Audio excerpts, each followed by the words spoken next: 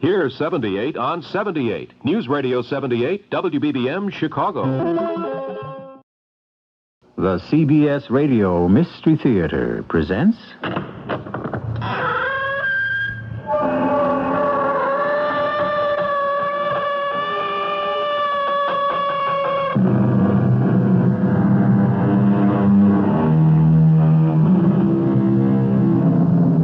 Come in. Welcome. I'm E.G. Marshall. In time of war, certain human instincts come to the fore. The aggressive instinct, of course, and also the instinct for survival. That we must all die eventually is inescapable. That some of us must die prematurely is terrifying. So terrifying that in a moment of grave danger, even the most sober and rational of men can appear to regress and clutch at superstitious omens, like our most primitive ancestors. Is this folly? Or does a person in the extreme moment when death is imminent know something we don't?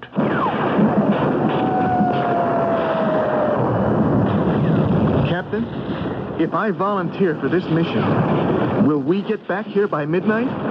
Well, it shouldn't take you more than 3 hours. You're sure? How come you're so skittish all of a sudden? I just want to know that we'll be back here safely by midnight. Why? Afraid you might turn into a pumpkin? No, Captain. Something a lot worse than that.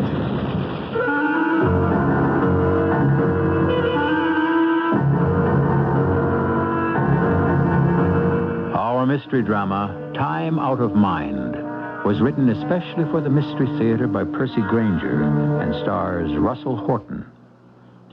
It is sponsored in part by Buick Motor Division and True Value Hardware Stores. I'll be back shortly with Act One. Maybe you've got a neighbor who just bought a new Electra, and he's gotten so smug and self-satisfied lately you can't stand it. Well, look at it this way. If you had just gotten a car with all the luxury and prestige of Electra and a trim European-like design that makes it easier than you might imagine to park and maneuver in city traffic, wouldn't you be a little insufferable for a while? We thought so. The new Electra at your Buick dealers now. A little science, a little magic, a little science, a little... Orson Welles, for Fedder's Air Conditioning. As an actor, I used to perform in smelly, roasting, airless little rooms where no applause could compensate for my dripping, wet discomfort. So thank heaven for those big Fedder's room air conditioners we have now, with many thousands of BTUs to cool room areas up to 1,400 square feet, with proper circulation, of course. Fedder's, powered by our famous rotary compressor. A quiet, durable... Newest advanced Bulova Accutron Quartz. The Quartz Watch with AccuSet, a very exclusive Bulova feature. It allows you to synchronize your watch to the precise section at the press of a button without stopping the movement or disturbing the hands. So while every Bulova Accutron Quartz watch is programmed for accuracy to within a minute a year, you can keep it up to the exact second with AccuSet. Visit your local jeweler and ask to see all the Bulova Accutron Quartz watches. See Gene Woloshek at Fox Lake Jewelry in Fox Lake. In business for 30 years because they treat people the way they would want to be treated. Fox Lake Jewelry, 34 East Grand Avenue across from the post office. For a full line of Bulova watches, visit Bagaman Jewelers. They sell service. Bagaman Jewelers with 4 locations. Brighton Park, Chicago Lawn, Scottsdale, and Tinley Park. In Hillside, Illinois, visit Hillside Jewelers, featuring one of the largest selections of diamond rings and wedding rings.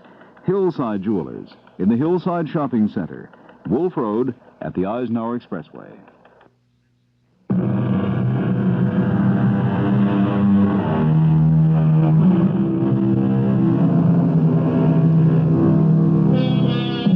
We have all experienced that bittersweet longing for the past, known as nostalgia. Most of us have also felt the related sensation of wishing we could return to a specific moment in time to take care of some unfinished business, or speak a final word to a loved one. But though this temptation can at times seem unbearable, we should never allow it to become overwhelming. Dad? Dad? Huh? What, Scott? Are you okay? Oh, sure. We Would you like me to drive for a while? Oh, no, I'm fine. Why should you? Well, you looked like you were drifting off. I was just thinking about something, that's all. I'm perfectly wide awake. Okay, I was just offering.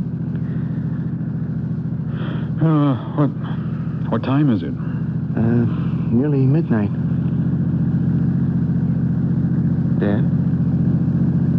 Dad? What? Why do you keep bothering me? Bothering you? All you're doing is driving. What do you want? You were getting that look in your eye again. What look? Like you're forgetting where you are. Well, I don't like being watched. Hey, Dad, you've been driving since supper. Look, believe me, I'm not tired. I was on the road 10 years for my company. I know about driving. What were you thinking about? When? Just now. Well, nothing. Well, you said you were. I don't remember. Dad, let's talk, okay? If nothing else, the conversation will keep us awake. I don't know why, Scott. It's usually put us to sleep before. I don't get it. You insisted on driving me all the way back to school. When I asked you why, you said it would be a good chance for us to get to know each other better. Yeah, I know, Scott, but, well, it's late at night now. There's plenty of time to talk tomorrow. Okay, Dad. I'm sorry, son. I didn't mean to snap at you. I know we haven't been very close these past few years while you've been drifting about and trying to find yourself. But now that I'm back in graduate school, you think you can relate to me, is that it? You see, even the words you kids use. I mean, relate. Well, what does that mean? I mean, in my day, it meant to tell somebody something. Okay. What? Let's begin with that. Let's tell each other something. Well, why don't you tell me about the courses you're taking? I mean, what's on our minds, how we feel about things, how you feel about me, how I feel about you. I don't know why you kids today are so obsessed with feeling. I feel like I'm driving across the country with a complete stranger. That's really how you feel, Scott? Yes. I'm not part of your life, Dad. I never have been. I never know what's on your mind. Half the time, you seem like you're somewhere else. My brother, Scotty. What? Well, you asked me what I was thinking about before. It was Scotty. Your uncle, the one you're named after. Well, why were you thinking about him now? And January 17th, the day after tomorrow, is the anniversary of his death. He was killed in the Second World War. Yeah, at Anzio Beach in 1944. Of course, you've heard the story. You know, sometimes I really envy him. Why? Because I get the impression he was the only person you were ever close to. Well, why do you say that? You mention his death so much. Well, you asked me to tell you what I was thinking about. I wasn't trying to criticize. All I meant was that other people lost relatives in the war, but that was 30 years ago. His death obviously affected you very much. He was killed by a sniper while he was out on patrol near Anzio. All I know about him is how he died. Well, there's nothing more to tell. You know, you look a lot like Scotty. I do? No, he was tall, like you. Really? 6'7"? Just about. Did he play basketball? No, he was a musician. He played the piano. Classical? No, rhythm and blues, swing. He was also a composer. Do you know that Tommy Dorsey heard him once? And he told Scotty to look him up when the war was over. He was going to be great. I never knew any of this. Well, why haven't you ever talked about him? And he had a real great sense of humor. A real wise guy. His death was a turning point in my life. It was right after I heard the news that I asked your mother to marry me. So you were close? No. Well, I don't understand. Well, he looked up to me, but, well, I always made fun of him, Put him down. Well, a lot of older brothers do that. It doesn't mean anything. Well, most brothers have a lifetime to make it up, and we never did. I never had the chance to tell him how I really felt. And sometimes I think I'd be willing to give almost anything to be able to go back and make sure he knew. Well, you can't, Dad. It's over. No, that's just it. It isn't over. Dad, this is 1978. There was a letter. A letter? Yes, what's that? It sounds like a highway patrol car. Well, he's not after us, is he? Well, I don't know. He's still pretty far back, but... Well, I don't see anybody else on the road. Oh, but that's crazy. Look, I'm only going 60. Well, it's still 5 miles over the limit. Any trooper will spot you 5 miles. Hey, I'd slow down anyway. Well, no, he must be answering a call further down the highway. Look, he's signaling for us to pull over.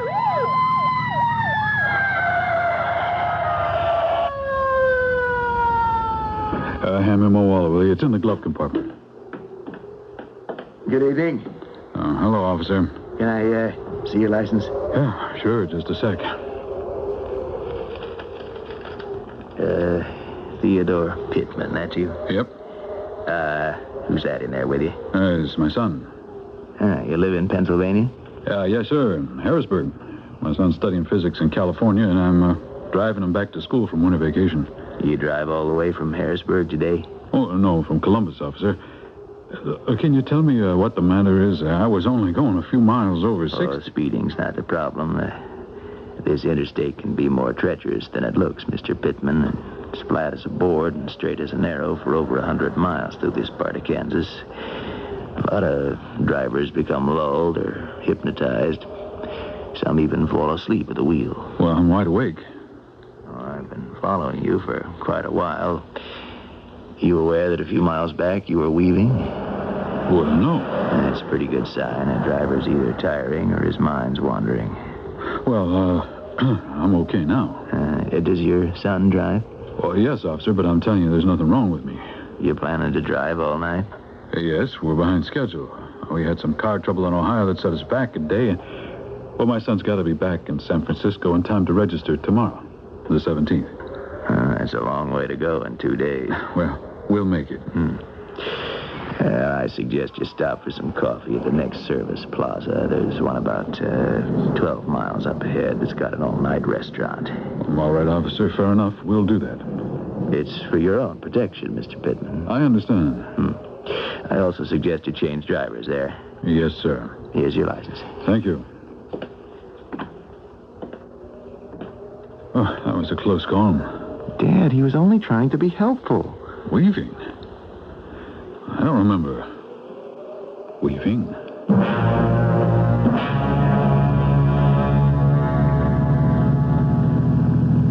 You, started to tell me about a letter? Well, the last time I ever saw my brother Scotty, we had an argument. Over what? Well, I don't remember. It doesn't matter. The point is, that was it. 3 weeks later, he was shipped overseas, and I never saw him again. A couple of months after that, I began to feel apprehensive.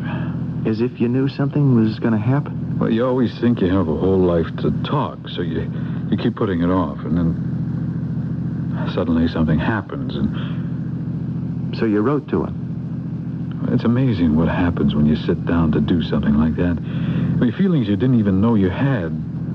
Well, everything comes out. Did you mail it? 3 weeks before he was killed. So he did know. But you see, that's just it. I don't know if the letter ever reached him. It wasn't among his personal effects when they were sent home. 3 weeks is a lot of time. He must have gotten it. It took mail anywhere from 2 to 6 weeks to reach men who were at the front. Oh. So I never knew. And I never will know.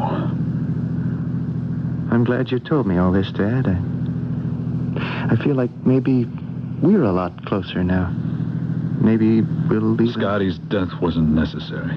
What? He never should have been with the infantry in the first place. I mean, he was a big boy. An inch over the height limit. They were supposed to transfer him. It should have come through. But it didn't. It's over. Hey, let go of it, Dad. It's been over for 30 years. No, it isn't over. As long as I don't know whether or not he got my letter, it isn't over. Well, if that's the way you feel, it can't ever be over then, can it? No. Dad, are you watching what... Dad, look out. You're going off the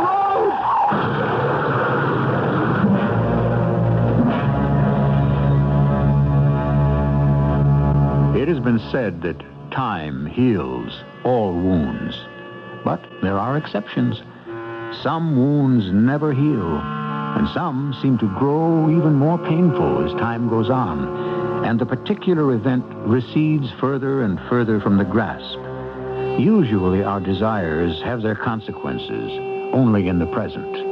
But is it possible that a wish, if it were strong enough, could affect what is already past?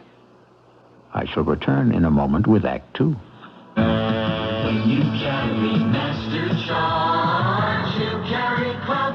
For me, cloud is a vacation, an adventure. There I lay, poolside, working on nothing but my tan, barely in my bikini. Excuse me, miss. Is this chaise lounge taken? Thank you, Cloud. When you carry master charge, you carry clout. Master Charge. For all the necessary things life demands of you, and for all the wonderful things you demand of life. Master Charge, the #1 card in the world. Use its clout. For me, clout is getting one of those sexy 10-speed bikes, racy, feet strapped to the pedals, shifting gears, a bike you drive. Gonna get one, gonna use my clout. I wonder if they come with training wheels. When you carry master charge, you carry clout. It's another key hit, and a baseball hero leads his team to victory. But behind every baseball hero, there's a whole team of unsung heroes. Steady, dependable guys who play ball year in and year out, but never get to be baseball superstars. This is Bob Elson for Northwest Federal Savings, and I'd like to pay tribute to some of Chicago baseball's unsung heroes. I picked 20 from past Cub and Sox teams, and if you can guess who they are, you could win 2 tickets to a Chicago game. Who was the hustling Sox outfielder nicknamed No Neck, who is best remembered for his aggressive play? Or the versatile, smooth-fielding infielder for the Cubs, who backed up Beckert, Kessinger, and Santo? Look for the contest in the sports pages of your newspaper, or pick up a copy at any Northwest Federal Savings Center.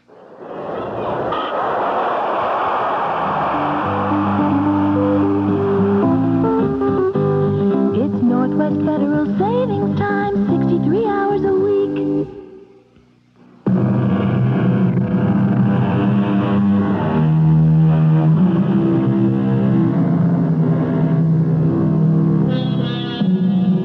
Father and son driving across the Kansas prairie late at night.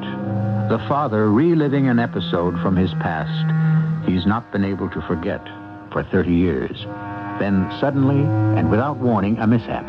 Theo Pittman loses control, and the car careens and crashes. It is said there are no accidents, that everything which happens is ordained. But if this was not an accident, what else could it have been?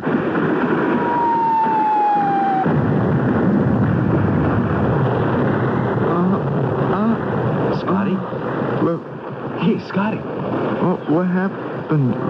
How do you feel? My head. Hey, just take it easy. That shell couldn't have landed more than 20 yards from our foxhole. Foxhole? I was in a car. There was an accident. Hey, just lie back, pal. Who are you? It's Leslie. Leslie? Les White. What's that outfit you're wearing? You a soldier? Hey, that's what they say about you, too. What? Hey, what are you doing? Just putting some water on your face. Where am I? Field hospital. Where? Near Anzio. Anzio? You mean Italy? Yeah, we're about 4 miles inland from the beach. You don't remember what happened at all? No, I don't. Well, I'm not surprised. The medics said you might suffer loss of memory for a while. How did I get here? Oh, a shell hit near our foxhole. I was lighting a cigarette, and I had my head down. You were up top with the binoculars, and the explosion knocked you cold. Foxhole, Anzio. What year is this? 1944. I must be dreaming. Tell me, how do you feel? A terrible headache. Well, you ain't dreaming, Scotty. But it's incredible. How did I get here? I carried you. No, I mean... What did you call me? When? Just now, my name. What did you say? Scotty. Pittman? Yeah. Hey, your memory's coming back. I'm Scotty Pittman? Boy, I don't understand how you weren't killed. What do you mean? Well, there's not even a mark on you. Boy, you must have a charmed life. I want to try standing up. Hey, wait a few minutes. I want to get up. Okay, but let me give you a hand.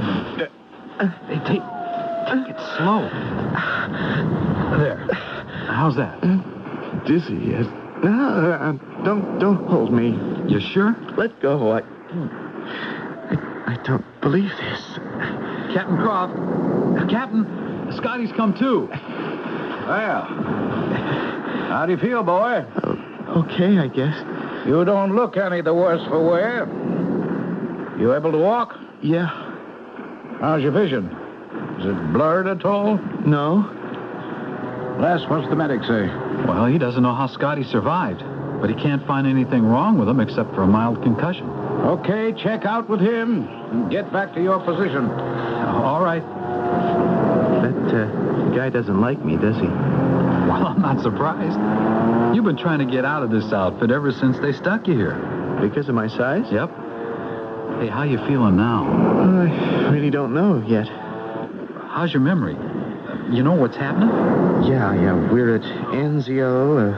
The Americans and British landed here with 24 battalions. 21 theirs, 3 were ours.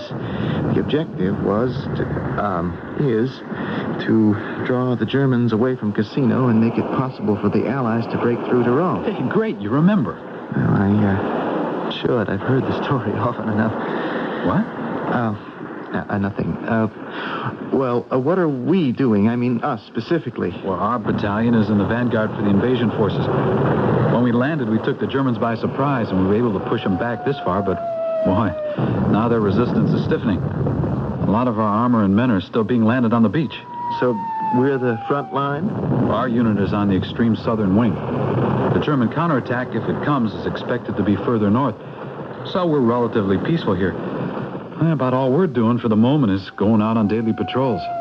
Patrols? Yeah, hey, don't look so worried. We got it easy. The only real danger we face is from an occasional German sniper.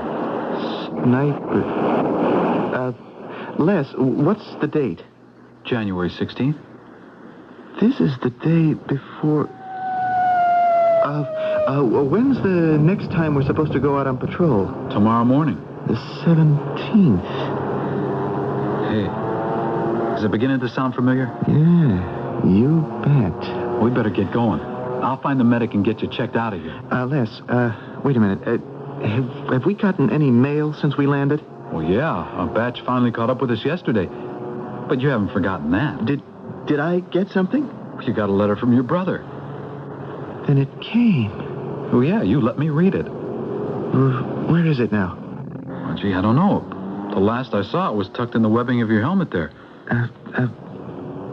It's not here. Probably got jarred loose and carried off when that shell exploded. Hey, listen. What? The German guns have stopped. What did the letter say? What? Well, you said I let you read it. You remember what it said? Don't you? No. You must have read it over 20 times. I don't remember. It was a sweet letter. You and he were really close, huh? No. No, we, hadn't been. Well, he must have been making a real effort then to say what he did. Hey, what are you doing? I have got to try to find that letter. Yeah, but that's my kit. Sorry. Anyway, I told you, it's gone. Oh, the captain's coming this way. We better make tracks back to our position. White, Pittman, hold on. Yes, sir. I'm sorry, sir. We were just on our way back. Forget that. I need a couple of volunteers. Volunteers? Yes, something's going wrong. What's happened? The German guns have fallen silent. That's probably the prelude to the counterattack we've been expecting. Yes, sir. To the north? Well, that's just it. Gresham and Hodges and the other outposts are all reporting heavy activity in the hills above their sectors. Down here? Well, are we getting support? Well, we still can't get clear radio contact with beach headquarters. The terrain is too rugged. You want Scotty and me to run back on foot? Yep, I do. You find out if the 191st Tank Battalion's come ashore yet. Tell them we could sure use some of it. Yes, sir. Now, we've seen activity on 3 sides of us, so we're in danger of being cut off. So we could run into German patrols between here and the beach. That's right. Otherwise, with luck, you'll be there and back by tonight. Captain? Yes, Pittman. Les says we're scheduled for patrol duty tomorrow. If we're not being overrun by the Germans, yeah. Well, if we do volunteer for this trip back to headquarters, will you exempt us from patrol duty for a day? If you volunteer? Scotty. Soldier, you don't understand. You have volunteered. Captain, he's still a little... I guarantee no matter what happens, we'll get through to the beach and be back safely by this evening. Well, that shell must have knocked some spunk into you, Pittman.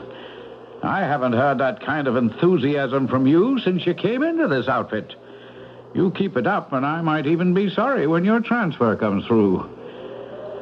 Okay, if you get through to the beach and back by tonight, tomorrow you get a breather. Thank you, sir. Oh, Les, you know Colonel Gilpin, don't you? Yes, sir. When you get there, report to him. You tell him our situation. Yes, sir. Well, we're ready to go. Well, good luck.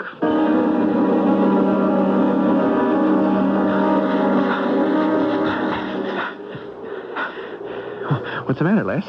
Did you hear something? No, don't be so jumpy. It's too quiet. Now, trust me, we've got nothing to worry about today. Well, I'm glad one of us is feeling confident. Hey, Les, is that captain the kind of man to keep his word? What, you mean about patrol duty tomorrow? Uh-huh. Yeah, he's not exactly Mr. Personality, but he's good on his word. I don't know what difference it makes, though. We'll probably be under attack by then. Just so long as I'm not out on patrol. Hey, what's that? Listen. 3 o'clock. Hey, we'll make it back in time for supper. Boy, that's beautiful, isn't it? What? It's somewhere in the middle of this war, nested among these hills, there's a little village. And the Germans are on one side of them, the Allies on the other. Any minute, they're going to go at each other. And still, somebody takes the time to toll the hour. Yeah. You know, for a minute, I could have figured I was back in Vermont. Oh, it's going to be real nice, isn't it? When all this is over and we have peace once and for all. Yeah. Come on, we'd better keep going.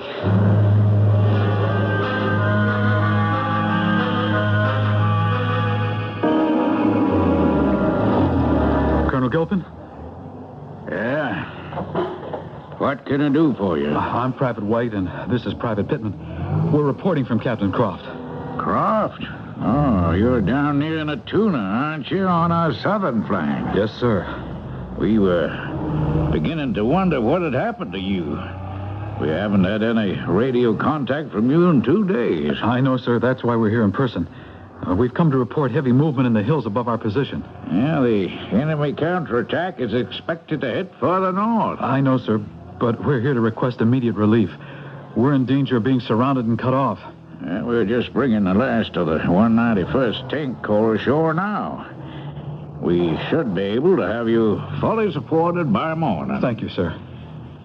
Tell me, did you see any enemy activity between your outpost and here? Nothing, sir. Well, that's good.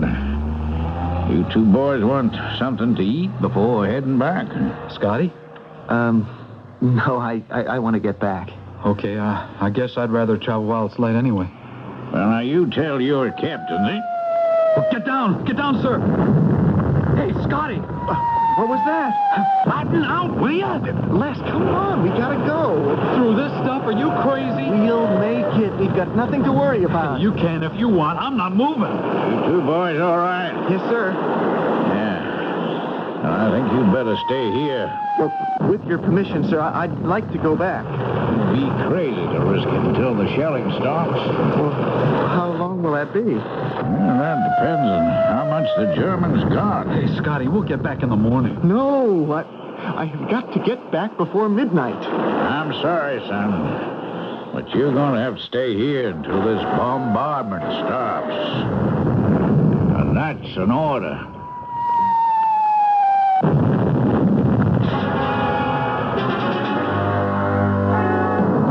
We are taught that recklessness or caution can mean the difference between life and death. But this is all relative. For what would strike Les or the Colonel as reckless, to Scott Pittman, is nothing more than caution, and something that is absolutely necessary if he is not to die. Yet, are his chances for survival really that great? After all, he's fighting for his life against an unusual opponent, history. I shall return in a moment with our final act. This is WBBM Chicago. Why are so many people buying Buick's New Century? Well, it depends on who you ask. Mrs. Marcia Resnick? It holds the road, and it drives really smooth. It's nice. And Mrs. Phil Jackson? I like it because it's roomy. And Mr. Jackson, he can't even begin to tell you all the reasons why he likes their new Buick Century. I really wouldn't know where to start. But then that says a lot about Buick's New Century and why it's drawing a crowd at your Buick dealers. I like pickles, but they don't like me. Send your stomach some Digel. I like pizza, but it doesn't like me. Send your stomach some Digel. Digel's special combination of antacid and anti-gas ingredients gives you fast, gentle relief from acid indigestion, heartburn, and gas in just minutes. I like hot dogs, but they don't like me. Send your stomach some Digel. For occasional use only as directed. And do you, Charles, take Catherine to be your lawful... excuse me, do either of you read Time magazine? What? I do. Do you have the latest issue with you by chance? No. I misplaced mine before I had a chance to read it. I miss it a great deal. Could we... Oh, of course. Where was I? Do you, Charles? I think what I miss most is Time's colorful coverage of the week's big stories, you know? It gives me a chance to bone up on press, religion, science... I'm the father of the bride, Your Honor. Is there a problem He here? lost his time, Daddy. It's 11:17. I'm lost without it. It's 11:17. He's talking about Time magazine, Daddy. This wedding's going to be in Time magazine? No, I just enjoy Time's lively style. Well, could we proceed? Well, of course. Where was I? Do you, Of Charles? course, if this was a big deal, Time would be here, What but... is going on? He's talking about Time, Mother. I know we're running out of time. Oh, I don't think so, my dear. The orchestra has a bar mitzvah to go See, to. your newsstand dealer has lots of, Oh, the guy who plays the harmonica? I don't No, I want a wasn't. harmonica at my wedding. I was for this wedding. Time magazine, the most colorful coverage of the week. Pick up a copy.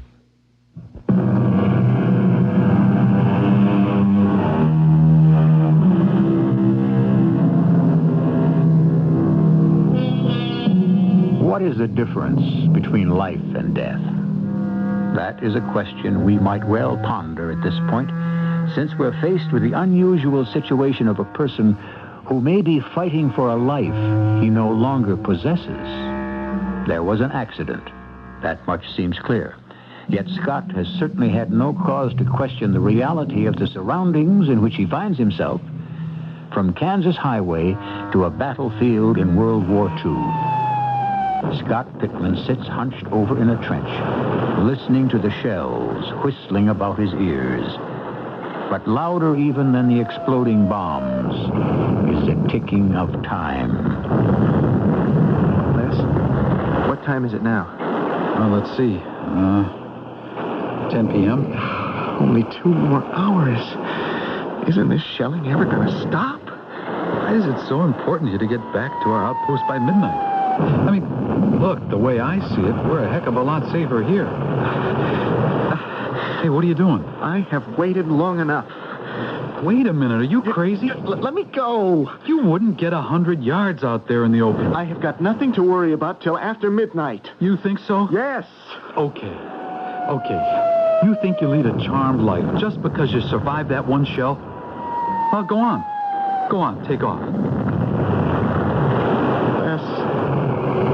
I'm dead. What? I am as good as dead. Hey, look, cut it out. Don't talk like that. You've been in combat long enough to know you never talk about it. It's bad luck. And this afternoon, you weren't afraid of a thing.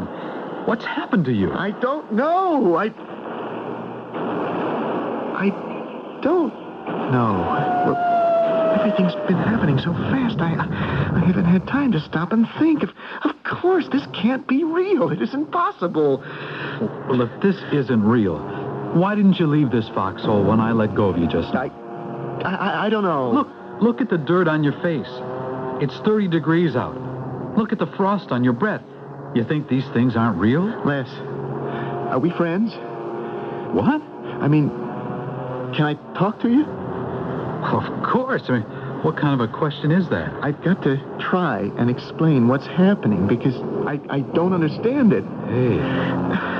Hey, Scotty, you're trembling. What is it?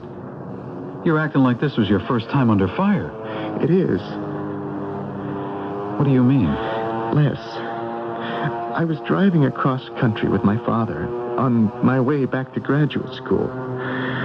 There was an accident, I think. Well, anyway, I woke up here. That's what's got you unnerved? Well, isn't that enough? We all have dreams about being back home. No, this wasn't a dream. I was on my way back to graduate school in San Francisco. We were driving on an interstate. On a what? You see? You don't know what an interstate is, do you? It was 1978, the year it was. I mean, is. 1978? Wait a minute. You mean that this is like the Connecticut Yankee in King Arthur's Court? Yeah, well, sort of, except that I am not Scotty. Well, you look like Scotty to me. No, I am Scotty's nephew. The man who wrote that letter that I was looking for is my father.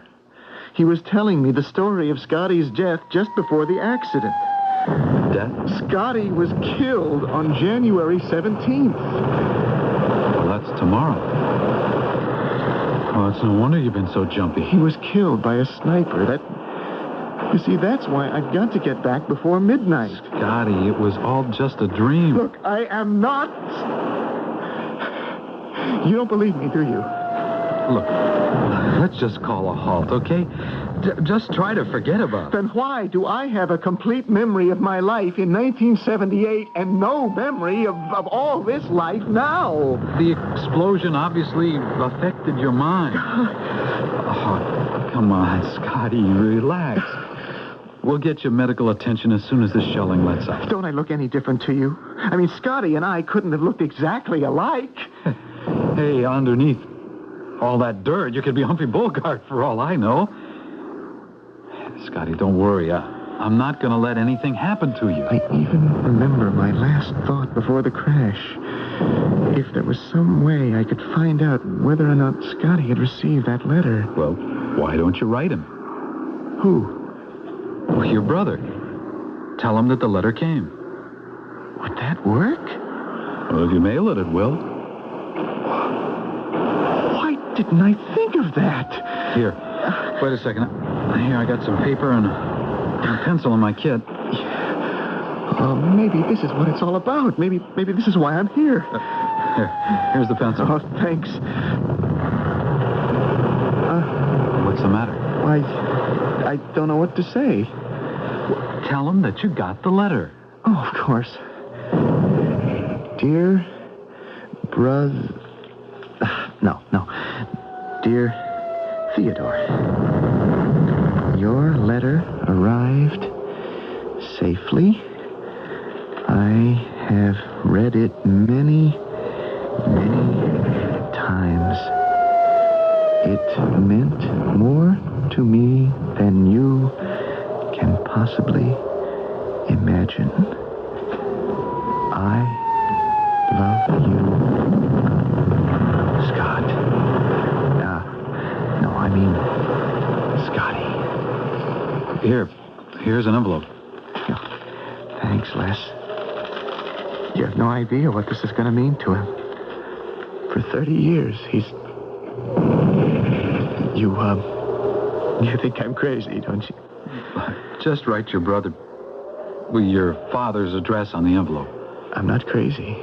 I'm really not, Les. I can tell you the day that Berlin is going to fall. I can tell you what happens to Hitler. Did you know that Eisenhower was going to be president? Look, write the address. We'll see it gets mail. What's the matter? Why are you hesitating? I don't know it. You don't know your own brother's address? He's not my... Think, Scotty, think. He worked in Harrisburg during the war at the Alliance plant. Okay. Then just send it care of the plant. They'll see it gets to him. Are you sure? Oh, come on. They take good care of servicemen's mail. It always gets delivered. Hey. Listen. What? They stopped shelling us. Why? It must be a lull. We can go now. Why go back at all? We have to. But if it's tomorrow you're worried about, why don't we just stay here? You think I'm stark raving mad, don't you? And soon as you have the chance, you're going to get a couple of medics over here with a straitjacket. Scotty. And this letter won't ever be mailed, will it? I'll mail it, I promise you. Thanks anyway, Les, but I am going back. But why, Scotty? I don't know. Maybe because this is what really happened. Where you go? What are you doing? Well, no matter what, we're buddies, Scotty. And if I can't stop you, at least I'm not letting you go out there alone.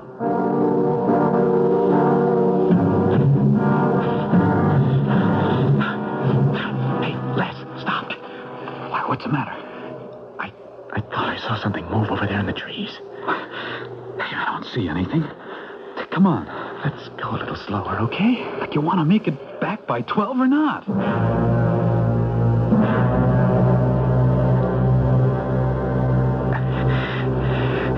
Look, Les, there's our battalion. Oh, just down this hill and over that stream. Yeah. What time is it? See, it's only 11:15. Hey, we made it. Oh, come on, let's go. Hey, wait, Les, that can't be right. It's got to be later than that. What? Hey, you're right. My watch has stopped. It doesn't matter. We still got time. What's that? Nothing. Come on. No. Listen. It's that church bell. The one we heard this afternoon. Les, it's midnight. I didn't make it. Scotty, there's no one out here. Now, come on. We're almost there. I can't go any further. But it can't be more than 500 yards. That doesn't matter. I'd never get there. Don't be an idiot. There are no Germans, not this close to our own line. There are. I know there are. Oh, damn your crazy, stubborn obstinance. Your idiotic stupidity. That was all just a dream. It doesn't mean anything. Oh, why do you insist on taking it seriously? Look, if you weren't so tall, I'd knock you out and carry you the rest of the way myself. Get away from me, Les. Go on. Go on. What are you waiting for? Well, that letter to your... That letter. Well, I'll take it if you want. Would you? Sure. Well, come on. Give it here. I can't. Why not? Because my dad never got it. It was never mailed. If I gave it to you,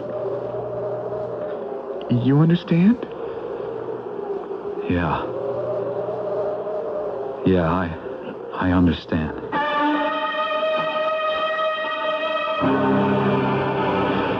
Captain Croft. Les.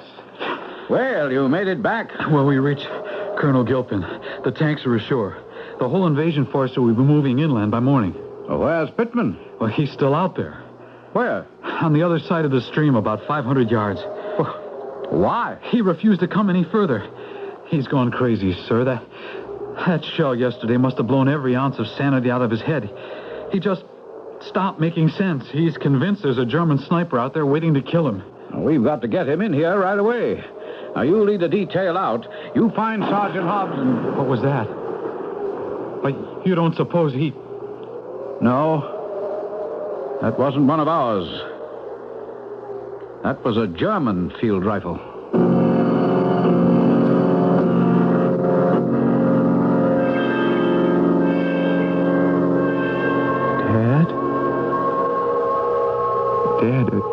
Are you all right?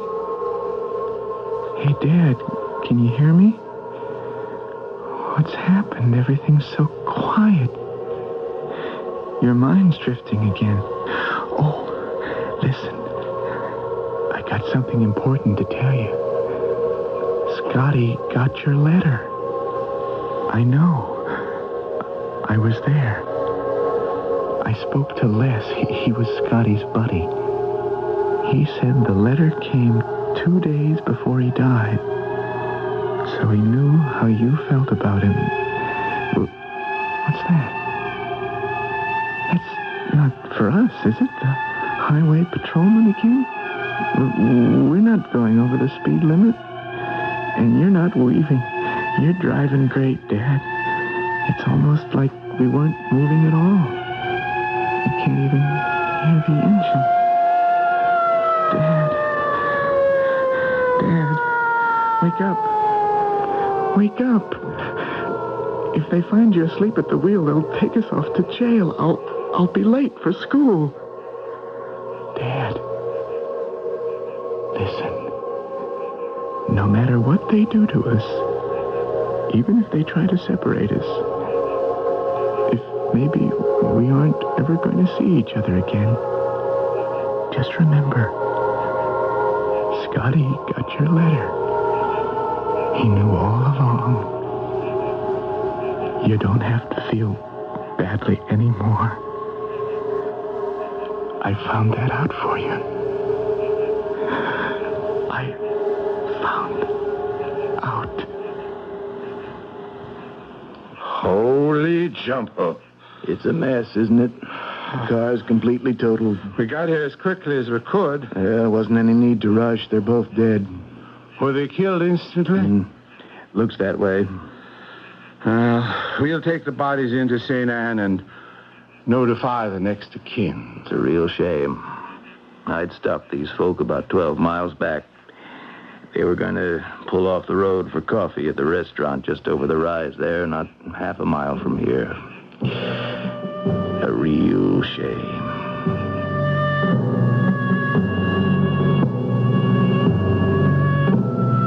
It is said that which is truly important is ultimately communicated, if not by tongue or pen, then through some other medium. Were Scott and his father killed instantly? Who knows? A lot is said to happen in that final second before death. Perhaps it is best to take our story as a fantasy of wish fulfillment and not question its logic too closely. But there is a more sober note to be sounded as well, which I shall do as soon as I return. This spring, True Value hardware stores can help you get off on the right foot when you have a lot of work to do in your yard. Hi, Pat Summerall to tell you they offer lawn and garden equipment to help eliminate a lot of the hard work and give you more time for recreation. Like the Diston cordless grass shears. They can cut around a football field on one charge. And they take charge, handling the trimming around trees, bushes, and fences in your yard. The Diston cordless grass shears are just $11.44. Power pack sold separately at True Value hardware stores. You can quickly and easily eliminate pests in your garden and around your home with the True Value 2-gallon garden sprayer. The special roto spray nozzle adjusts from a light mist to a 15-foot spray, so you can quickly spray insect and weed killer in a large area, or adjust the spray to reach smaller spots. And right now, the True Value 2-gallon sprayer is anniversary priced at just $14.99 at participating True Value hardware stores. And remember that True Value is much more than just a name. It's always been our way of doing business. And tell them Pat Summerall sent you.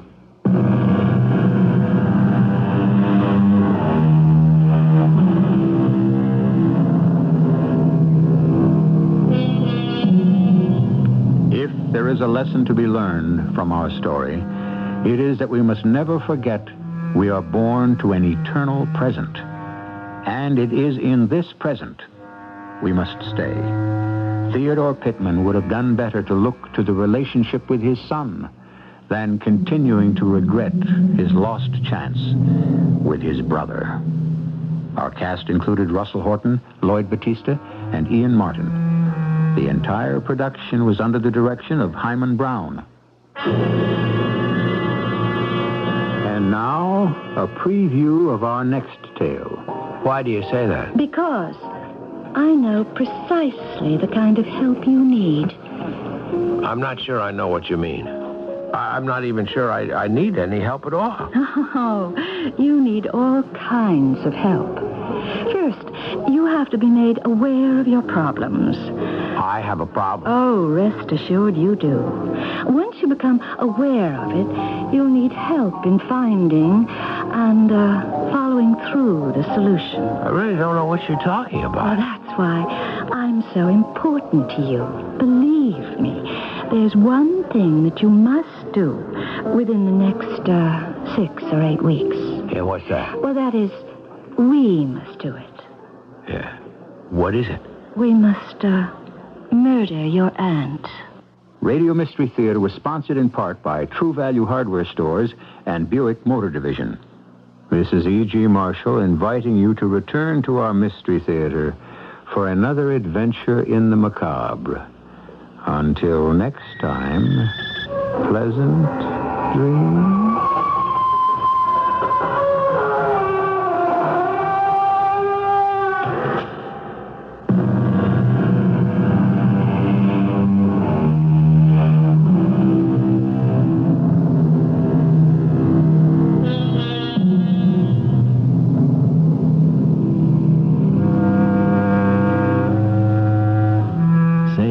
The latest on Delta Super Saver fares? I know, I can't believe it. They're so low. Well, believe it. If you catch a Delta night coach, you can fly for 40 to 50% off the regular day tourist fare on round trips. 40% off on weekends, and wow, 50% off on weekdays. Or if you take a daytime flight, you can get 30 to 40% off regular day tourist on Delta round trips. Isn't it something? 30% off on weekends and 40% off on weekdays? I love it. Yeah, no big strings either. You just make your reservation and buy your ticket 30 days ahead of time and stay for 7 to 45 days at wherever you're going. Super Saver fares are good to any Delta city in the U.S.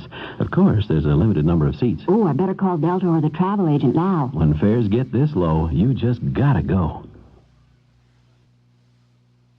Fly Delta from Chicago for as little as $78 round trip to Atlanta, $103 round trip to Houston, $98 round trip to Jacksonville, $96 round trip to New Orleans. Delta is ready when you are. CBS News. France and Belgium have launched an airborne mission to rescue some 2,500 foreigners trapped by fighting in southern Zaire. This is Doug Poling reporting on the CBS radio network. The United States is aiding the rescue effort with logistical support. Pentagon sources said Thursday night at least 2 C-141 jet transports have left for Zaire with airplane fuel that will be available to rescue the foreigners if that is needed. President Mobutu took some foreign journalists and flew into the airport at Kolwezi to demonstrate that the facility has been retaken from the rebels. Correspondent Randy Daniels was there. President Mobutu is now moving across the runway to one of the terminal buildings. A large contingent of Zairean troops totally surrounding the president. The perimeter of the airport is sealed off, and in the distance we can hear occasional explosions. A clear indication that while the Zairean troops now control the airport, there still is a battle to be waged for Kolwezi itself. This trip to Kolwezi Airport, after being captured less than 24 hours ago, is an indication of just how proud President Mobutu is.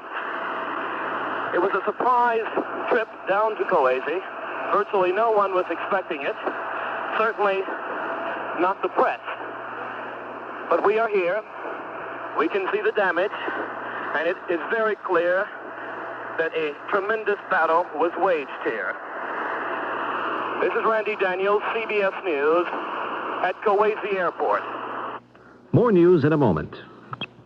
Stephen, can you afford this restaurant? I mean, look, flocked wallpaper. I want you to remember this date always and forever. Oh, Stephen. Are you ready to order yet, monsieur? Oh, yes, waiter. First, we'd like a bottle of Lancer's white wine, Vino Blanco. Excellent choice, sir. Oh, sure it is. Lancer's is light and crisp and refreshing and smooth and wonderful, just like you. I beg your pardon? I was talking to her. Oh. And for dinner? Well, she would probably enjoy her Lancers with your pheasant under glass. Oh. Oh. Perfect. And I think Lancer's white wine would undoubtedly augment your Dover Sole. Oh, yes. Very good. So that's Lancer's Vino Bronco. Right. And the Pheasant and Dover Sole. Oh, wrong. Well, you said that... All I said was Lancer's white wine would enhance their flavor. Right, but... Look at your prices here. I couldn't touch anything on this menu. Stephen, we're not eating? Right. You have to eat, Oh, sir. not with Lancers, you don't. Something, a bread Just chill the Lancer. You must order... I'll remember this date, all right? Lancer's Vino Bronco, the white wine that's perfect with or without food. Imported by Hugline, Hartford, Connecticut. Vice President Mondale said Thursday night the American commitment to Israel remains firm and will not be undermined. Speaking in New York to the American Jewish Committee, Mondale spoke of the relationship between the United States and Israel. It is a special partnership. I've heard some people say it is no longer a special relationship. So long as America believes in its own professed ideals, there will always be a special relationship between the United States and the Jewish state of Israel. Before Mondale spoke, Israeli ambassador to the U.S. Simcha Dinitz talked about the American decision to sell jet fighters to Egypt and Saudi Arabia. Dinitz said 110 additional planes in the hands of neighbors who are at war with you is something a country the size of Israel must take into account. President Carter's nominee for chairman of the Joint Chiefs of Staff said he cannot recommend a total ban on nuclear weapons testing. Such a ban is being sought by U.S. and Soviet arms negotiators. Air Force General David Jones appeared before the Senate Armed Services Committee at a hearing on his confirmation. 6 people were killed Thursday when an executive jet collided in flight with a single-engine plane near the Memphis, Tennessee airport. There were no survivors of the accident. The jet was making practice landing approaches with student pilots from Saudi Arabia aboard. Senior members of the Senate Finance Committee have introduced a bill they believe will protect all Americans against major medical expenses. Under the bill, a national health plan would pay for families' medical expenses after $2,000 a year and any hospital costs after the first 60 days. The measure would be financed by a tax on employers. Now this. Spring is springing up all across the land, and the flowers are blooming, Avon's sunny smile comes shining. It's a time for beauty. Right now, if you give your Avon representative any old worn-out lipstick, you'll get a new full-size luscious Avon lipstick. That's a $2.25 value for just 35 cents. It's a limited-time offer. Your Avon representative has details. And lipstick's not all she has.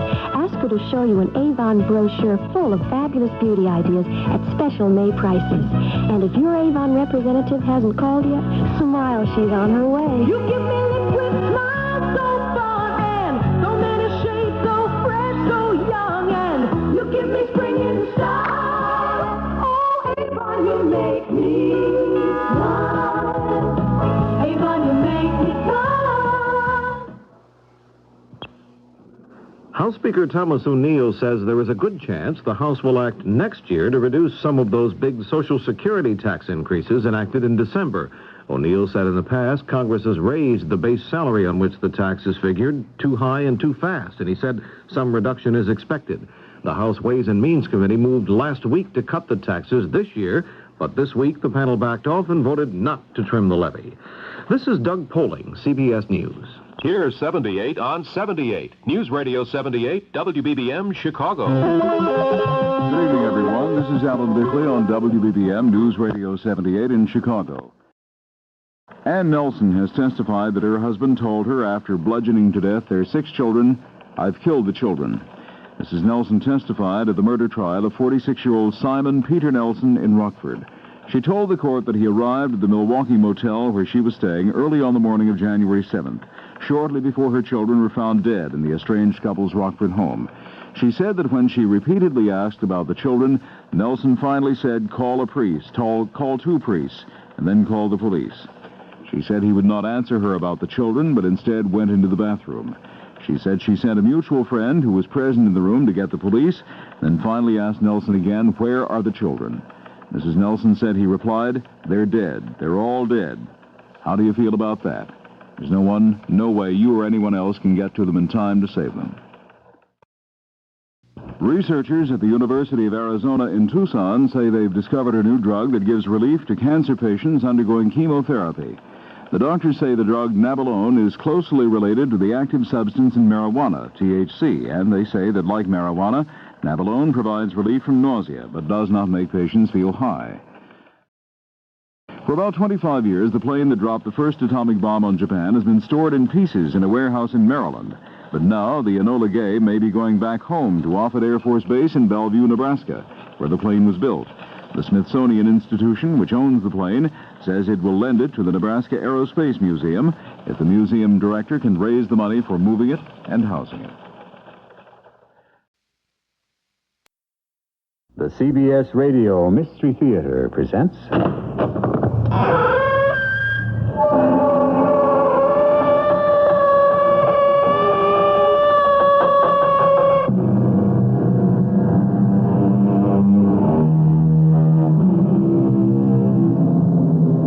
Come in. Welcome. I'm E.G. Marshall.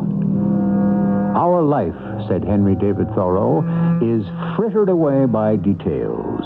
Simplify, simplify. And he did. He went off to live by himself in the woods, where he could commune with the big picture. But those of us who are condemned to live our lives amidst the hustle and bustle and hurly-burly must needs pay strict attention to even the most insignificant seeming detail, especially if we have murder in mind. Winona, I've never met anyone like you. I hope not. So soft, so sensitive, so kind. Thank you, my good sir, she said. Just think, it was my Aunt Sarah Jean who brought us together. Yes. We shall always be grateful to dear Aunt Sarah Jean. I wonder, what can we do to thank her? How can we thank her properly? Why don't we kill her?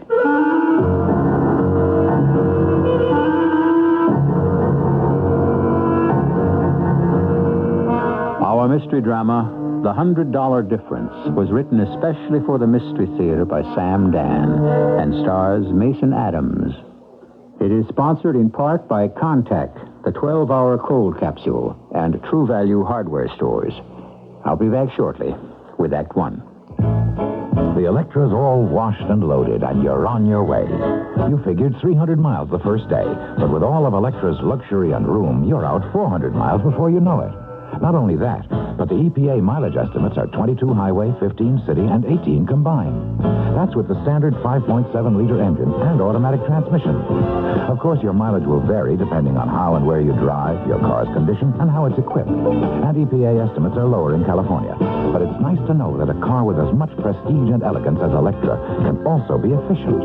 Buick Electra, a car that can actually make you look forward to a long trip. They surely will have found you. The amazing things you see.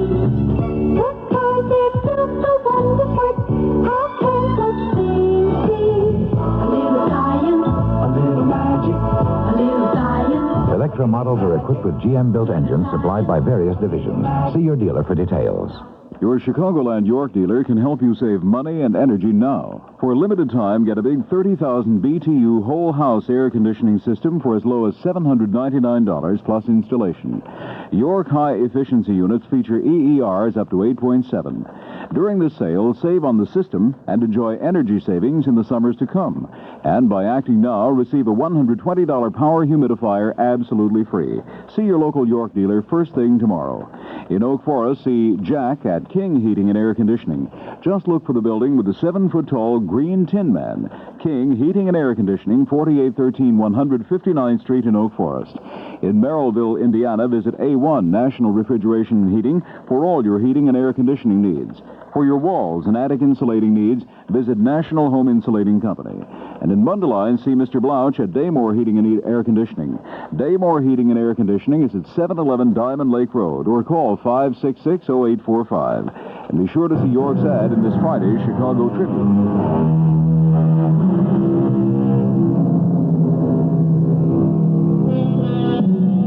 I never knew the old man had so much blood in him, cried poor Lady Macbeth.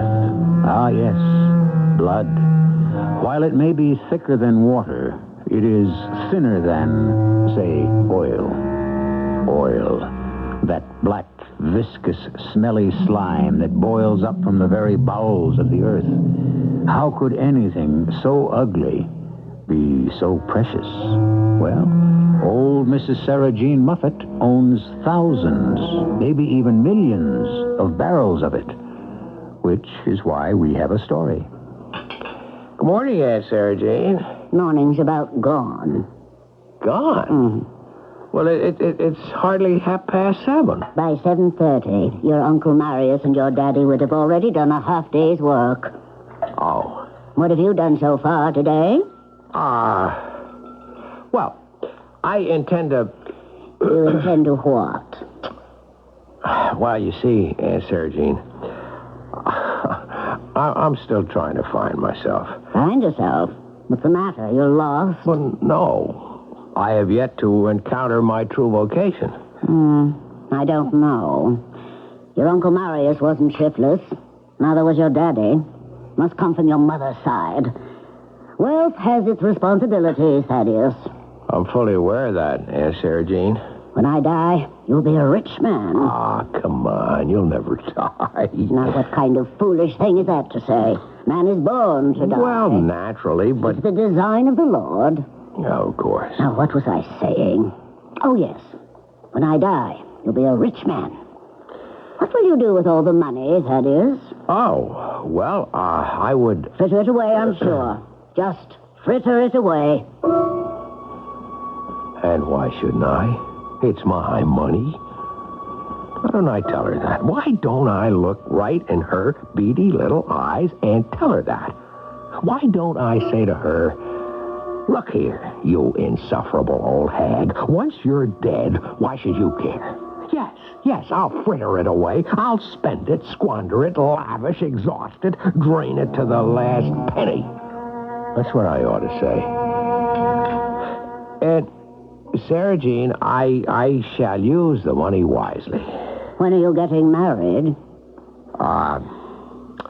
Well, as yet, I haven't found anyone who... Why do you make it a problem? All you need is a sensible girl who's able to bear children.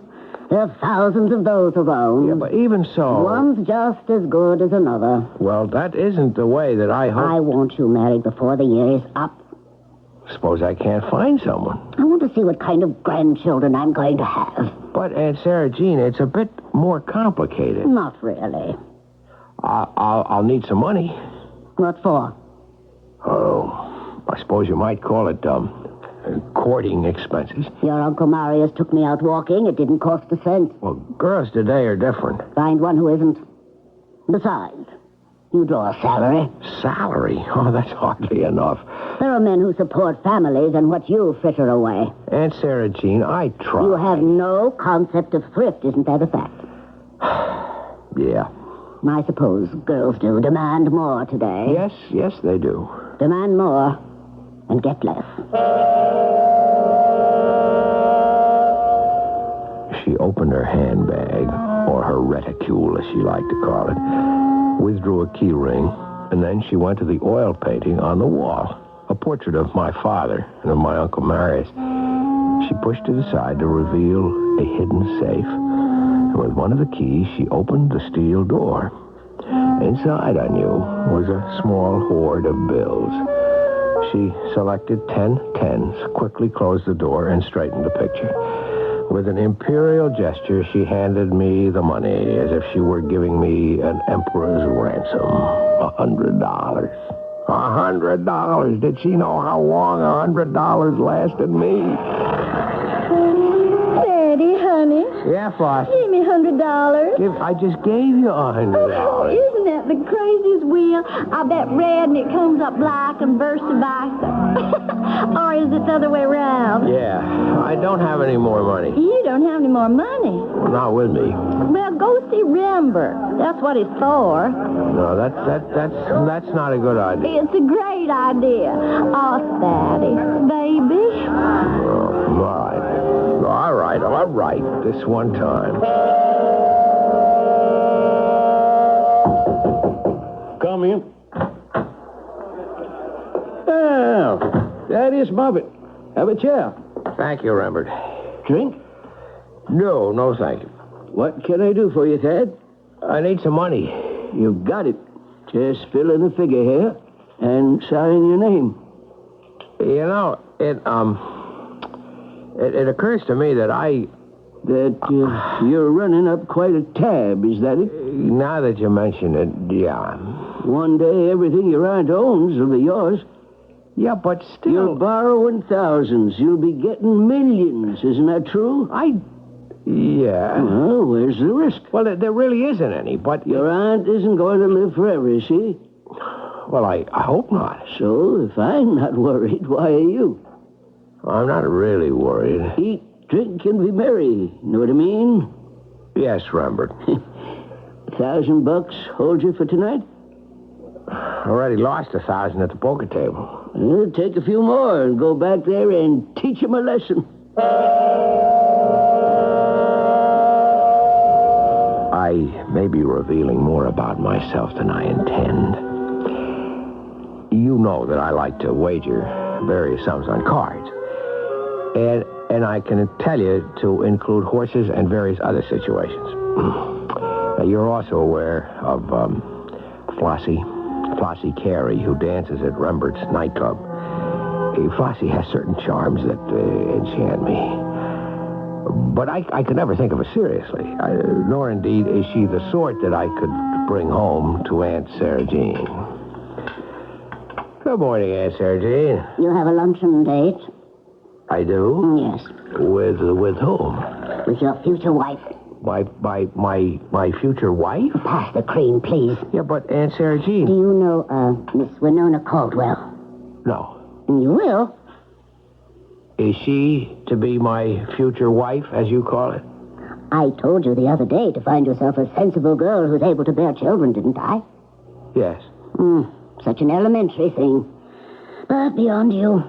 So, therefore, I arranged it for you. Well, shouldn't I have something to say? What is there to be said? The whole business is overrated. In the long run, one girl's as good as the next. Still, a person should have the right to choose. Well, most people choose wrong. Do you know how many unhappy marriages there are? Who is this girl? Oh, well, yes. I had occasion to visit my attorney yesterday. She happens to be Mr. Clutter's secretary. A secretary? Very competent. Very quiet. Efficient. The moment I saw her, I said to myself, perfect for Thaddeus. But how do you know I like her? Oh, you'll learn to like her in time. When people live their lives together, they either get to love each other or kill each other. I'm hoping for the best. Now, Aunt Sarah Jean, I refuse to accept You're meeting her at Farrell's Steakhouse. You realize you're trying to run my life for me? Of course. But only because you aren't capable of running it yourself. Well, I have no intention of marrying this whatever her name is. Oh, don't pretend you forgot it. Miss Winona Caldwell. Winona Caldwell. I can just imagine. She was sitting at a small table in Farrell's. She wasn't as bad looking as I'd feared. But then neither was she as good looking as I might have hoped. Somewhere in between. Average. Kind of girl you'd be stuck with on a blind date in college. Well, no. To be fair, she was a step above that. But not much more. Miss Winona Caldwell? And you're Mr. Thaddeus Muffet. Won't you sit down? Thank you. Miss Caldwell, I confess that I am just as embarrassed as you are. Oh, but I'm not embarrassed at all. Oh? Each of us is 35 years old. I wanted to be married, but no one ever asked me. You could have asked anyone, but you never wanted to be married. I suppose that's right. Do you want to marry me, Mr. Muffet? Well, we don't know each other, Miss Caldwell. Well, people only know each other afterwards, and many times not even then. Do you want to marry me? Why not? Why not? Really? Mr. Muffet, we will never be able to have a frank conversation if you pretend to be shocked every time I open my mouth. Yes, but... I have faced reality, Mr. Muffet. There are increasingly more women in this world than men. I am no longer 18 or even 25 or 35, for that matter. I have to take what I can get. Even me? I could do worse. You're not bad looking. You're wealthy. Thank you. Is that all? Doesn't there have to be anything else? Anything else will have to come later, if it ever does. And if it doesn't, we'll just have one of those nondescript marriages, like so many other people do. And you'd settle for that? Yes. Why? It's better than being alone. You could do a lot worse, too. Could I? Yes. A girl, I should say a woman like me, should be taken seriously. Why? Because I can be of great help to you. Well, it shouldn't be too hard to find a woman who can be of help. I agree. Helpful women are no rare commodity. But, no other woman can help you in exactly the same way I can. Why do you say that? Because I know precisely the kind of help you need. I'm not sure I know what you mean. I'm not even sure I need any help at all. Oh, you need all kinds of help. First, you have to be made aware of your problems. I have a problem. Oh, rest assured you do. Once you become aware of it, you'll need help in finding and following through the solution. I really don't know what you're talking about. Oh, that's why I'm so important to you. Believe me, there's one thing that you must do within the next 6 or 8 weeks. And what's that? Well, that is, we must do it. Yeah. What is it? We must murder your aunt.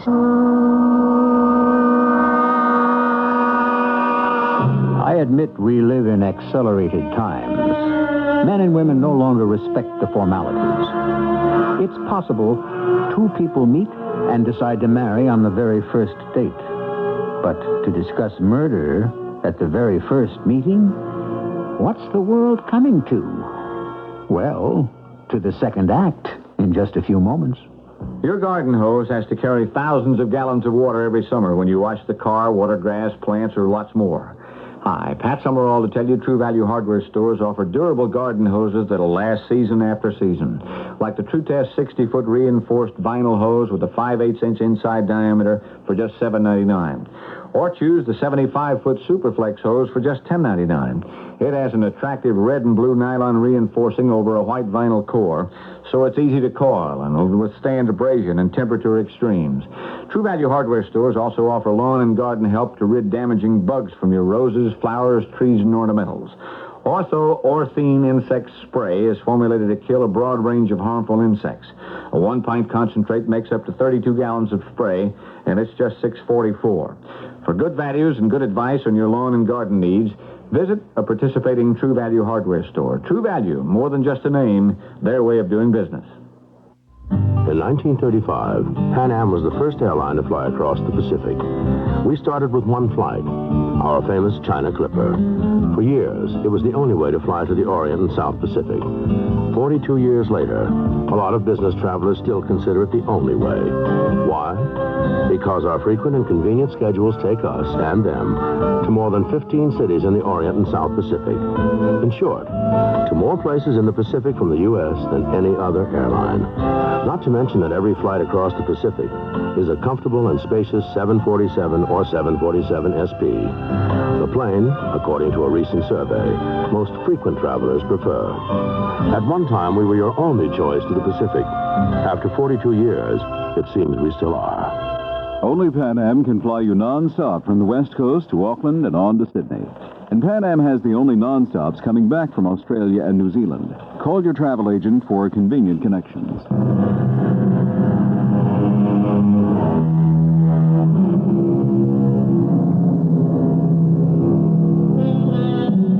If you were having lunch at Farrell's Steakhouse on this particular Thursday, you might have noticed a couple sitting near the window. Though why you should have bothered, I cannot say. They were rather nondescript. He was balding, somewhat chubby. She was slender, brown-haired, and just somewhat mousy. They were engaged in earnest conversation. Never in a million years would you dream that they were discussing murder. Why do you say we have to murder my aunt? Interesting reaction. What? You not outraged or shocked. You're not even surprised. You were probably even thinking of doing it yourself. That isn't true. Look, since we're going to be married... It seems as you're taking quite a bit for granted. We must always be truthful with each other. Otherwise, life will be impossible. Well, why do you say we have to kill my aunt? Do you have any objections? Ethically, morally? Well, practically, then. I suppose you're afraid of getting caught. It's a legitimate attitude. We'll worry about that down the road. You still haven't told me why. Well, to begin, you have no choice. Do you know how much money your aunt has? $6, $7, $8 million? Close enough. Do you know how much you'll inherit? Well, all of it. All of it. Well, there'll be some money here and there deducted for some pet causes, and some for servants. But the vast bulk of it goes to me. No. No? How can you say no? Because I am employed by Mr. Carl Philip Clutter, your aunt's attorney. Yeah, but I've seen a copy of Aunt Sarah Jean's will. The current will. Another will is to be prepared soon.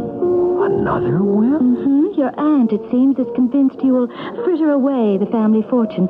Therefore, she proposes to endow several extremely worthy charitable causes. Well, that can't be true. She will leave you a small trust fund. I don't believe it. A very modest trust fund. She can't do this for me. I say modest.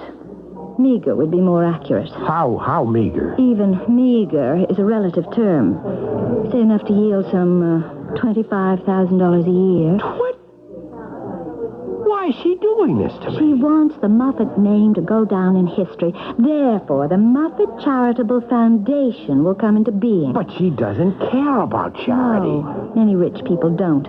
But it buys immortality. And I have to pay for it? No, that's the purpose of this discussion. You cannot afford to give up the bulk of the inheritance. How do you know all this? When I decide to marry a man, I find out things. I don't know what to do. I told you what to do. Kill your aunt before she makes out the new will. Yes, but... Look, you have already borrowed more than you could ever repay from the income of the trust fund she'd set up. When Mr. Rembert finds out... Well, you know about He'll him. want his money now. I don't have it. And what's worse, you won't have it later either. So, he'll go to your aunt. He can't do that. She'll either pay him or she won't. In either case, she'll become so enraged she will cut you off without a cent. And if she refuses to pay him, Mr. Rembert will come after you. Killing me won't get him his money. No. But it will get him his money's worth. You see, he probably has other slow payers or would-be non-payers. If you were to leave this world slowly and painfully, it would discourage others from arbitrarily canceling their debts. We have to do something. I agree. I've even spelled it out. Yeah, but murder? Have you a better idea? I didn't even have one that was as good. But murder? To dispatch another human being into eternity, that was something to give one pause. Well, the days went by, and of course, Aunt Sarah Jean was completely taken with Winona. Lovely young lady. So sweet. So quiet. Don't you agree? Oh, yes, of course. So virginal in appearance. So gentle. Well, you are indeed fortunate, Thaddeus. Yes, I keep telling myself. So kind and so loving. So incapable of doing even the slightest harm to anyone. Of course. I don't believe I have ever seen such warmth. When I wasn't listening to this ludicrous old lady chiming the bells in praise of Winona, I had Winona herself harassing me, hurrying me. In less than a month now, the Muffet Charitable Foundation will be chartered, and then your aunt will be ready to change her will. I know. Well? I don't know how to do it. I have told you how 100 times. I don't think it could work. Why not? Because you're scared? All right, I admit it. A second. Just 1 second. hand. That's all it takes to pull the trigger, and it's over. No. It isn't as if you don't want to do it. The police. Yes. What about the police? Look, in all of these cases, they look for someone with a motive. I have got one. I am the only heir. I inherit all of it. But she'll have been killed by a prowler. Saturday night, the cook, the maid, the chauffeur are off. She's alone in the house, some trigger-happy thief. The police aren't fools. I never said they were. They'll think I did it and made it look like the work of a prowler. You can prove you weren't there. You were at my place. When the fatal shot was fired, we were in my apartment. I live a good 35 miles away. You have an alibi. Oh, I don't know. Do you have a better idea? Once again, she asked the question. And the answer was no. Something had to be done. It was getting closer and closer to D-Day. D standing for disinherit, which for all practical purposes Aunt Sarah Jean proposed to do to me. So I made a few, I guess you could call them ritualistic objections. But the thing, the deed, the act, whatever you'd call it, would have to be done. It has to be tonight. Tonight? We agreed. The first rainy, foggy Saturday night. All right. This is the gun. It's a .32. It'll do the job. Oh, let's wait. For what? Nothing can go wrong. It's now 5 o'clock. The servants have just left for the evening. Winona. The Weather Bureau says this rain will keep up all night.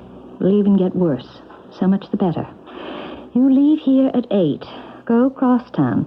You'll take the interstate, get off at exit 27. Get there at about 9. Park the car in the shopping center just down the road. No one will notice it. It's a 5-minute walk. The road is deserted. Yes, Winona. No one will see you. Let yourself into the house. Quietly. And that's when you will... Don't say it. All right. I won't say it. As long as you do it. Listen, Winona. You have to get rid of the gun. Now, when you're on the bridge, just toss it over the side. It's deep water. No one will ever look for it. And it'll sink into the mud. No one will ever find it. Are you listening? Yeah. Get back here. It'll be before 10, and I'll swear you were here all night. Well, what are you standing there for? What are you thinking about? What am I thinking about? I'm thinking I'm not a murderer. I can't go through with it.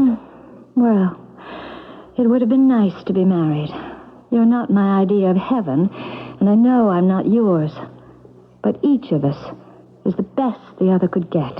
Look, maybe I could get Aunt Sarah Jean to change her mind. About what? About changing the will. No. She's had a glimpse of immortality. The Sarah Jean Moffat Foundation. Beautiful pictures of Sarah Jean Moffat herself, the angel of mercy, lending a warm, generous helping hand to all who are in need. Oh, especially the children. Oh, those big-eyed little children. You can't hope to fight that, Thaddeus. I can't kill her. I can't. It's up to you. Oh. And who can this be? Hello? Is Thaddeus Moffat there? Who's calling, please? Mr. Rembert. Oh, just a moment. Rembert. It's for you. I... Sooner or later, you'll have to talk to him. Hello, Rembert? Thaddeus? I heard a rumor. A rumor? Your aunt is changing her will. Oh, that. Is it true? I've got a position in this thing. Yes, you have. You most certainly have. I've got to protect that position. Do I? Or don't I have something to worry about? You have nothing to worry about. I hope so, Thaddeus. For your sake. Take my word for it. Everything will be all right. That's what I want to hear. Good night, Thaddeus. Yeah. Good night, Rembert. The gun is fully loaded. I'm sure you know how to use it. I want to go on record with one basic fact, Winona. This thing I'm about to do goes against my moral fiber. I disapprove of it completely. It's just that I have no choice. I agree with you completely.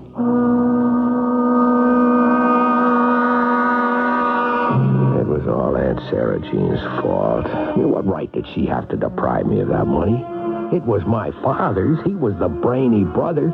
I mean, her husband, Marius, just tagged along. It was my father's genius that created all that wealth. My father's uncanny ability to find the oil, the black gold. He would want me to have the money. Would he be angry at my gambling? Well, what was he? The biggest gambler of all. He gambled on striking oil every day in his life. Who is this aunt of mine to rob me of what is truly mine? I have the right, I have the obligation to protect my substance, my property, and I will. You have the weather on your side. Everything is in your favor. Do it quickly and come back quickly. And we're on easy street for the rest of our lives. I drove across town. I got on the interstate. I made great time. Got off at exit 27. I parked in the darkest corner of the deserted shopping center. Not a soul saw me. I walked up the road to the house, unlocked the door. Quietly, I walked into the house. And now for the latest headlines. She was watching TV. The market closed higher today as the dollar rallied on virtually every foreign exchange. She'd never even seen me. In exactly 1 hour from now, the president will speak to the nation from the Oval Office. I could see my aunt from the doorway. Sure to hear She seemed to be sitting very still. at 11, and now Unnaturally still. And then I noticed the little blue-black hole in her forehead. She'd been shot. She was dead. I hadn't killed her. But she was dead.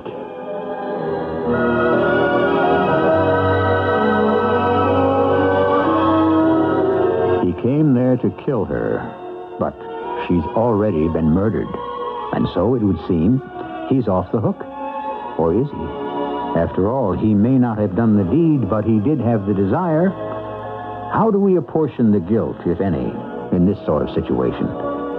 That's why we have third acts, to resolve all these dramatic and ethical problems. My sister is by my side, and we are both going to say good night to you. Come on, Margaret. Good night, children. Good night, and good luck to you all.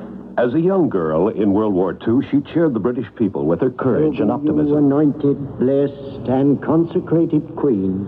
Her coronation in 1953 brought unrestrained joy to her whole empire. Queen Elizabeth II was, in her Jubilee year, the subject of a captivating biography, Majesty by Robert Lacey. Majesty, its history, gossip, scandal, crises, the private lives of royalty. But most of all, it's a candid portrait of Elizabeth, the wife, the mother, the monarch. Majesty, a Book of the Month Club selection, a nationwide bestseller, now an Avon paperback. Majesty, to read it is to know and to love the Queen.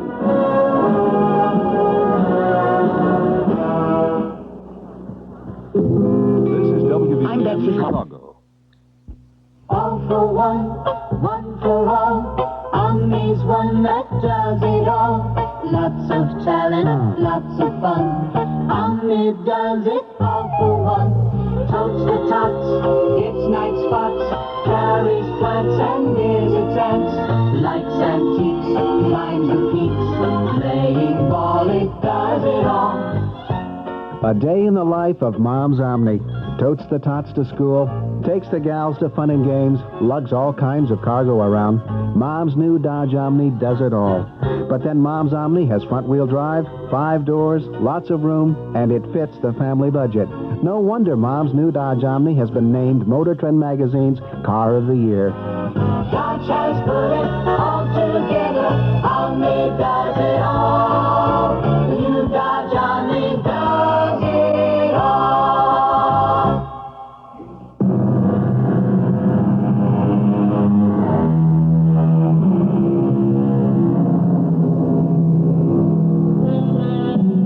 The unexpected always happens. said the Roman playwright Plautus. And this was more than 2,000 years ago. Maybe the unexpected doesn't always happen, but when it does, it can certainly upset quite a few apple carts. Here, Mr. Thaddeus Moffat has primed himself, nerved himself, steeled himself to commit a murder. Now he suddenly discovers it's all been done for him.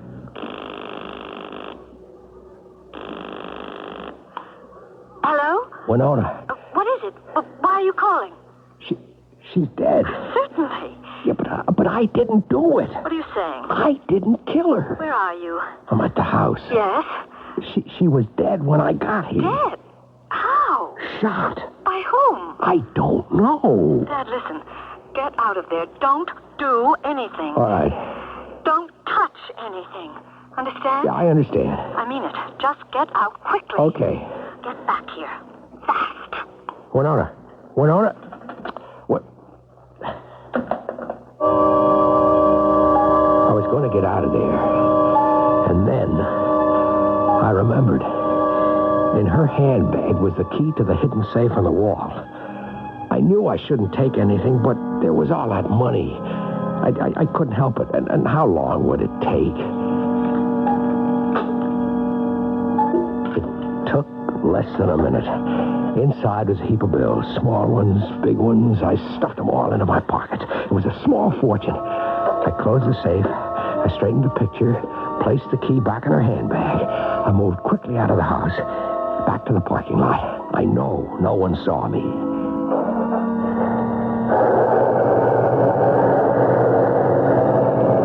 I was about to get on the interstate at exit 27 when it happened. A tire.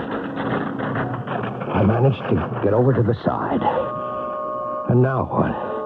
Would you believe I had never changed a tire in my life? But if I call the association or some service station for help, no, that's too risky.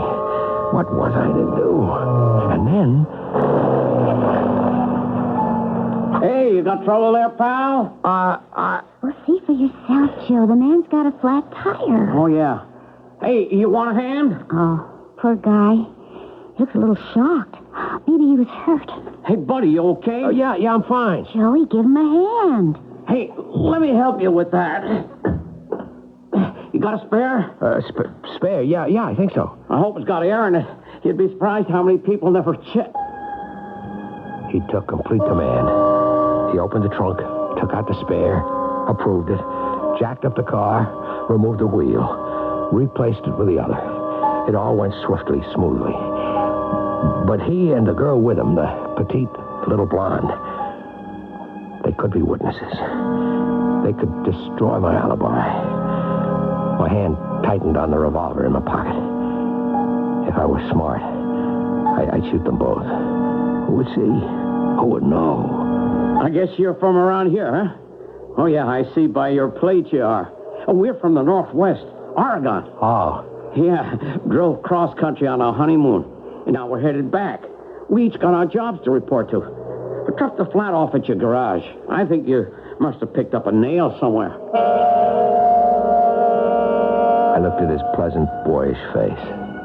How could he connect me with anything? A local news item, that's all this would be. He'd be all the way across the country. Didn't know my name. In the dark, he didn't even get a good look at my face. I relaxed my grip on the gun. Instead, I felt for a $1 bill.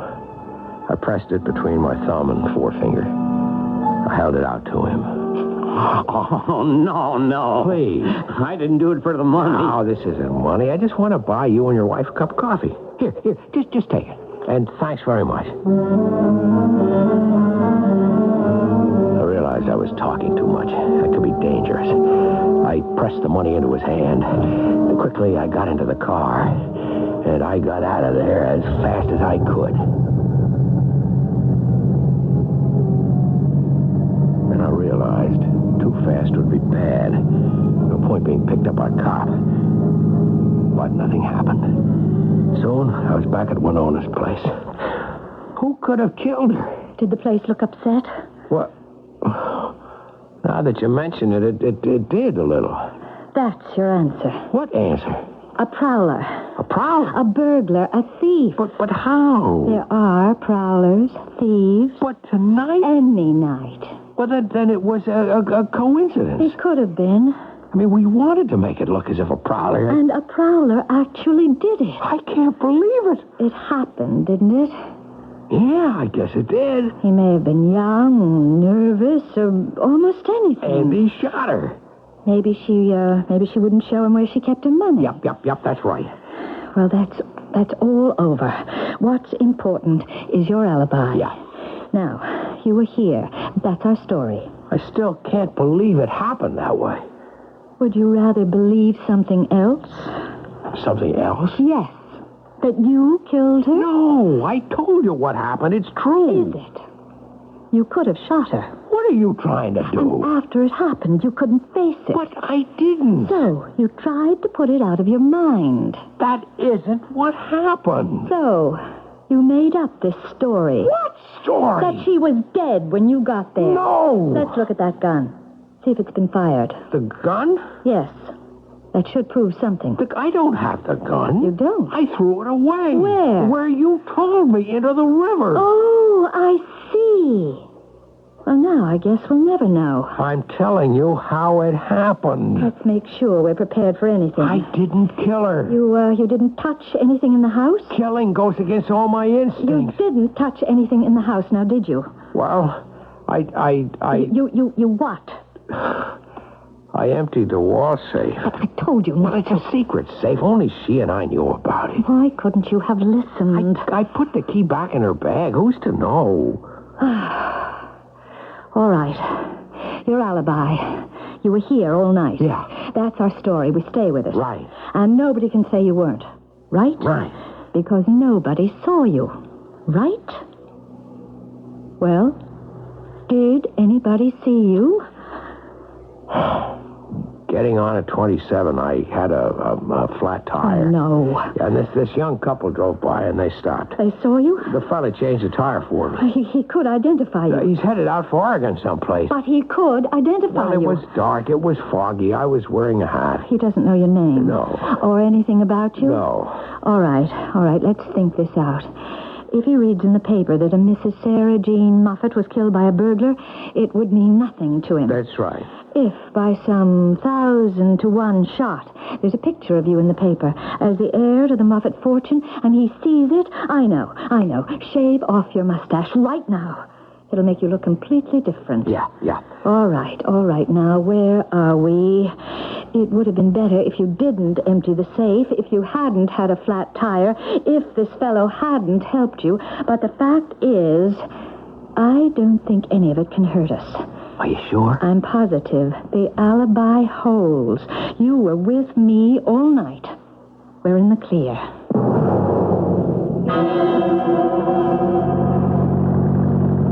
Hey, there's a stop, Mary. Let's get some coffee. Oh, the budget's low, Joey. Oh, just coffee, Ann. What can it cost? It's just a little thing. You break the budget with a little thing here, a little thing there. And besides, the gentleman's paying for it. The gentleman? Well, I fixed his tire. He gave me $1. You took money? Oh, look, he made me do it. But you shouldn't have. Listen, he was going to make an issue out of it. Still, He said, let me treat you and the wife to coffee. Well... We'll pull into this place. Here, you put this $1 with the rest of the money. All right. Let's go. Joe? What's the matter? Close the door. What's up? Close the door. You said that he gave you $1? Yeah. Why did you say that? Well, he handed me this bill, so naturally I assumed that he gave... Look, Joe. Oh, no. It's $100 bill. It can't be. It is. Look. There's Ben Franklin smiling at us. $100? Why would he give me $100? He didn't mean to, Joey. It was a mistake. You think so? Well, you saw how nervous he seemed? Sort of in a daze? But I don't know what we can do about it. I do. We can give it back. Give it back? Well, it's the honest thing to do. Yeah, but how... Joey, look, we're starting out on our married life. I know, but how... The things we do now will kind of set the pattern. Yes, Mary, I understand. And we're both honest people. Now, look, honey, don't be... I'm only trying to ask How? We don't even know who he is. Well, we have to make every attempt to find him, and then, and only then, if we can't, we can keep it. Now that I said that, I really don't know how to go about it. I do. Yes, Joe? I was getting the spare out the trunk. I saw the plate. What made you remember it? Well, because it was 5. 55, 55. I said to myself, what a number if you're playing auto poker. Oh, Joe. See that sign? State police? Uh-huh. We'll stop there. Tell them the story. The man made a mistake. They can trace him in a minute. Oh, they must have that computer license thing out here. Oh, Joe. I never knew how much I loved you till just this minute. It's 11 o'clock. Would it be on the news? Well, only if one of the servants came home and discovered the body. Yeah, I suppose so. He mustn't be nervous. You have an alibi. You were here between 8 and 9. You were here all night. You're in the clear. No, I know that. But let's listen to the news anyhow. All right. Hello, this is Sal Gallo with the news. There's so much evil in the world. Let's begin with something good, something heartwarming. Mr. Thaddeus Buffett, if you are listening, you're going to get your $100 back. What did he say? Be quiet. Yes, at exactly 8:15 this evening, you were at exit 27 of the interstate. He knows. How? You had a flat tire. Joe and Mary Parker from Apple Valley, Oregon passed by. Joe fixed it for you. He must have been there. You wanted to tip him? By mistake, you gave him a $100 bill. The safe. Your aunt's Joe Parker happily recalled your license number and reported it to the state police. You gave him $100 bill. It was dark. I couldn't see. If you hadn't taken it from the safe. If you're listening, Mr. Thaddeus Buffett, Sergeant Barrow is on his way to your home to return the bill right now.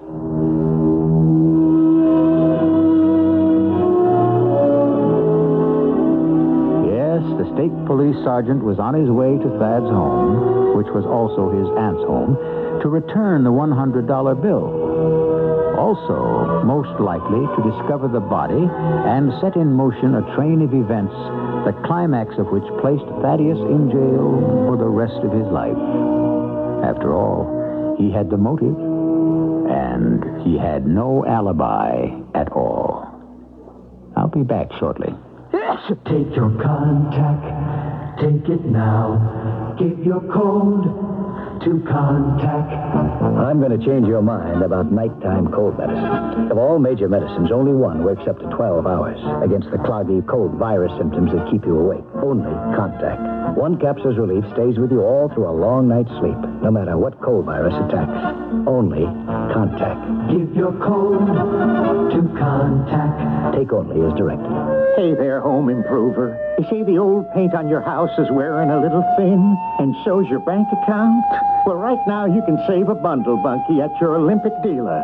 Buy 4 gallons of any one Olympic product and get 1 more free. Olympic Overcoat, the house paint made to cover old paint. Olympic Stain in both oil and latex. Hurry, 1 free with 4 on all Olympic products till May 29th at your participating Olympic dealer. He's in the yellow pages.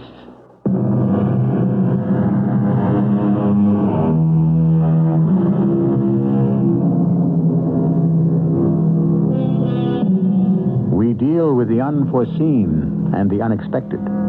If Thaddeus hadn't emptied the safe, if Thaddeus had given Joe a $1 bill, or even a 5 or a 10, nothing would have happened. If some unknown convict at the state penitentiary had stamped out a different license plate number for Thaddeus, perhaps Joe would not have noticed it. So many things, small, incalculable. Did Thaddeus really kill his aunt and manage to block it out of his mind? Or was there really the coincidence of a prowler? Art is like life, filled with one unanswered question after another. Our cast included Mason Adams, Carol Teitel, Evie Juster, and Gilbert Mack. The entire production was under the direction of Hyman Brown. And now, a preview of our next tale. When strangers enter a house, generally a spirit will not manifest itself. Unless you make a real effort to be friendly. Bryce, can I say something? I mean, about the way I feel. Well, by all means. I have a funny... No, it's not funny. It's really a very strange sense of dread. I never felt it quite so strong. Sophie, what is it? Oh, don't you feel it? Don't you feel anything? You mean that cold wave of air? Oh, sure, I feel it. I'll just cover the whole room, see if anything registers on the infrared. Oh, we haven't done something awful, have we? I mean, by asking you here. It's very cold right in front of me. Like someone's looking right into my face. I don't think I can stand this much longer, oh, Leo. We must all be calm and accept the fact that at this very moment, our mysterious friend is in this room, and he's moving about. Radio Mystery Theater was sponsored in part by Buick Motor Division. This is E.G. Marshall inviting you to return to our Mystery Theater for another adventure in the macabre. Until next time, pleasant dreams.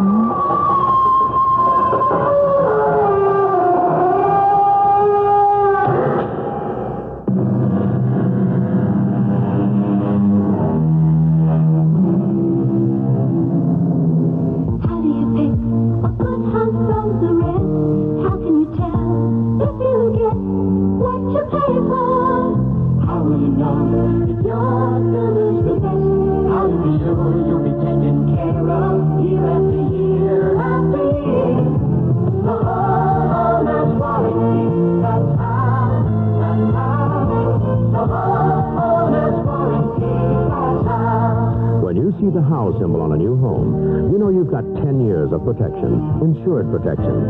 You've got a builder who's had to meet the toughest requirements. So insist on a home with a homeowner's warranty 10-year protection plan. It means you're covered for a long, long time. For a free brochure detailing the HOW program and a list of registered HOW builders in the Chicago area, please phone 887-7578. That's 887-7578. HOW. Don't buy a home without it.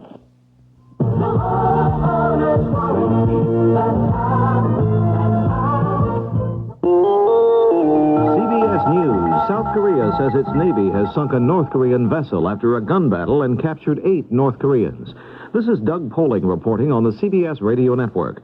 Officials in Seoul say a Coastal Guard unit spotted the boat approaching the South Korean coast about 95 miles east of Seoul.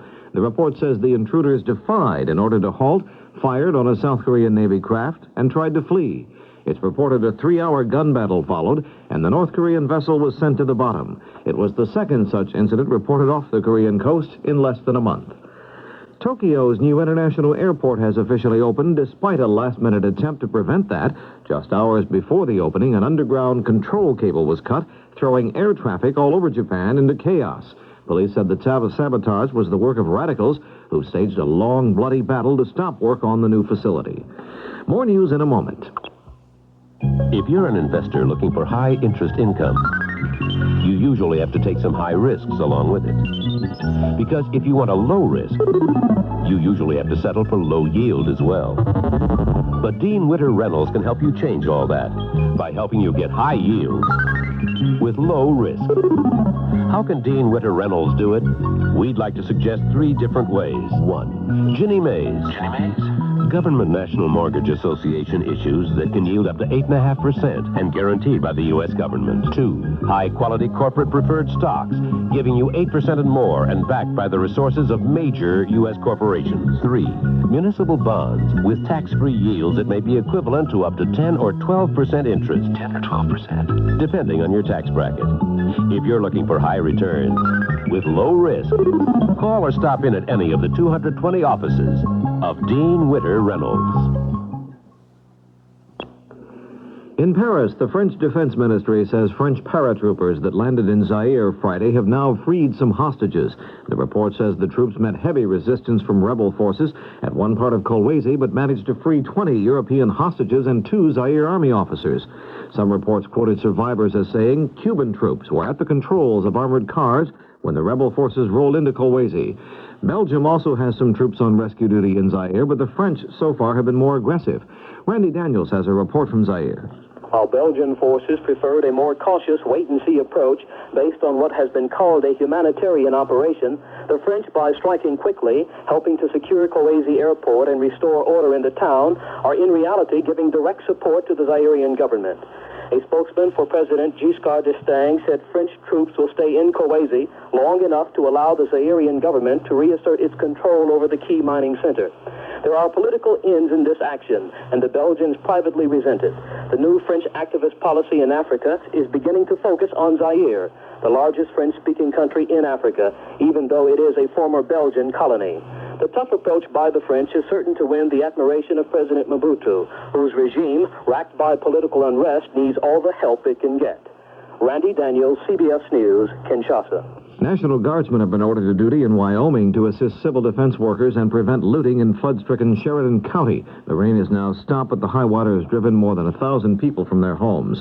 President Carter Friday warned that U.S. aid and support for the government of the Dominican Republic depends on the honesty of the vote count in the presidential election. The Dominican Army this week seized the ballots after incumbent Joaquin Balaguer was shown to be trailing his main opponent. The vote counting has resumed, and officials say that Balaguer's challenger, Antonio Guzman, is way ahead in the capital, Santo Domingo. Final results for the whole country will not be announced for several more days. Now this.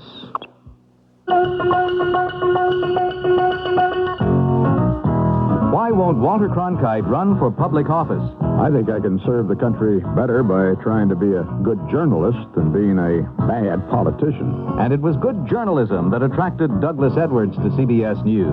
In 1938, I decided I'm going to CBS because I was tremendously impressed with the CBS performances of Robert Trout, H.V. Kaltenborn, Edward R. Murrow, William L. Shirer, and others. And a challenge back in Boston got correspondent Stephanie Shelton on her way. A couple of good friends of mine challenged me to come on down to the State House and start reporting in my free time. And I said, you've got to be kidding.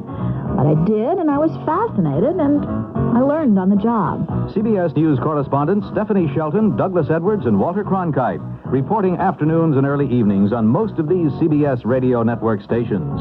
They're worth your time.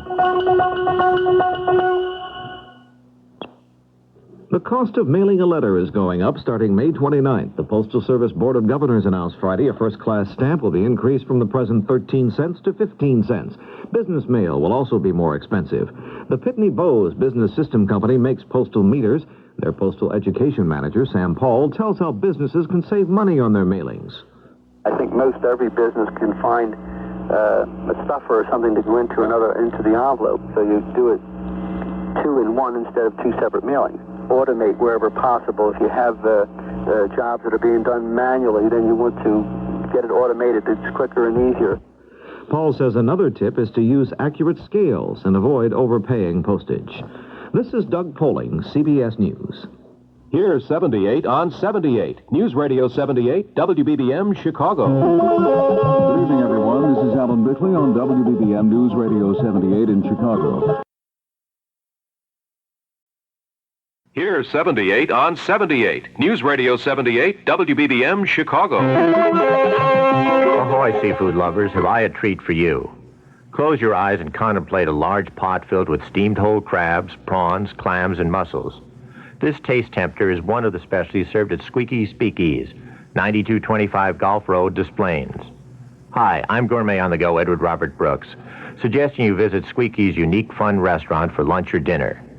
Seated in recreations of old-time shops like a bakery or barber shop, all decorated with antiques, you'll enjoy delicious fin fish like fresh scrod, fillet of sole and beer batter, and charcoaled fresh salmon. Shellfish choices include steamed Alaskan king crab legs and stuffed whole Maine lobster. Create your salad from a cartwheel tableside. It offers imaginative ingredients like tiny angel shrimp. Squeaky's Speakeasy, 9225 Golf Road, Des Plaines. A place to have fun and enjoy fine food. Call 298-3510. 298-3510. The CBS Radio Mystery Theater presents...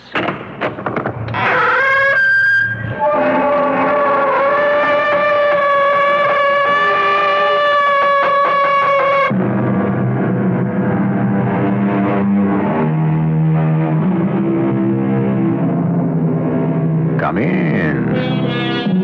Welcome. I'm E.G. Marshall. Absence makes the heart grow fonder is a popular phrase, but by no means an infallible prescription for every would-be lover. But there are times when absence cannot be helped. And with the young especially, whose minds are still impressionable, such separations can be fatal. Janie, I want you to say it again. I've already said it. But look me in the eye and say it again. I don't love you anymore, Andy. You don't mean that. Oh, I should have written you, but... No, I'm glad you didn't. Why? You made this trip all for nothing. No. Give me the chance to see you again. For the last time. No. I know exactly what's happened, Janie. And it's not for the last time.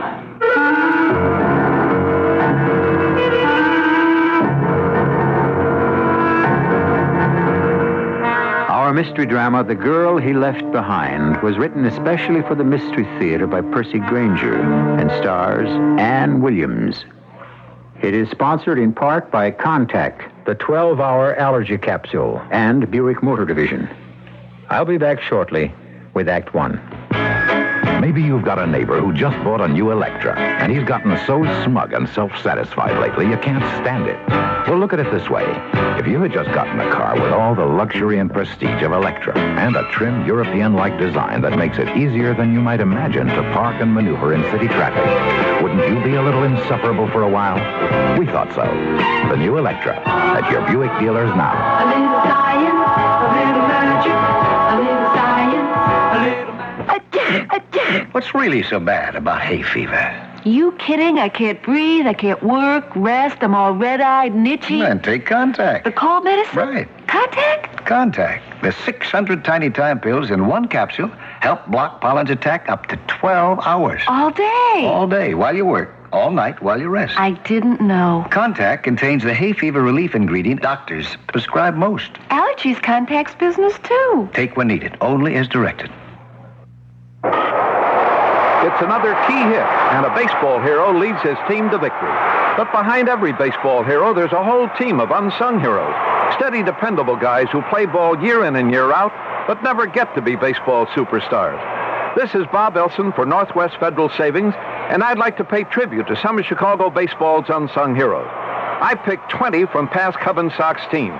And if you can guess who they are, you could win 2 tickets to a Chicago game.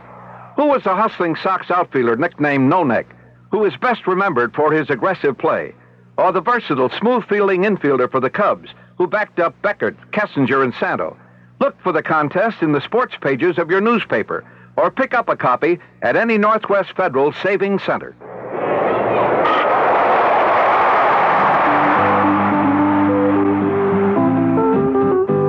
It's Northwest Federal Savings Time, 63 hours a week.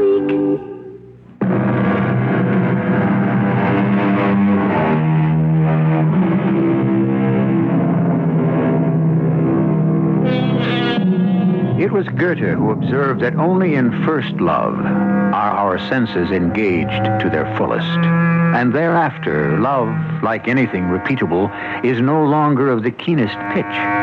Yet, even in the exhilarating grip of first love, it can seem a fearful thing to follow blindly where the heart leads. For its path is swift, full of turnings, and leads we know not where. Janie, is that you? Yes, Mother. Well, how was your day at the hospital? Oh, we're still understaffed. Oh, this heat. Mother, is that fresh lemonade? It is. Made especially for my one and only favorite daughter. Oh. Now, you sit down, put up your feet, and let me wait on you.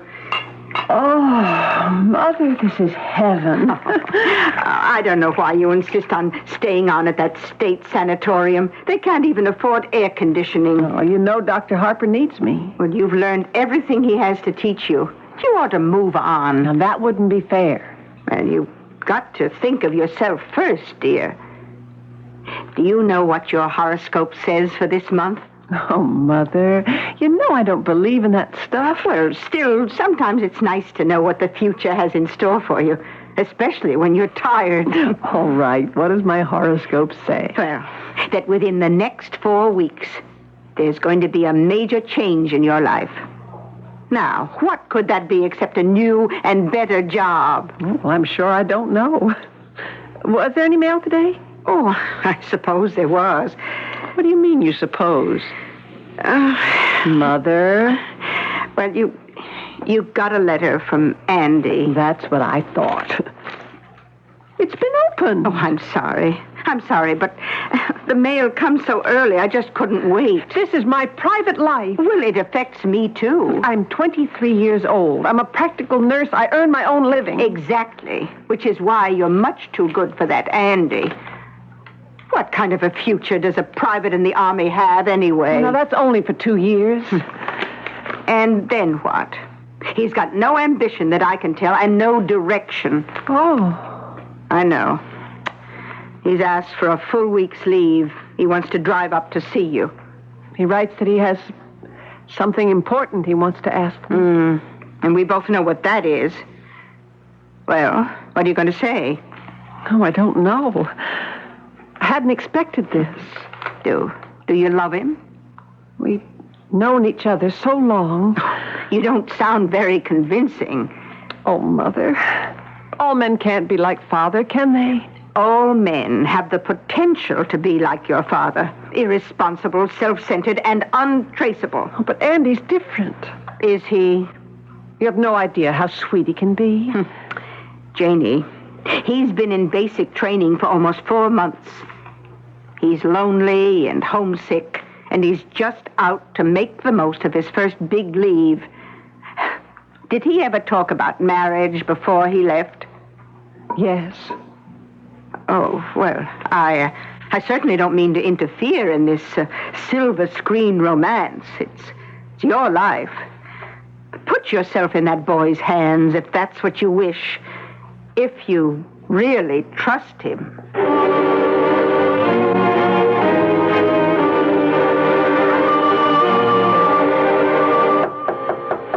Yes, come in. Excuse me, Sergeant. What is it, Nelson? No, don't tell me. Let me guess. Well, I was just wondering... If your 7-day pass was granted. This is only the 3rd time today you've bugged me. Well, I'm sorry. I didn't mean to... What is it, a girl? Well, yes, sir. How did you know? Nelson, I've been training recruits for 10 years. Well, I'm going to ask you to marry me. That is it. Relax. If I get You got the pass. Oh, really? Gee, Sarge, thanks. Hey, do you want to see a picture? Do I have a choice? Well... No, I didn't think so. Hey, she's very nice looking. Hey, she is a nice looking kid. Well, your girl, huh? Oh, yeah. Now, her name's Janie. If she's a nurse. How'd you meet, by accident? That wasn't worthy of me. Sergeant, I want to show you something else. This is the ring you're going to give her? What, are you rich? How'd you afford it? I spent every cent I had on it. But it's like a little flower. Well, the little blue stone in the center, that's a capuchon sapphire, and the petals are made of diamond chips. This girl's really something, huh? Well, we've known each other ever since, we were in junior high school. And she loves you? Yes, sir. You sure? I know. A lot of guys get this same idea after they've been in the service a few months. And a lot of times, well, the girls, they just no longer feel the same way. Yeah, well, I don't agree, sir. I don't believe people change. And I mean, not really, not deep down inside. I know Janie was in love with me before I left. And I know she's still in love with me now.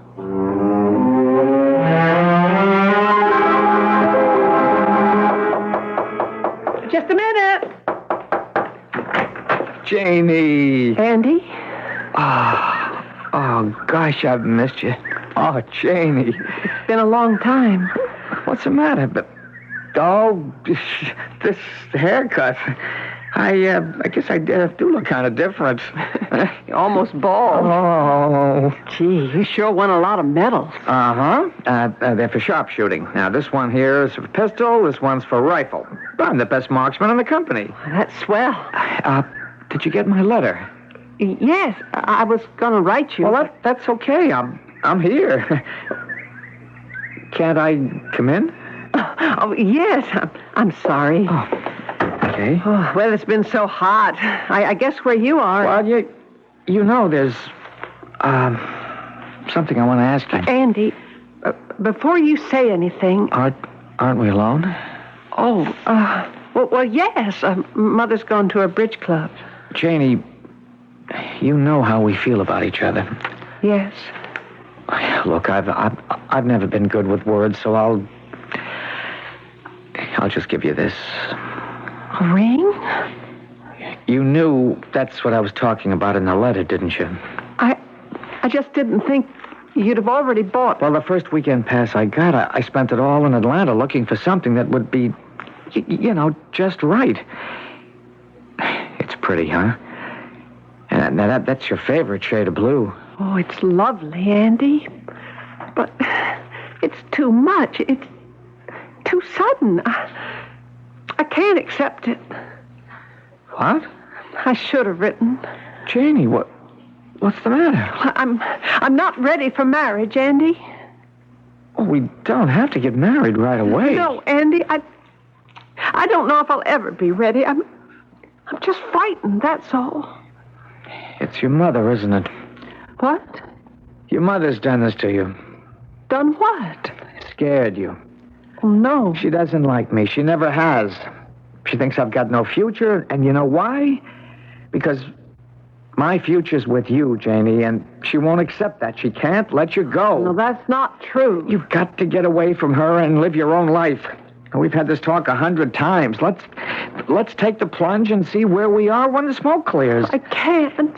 Janie, you've got to stop being such a shrinking violet. Your problem is you want time to stand still. You've got to stop trying to pretend you're still Mama's little girl. I don't pretend that. Here's your ring back. No, you keep it. Oh, I can't. I bought it for you. I'd never give it to anyone else. Besides, I want you to have something you can always remember me by. Well, what are you going to do? Go back to the base, I guess. Oh, I've spoiled you weak, haven't I? My weak. Janie, if ever there's anything I can do for you, I know you haven't had much to count on from men in your life, but you can count on me, Janie. Always.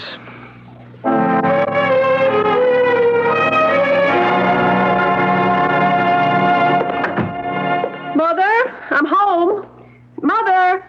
I'm right here, Janie. Oh, why don't you have a light on? I'm sorry I had to work late, Mother.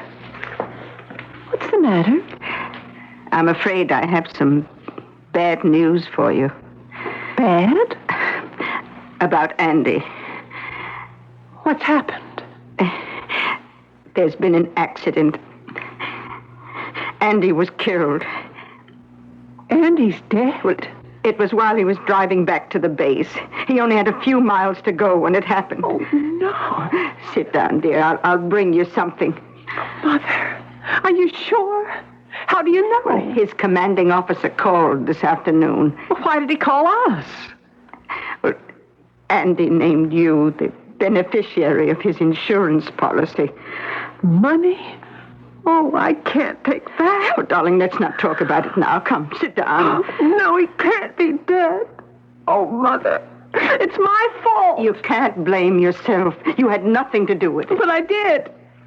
He'd still be here now if I hadn't said no to it. Here, darling, I'll draw a nice bath for you. Oh, don't bother. Janie, where are you going? Janie!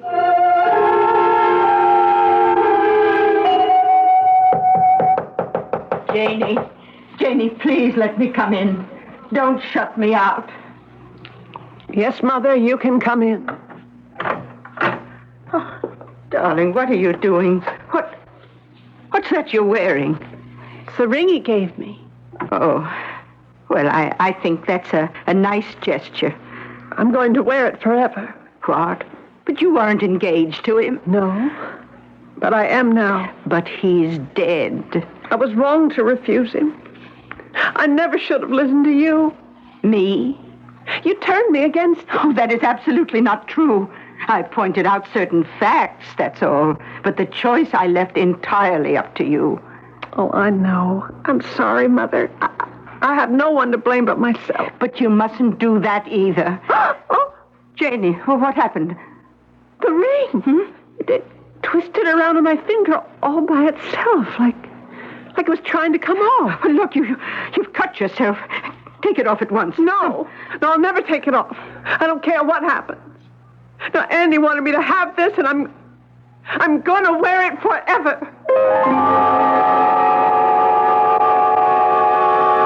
It is a natural desire to grieve for the departed, for it satisfies something in us. But does it satisfy the dead? No one has ever thought to ask them how they feel. Perhaps because of the conventional assumption that the dead are no longer with us.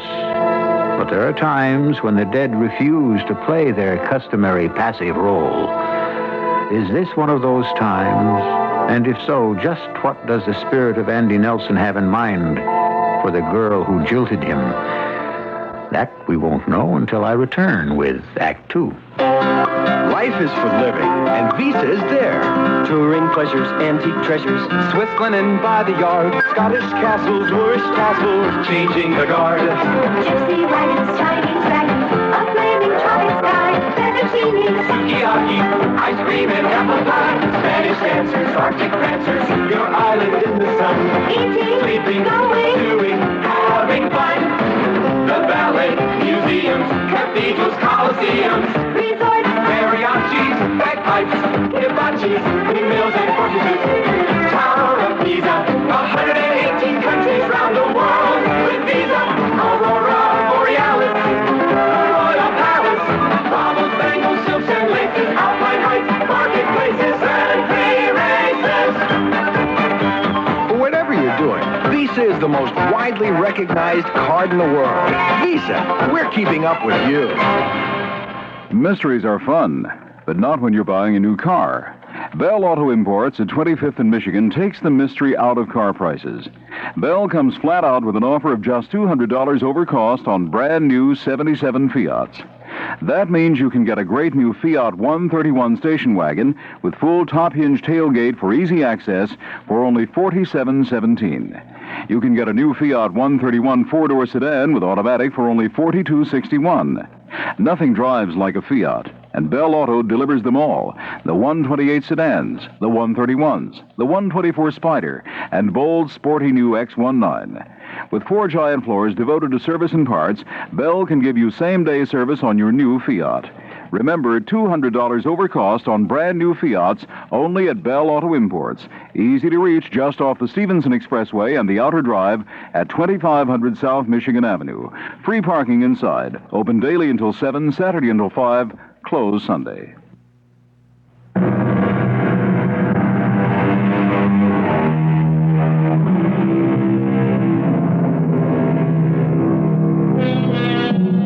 How much power do the dead have over the living?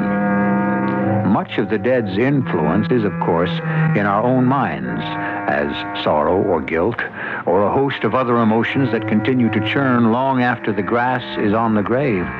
But who says the dead are any more willing or able to call it a day than we are? Mrs. Raymond? Oh, Dr. Harper, I'm so glad you were able to stop by. Oh, please, come in. Thank you. We missed Janie at the hospital today. Is she ill? I don't know. Where is she now? In her room, taking a nap. The poor girl hasn't had a decent night's sleep since that boy's death. Janie mentioned that. He was a boyfriend? Oh, in a way, I suppose. They hadn't seen each other in months. Now it's as if he were deliberately trying to torment her. I'm sure Janie feels badly about what happened. Oh, it's not just depression, Doctor. There's definitely some force working on her. How do you mean? Well, something follows her about. There's a terror that comes into her eyes. Well, to tell you the truth, Mrs. Raymond, I hadn't really noticed it. But you work with her 12 hours a day. I've seen nothing of the nature you describe, only a general depression. But are you saying I'm imagining all this? Can you tell me more specifically what's been happening? Well, for one thing, she has a recurring dream. Oh, there's nothing unusual in that. But she insists it isn't a dream at all, that it actually happens. And then there's the ring. What ring? Oh, you must have noticed that, Doctor. It's on the fourth finger of her left hand, the engagement finger. She insists on wearing it, even though she... Now, just a moment, Mrs. Raymond. Tell me about the dream first. What happens? Oh, dear. Is that Jane? Yes, come quickly. Oh, yes. This is what happens every time she tries to sleep. Oh, Janie. Oh, Janie. Oh, baby, don't worry. Mama's here, darling. Mother, it happened again. That's all right, dearest. Who's that? Hello, Janie. Oh, Dr. Harper. Why are you here? Your mother asked me to come by. Oh, Mother, please don't fight. But look at you. You're perspiring. You had that dream again, didn't you? It's not a dream. The room really does change. Janie, would you tell me what happens? Andy comes to see me. Andy is the boy who was killed? Yes. I know it's real because everything changes. The room, it becomes completely white. The windows and doors disappear. There's no way out. And then suddenly Andy's here, right next to me. And? He holds out his hand. What does he want? He wants that ring she insists on wearing, and I think she ought to give it to him. Mrs. Raymond, please. Janie? He wants the ring. And when I refuse to give it back, he tries to grab it off. And then I scream. And the room changes back and Andy vanishes? Yes. But it's not a dream, I swear. Why won't you give him the ring? Because I promised him I'd wear it forever. Why? He asked me to marry him the night before he was killed. I said no. Now he's dead. May I see your hand? Yes. Oh, it hurts. Well, no wonder. Have you looked at your finger? What's wrong with her finger? Oh, it's covered with abrasions. Why haven't you taken care of these wounds, Janie? I don't blame him, not after the way I treated him. Mrs. Raymond, would you bring me my bag? I left it out by the front door. Yes, Doctor. Right away. Janie, I want you to remove that ring. I can't. Your finger's already becoming infected. Now, come on, give me the ring. I'll put it here on your bureau where you can see it. Okay. Good Lord, it's all twisted out of shape. I told you, Andy tries to wrench it off. Andy did nothing. You've done this to yourself. As a nurse, you ought to know better. Yes, sir. You blame yourself for Andy's death, don't you? Yes. Obviously, these lacerations are a form of atonement. You commit them unconsciously while you're asleep. Oh, Doctor, here's your bag. Oh, thank you. But I'm not asleep. Janie, you've seen cases like this at the sanatorium. You think I'm going crazy? Oh, I think you're overwrought. Doctor, can't you just give her some medicine? I think it might be better if we gave her a complete physical examination and ran a few other tests. You mean mental tests? Well, yes. You do think I'm crazy, don't you, Janie? No, Janie. At this point, I'm not sure what to think, except to hope that whatever it is will pass with time.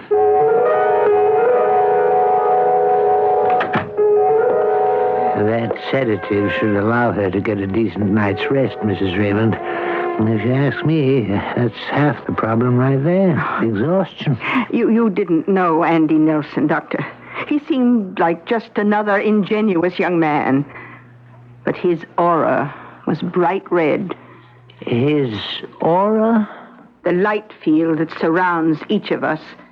It can only be detected by the practiced eye, and its color indicates our true personality.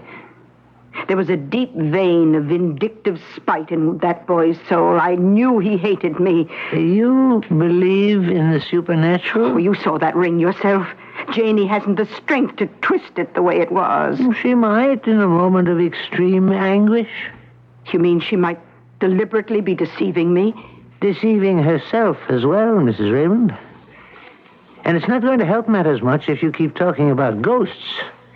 Janie obviously puts great store by what you say. Oh, you think she does? Really?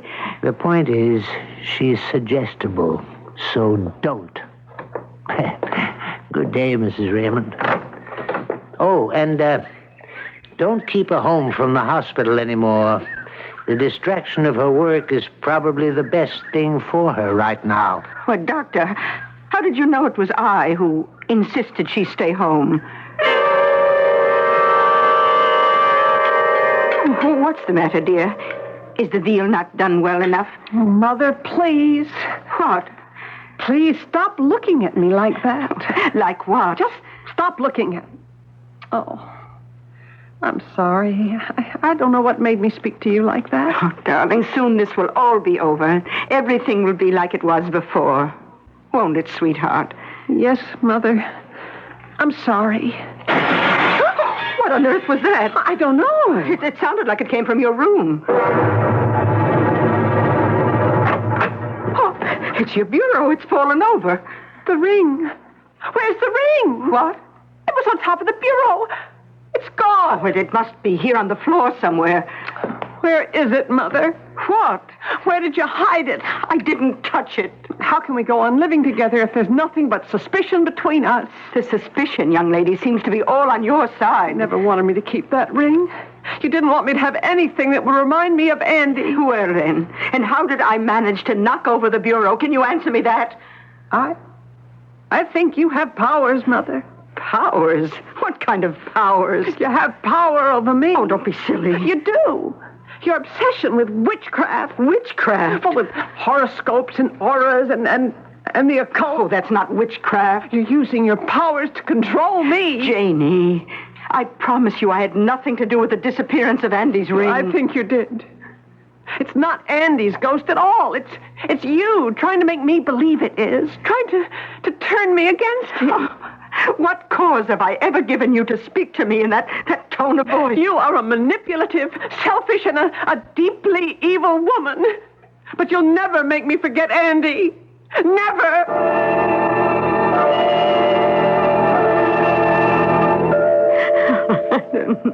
Mrs. Raymond, I'm sure Janie's actions are the result of nothing more than nerves. Yes, but what about that bureau? We were in the living room and it fell over. And the ring just disappeared altogether. Well, science has no satisfactory explanation for such phenomena, but it's by no means a rare occurrence. Oh, why is she so bitter towards me? The tests are almost complete. There seems to be nothing wrong with her physically, and I'll have the psychological data fully analyzed by tomorrow afternoon.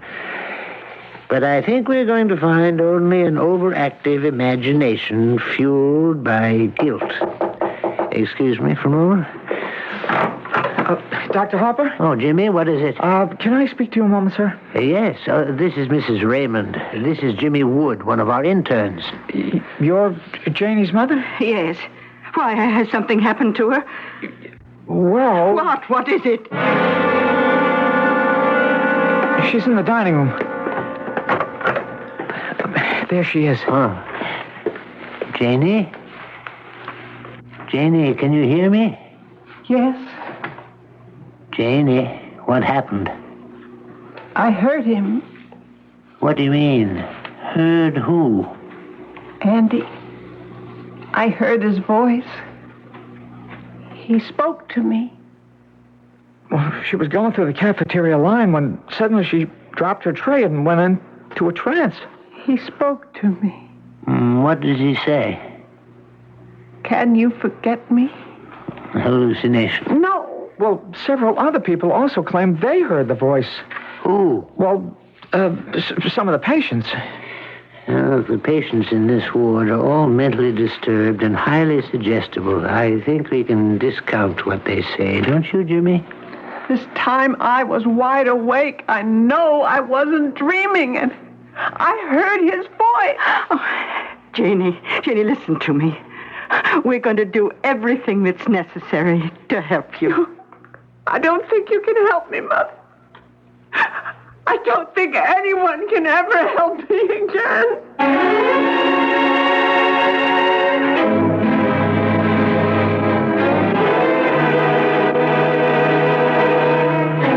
Set me like a seal upon thy heart. Love is as strong as death, says the poet. At this moment, Andy seems more like a vice than a seal on Janie's heart. And he sits there with what it seems could hardly be called love. In life, he was an ingenuous enough fellow.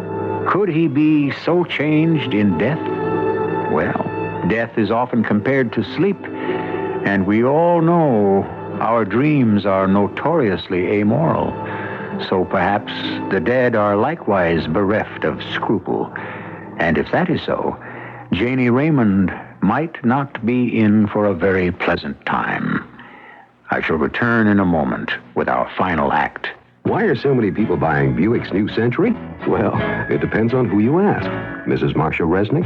It holds the road, and it drives really smooth. It's nice. And Mrs. Phil Jackson? I like it because it's roomy. And Mr. Jackson, he can't even begin to tell you all the reasons why he likes their new Buick Century. I really wouldn't know where to start. But then that says a lot about Buick's new Century and why it's drawing a crowd at your Buick dealers. When it's so hot, your car's engine is boiling over. And so are you. That's the time for country time. Country time, tastes like that good old-fashioned lemonade.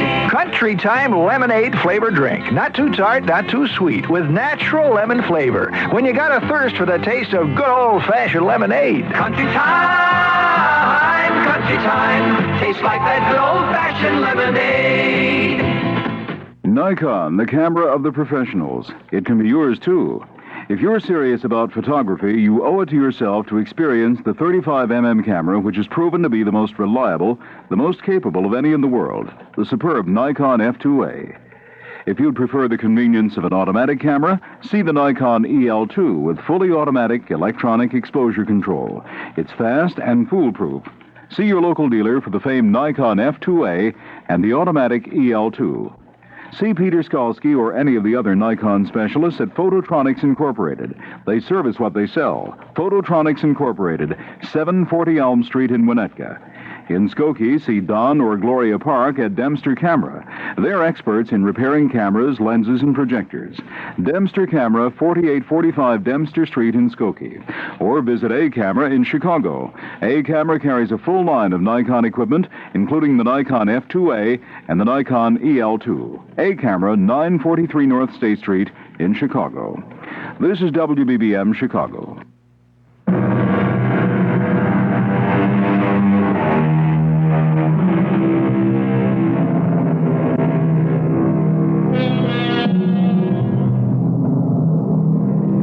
Andy's spirit seems determined to exact satisfaction from the tormented Janie. But just what kind of satisfaction is he seeking? He's been rather vague about what it is he would like, which is hardly encouraging, for we all know if a spirit walks abroad, it is because it is unsettled, and it will not return to the grave until it has found peace. Mother? Oh, yes, dear. I'm right here. Where am I? At home. Where? Janie, what's the matter? You're in your own room. Oh, I don't know. For a minute it looked strange. Strange?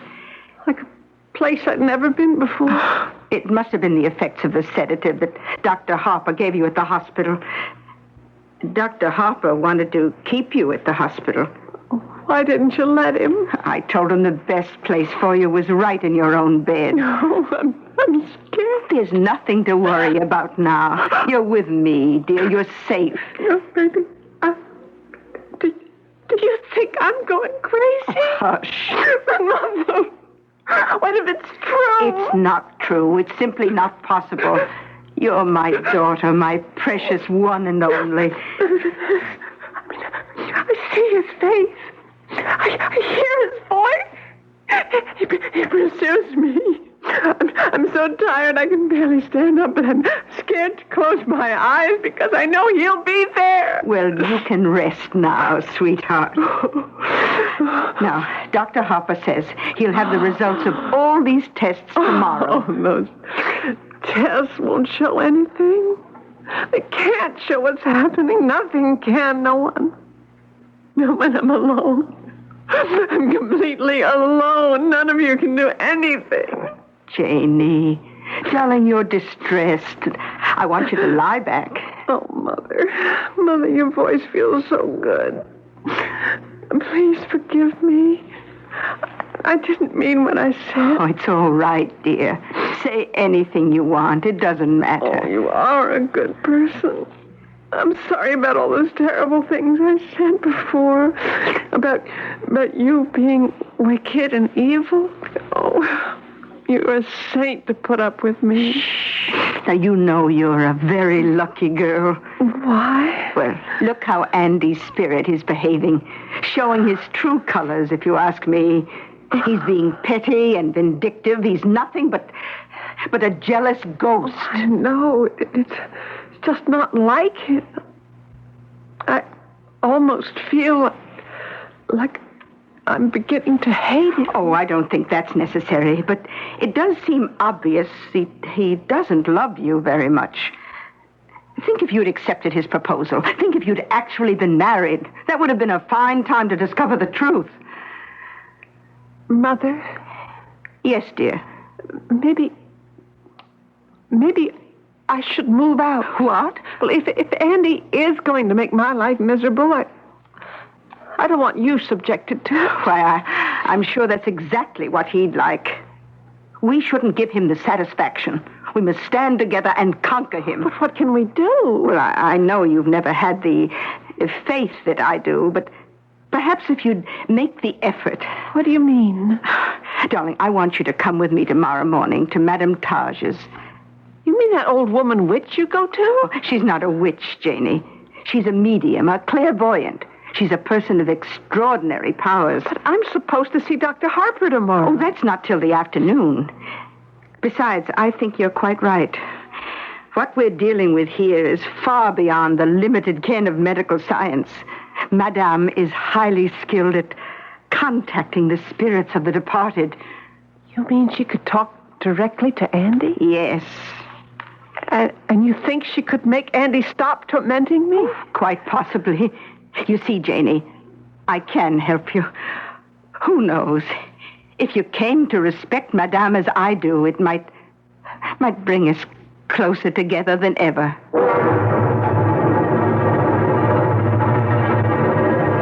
Well, come on in. Don't be afraid.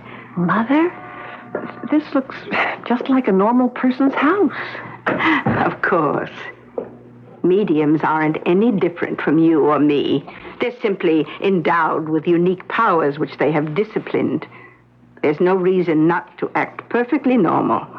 Shouldn't you have knocked before we came in? No need. Madame knows who it is. Hello, Mrs. Raymond. And this is your daughter, Janie, is it not? How do you do? I believe the question is, how do you do? Your mother has explained to me the reason why you are here. Yes, Will you come this way, please? Oh, yes. I am sorry, Mrs. Raymond, but you know how I work. I must be with your daughter alone.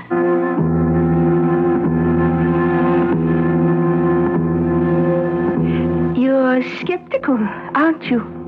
Well, It's all right. Just don't waste energy feeling apologetic. Your concentration will be needed elsewhere. Please be seated. What are you going to do? Your mother explained as much of the problem as I needed to know. You are troubled by the spirit of a departed friend? He was my boyfriend. Oh, well, I can definitely sense another presence in the room. You can? It arrived within moments after we entered. Well, this is most strange. What?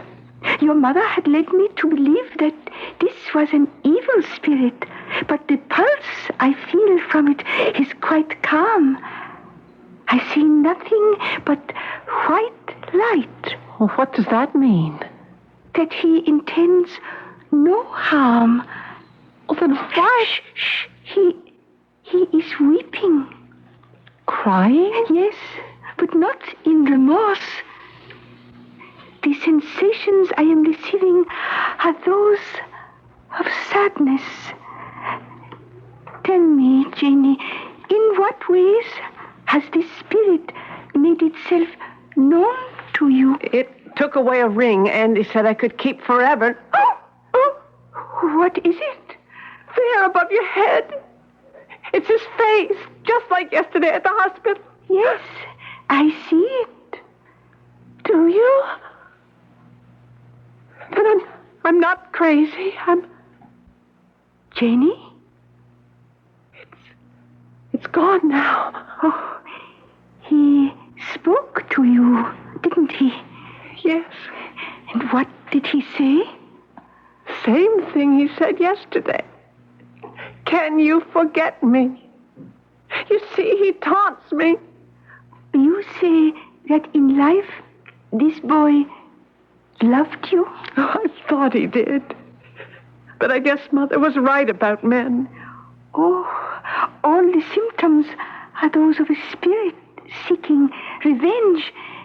Yet there is no trace of hatred, only sorrow. What other explanation could there be for his actions? I don't know. You must think, girl. Nothing is done without cause.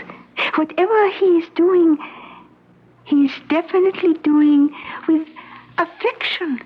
And since that is the emotion the two of you shared in life, if you look deeply enough into yourself, you will find the meaning.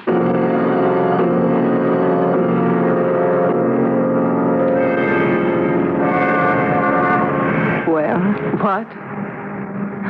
You haven't said a word since we left Madame's. Oh, I thought maybe I wasn't supposed to talk about it. You can talk to me. Obviously, something happened that was food for thought. Madame Taj didn't have any answers, if that's what you're asking. But what happened? Was she able to contact Andy's spirit? Yes. And? Mother, I don't know. There was nothing conclusive. Oh, here's the bus. But Jamie... Can we just not talk about it?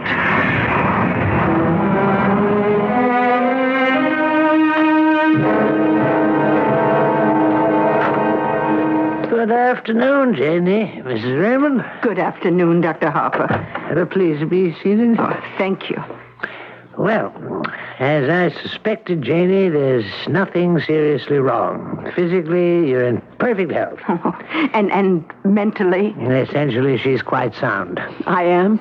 You were traumatized by Andy's death, that's all. The trance you went into yesterday when he told you not to forget him... Oh, those weren't his exact words. No, the exact words don't matter. The point is, it was clearly self-induced, just as the lacerations with the ring were self-induced. Andy isn't hounding you, Janie. You're hounding yourself.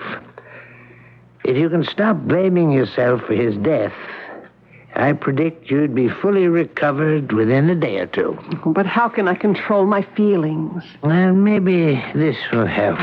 Well, what is it? The report of the officer who was at the scene of the accident. Apparently, there was another car involved. Another car? Operated by a man who had been drinking heavily. He veered into Andy's lane. A witness said Andy never had a chance. No one would have. Then I wasn't responsible? No. Andy has no hold over you whatsoever. None. No. Janie, what is it? Didn't you hear what the doctor said? I swear I don't understand you at all.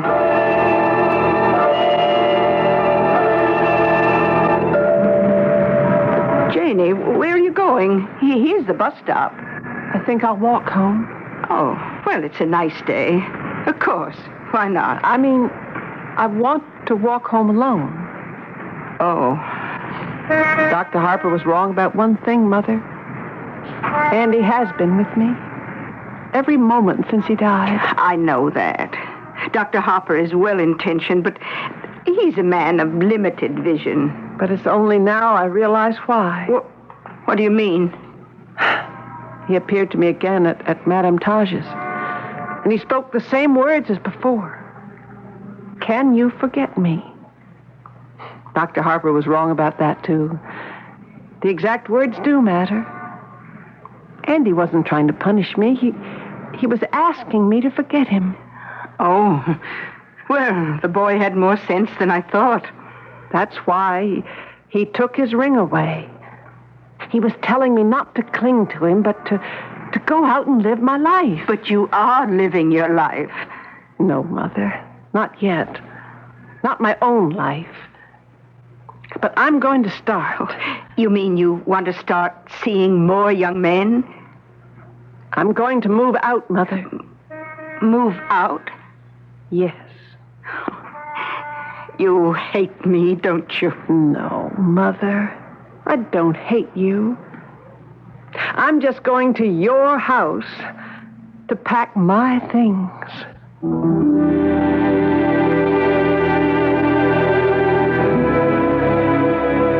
How hard it can be to know our own minds when those who have our best interests at heart smother us with their affection. For where is the blame in love? Yet love, as Plato said, is need. And in our need, we are often less than perfect. But then, to complete the circuit of our reasoning on an irrational subject, is it not our very imperfections which often make us lovable? I shall return in a moment with a final word. We're going to stick our neck out and tell you something. It's hard to miss with Arrow. Arrow shirts. And the reason is so simple. America's shirt maker is Arrow shirts. America's shirt maker has done it again with what is probably the best shirt collar ever made. Arrow's patented custom collar, and only Arrow's got it. It's a whole inch wider at the bottom than the top, just like your neck is. It's adjustable by a full half inch, and it's got a special notch so the neckband doesn't show over your tie.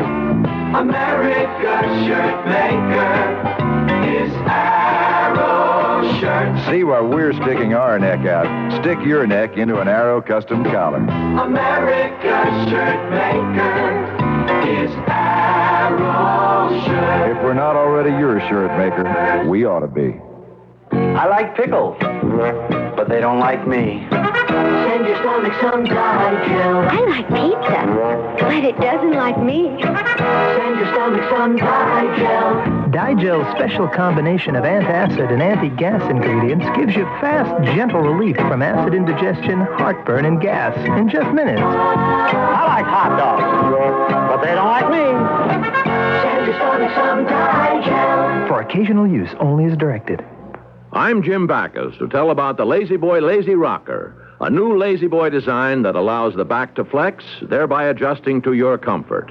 Lazy Boy makes them the best way they know how, building in that extra margin of quality, giving special attention to material and tailoring. The Lazy Boy Lazy Rocker swivels and rocks on a sturdy Lazy Boy designed and manufactured base, featuring 54 ball bearings that makes moving the Lazy Rocker easy. Lazy Boy Swivel Rockers. There is a difference.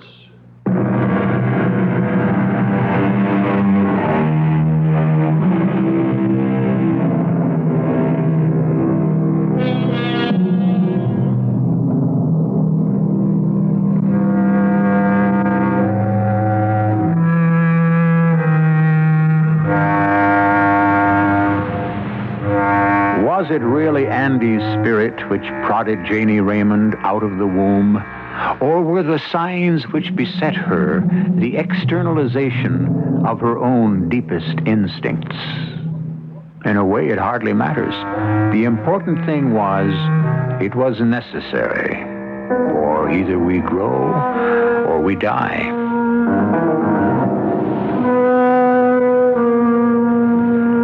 Our cast included Ann Williams, Jack Grimes, Bryna Rayburn, and Robert Dryden. The entire production was under the direction of Hyman Brown. Radio Mystery Theater was sponsored in part by Buick Motor Division and Contact, the 12-hour allergy capsule. This is E.G. Marshall inviting you to return to our Mystery Theater for another adventure in the macabre. Until next time, pleasant dreams.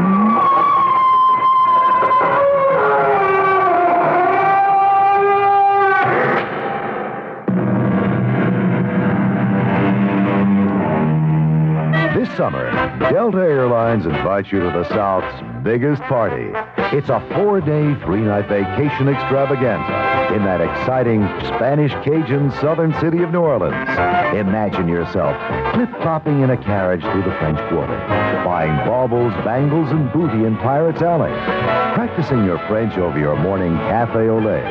Imagine Antoine's, Bourbon Street, Preservation Hall, and all that jazz. Now, stop imagining and start packing. Your thrifty Delta Dream vacation price includes 3 nights at a top hotel, a New Orleans tour, a riverboat cruise, and more. Just RSVP to your travel agent. Then let Delta take you up the lazy river to the big summer bash in New Orleans. The price of your vacation in New Orleans is $93 to $153 per person, double occupancy, plus Delta airfare. Delta is ready when you are. CBS News. National Security Advisor Zbigniew Brzezinski has left China, saying that nation and the United States have agreed on regular talks to speed normalization of relations. This is Doug Poling reporting on the CBS radio network. Brzezinski flew to Tokyo to brief Japanese leaders and then goes on to Seoul for a similar briefing for the South Koreans. More on the trip from Barry Kalb in Hong Kong. Following his arrival in Peking Saturday, Brzezinski held hours of talks with top-ranking Chinese officials, including Chairman Hua Guofeng, Vice Premier Deng Xiaoping, and Foreign Minister Huang Hua. The substance of those talks probably won't be known until his return to Washington. Yesterday, Brzezinski climbed the Great Wall and reportedly amused the Chinese with a few jokes, some of them aimed at the Soviet Union. On the way up, he challenged his host, saying, "If I get to the top first, you go in and oppose the Russians in Ethiopia. If you get there first, we go in and oppose the Russians." In case you're wondering, Brzezinski won. Barry Kalb, CBS News, Hong Kong. United Press International quotes Capitol Hill sources as saying House investigators have information indicating former Korean Ambassador Kim Dong-jo may have made payments to as many as 10 present members of Congress. Earlier, Leon Jaworski, special counsel to the House Ethics Committee, urged passage of a House resolution threatening to cut economic aid to Korea unless the government of that country allows Kim to testify. More news in a moment. I'm going on a picnic. That's nice. With Blanchie, my sweetheart. That's her over there. And you want us to make up a picnic basket? With special wine and special food, Mr. Vino Branco. Hi, Mike McDonald. Vino Branco is the name of Lancer's white dinner wine. Vino Branco? Yes, very crisp and refreshing. It's affordable, and it goes perfect with any food. Like caviar? Vino Branco is perfect with caviar. Okay, give me 2 quarts. Of what? Of caviar. It's $25 an ounce. How much do you want? Right. Well, there'll be 2 of us at the picnic. Uh-huh. And Blanche eats like a bird. Well, just give me an estimate. How about 1/4 ounce? Perhaps you'd enjoy the Vino Branco with something a little less expensive. You mean like this chicken? This pheasant. Blanche eats meatloaf. Isn't this meatloaf? No. She eats meatloaf by the gobs. It's not meatloaf. It's pâté de foie gras. Okay, I'll take the Lancer's Vino Branco. And what do you have to eat for under $10? This jar of mustard. Perfect. Blanche eats mustard by the gobs. I'll wrap it up. Honey, you want to eat the mustard here or You what? can't eat the mustard. Ah, the summertime, when everybody's fancy turns to love, and Lancer's Vino Branco white dinner wine, imported by Hugh Blind, Hartford, Connecticut. At their meeting in San Diego, officials of the United Presbyterian Church have voted not to sanction the ordination of practicing homosexuals. Church officials did agree to consider ordination for homosexuals who remain celibate or try to become heterosexual. By a vote of 209 to 173, the House has approved and sent to the Senate a bill to grant full trade privileges to Hungary, a member of the Communist Warsaw Pact alliance. Supporters said easing trade restrictions would improve relations and claimed Hungary's human rights record is acceptable. Opponents, like Republican Richard Schultz of Pennsylvania, says making it easier for Hungary to send goods to this country could hurt U.S. industry, and one industry in particular. The domestic manufacturers of light bulbs have already been injured by Hungarian imports of light bulbs, which are being sold below market price, which are being dumped in this nation. And there will be other injuries, I'm sure, if this continues. Schultz also questioned the amount of personal freedom enjoyed by the people of Hungary. In Tokyo, the U.S. dollar has opened higher in trading on the foreign exchange market Tuesday. The American currency quickly reached 229.40 yen. It closed Monday at 228.96 yen. The Navy has closed a pier in New London, Connecticut, used by nuclear submarines after what was termed an event involving extremely low-level radioactivity on a submarine tender. The Associated Press quotes Pentagon sources as saying a nuclear weapon was involved. A Navy spokesman in New London would not say what the event was, but AP reports Pentagon sources say the tender Fulton observed a higher-than-normal reading on nuclear monitoring instruments. The Fulton has a crew of 1,000. The federal government says it's raising the ceiling on home mortgage interest rates from 8 3/4 to 9% effective tomorrow, the move being taken to increase the availability of home mortgage money. Now this. Well, how does it feel being a Little League mom? The games are great, but it's not easy trying to plan meals around our busy summer schedule. Yeah, I know. Any suggestions? The new Women's Day magazine has a complete summer meal planner. Really? Over 100 different meals, complete with lots of time-saving tips, like tonight's salmon salad. I made it this afternoon, and the boys helped themselves to dinner. That's a big help. For help in planning your summer meals, even picnics and barbecues, get the June 14th Women's Day with Marie Osmond on the cover. Get the long-lasting collar that kills both ticks and fleas. Put the plus on your pet, the Hearts 2-in-1 Plus. Forget about fleas and ticks all season long. Get the long-lasting Hearts 2-in-1 Plus collar. If it gets wet, the collar won't lose its effectiveness, even against ticks that carry dangerous Rocky Mountain spotted fever. Protect your dog, cat, and family. Put the plus on your pet, the Hearts 2-in-1 Plus. In Moscow, Soviet dissident Andrei Sakharov and his wife have delivered letters to the American, British, and West German embassies. The Sakharovs urged the three Western countries to speak out in defense of Soviet dissident Yuri Orlov. Last week, Orlov was sentenced to 7 years at hard labor and 5 years of internal exile on charges of anti-Soviet agitation. This is Doug Poling, CBS News. Here's 78 on 78. News Radio 78, WBBM, Chicago. Good evening, everyone. This is Alan Bickley on WBBM News Radio 78 in Chicago. Here's 78 on 78. News Radio 78, WBBM, Chicago.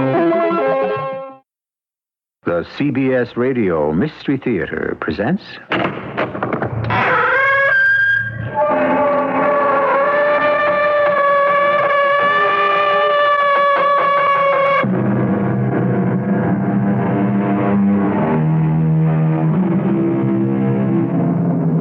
Come in. Welcome. I'm E.G. Marshall. Those of you who have followed Mystery Theater through the years must, by now, like Hamlet, be convinced that there are more things in heaven and earth than are dreamed of in our philosophies. And the more science advances, the stranger and stranger are the things it cannot explain. The following is a true story, most of which is documented. Only some of the names have been changed to protect those still alive. Can you see a weather mass over me, Gil? Thick as pea soup and black as bean? Over. Negative. What goes, Billy? Over. It's weird. I got this black mass sitting right over me, and below the sea's gone all white and choppy. Over. You hold on and keep circling. I'm coming your way. You read me? Over. I read you loud and clear, but you better contact center. I'm really getting bounced around. I don't know what's going on here.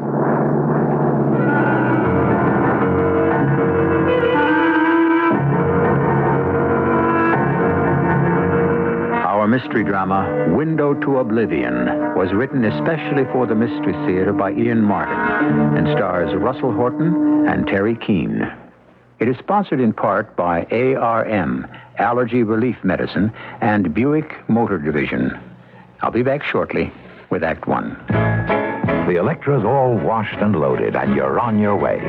You figured 300 miles the first day, but with all of Electra's luxury and room, you're out 400 miles before you know it. Not only that, but the EPA mileage estimates are 22 highway, 15 city, and 18 combined. That's with the standard 5.7-liter engine and automatic transmission. Of course, your mileage will vary depending on how and where you drive, your car's condition, and how it's equipped. And EPA estimates are lower in California. But it's nice to know that a car with as much prestige and elegance as Electra can also be efficient. Buick Electra, a car that can actually make you look forward to a long trip. They surely will have found you. The amazing things you see. The cars they built so wonderful. How can such things be? A little science, a little magic, a little science. Electra models are equipped with GM-built engines supplied by various divisions. See your dealer for details. Bell Auto Imports at 25th and Michigan is having a Fiat sale. Hurry to snap up a new 77 Fiat for only $200 over Bell's own cost. Yes, Bell hands you the keys to a new Fiat 131 wagon for just $47.17. And Bell will deliver your new Fiat 131 four-door sedan with automatic for just $42.61. Bell Auto's 56-year reputation for outstanding service and parts rides with you. Bell is handy to the loop, so you can drop your Fiat off in the morning on the way to work and pick it up fully serviced on your way home. Don't miss the sale that delivers a new Fiat for only $200 over cost. Be sure to see the entire 78 Fiat lineup at Bell Auto Imports, where right now you can get a brand new 78 Fiat 128 two-door sedan for only $33.04. Nothing drives like a Fiat, and nobody delivers deals like Bell. Park free inside. Bell Auto Imports, minutes from downtown at 2500 South Michigan Avenue. Closed Sunday, but open daily until 7, Saturday until 5.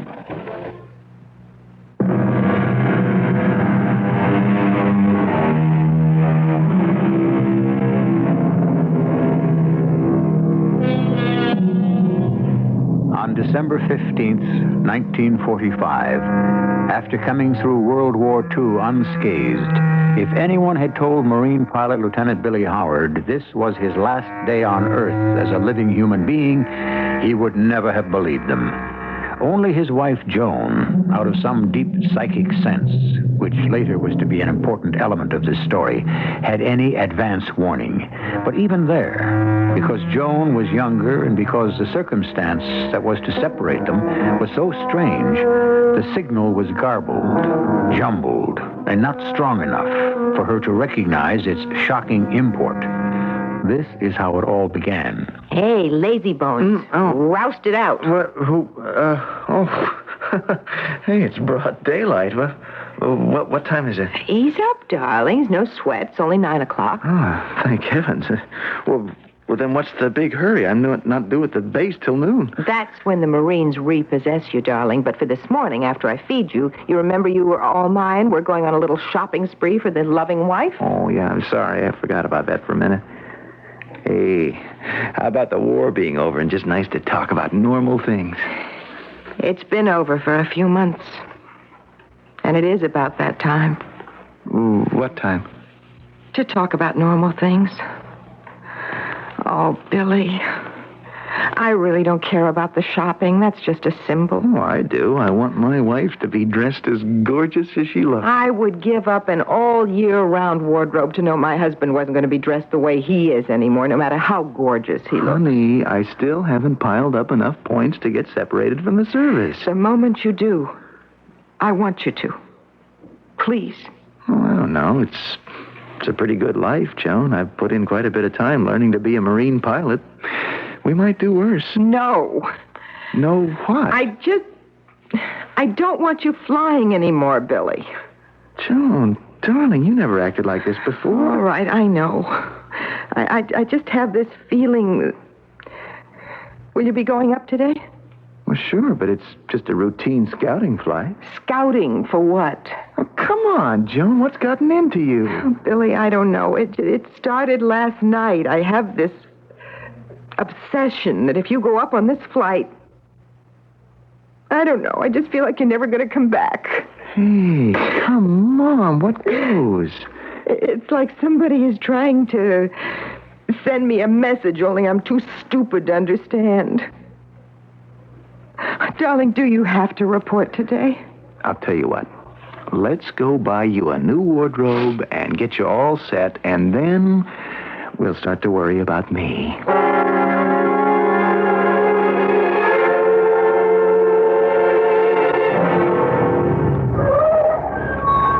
Here we are, Flyboy. And there you are, sweetheart. Boy, that's a pretty smashing outfit I made you clothe your beautiful body in. I think it's smashing, too.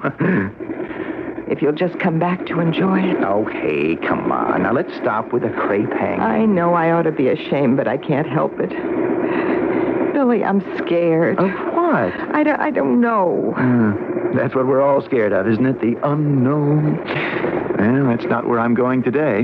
Where are you going? If it holds true to custom, the same few hundred square miles of Atlantic that I keep tracking day after day till I have a hard time staying awake. Where? Northeast from Fort Lauderdale to Bermuda, square off southwest for a leg, and then back due west to base, just defense patrol. Now, any more classified secrets you'd like to worm out of me? Oh, Billy. Billy, I love you so. What would I do without you? Joni, come on. 23 months in action in the Pacific. I come out without a scratch. What could happen on a routine milk run like today? I know. I'm just being silly. Hold me a minute.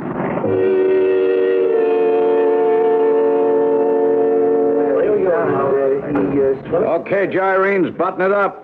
Your peerless leader has a few special words of wisdom for your ears alone. I'm going to brief you short and sweet on today's mission. This is no routine scout patrol. This is search and destroy. Destroy what, sir? I don't know.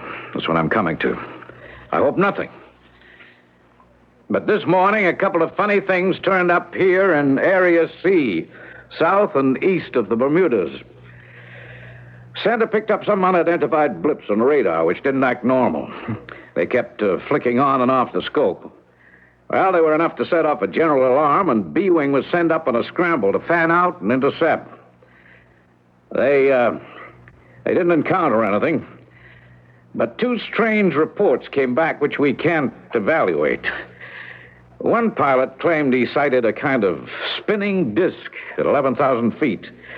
But when he tried to close with it, it shot straight up into the stratosphere and disappeared. Another pilot flying at 1,500 claims that about 200 miles south of Bermuda, the sky suddenly went black above him. And below, the water was boiling white and eddying in a counterclockwise direction. By the time he called in two other planes for verification, the wave formation, or whatever it was, had disappeared. And the sky was clear. Now, here's our mission for today. And this is how I want you to proceed.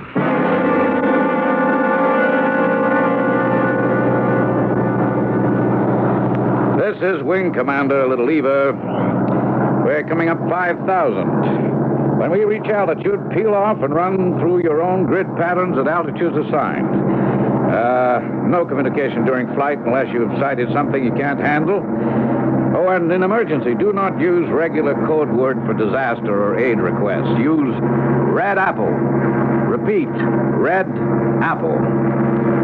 All aircraft acknowledge this message by the numbers as I request you to speak in. Coming up, number 1. Over to you.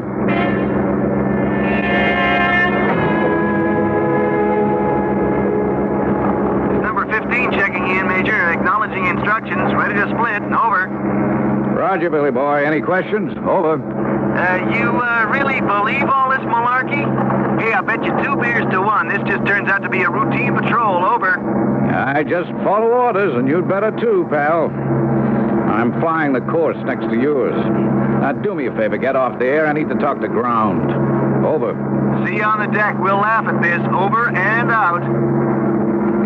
There's one bet I could take him up on. This is Flight Little Eva to Tower. We are at 5,000, heading 60.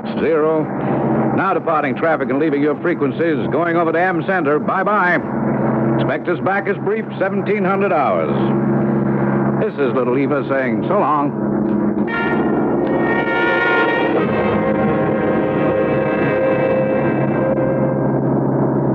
This is Wing Commander Little Eva to M Center. Over. This is M Control to Little Eva. Do you read us? Over. I read you, ground. What cooks? Over. Oh, quiet here. We mark y'all on radar. No other signs of activity. What altitude are you maintaining? Over. All aspects is briefed unless you have other orders. The three of us over the hotspot will maintain 8,000. There's no sign of anything unusual in the air or over the sea. Negative targets. We'll keep you advised. Over and out.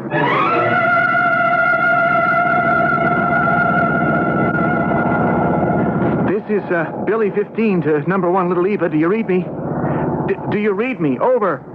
Read you loud and clear. Why are you breaking silence? Over. I am northeast quadrants, sector 5-1, south of Bermuda, a couple of hundred miles, second sweep on my grid, and I don't like what I see. Over. Enough to break radio silence? Over. Too right.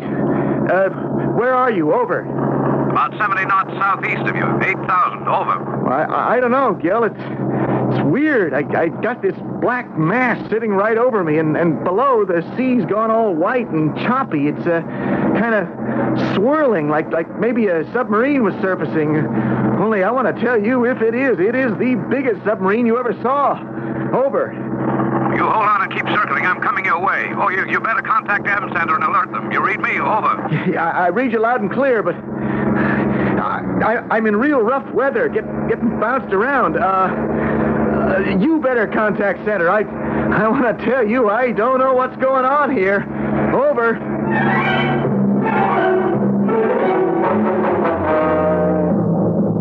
This is M Center Control to Little Eva Commander. Communications to your 15 Little Eva interrupted. Are you in his area? Over. This is Little Eva, number 1. I'm heading his area. Everything normal here. What goes there? Over. Well, we don't know. We got a blip on the screen, unidentified, and he was on collision course. Now it looks like he's circling target. Over. I told him to hold up, but he didn't acknowledge a sighting. You better contact him. Red Apple. Red Apple. I'm under attack, I think. I don't know what it is. A thing like an enormous pot lid with no handle. It circled me, then stood on one edge. The thing went by me so close it nearly sheared off my port wing. Now it's over me. Hovering. It's coming down. The compass is going haywire. This is M Center Control to Little Eva 15. Do you read me? Come in, Little Eva. Little Eva 15, hang on. Help is on the way. Do you read? Over. I read you, but don't send help. No use. Nothing you or anyone can do. This thing is sucking me in. Swallowing me up. It's from outer space. Outer space. Outer space.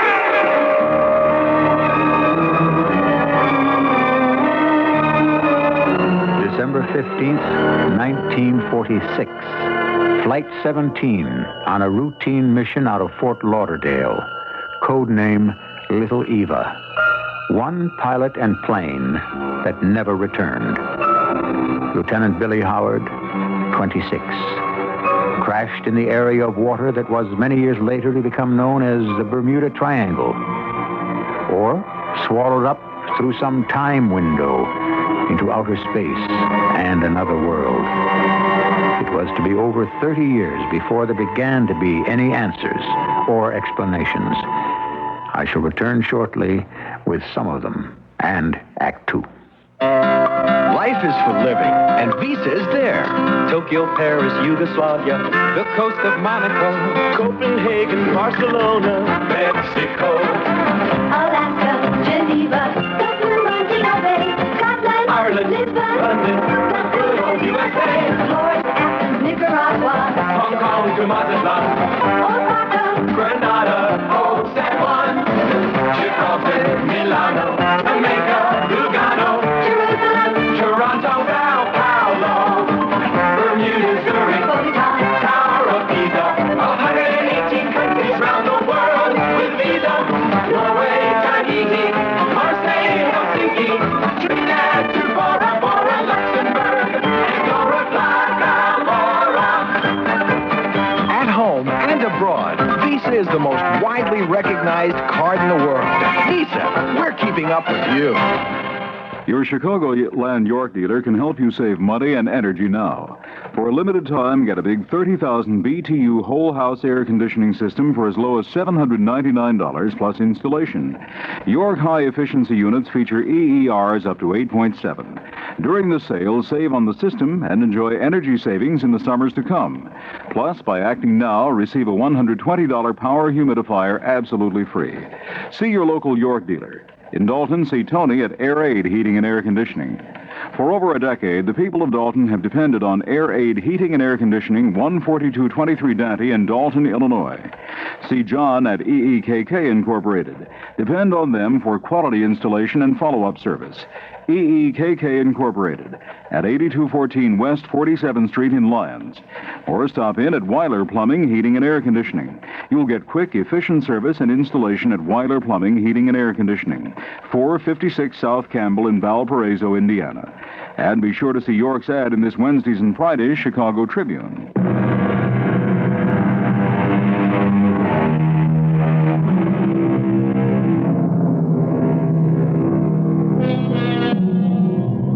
Whatever happened to Billy Howard, a Marine pilot flying a routine mission who disappeared as suddenly and mysteriously as though a hand had reached out of the sea or the sky and whisked him into some other dimension?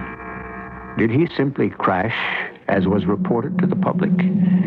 Or were there reasons why his particular fate was hushed up and the true circumstances kept from his wife?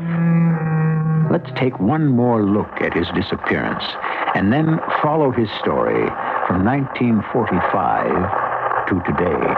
This is M Control Center to Commander Little Eva. What happened to your wingman? Come in, over.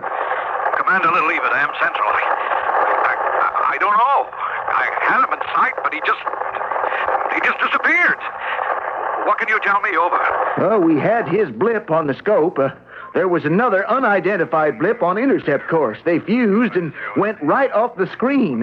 What, did he crash with something? Over. No, definite negative. No other craft within sight. He just disappeared. Over. Well, what do you mean, disappeared? Went into the drink, crashed in the sea? Over. No, he didn't crash. He just disappeared. Over. You had him in full sight? It happened before your eyes? Over. Well, there was temporary cloud cover, not over 10 to 12 seconds. But when it cleared, he was just gone. Over. So it's still possible he ditched. Over. No way I could see. I mean, I guess he must have, but it just isn't logical. There's no time. I'd have seen the plane, a parachute, something. I don't mind telling you, I'm getting the heebie-jeebies. You got any sightings there on the scope? Over. Negative. Just your flight wing, all coded. We are sending out PBY Air Sea Rescue to comb the area. Now check your position carefully and give me your best estimate of coordinates so we can zero in. And Major, button up on this. No leaks. It's stamped top secret.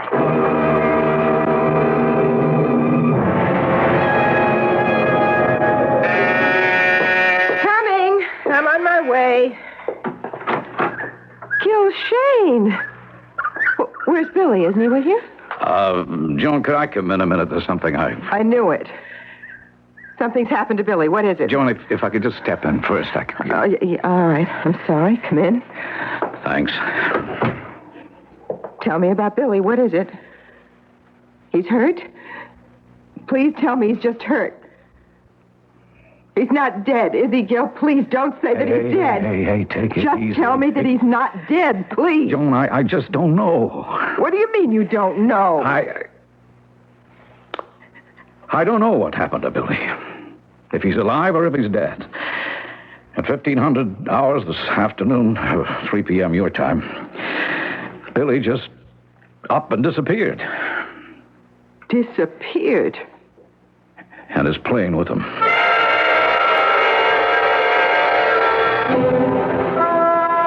I don't understand what you're telling me, Gil.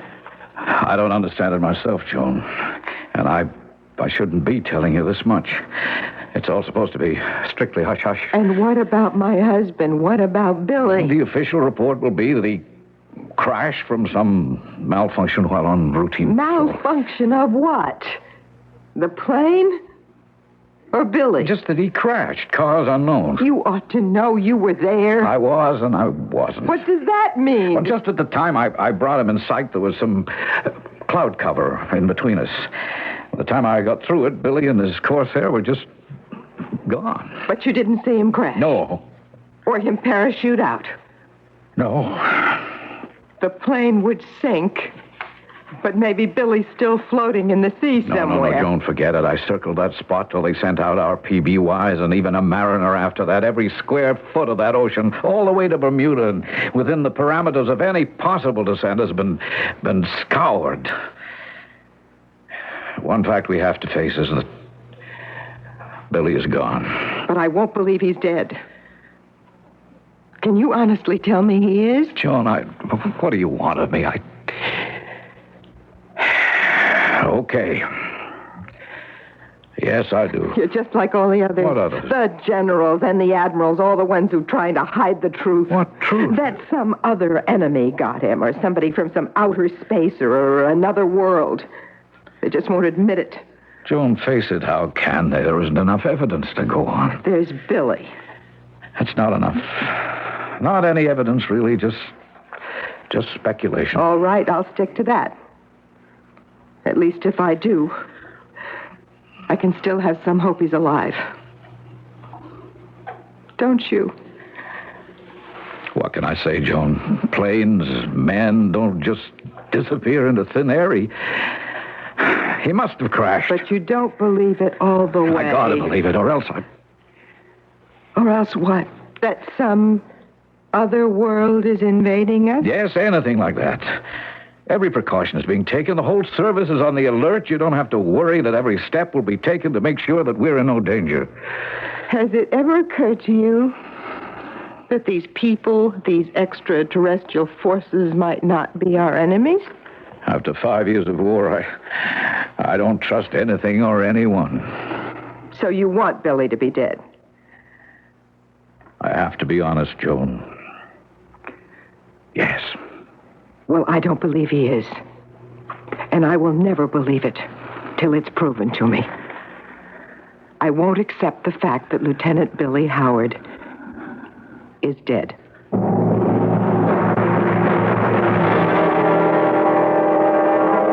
That was the 15th of December, 1945. It was to be over 30 years before I entered the picture, and the legend of Billy Howard started to be reestablished as fact.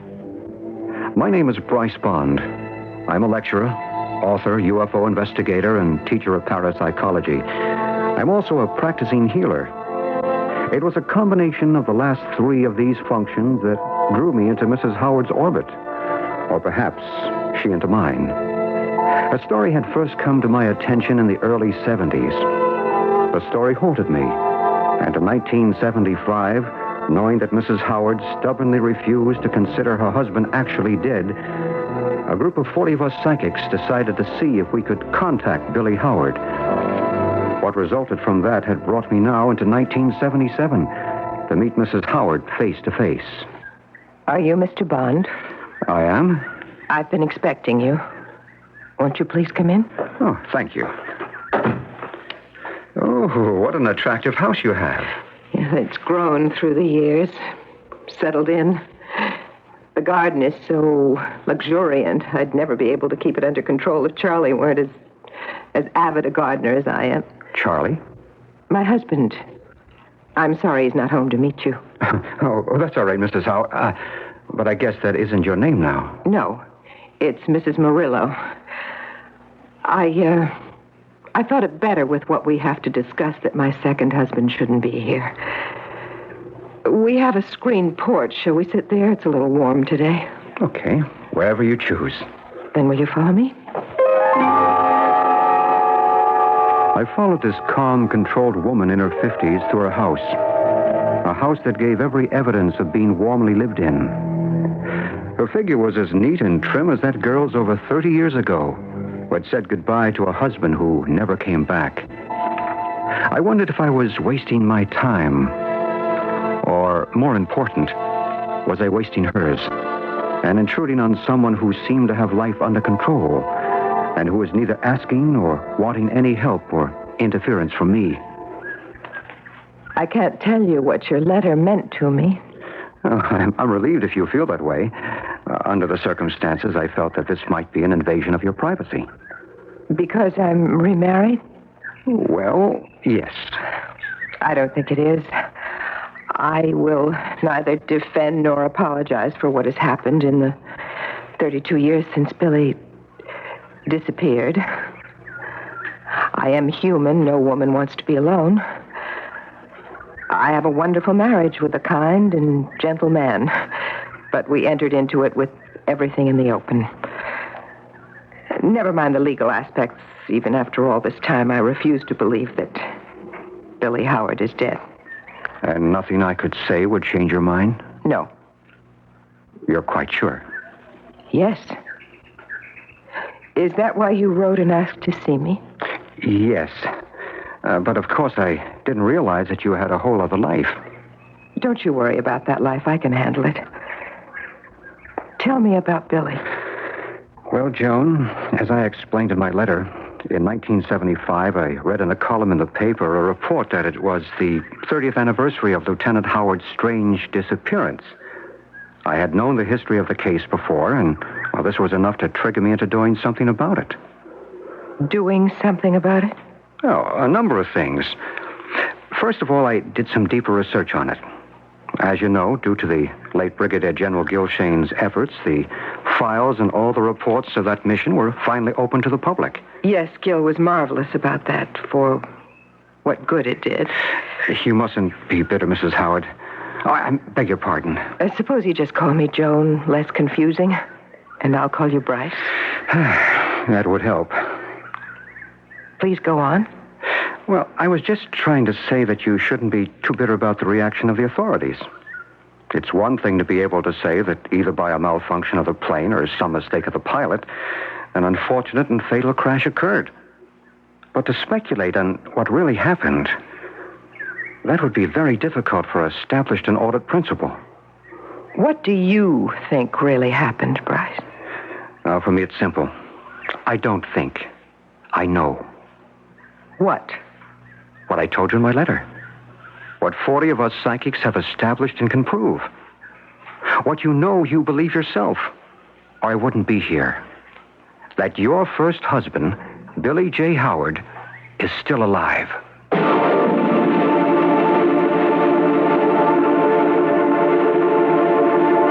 For all her instinctive beliefs, Joan Howard is shaken to the roots. That this intangible ghost that has haunted her for over a full generation might suddenly become a reality. That at last she has found others who believe in what has only been a dream, vaguer and vaguer with passing years, is a shattering revelation. But she is committed. She must find out if and why it could possibly be true, to justify the life she has led and try to face her future. I shall return shortly with Act 3. Where do you go for the good times? You sure don't have to go far. Just poke your hand in the Bisco, America's cookie jar. Where do you go for the good times? You sure don't have to go far.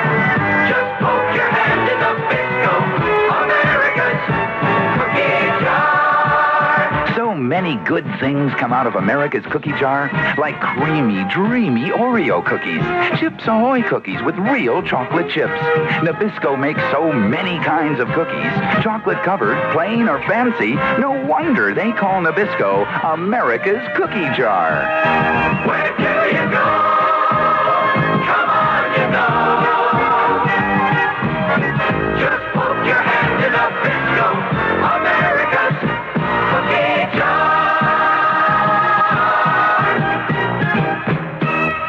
Chances are the next watch you buy will be a quartz, the newest advanced Bulova Accutron quartz.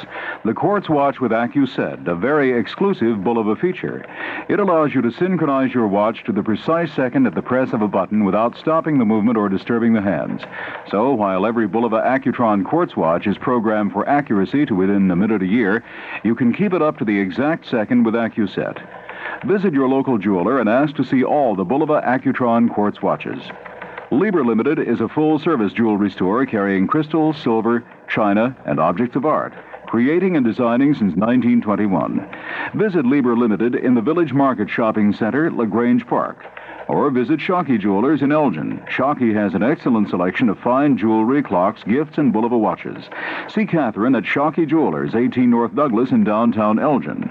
Quality, service, and personalized attention are why you should visit Randall Jewelers in Park Ridge at 18 South Northwest Highway across from the Citizens Bank. WBBM, Chicago.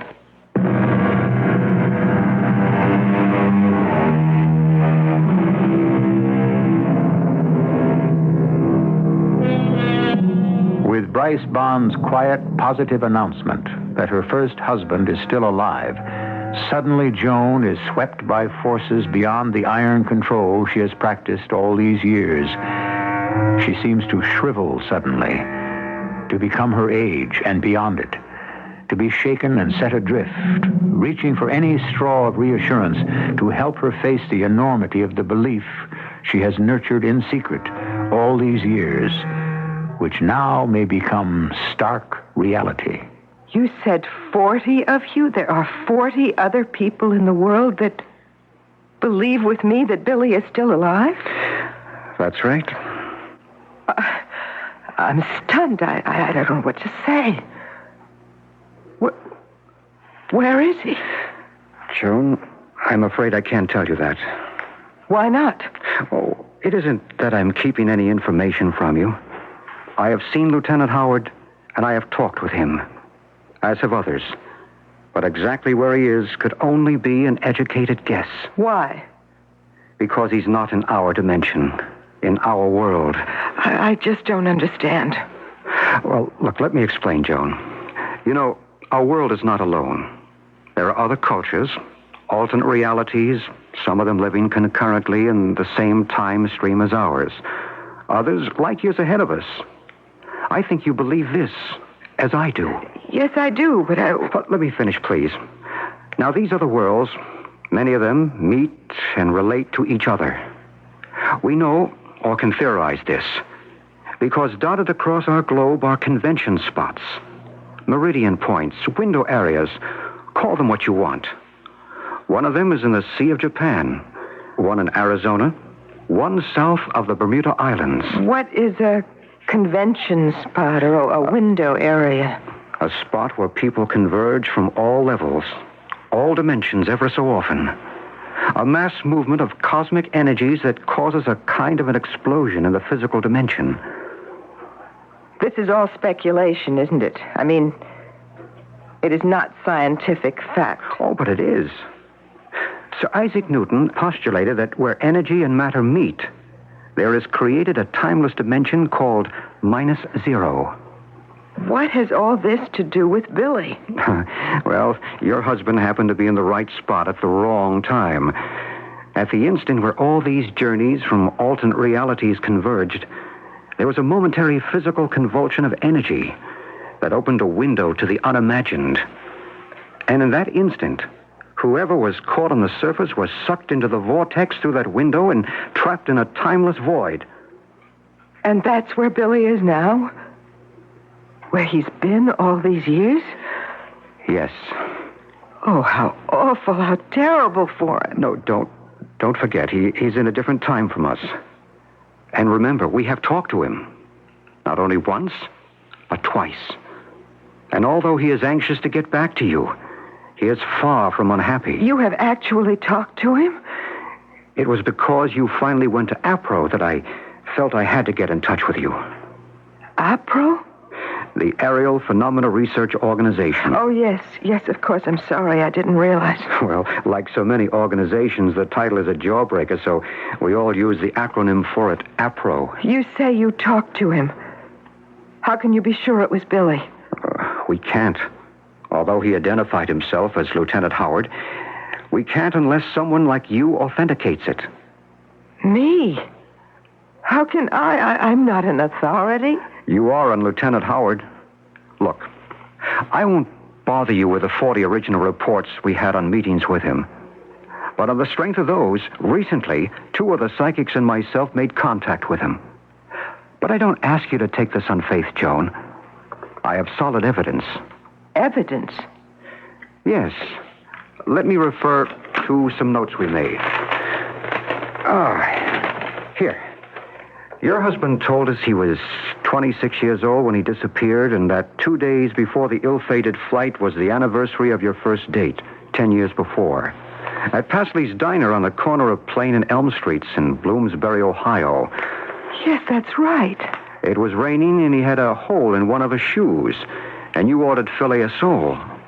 How could anyone else but Billy remember that? I'll tell you other things. He has a mole on his left shoulder blade and 2 scars.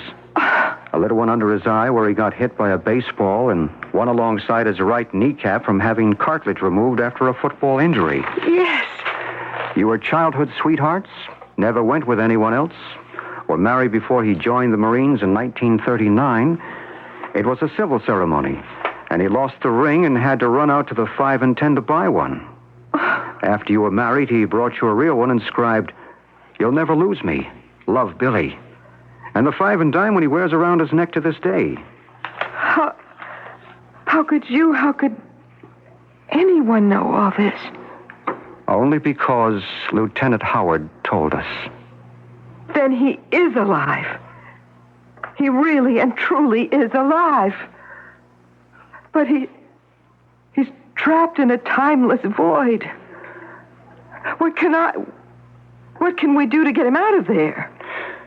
You don't need any techniques but love. I can help you relax, put you in a state of mind to be receptive to the waves of energy and electromagnetism from beyond. But I can't bring Billy back here. What would I do about Charlie? I'm married again. Perhaps you could go to Billy. Set his mind at rest. No, I'd be afraid to. What am I going to do? What am I going to do?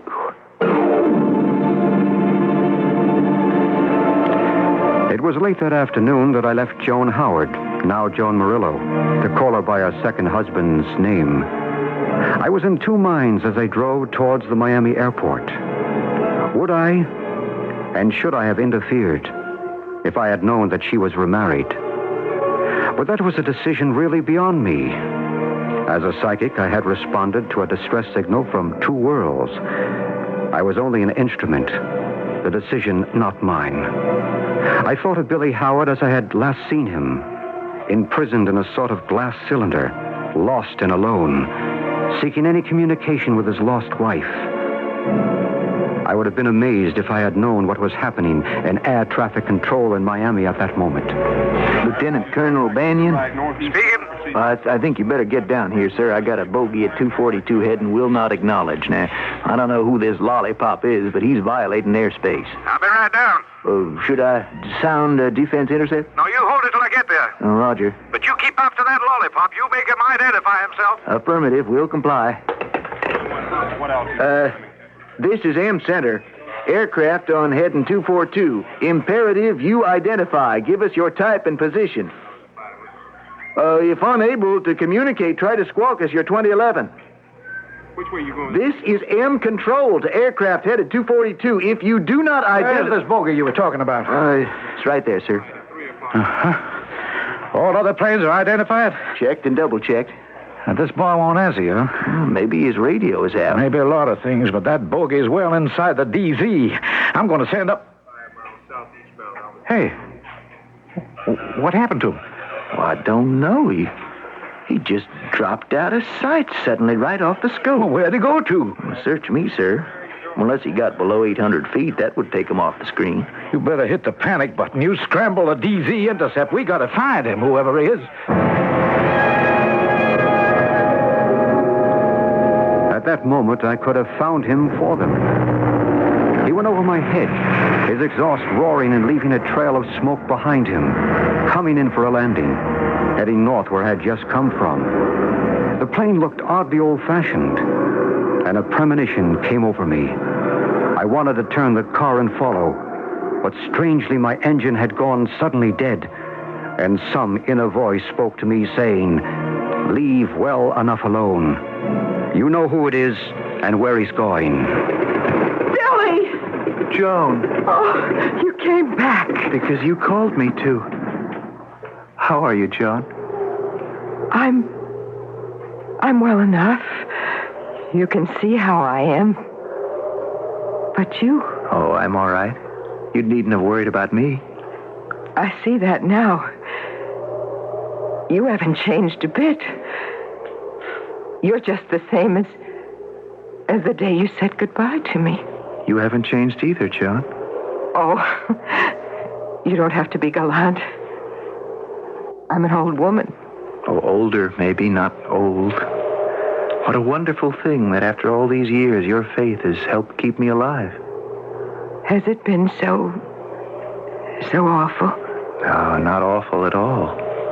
And time is different. It hasn't been long for me, preparing, getting ready for what I had to do. For what you had to do? Well, that doesn't matter at the moment. What's important is that we are together again. Come with me. Where? To a whole new world that I'm just about ready to be accepted into. What sort of world? It's under the sea, on the ocean bed. That's why I've had to wait my time till I could learn to breathe and live there. Under the sea where? Where I disappeared. Down among the pyramids. Beneath what they call the Bermuda Triangle? Oh, I don't know what my old world calls it, but it's love and happiness and peace. Come there with me?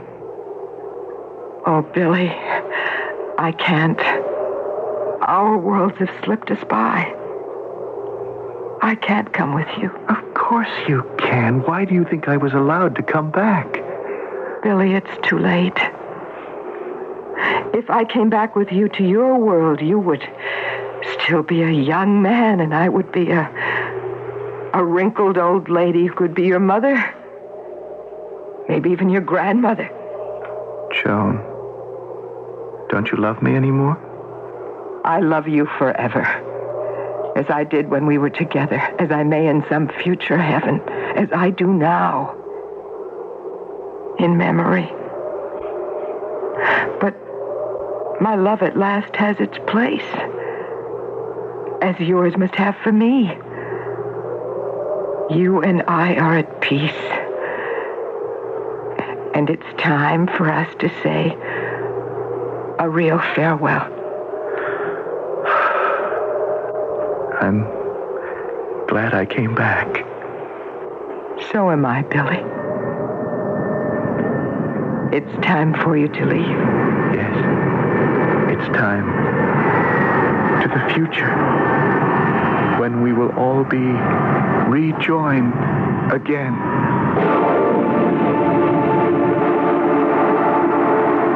The sky was suddenly full of jet planes, but I heard the individual sound of Billy Howard's plane take off behind me and roar over my head. At the same time, my car engine came alive again, and I continued on toward Miami. For the rest of the story, I pass on to you some Army tapes which were made available to me. For me, they are an answer. For you, that you will have to judge for yourself. Do not take any direct action until advice from here. What is it? What you got now? Bogey there at 6-0. Colonel Benyon is heading out. Who's that on his tail? F-15 Intercept Command. Pilot Pete Jackson. Let me get on the horn. What's his signal? Green Mac, Colonel. This is M. Sander, Colonel Bang of the Green Mac. You read me? Over. Green Mac, I read you, sir. Over.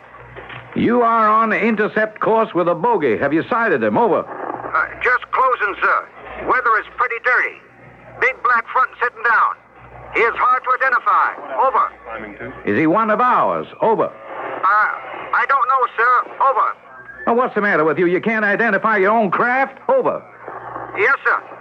But I know this sounds crazy. I think he's ours, but I never saw this kind of plane in the air. Only in books. It's a buff plane, Colonel. And if you pin me down, I'd have to say an old Marine Corsair. Over. A Corsair? You mean F4U? Over. Yes, sir. F4U. It's hard to see because... I'm sorry. Extreme air turbulence. The sea, it's crazy. It's like a volcano or something erupted underneath. It's all right. This is M. Santa the Green Mac. Do you read me? Do you read me? Colonel, sir. What? Look at the scope. They both disappeared suddenly. I don't mark them. They can't have. What happened? I don't know, sir. I haven't any answers.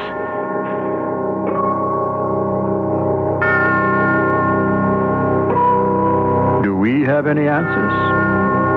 There are accidents, but what explains them? Are they just a statistical number that catches up with a random individual, or are they, as Bryce Bond and others believe, the result of the meeting between other worlds which coexist with us?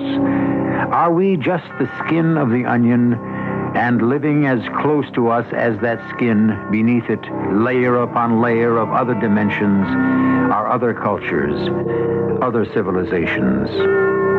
That's up to you to decide. I'll be back shortly. Orson Welles, for Fedder's Air Conditioning. In a bad heat wave, Americans become lemmings, thronging to appliance stores, buying up every room air conditioner in sight. Now, you know those sultry, insufferable times are coming again. So be prepared with a new Fedder's pickup air conditioner, the ingenious rotary-powered portable with a handle, so you can take it where you're going or leave it where you're staying. Pick up a pickup at your Fedder's dealer while you still have a wide choice. CBS Radio Mystery Theater presents...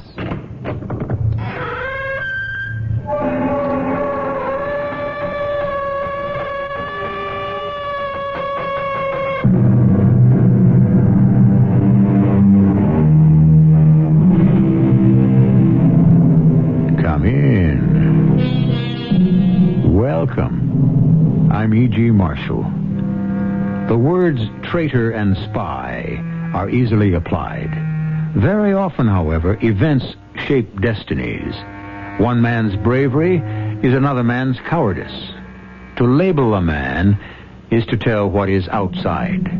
However, what is inside, what motivates even a hero to change color, is both the tragedy and the mystery of the ensuing hour. Mr. Stansbury, I have here a secret proclamation sent to me by General Washington of the American plan to invade Canada. 8,000 troops are expected from our ally, France, for that campaign. You said 8,000? The British wanted specifics. Well, specifics is what I'm giving you. Benedict, that information is secret. Are you sure that you should divulge... The die is cast, Peggy. There is no turning back.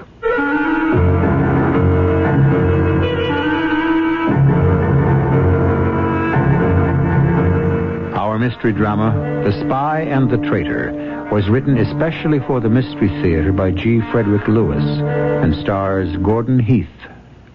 It is sponsored in part by Buick Motor Division and Contact, the 12-hour cold capsule.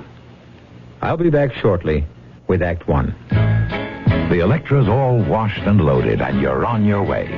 You figured 300 miles the first day, but with all of Electra's luxury and room, you're out 400 miles before you know it.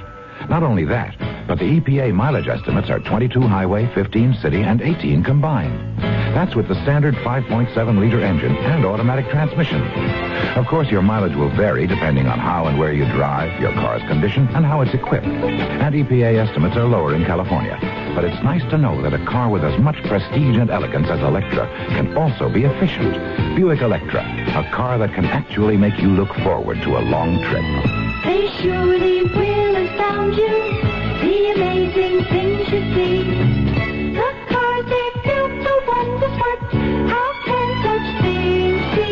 A little science, a little magic, a little science. Electra models are equipped with GM-built engines supplied by various divisions. See your dealer for details.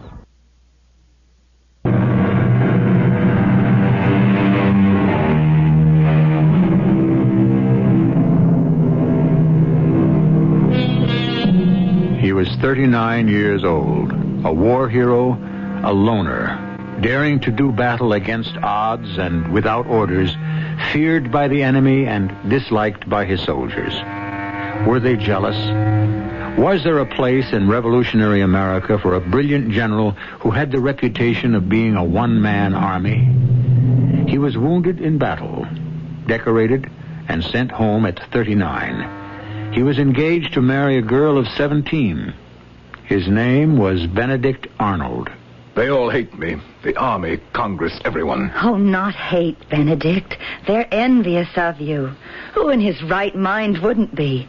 You're the best general old George ever had. The best? You may be right, Peg. I have a feeling for fighting. I've had it since I was 13 in the French and Indian Wars. George Washington. A bullet never whistled past him till he was 21. I know General Washington appreciates your worth. I'm not so sure, Peggy. I wish he would speed up this ridiculous court-martial so that I could clear myself. Then I don't want to hear any more about it. Don't fuss so. Waiting. How I loathe it.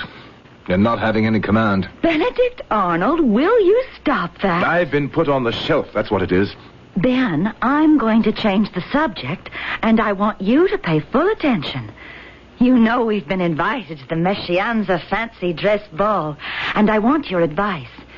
Do you think I would look well-dressed like a Turkish lady? Ben? Ben, are you listening to me? 5 new major generals, and I was passed over. Ben, if you're going to go on and on over that stupid court-martial, when everyone knows you'll be cleared, I'm going to have to ask you to leave.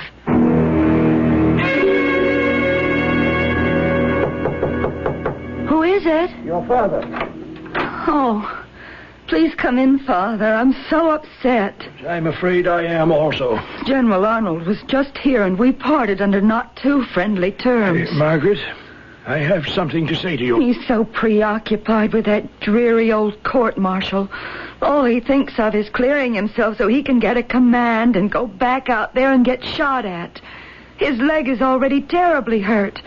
Every time I see him limping, it makes me cry. Margaret, you know that ball you and your sisters are making such a fuss over? I should think so. It's the most important social event in Philadelphia.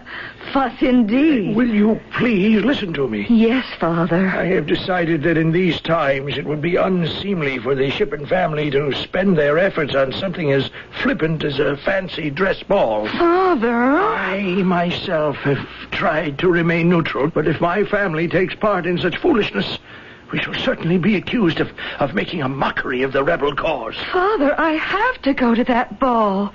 Major John Andre has asked me to. It's important. Think, child. You are engaged to General Arnold, an American general. Not so very long ago, his superior, General Washington, asked 2,000 men to freeze and die at Valley Forge. You cannot be seen dancing with the British here in Philadelphia while widows are weeping over the graves of their soldier husbands. Oh, no. We have no money. No money coming in. As you know, when this city fell to the British, I decided not to help either side, to wait it out. Oh, these are not times to indulge in lavish entertainments. It's this awful war. I wish that darned old George Washington had never gotten it into his head that we should be separated from Great Britain. It makes me so angry. Margaret, please keep that sentiment to yourself. We may be forced to swear allegiance to the American flag. Besides, there's much merit in their point of view. You may think so, Father, but I shall never. I hate this stupid revolution and what it's done to people of culture and breeding.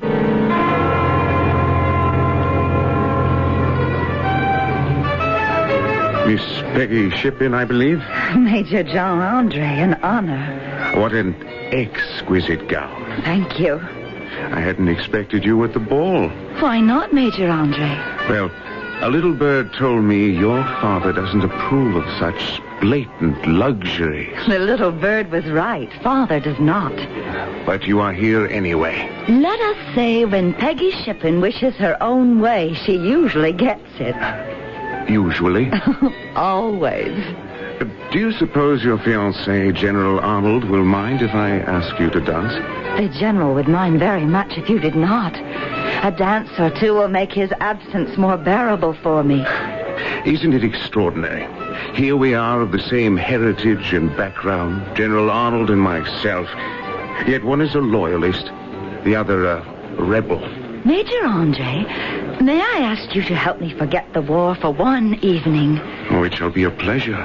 Tell me, did you bring your scissors, Major? My scissors? Oh, why, yes, I did. How did you know about that? Your little bird. I understand you are quite accomplished in cutting out silhouettes of the ladies you dance with. I hope you'll do mine. I should be honored. Gracious. Is that a country dance the orchestra is playing? Why, yes, it is. Do I dare dance a country dance? My dear Miss Shippen, it is we who must set the fashion for others to follow. But a country dance is so daring. Imagine moving about to music held in the arms of a man not your husband, in public. Shall we give it a try? Let's. Oh, I can't wait.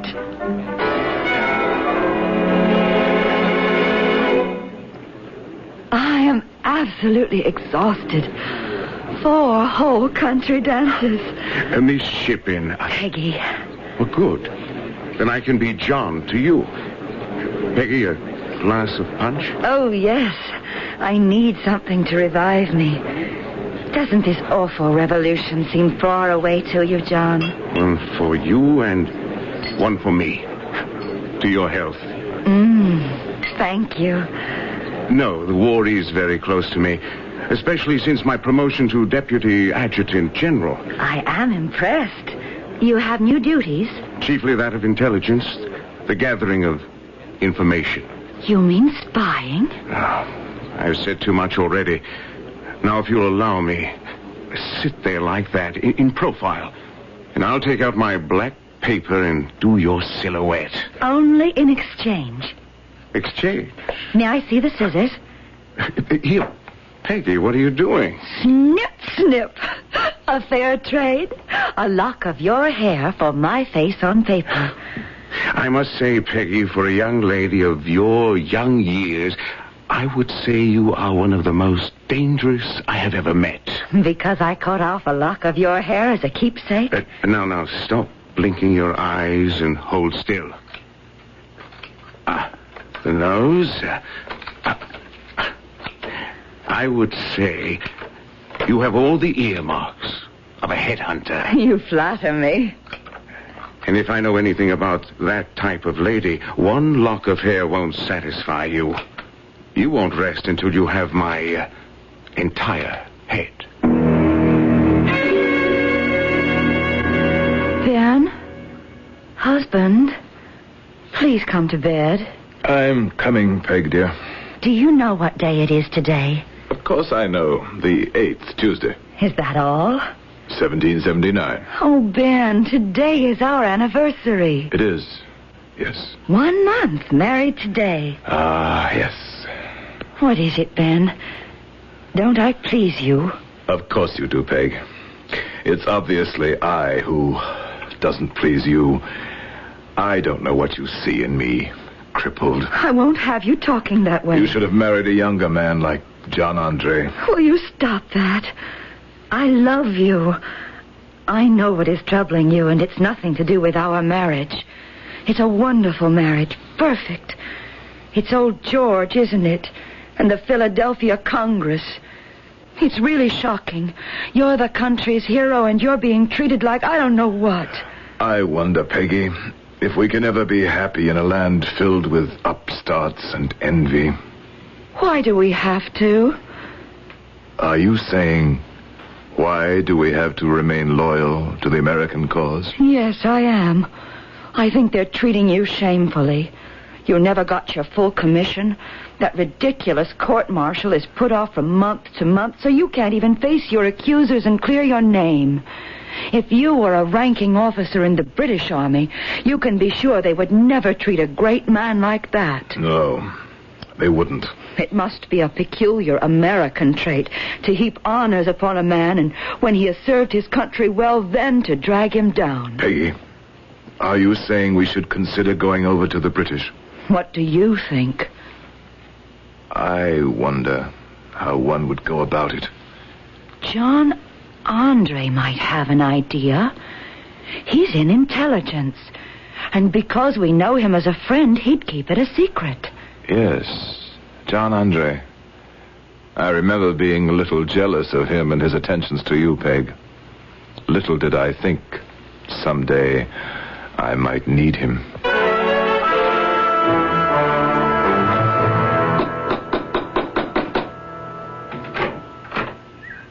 Yes? Is this the Penn Mansion? Yes. General Benedict Arnold? Yes. Sainsbury's the name. I've been informed you are a gentleman interested in the finer things of life, and I have brought with me from Philadelphia some articles of rare distinction which I believe you will appreciate. May I come in?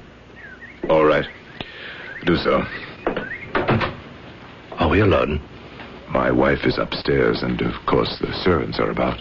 Yes, I brought with me some exquisite Staffordshire and creamware.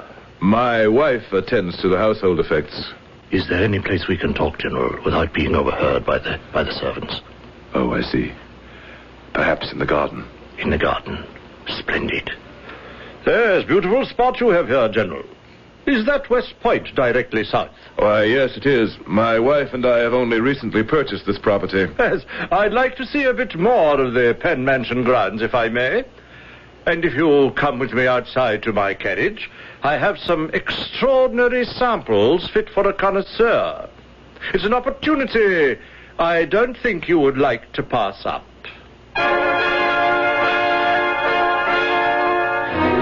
Is this strange man selling porcelain or Great Britain? It's one thing to think about changing one's allegiance, another to take action. But when one is faced with a wall of delays, making it impossible to clear oneself, when one is suspended from rank and duty without a trial, perhaps that first step is not such a big one. I'll be back shortly with Act 2. We're going to stick our neck out and tell you something. It's hard to miss with Arrow. Arrow shirts. And the reason is so simple. America's shirt maker is Arrow shirts. America's shirt maker has done it again with what is probably the best shirt collar ever made. Arrow's patented custom collar, and only Arrow's got it. It's a whole inch wider at the bottom than the top, just like your neck is. It's adjustable by a full half inch, and it's got a special notch so the neckband doesn't show over your tie. America's shirt maker is Arrow shirts. See why we're sticking our neck out. Stick your neck into an Arrow custom collar. America's shirt maker is Arrow shirts. If we're not already your shirt maker, we ought to be. It is not the act, but what compels the act. Why does a man cheat at cards, lose a job, even kill another? How often have we been told the fault lies not in our stars, but in ourselves? Here we have a man of great courage, a winner of battles, a gainer of medals, who is about to desert his country. Well, let us see if we can pluck out the heart of this man's mystery. Word has gone out to Major Andre that Benedict Arnold wished to defect. Now the British reply has come knocking at his door. I have brought with me a personal message from Major Andre. Proceed. You sent him a note asking to be assured the British were not planning to give up the war. The answer to your question is assurances are given. Good. You asked for suitable pay from the British as inducement. No, not inducement. Compensation. Major Andre agrees in principle that you should be compensated, but does not agree to the specific sum you requested. Oh? He directs me to tell you the amount will depend upon what services you render to the British. And what about my question? Should I openly go over to the British side now? The Major says no, not now. To continue as you are. Serve us in secret. Has the Major asked for an immediate answer? I've brought along a dictionary identical to one at British headquarters. Your reply is to be written each word corresponding with the page and line in this dictionary. I understand. My correspondence is entirely numbers. The Major suggests your wife write an innocent letter addressed to one of her Philadelphia friends. She write? Something innocuous, inquiring as to what's doing in society, the fancy dress balls, whatever. And you are to write your coded, numbered message in invisible ink between the lines. I don't care for it, Stansbury. Involving an innocent lady friend of my wife's. The letter will be intercepted, General. It will never reach the party. I suggest you put your thoughts down on paper. I'll return to Penn Mansion in an hour for your answer. Answer? What answer? For the name of the person to whom your messages for Major Andre will be addressed. I cannot promise you that. I shall have to consult my wife. A messenger? When was he here? He has just left. What did John say to your proposal? Tell me. Tell me. The British don't want me to publicly change sides. But why not? I don't understand. They want me to secure a command I can betray. But how can I? Washington is holding off giving me a post until this wretched court-martial is over, and there's no date set for it to begin. What about the money? Nothing definite. Oh, yes, they'd be delighted for me to tell them of troop movements, secret dispatches, etc. Anything I wish, but Andre refuses to name any specific amount. But you ask for so little, 10,000 pounds. We'll write back to John Andre. Peggy, draft up some letter about hats or gowns or whatever. I'll make notes on my views and perhaps, yes, give them some incidental intelligence just to whet their appetite. This messenger who's coming back, is our letter to be given to him? No, we're to tell him who in Philadelphia we're writing to. I'll write directly to John himself. Why not? You must be out of your mind. Write directly to Andre. Why, you might as well take your carriage and drive to British headquarters or shout our intentions from the housetops. This must be done in secret. All right, then. I'll address the letter to my father. Now you're talking sensibly. I hope something comes of this. How are you going to send your part of the letter, Ben? Using this dictionary as a code book and writing between the lines of your letter in invisible ink. I see the dictionary, but where's the ink? It makes you wonder, doesn't it? How they ever expect to win this war. That fool agent never gave me any ink. Dear Father, I am well and happy, and to be the wife of this great man has filled my heart and my days. Would you be good enough to forward this letter to our dear friend, Major John Andre? I have asked him the next time he goes to New York, would he buy me material for a pale pink dress of Mantua, decorated with broad ribbon of the same color. John Andre will know. Same color. John Andre will know, as we spoke of such material when last we danced at the Meschianza fancy dress ball. Also satin for matching shoes and one pair of ladies' neat spurs. Love to Mama and the girls, your daughter, Margaret. Williams, bring me a candle and that dictionary in the far left-hand corner of the bookcase, and then leave me. I'm not to be disturbed. Good. It's all decoded now. Now let me see. As my life and everything is at stake, I shall expect a certainty as to what amount you will pay me. Herewith some current intelligence. General Washington is going to the Hudson. C has given up. C. Congress has given up Charleston. Congress has given up Charleston. They are in want of arms, men, ammunition to defend it.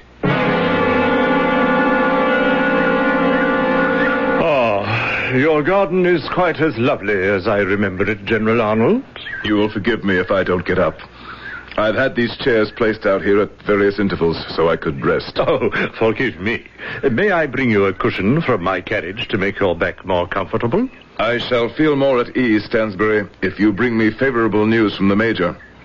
He's received our letters. Yes, and has entrusted me with the answer. We are to drop the dictionary code. He now fears that the correspondence may fall into the wrong hands and your cooperation is too valuable to risk. Then he agrees? To an extent. To the extent of £10,000 in my terms?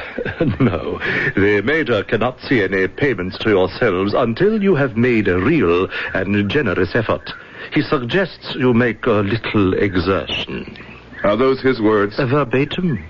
And procure an accurate plan of West Point, boats guarding the Hudson River, etc., etc., and also the American Army's battle orders. Andre doesn't realize the problems. No, I don't like this method of communication. Letters, codes, second-hand replies by agents. You will forgive me, Stansbury. Most unsatisfactory. Which brings me to my next point, General. The Major says if you could enable him to see you, he is convinced a personal conversation would satisfy the both of you entirely. No. To meet him face to face, yes. Tell the Major I am of like mind. I shall arrange it.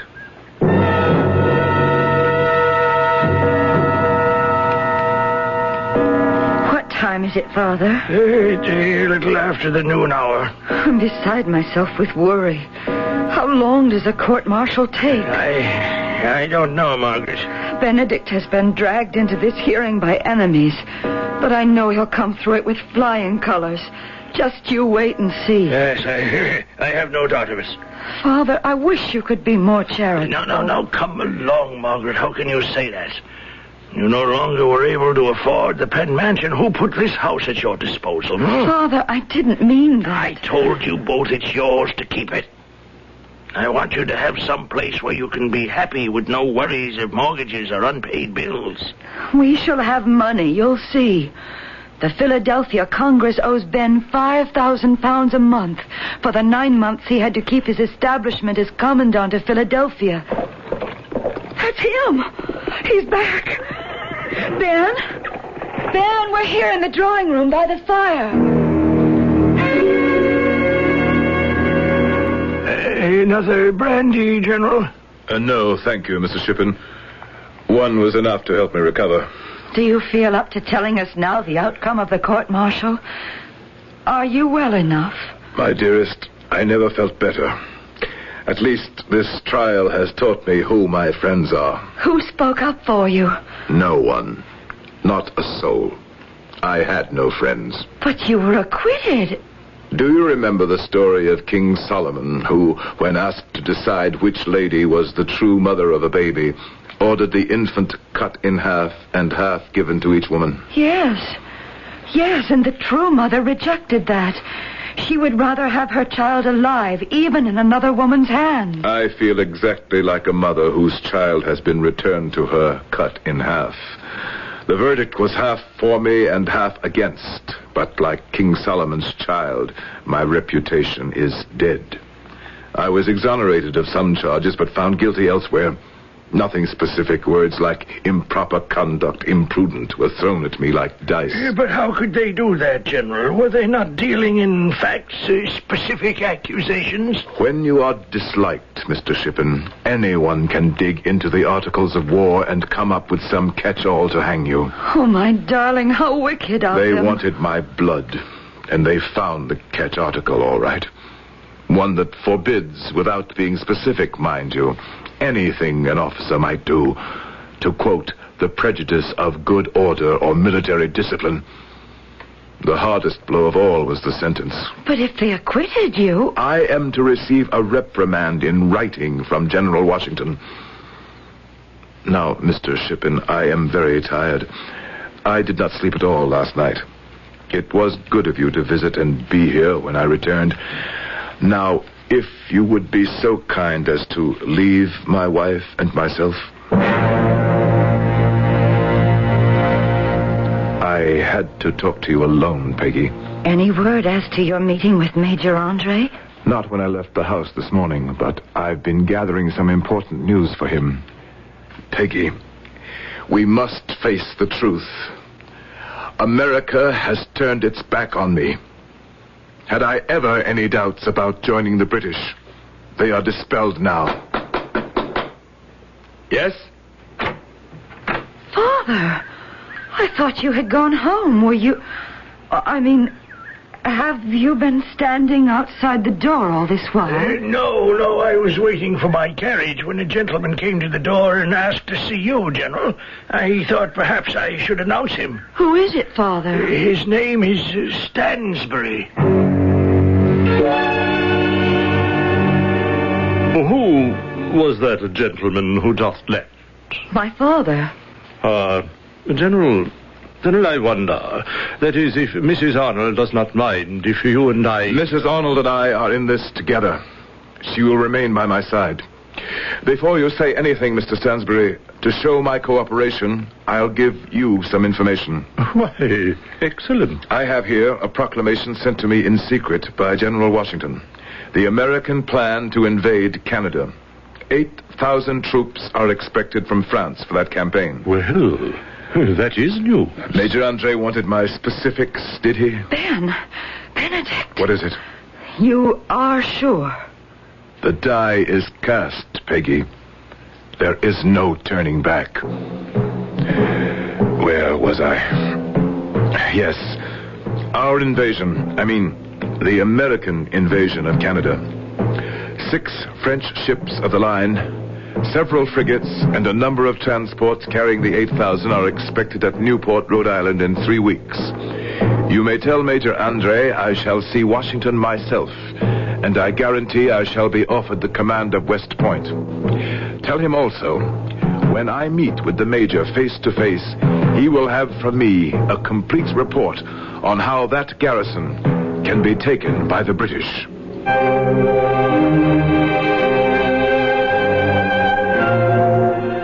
A sad day for patriots. The man was noble, but with his last attempt he wiped it out, betrayed his country, and his name remains to the ensuing age abhorred. William Shakespeare's prophetic words, written 100 years before Benedict Arnold's betrayal. I shall be back shortly with Act 3. The warm, sunny days of spring are the perfect time to paint your house. The National True Test Paint Week is the perfect time to buy True Test house paint from True Value hardware stores. Hi, Pat Summerall to tell you, now until June the 4th, they offer True Test paints at special prices. For example, you can get True Test Woodsman Solid Color Latex Stain for just $6.99 a gallon. Woodsman enhances the texture of rough wood and beautifies smooth wood, indoors or out. And it comes in 22 rustic flat colors. Or choose True Test Weatherall Acrylic Latex House Paint, the paint that's earned the Good Housekeeping seal, for just $9.97 a gallon at True Value hardware stores. It resists weather, stains, and smog, and comes in white and 35 colors. So take advantage of the special values on True Test paints during National True Test Paint Week, now until June the 4th at participating True Value hardware stores and home centers. And remember that True Value is much more than just a name. It's our way of doing business. And tell them Pat Summerall sent you.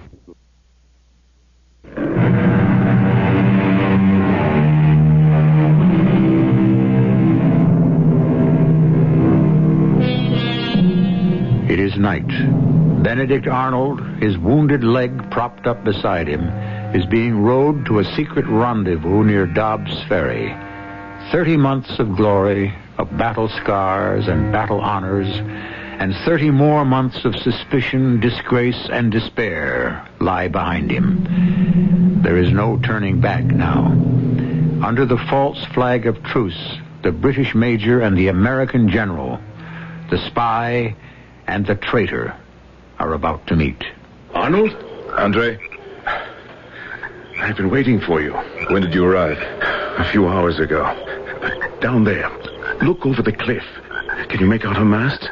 No, don't get up. I know your foot is a great bother. I waited till it was dark. So you came by ship? Yes, the Vulture. Are you alone, Benedict? Yes, John, you? I left Stansbury on the beach below. A useful man. He knows this whole area on both sides of the Hudson like the back of his hand. How is Peggy? Oh, this adventure doesn't sit well with her. I understand you have a baby. Congratulations. A boy. That doesn't make the strain on Peg any easier. But she insists on knowing everything I do every step of the way. I'm sorry the court-martial did not go well for you, Benedict. It was the next to last straw. Was there a last straw? Oh, yes. Old George himself had to write to me my actions were improper. But I made him eat his words, which he yet doesn't realize. I don't quite understand. It was simple. I made him ashamed that he had to reprimand me. So from there it was only a step to get him to agree I should be the commander of West Point. Yes, old George will learn how foolish it is not to be loyal to Benedict Arnold. That's good news. When do you take command? Soon. But I haven't been twiddling my thumbs, waiting. Now, I have brought with me, John, a detailed drawing of the fortifications. Drew it myself. Here. Put it in your pocket. Now, here are my recommendations how best to storm them. Oh, I wish I could take a look at these. We can't light any lanterns here. My guess is, John, if you were to attack West Point before Albany could send reinforcements, the garrison would be yours. Oh, if we had it, our guns trained on the river and inland, why, all New England could be cut off from the rest of the colonies. Men, supplies, everything. And what's that worth to you and your generals?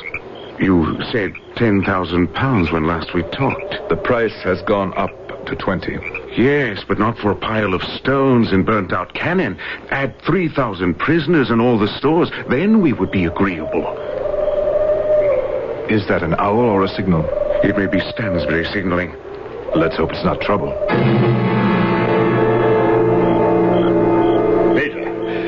Major Andre. Hey, Stansbury, what is it?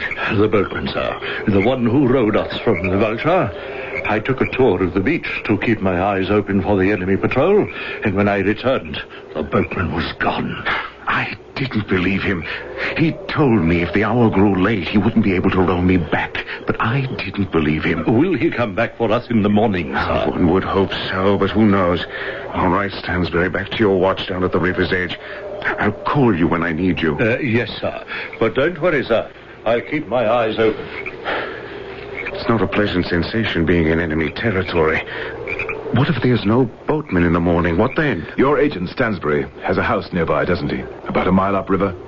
Yes, he has. Then that's where you and I shall spend the night.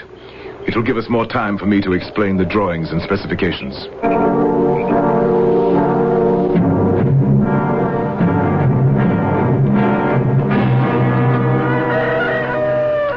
John, wake up. I'll have Stansbury make us some coffee. Stansbury? Stansbury? Oh, I could have sworn I didn't sleep a wink. He's not here. And his cot hasn't been slept in. If I know him, he's waiting on the shore for that boatman. I want to give you these papers as well before I forget. The ordnance at West Point, guns available, number of men protecting each fort. Then, here, secret plans of the artillery commander in case of attack. Here, Washington's own top-secret military plans. I'd say I could guarantee you at least 3,000 prisoners. If so, the 20,000 pounds are yours. I knew you would see it my way. Expensive soldiers. I don't haggle. The price has gone up in 17 centuries. I don't follow you. One used to be able to buy a man's freedom for 30 pieces of silver. John, I don't care for that. If you British have any second thoughts about doing business with me, please come out and say so. I'm not in the least ashamed of what I'm doing. Neither am I, Benedict. It was thoughtless. It was a thoughtless remark. Put it down to my fears of how I can get safely back to Philadelphia. Peter! General! Come in, Stansbury. I've been on the beach since 5 this morning. The boatman didn't return? No, he didn't. But even if he had, there's no warship to take you on. What? The Vulture is gone? One of the local farmers told me he saw it pull anchor and disappear last night. How am I going to get back to our lines undetected? I'd say it's time to consider escape plan number 2. Stansbury, I want you to show the Major the way overland. Stay with him. Of course I will. I've done it many times. On horseback, in my British uniform? You want me to be shot? I'll give you letters of passage. They'll have to let you through the lines. I can give you a long cloak instead of your jacket, sir. Then your breeches and boots won't be seen. Capital. Believe me, John, it's quite safe. To spend the rest of the war in a prison camp. Unthinkable. Were it not for my bad leg, I'd accompany you myself. There's no danger, John. Look, if I had any doubts, would I even consider you carrying these incriminating documents? You're certain? I risk everything also, John. The papers you carry could send me to the gallows.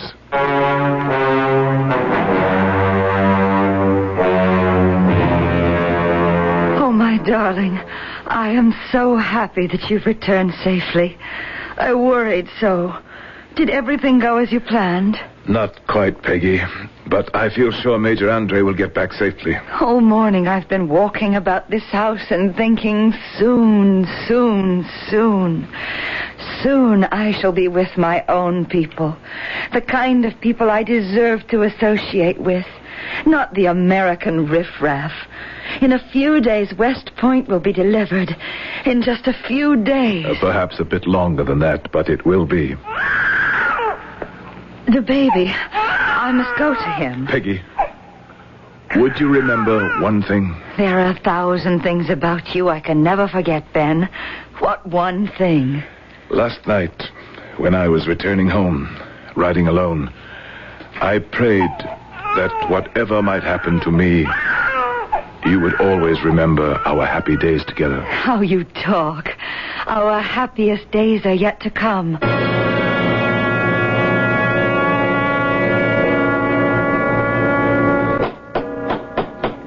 Yes, coming. Stansbury, back so soon? What are you doing here this time of night? Let me in, quickly. Do you realize it's 3 o'clock in the morning? All is lost, General. What do you mean? They captured us, Major Andre and myself. I managed to escape. Oh, good Lord. What is it? What's the matter? I'm sorry to intrude at this late hour, Mrs. Arnold, but... John Andre has been captured. No. Go ahead, Stansbury. Tell me how, when, and where. We had come as far as Tarrytown, sir. The British outpost at White Plains, only 15 miles away, when 3 men, armed, stopped us. The Major handed them the General's pass, your pass, sir. I don't think the men could read it. Then he shouted, "You said you were a British officer. Where is your money?" "I have none," said Major Andre. They didn't believe him. "You are a British officer and no money. Search him." They did. They stripped him. Oh, how dreadful. The moment I saw them ahead on the road, barring the way, I said to the Major, "Let's climb up to the right. We'll be hidden in the forest." He would have none of it, but rode straight into their arms. I hid myself and observed the entire capture. Then they found the papers. General, your plans for the taking of West Point. All is over. All is lost. The other 2 stood around while the biggest tried to make out what the papers meant.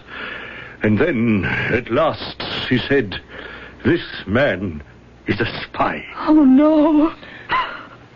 Please, Peggy, don't go on so. Ben, they'll find out. They will accuse you, crucify you. You will be called a traitor. You must save yourself. You must go. Now, tonight. Not lose an instant.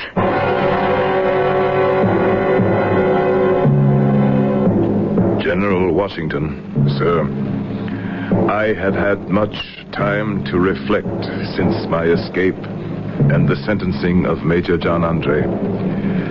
I know the world will accuse me for what I have done as wrong. Believe me, sir, I have ever acted from a principle of love of my country. Too often have I, in the past, experienced the ingratitude of my country. I ask not, therefore, for any favor for myself, only that you extend your hand, sir, to protect Mrs. Arnold. I beg she may be permitted to return to her father in Philadelphia. I am alone to blame. No one must share my grief other than myself. Your faithful servant, Benedict Arnold. What news, Taylor? General Washington has approved the sentence that you're to be executed as a spy, Major Andre. I foresaw my fate. Is there anything else, Major? I am the victim of misfortune, not guilt. When is the hour? Tomorrow at 5 o'clock in the afternoon. I do have one last request. May I be executed as a professional soldier? Sir? To die like a gentleman and a soldier. Shot, not hanged as a peasant and a spy. I am, after all, still the Adjutant General of the British Army.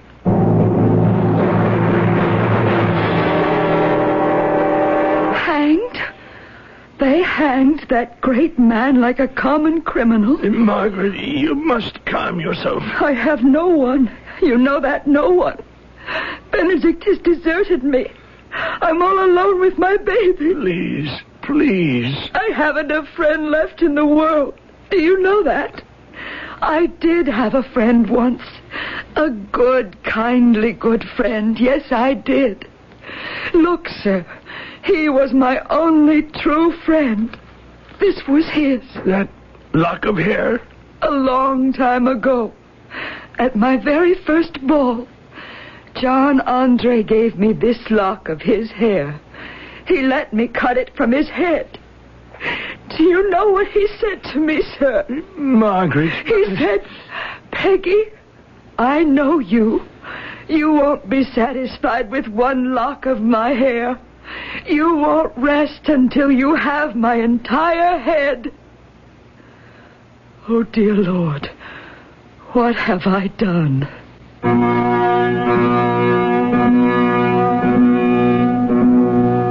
Peggy Shippen Arnold, once an innocent and lovely belle of the ball. Did anyone grieve for her? John Andre, once a man of charm and talent, who mourned for him? The British Army did, and a memorial to him stands to this day in Westminster Abbey. Benedict Arnold, for him, no one shed a tear. Once a hero, but forever is he remembered in history as a traitor. I shall return shortly with a few more thoughts on this tragedy.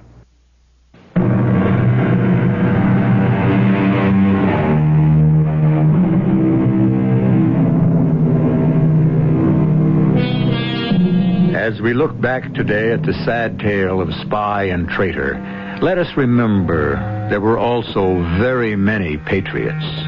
One of them, in uniform with Washington, said, "These are the times that try men's souls. The summer soldier and the sunshine patriot will, in this crisis, shrink from the service of his country. But he that stands it now deserves the love and thanks of men and women." Said by Tom Paine in 1776. Today, we can say it no better. Our cast included Gordon Heath, Catherine Byers, Howard Ross, and Earl Hammond. The entire production was under the direction of Hyman Brown. This is E.G. Marshall inviting you to return to our Mystery Theater for another adventure in the macabre. Until next time, pleasant dreams.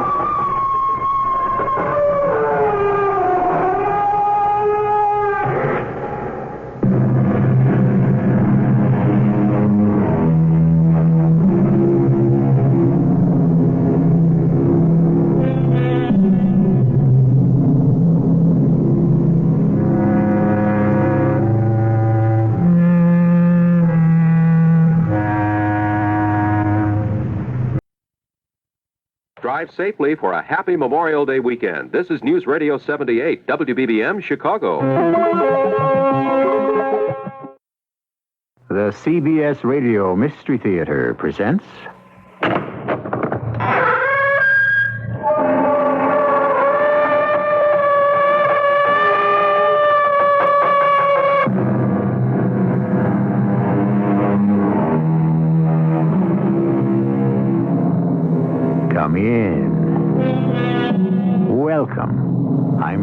Marshall. Somewhere in desolate, wind-swept space, in Twilight Land, in No Man's Land, two hurrying shades met face to face and bade each other stand. Space, Twilight Land, No Man's Land. You'll find it between the stars, in the frozen polar wastes, and inside the soul of every man. You have to help us, Pappy. You forget. I'm not Pappy. I'm not George Papadopoulos any longer. I've become something else. You're still an officer in the United States Air Force. You took an oath to defend your country. But I don't have a country anymore. Your country is still the United States. Why are you so excited? In just a little while, the United States will no longer exist.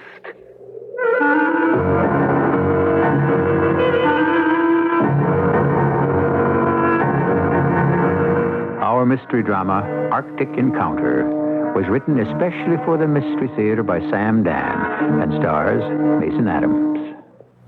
It is sponsored in part by True Value Hardware Stores and Buick Motor Division. I'll be back shortly with Act One. Maybe you've got a neighbor who just bought a new Electra, and he's gotten so smug and self-satisfied lately you can't stand it. Well, look at it this way. If you had just gotten a car with all the luxury and prestige of Electra and a trim European-like design that makes it easier than you might imagine to park and maneuver in city traffic, wouldn't you be a little insufferable for a while? We thought so. The new Electra at your Buick dealers now. A little dying, a little magic, a little dying, a little... When you carry Master George, you carry clout. For me, clout is buying that magnificent painting to put over the mantel. It's vibrant, it's alive, it's modern, it's abstract, and yet it makes a statement. To me, it's saying, well, it's... It's upside down is what it's saying. When you carry Master George, you carry clout. Master George, Kodak films and cameras, you can hold the world in your hand. Hold a mountain, hold a smile, or hold a big brass band. In Villa Park, visit Willowcrest Photo, projector rentals, trade-ins, darkroom supplies, and more at Willowcrest Photo, a mile west of Route 83 on Roosevelt Road in Villa Park. In Chicago, see Libby's Camera Company for more than competitive prices on all Kodak equipment and supplies. That's Libby's Camera Company, 2425 West Devon Avenue in Chicago. Visit the Monroe Catalog Discount Store for all your Kodak needs. Monroe Catalog Discount, 1050 East 81st Street in Chicago, and also in Midlothian and Joliet. Kodak films and cameras, we've got a thing for you.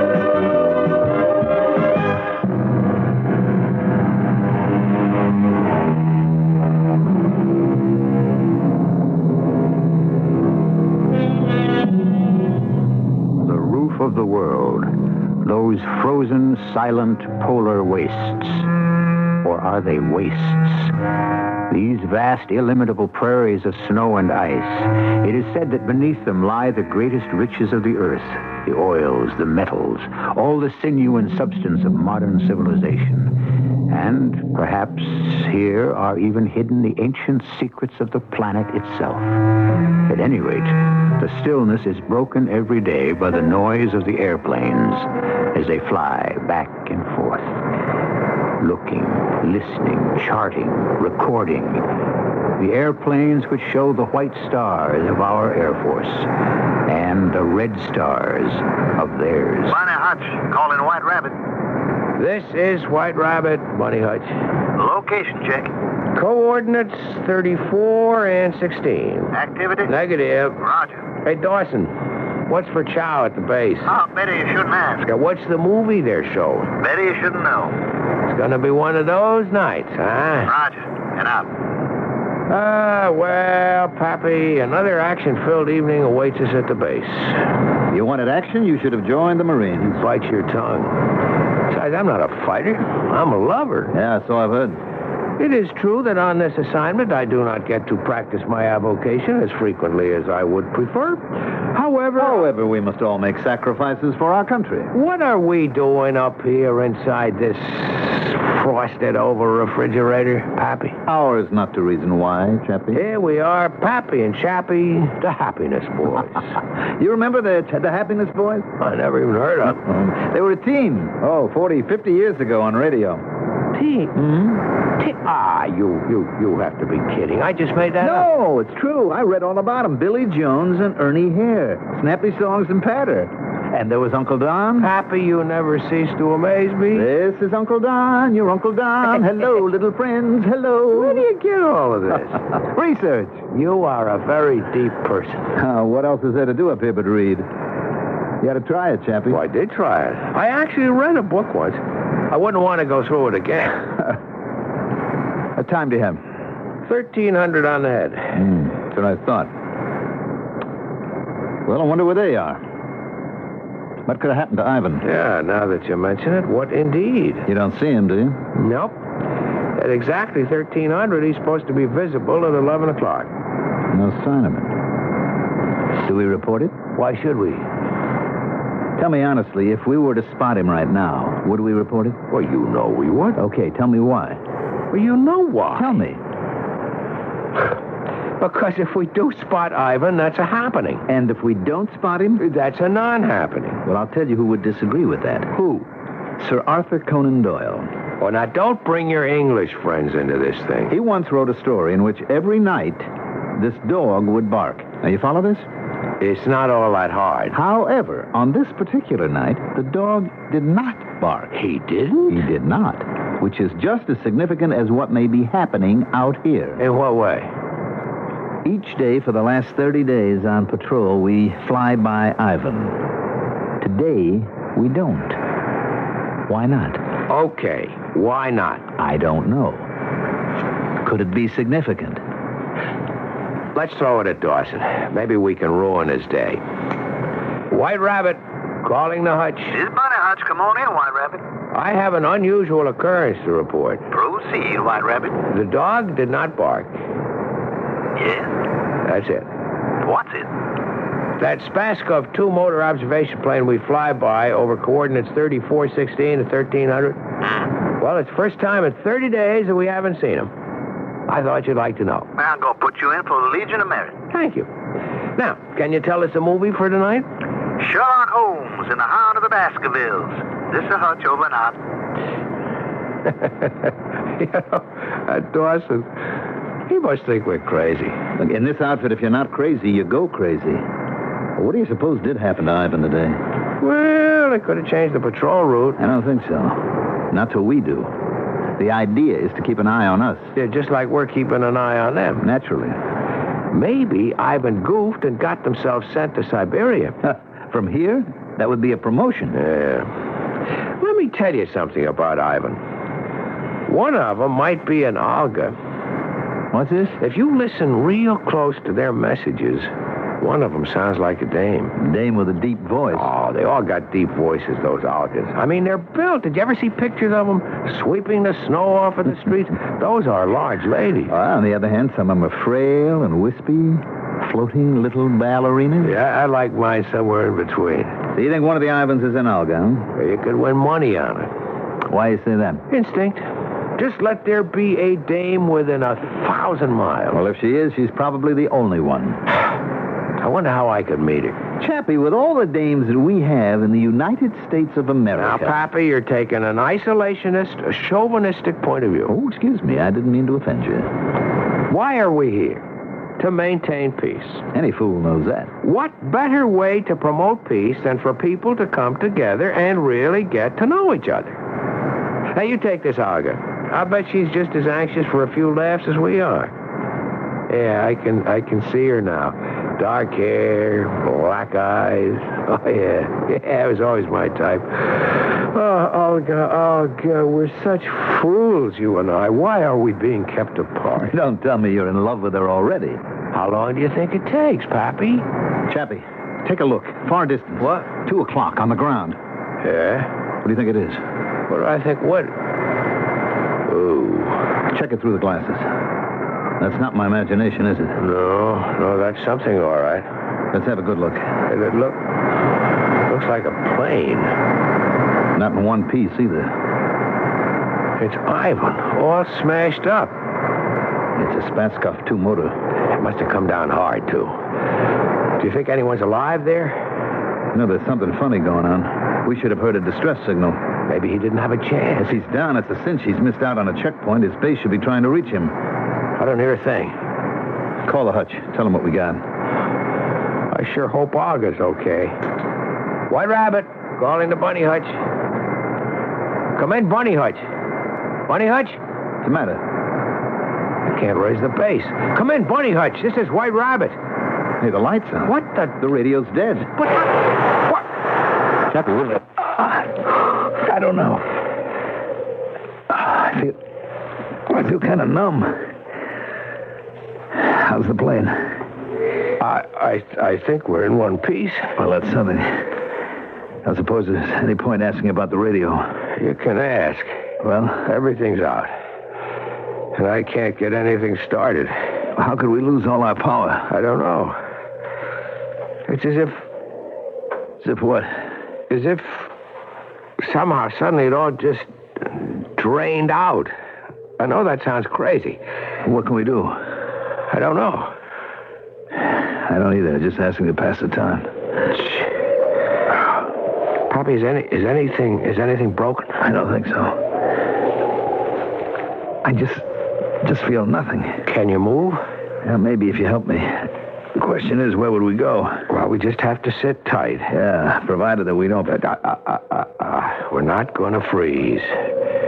Without power, we can't make any heat in here. Now, look, we got these lanterns in the emergency locker.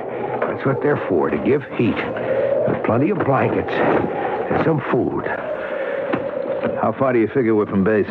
Oh, 250 miles. We can hold on. Yeah. In about an hour, they'll be out looking for us. Wonder how Ivan's doing. I'm going to go look. Now, let's get those heat lanterns going first. Chappie, how do you account for the fact we both came down in exactly the same spot? I don't know. There a reason? I don't know. There is such a thing as coincidence, but suppose it isn't a coincidence. Then what? Well, then, it's one for the deep thinkers, which lets me out. All right, I think I got the lamps burning. Things will be nice and warm when I come back in. Nice and warm. Be lucky if we can hold the temperature above freezing. Well, that's cozy for this neighborhood. Hold the fort. Now, listen, don't stay out there too long. Just a quick look and back. It's 70 below out there. You know what they say. It's a nice, dry cold. Be careful. Why? What could happen? Boy,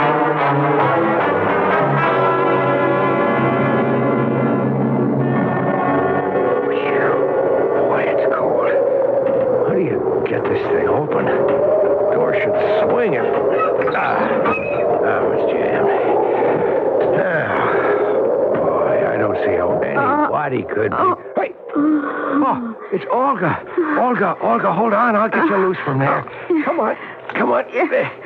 Now, Olga, listen, do you speak, what's the word? Panamaya English, Olga? English? Yes.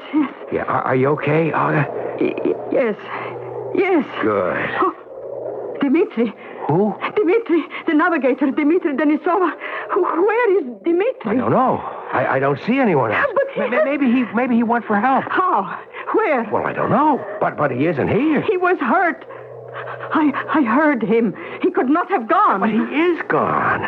I mean, the way you must have come down and the shape the ship is in, you're lucky to be alive. Can you move? Yes. Okay. Now listen. By any chance, would your radio be working? Radio? No. All here is dead. All power is, how do you say in English, kaput. Yeah. Well, that's just great. Great? I was hoping we could use your radio to call for help. Help?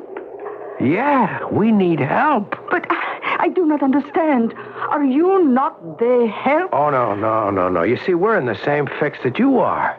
We lost all our power, too. You lost the power? Yeah, everything. It just died on us. I guess the same thing must have happened to you. You lost the power? That's what I'm telling you. Then it is true. What's true? The rumor. What kind of rumor? There is something out here. Yeah? Well, what about it? Something that will destroy us all.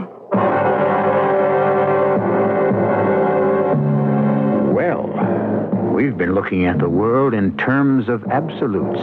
We and they. We and they dominate the core of every dispute. We and they are the two superpowers. Each of us can unleash the forces that can completely destroy the world. Now, is there a third party that has dealt himself, or which has dealt itself, a hand in the game? We'll play Showdown in Act 2. You don't have to run up big bills to run your car when you perform minor repairs, maintenance, and even tune-ups yourself with the automotive values from True Value hardware stores. Hi, Pat Summerall to suggest you help increase your car's engine life with regular oil changes. Get Valvoline 10W40 all-season motor oil for just 59 cents a quart. Worn spark plugs can waste gas and vary the timing and reduce power. So True Value hardware stores suggest you replace them with quality Champion spark plugs. And to restore your car's finish from the wear and tear of this past winter, choose from the name brand selection of car cleaners and waxes, like Turtle Wax Paste Wax for a super hard shell finish. Get 14 ounces plus an applicator sponge for just $2.19. See these values and more in the automotive section of participating True Value hardware stores. And remember that True Value is much more than just a name. It's always been our way of doing business. And tell them Pat Summerall sent you. It's another key hit, and a baseball hero leads his team to victory. But behind every baseball hero, there's a whole team of unsung heroes. Steady, dependable guys who play ball year in and year out, but never get to be baseball superstars. This is Bob Elson for Northwest Federal Savings, and I'd like to pay tribute to some of Chicago baseball's unsung heroes. I picked 20 from past Cub and Sox teams. And if you can guess who they are, you could win 2 tickets to a Chicago game. Who was the hustling Sox outfielder nicknamed No Neck, who is best remembered for his aggressive play? Or the versatile, smooth-fielding infielder for the Cubs, who backed up Beckert, Kessinger, and Santo? Look for the contest in the sports pages of your newspaper, or pick up a copy at any Northwest Federal Savings Center.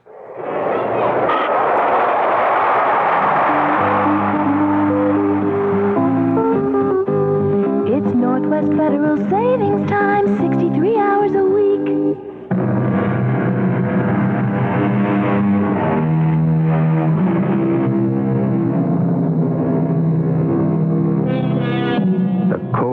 Frozen, forbidding north, the wasteland of snow and ice. And yet, man has ever been drawn there. But unlike the forests that can be cleared and the deserts that can be watered, the North will always resist and reject us. Nothing of ours can take root or hold fast. The North, indifferent, implacable, ready to make of each visitor a victim. It is said something is here that can destroy us all. Sure, but that's old stuff. Cold, exposure, starvation. No. Something. All right, what? What is it? I do not know. It is a rumor. Who started it? Who? Who starts rumors? Do you not have rumors in your Air Force? Oh, sure, lots of them. Can you tell? Do you know who starts those rumors? Sure. I do. You? Sure. I have to do something for a laugh. Yes, but this is not a rumor to have fun. No. So what kind of rumor is it? Something is here that will kill all life. What? They say something from out there. Out where? The stars. Space? Space, yes, space. Whew. Well, why not? Oh, you believe? I'm ready to believe anything. They say it landed here or fell here. It could very well be. Oh, you will not say to anyone I said it to you. Mum's the word. I have told a secret. It's safe with me. Nichevo. What does that mean? It means it does not matter. Nothing will now matter. Oh, come on. I admit things appear to be somewhat bleak. However, let us look at the bright side. We shall not leave here alive. Don't say that. It is true. Don't say that. I mean, my outfit, your outfit, they know pretty much where we are. No, nothing can save us. Look, the cold is starting to bite through. We'd better get over to my ship. But you have no power. We've got lanterns, we've got blankets, we've got food. And soon it will be gone. Hopefully, by that time... A few more hours of life. Yes, we shall cling to a few more hours of life.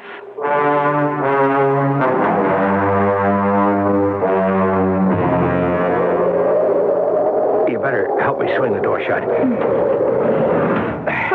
What? The lamps. The lamps, they're out. The fuel. It must be gone. How? It's only been a couple of minutes, and there was plenty. Wait a minute. Pappy? Pappy? Pappy? George Papadopoulos, my pilot. He's gone. Gone? Pappy! Pappy, where are you? He went perhaps to look for you. He knew where I was going. Oh.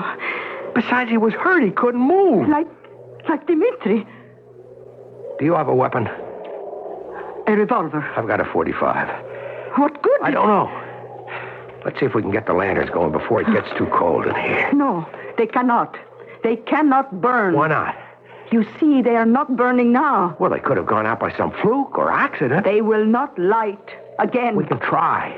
Now, first you have to pump this gadget here. Hey, there isn't any fuel. But the tanks were full. Yes.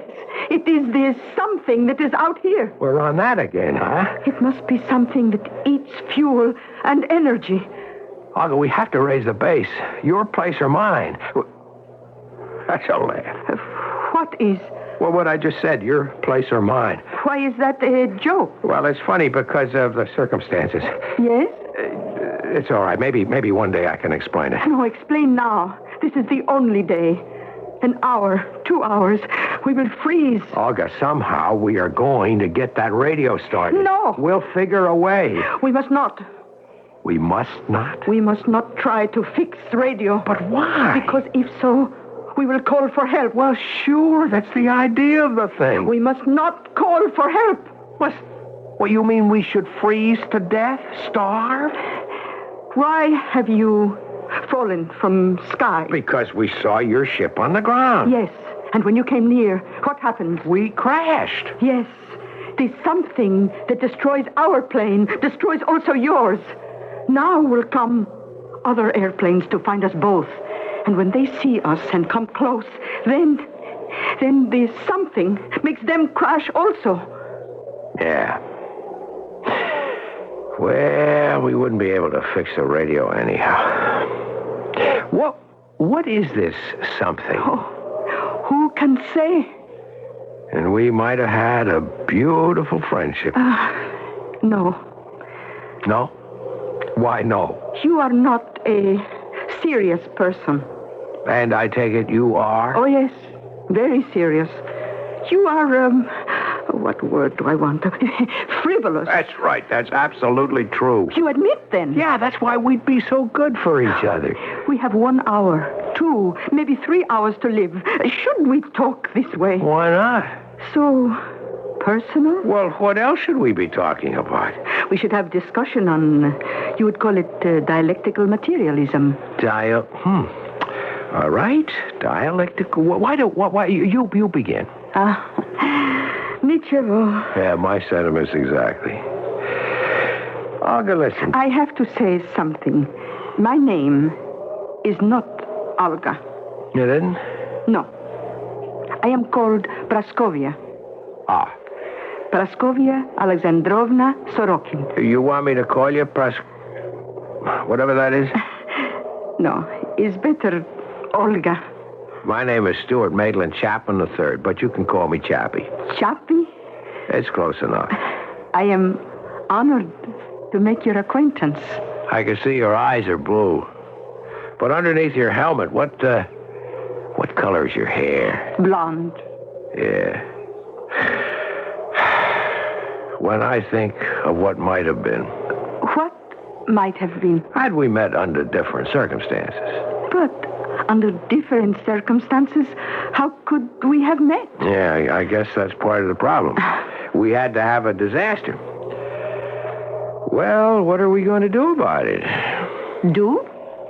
We can sit here, maybe hold hands, and wait till we freeze to death. Or... Yes. Or we can fight it. Fight what? Who? Whoever and or whatever is doing this to us. How? I was afraid you'd ask me that. Look. What made both our ships come down? What robbed us of all of our fuel, of our energy? Something. A something? All right, okay. Let's try to find that something and destroy it or shut it off. But where is it? And where is your man Dimitri and Pappy? I mean, what could have happened to them? I am cold. Yeah, we're starting to feel it. And it won't get better. Look, while we can still move, while we can still care, do you want to try to go out there and find it? Fight it or whatever? Yes.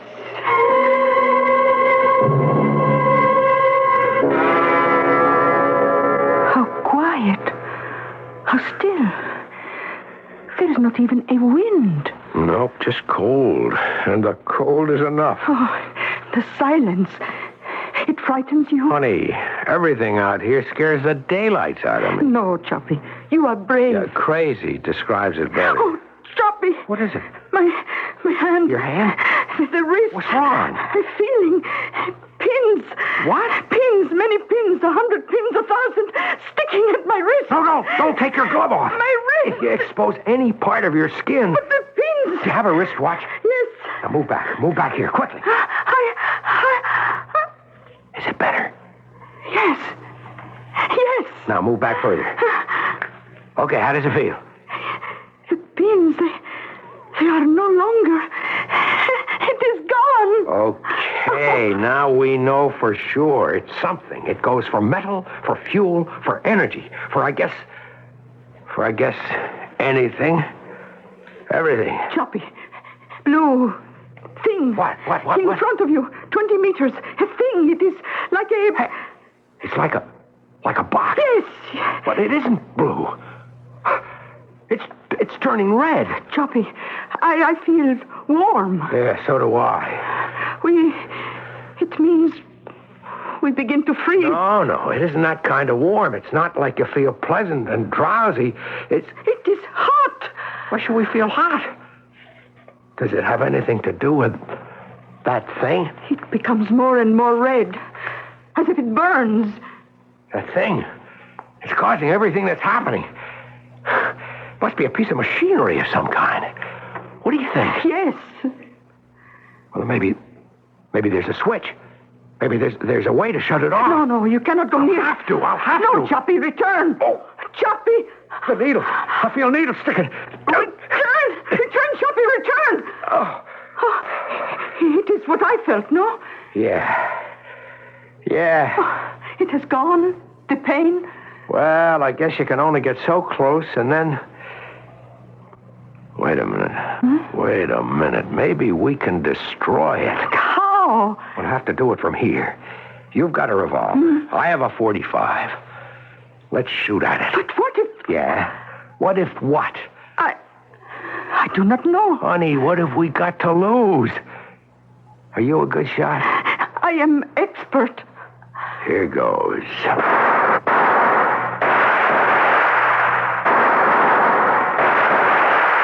Chappie! What the... Don't shoot, Chappie. Don't shoot. What? It's Pappy. Don't shoot. Hold your fire, Olga. Hold your fire. Pappy? Is that you? It sounds like Pappy. whatever did happen to him anyhow. But as our friends look in every direction, there's absolutely no sign of Lieutenant George Papadopoulos or of Captain Dmitri Andreev either. There is only the endless frozen waste, the shattered remains of the 2 military observation planes, and a box, which first appeared to be blue, but now is glowing a fiery red. This is the picture. Hold it in mind for the next few minutes, and then we shall return with Act 3. Once in a while you find someone who knows what to do, and that's someone you can talk to. Once in a while you find someone who cares about you, someone you can talk to. For life and health insurance that puts your individual needs first, talk to your life underwriter. Get advice, personal service, and that special expertise in making the future secure. Your life underwriter, only a phone call away. We all need someone to talk to once in a while, someone to tell our dreams to help make those dreams come true. Your life underwriter wants to see you smile. That certain special someone you ought to talk to once in a while. A message from the National Association of Life Underwriters. This is WBBM Chicago. This summer, Delta Airlines invites you to the South's biggest party. It's a 4-day, 3-night vacation extravaganza in that exciting French, Spanish, Cajun southern city of New Orleans. Imagine yourself flip-flopping in a carriage through the French Quarter, buying baubles, bangles, and booty in Pirates Alley, practicing your French over your morning cafe au lait. Imagine Antoine's, Bourbon Street, Preservation Hall, and all that jazz. Now, stop imagining and start packing. Your thrifty Delta Dream vacation price includes 3 nights at a top hotel, a New Orleans tour, a riverboat cruise, and more. Just RSVP to your travel agent. Then let Delta take you up the lazy river to the big summer bash in New Orleans. The price of your vacation in New Orleans is $93 to $153 per person, double occupancy plus Delta airfare. Delta is ready when you are.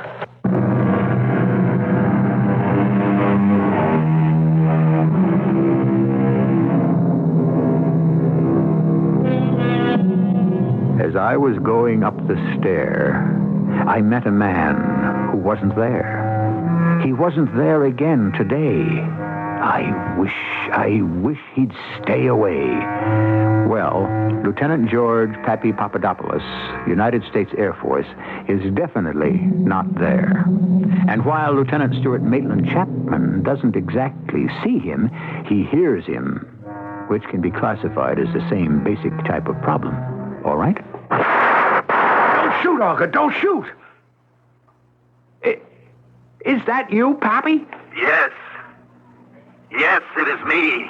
Where are you? That's a good question. Well, do you have a good answer? I have an answer. I don't know how good it is. On the other hand, good or bad, I'm not sure those are distinctions that matter too much anymore. Pappy, don't try to kid the troops. This is me you're talking to. I'm aware of that. What's the drill? I'm a part of it. You're part of what? It's hard to explain. Yeah, but it's not impossible. Where are you? Obviously, I'm here. I was right, Pappy.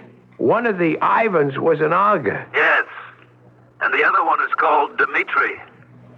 Olga, where's his voice coming from?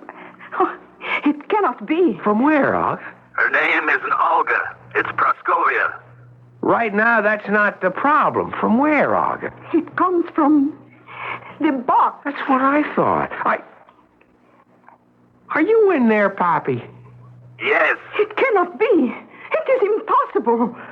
His voice. It must be a tape. Dmitri told me all about her. Pappy, what is this? I'm trying to explain it. This is a thing. What kind of thing? Like, you could call it a world. What do you mean? A world? A world. Like the one you live on. You said a world like the one we live on? Right. Does that mean it's another one? Yes.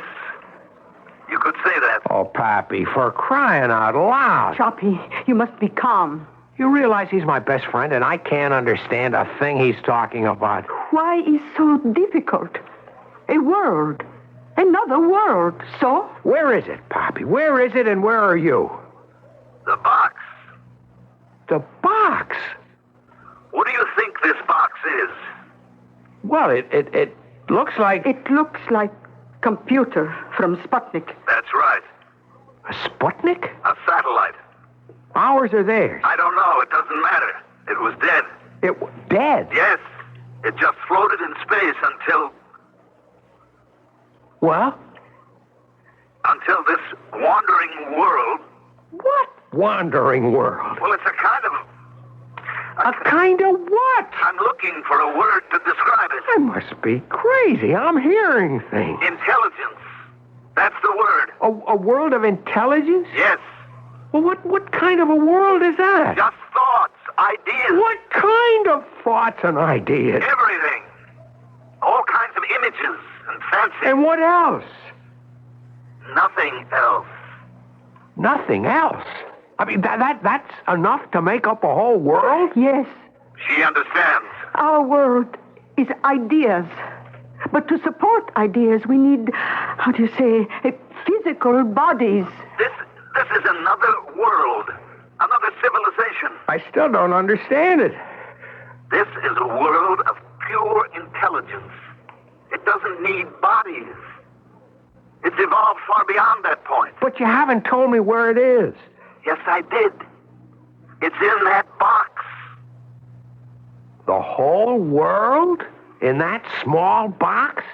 How much space do you need for an idea? How did it get here? The satellite was in space.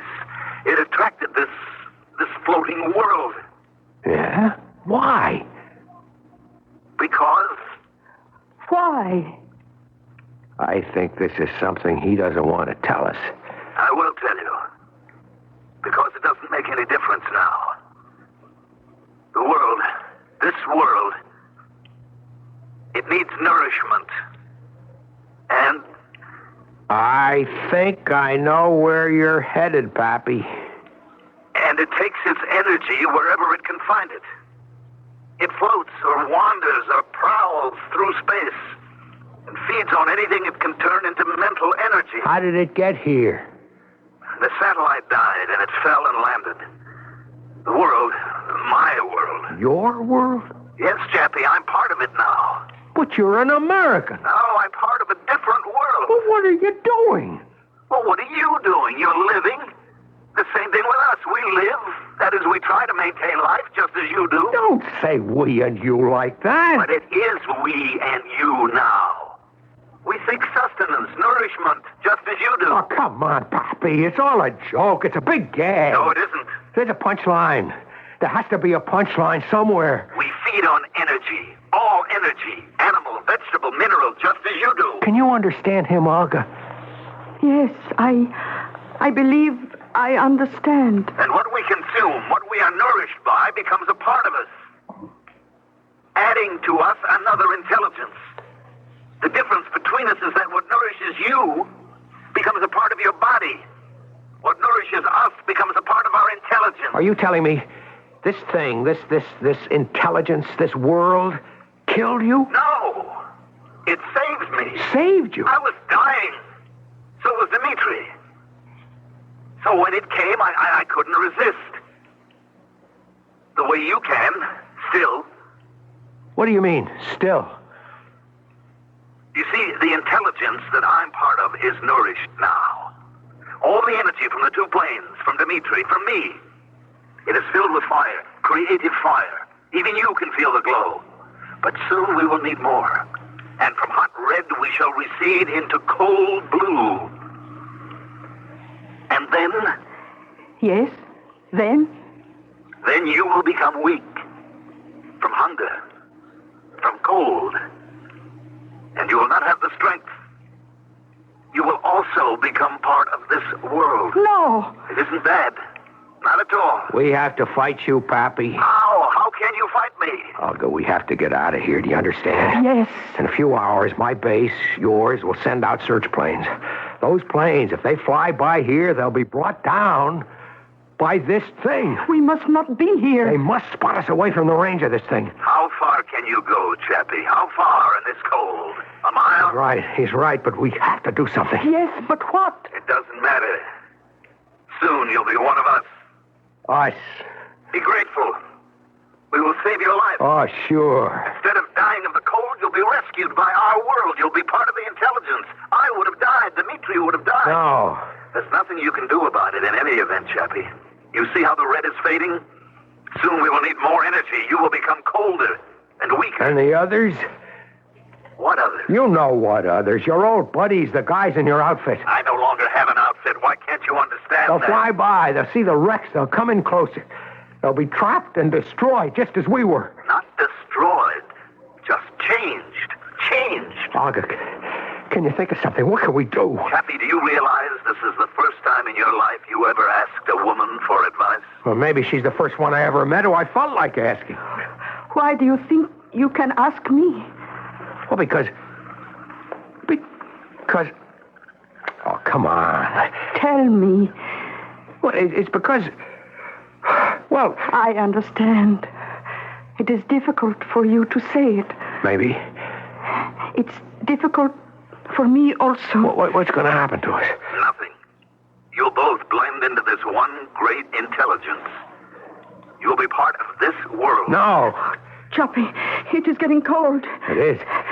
See, the box is now turning blue. Olga, we have to do something. Oh, let us sit close to each other and wait. Wait for what? Oh, Nichevo. No, we have to fight. Pappy. Yes. Come on, Pappy. You have to help us fight this thing. Chappie, I am this. No, not you. You're Lieutenant George Papadopoulos, the most popular guy in the 199th Squadron. No. You can't drop it like that. Your friends, your country. I mean, you can't cast them aside like a snake gets rid of a skin. You took an oath. You don't understand. What's there to understand? A guy betrays his country. That's clear enough, and it's bad enough. But you're even worse. Don't say that, Chappie. Don't you call me Chappie. That's for my friends. Lieutenant Chapman to you. I'll tell you why you're worse. It's not just your country you're selling down the river, but it's humanity. It's your own kind of people. Listen to me. This is a whole new... A whole new nothing. You say every word is a word of ideas. Well, you're right. But your ideas belong to this world. The stuff you grew up with, your friends, your family, the Air Force. Chappie. You know I'm right. All those memories, all the things you like, the happiness boys and Uncle Don and Sherlock Holmes. Chappie, don't. I can't help you. You have to. They won't allow it. They? Me, the rest of me, the part that was once them, is trying to stop me. Is there anything that we can do? Yes. Tell us. Just tell us. I'm being drowned and they're taking the words from me. What words? The words. I can't tell you. Try, Chappie. Those words are gone. And remember the first thing I said to you. Pappy. The first thing he said to me. What was the first thing he said to me? We met at the base and he said to me, "What's your name, sport?" That's what he said. What's your name, sport? Oh, what is sport? Oh, athletic, no? That's not what he means. But it's the first thing he ever said to me. No, not the first thing he ever said, but not the first thing he said now. First thing he said, he said, don't shoot, Chappie, don't shoot. He's right. But why? Why don't shoot? Because shoot can hurt. Destroy, maybe, the bomb. Hurry, before it gets too cold to hold the guns. Hurry!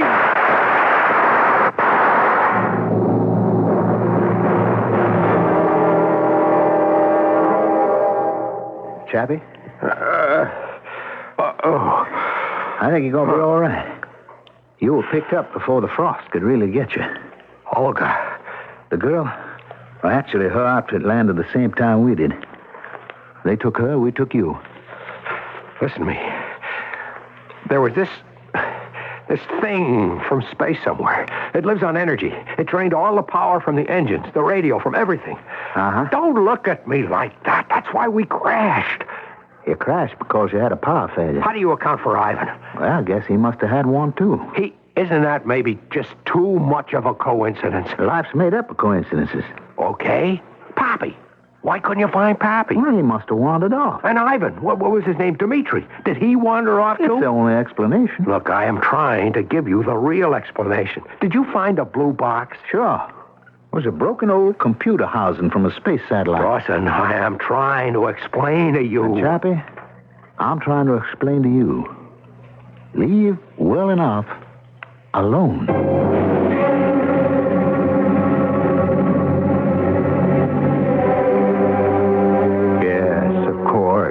When it has to do with space and phenomena of that nature, the official reply is always a rather evasive, let well enough alone. Officially, there are nothing but denials when questions of space, UFOs, the Bermuda Triangle, are brought into question. The powers that be seem to ascribe them all to the imaginings of well-meaning but deluded folk, like you and me. I'll be back shortly. Horses and fire trucks and marching bands. They're all coming into your living room tomorrow. But don't worry, Rinse and Vac will clean the carpet. It's the televised Indianapolis 500 Festival Parade, and it'll pass over a block-long stretch of black and white carpet to be cleaned later by Rinse and Vac, America's #1 home rental carpet cleaner, and the official carpet cleaning system for the Indianapolis 500 Festival Parade. Rinse and Vac does the tough jobs. Watch for it on television tomorrow. You know the kind of day when it's so hot the baseball game's canceled on account of sun? Well, that's the time for country time. Country time, tastes like that good old-fashioned lemonade. Country Time lemonade flavored drink. Not too tart, not too sweet, with natural lemon flavor. When you got a thirst for the taste of good old-fashioned lemonade. Country time, tastes like that good old-fashioned lemonade. Why are so many people buying Buick's new Century? Well, it depends on who you ask. Mrs. Marcia Resnick? It holds the road, and it drives really smooth. It's nice. And Mrs. Phil Jackson? I like it because it's roomy. And Mr. Jackson, he can't even begin to tell you all the reasons why he likes their new Buick Century. I really wouldn't know where to start. But then that says a lot about Buick's new Century and why it's drawing a crowd at your Buick dealers. Hey there, home improver. You see the old paint on your house is wearing a little thin, and so's your bank account? Well, right now you can save a bundle, Bunky, at your Olympic dealer. Buy 4 gallons of any one Olympic product and get 1 more free. Olympic Overcoat, the house paint made to cover old paint. Olympic Stain in both oil and latex. Hurry, 1 free with 4 on all Olympic products till May 29th at your participating Olympic dealer. He's in the yellow pages.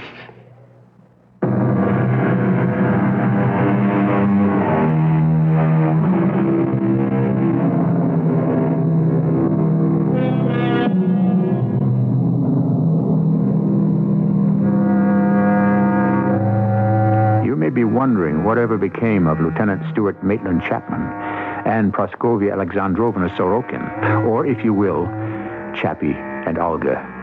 You can understand how difficult it would be for them even to encounter each other again, much less engage in a courtship. This, of course, shows most poignantly that the greatest distances are not in outer space, but right here, between one side of a frontier and the other. If you're a romantic and want to believe they surmounted all the considerable problems and got together, why then, believe it, with my blessing. Our cast included Mason Adams, Mandel Kramer, and Bryna Rayburn. The entire production was under the direction of Hyman Brown. Radio Mystery Theater was sponsored in part by Buick Motor Division and True Value Hardware Stores. This is E.G. Marshall inviting you to return to our Mystery Theater for another adventure in the macabre. Until next time, pleasant dreams.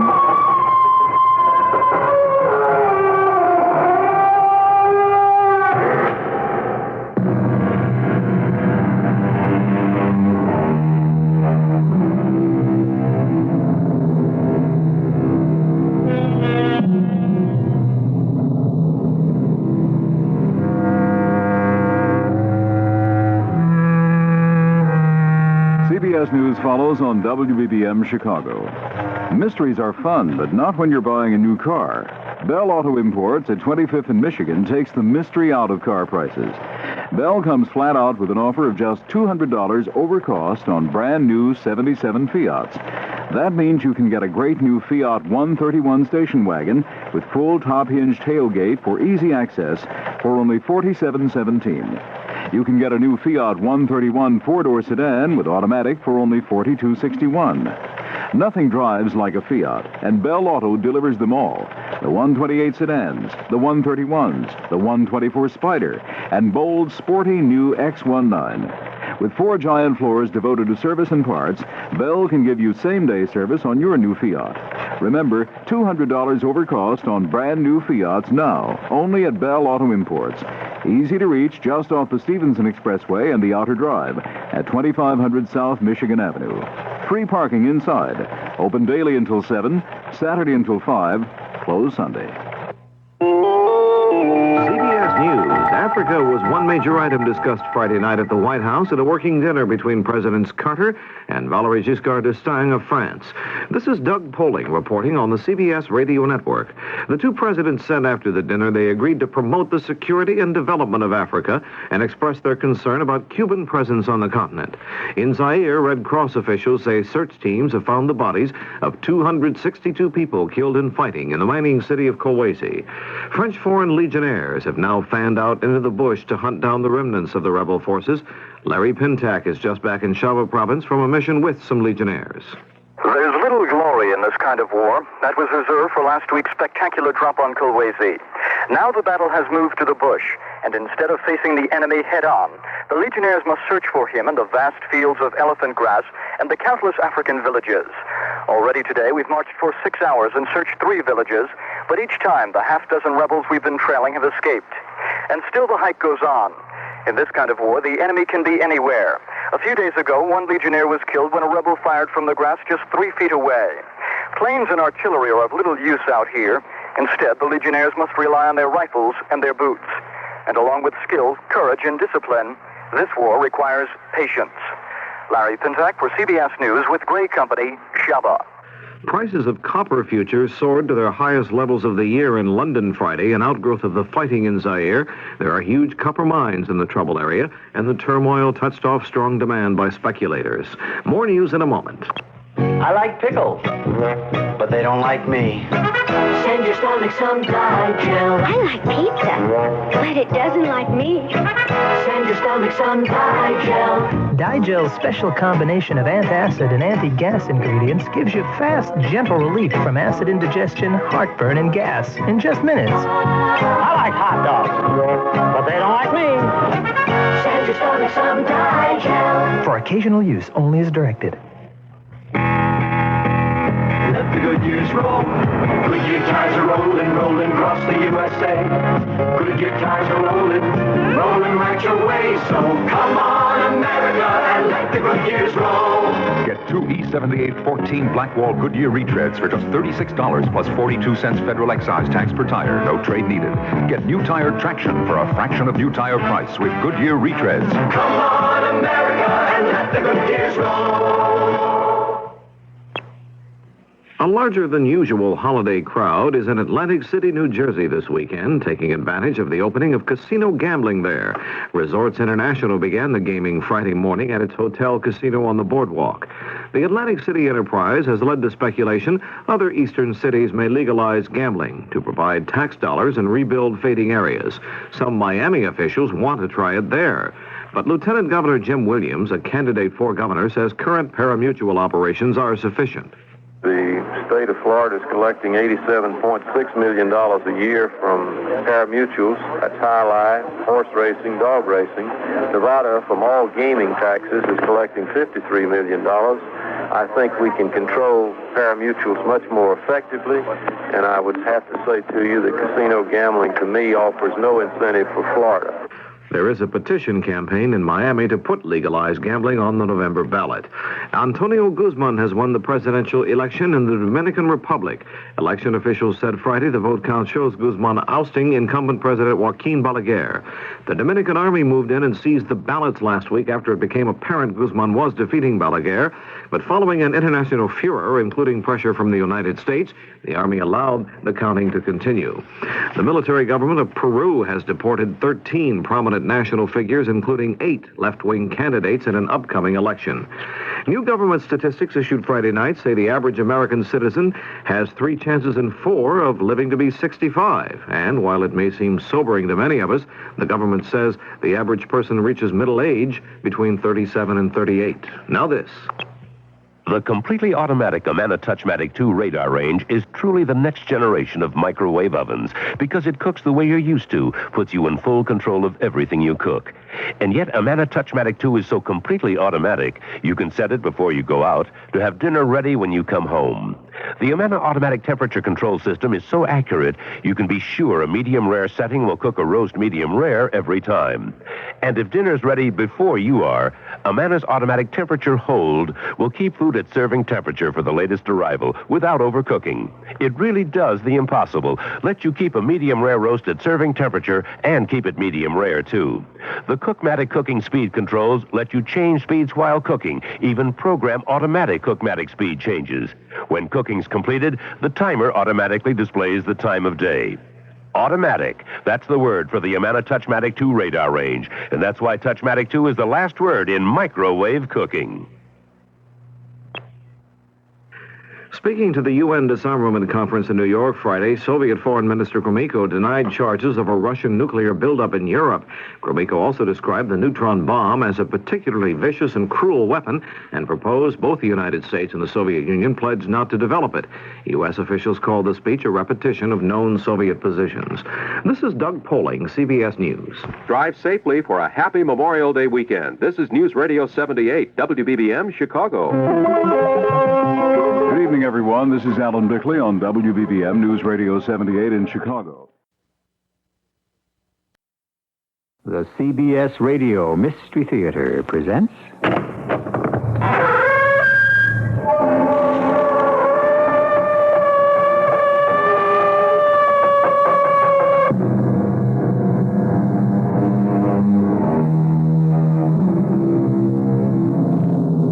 Come in. Welcome. I'm E.G. Marshall. Today's tale does not tell of the best in man, although not the worst either. Whether it's a little bit of larceny or just plain greed, we all suffer from it to a degree. Who would refuse something for nothing, or not get wise to a good deal, or latch onto a long shot if it could mean a winner? If you happen to be seeking new answers to those old questions, stay with us. This family of 6 ostriches, Sir Zephyrulis, is one of our main attractions. Ah, ostriches. Yes, we have ostriches in my country, India, also. I must caution you not to get too close to their cage. They're like magpies. Terrible thieves. Get away from me. Get away. He's at the diamond on my turban. Oh, is it still there? I can't feel it. Oh, no. Oh, he's got your diamond. Oh, it's too late. The ostrich has swallowed your diamond.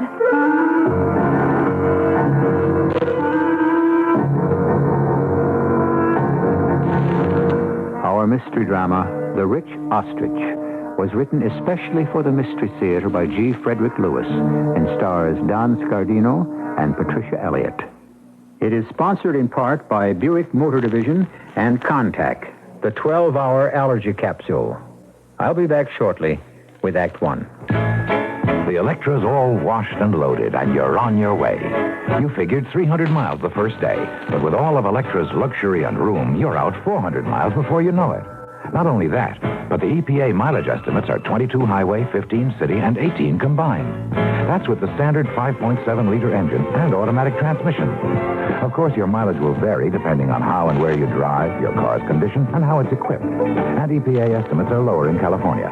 But it's nice to know that a car with as much prestige and elegance as Electra can also be efficient. Buick Electra, a car that can actually make you look forward to a long trip. They surely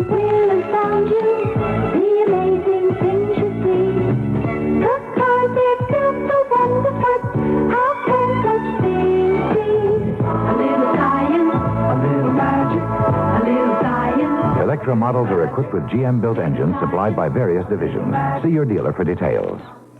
Bell Auto Imports at 25th and Michigan is having a Fiat sale. Hurry to snap up a new 77 Fiat for only $200 over Bell's own cost. Yes, Bell hands you the keys to a new Fiat 131 wagon for just $47.17. And Bell will deliver your new Fiat 131 four-door sedan with automatic for just $42.61. Bell Auto's 56-year reputation for outstanding service and parts rides with you. Bell is handy to the loop, so you can drop your Fiat off in the morning on the way to work and pick it up fully serviced on your way home. Don't miss the sale that delivers a new Fiat for only $200 over cost.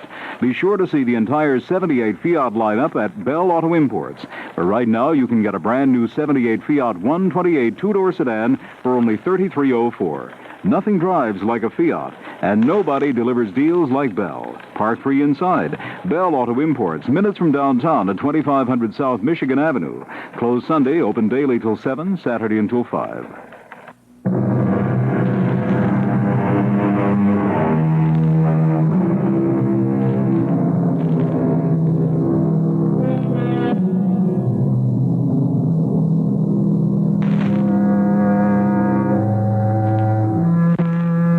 The carnivals of the old days have almost died out.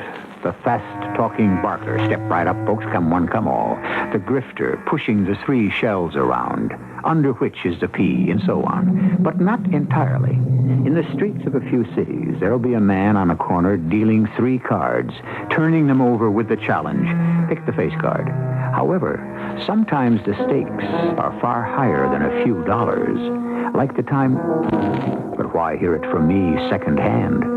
Let's ask Jack Simon, a reporter on a Florida newspaper, to give us the facts. Facts I'd like to give you. But facts I was never able to get into print. By the time I got wise to the whole story, it was too late. It happened here in Sarasota, where the Hendricks Brothers Circus have their winter quarters. They come back here at the end of their season and keep themselves alive with a sideshow. By the way, there are no Hendricks Brothers. Circuses always give themselves the kind of handle to make you think it's a family business, catering to families. There are just 2 Hendrickses, Big Bill and his beautiful daughter, Julie, who I really fell for. But we'll get to that later. 25, 21.50, 75, 22, 22. Dad? Dad, can I talk to you a minute? Not now, Julie. I'm busy. Are you adding up the take? Yeah. I told you outside what it was. $41.80. I couldn't believe it. I had to check and see for myself. Dad, Emma Gold is leaving. What? She's blowing the show? The end of the week. I'm not surprised. Payday's too erratic around here. That's not why she's going. She loves her trapeze work. But she's pregnant. Okay, maybe I'll find somebody else to replace her on the high wire when the season begins. If we're still around with the season.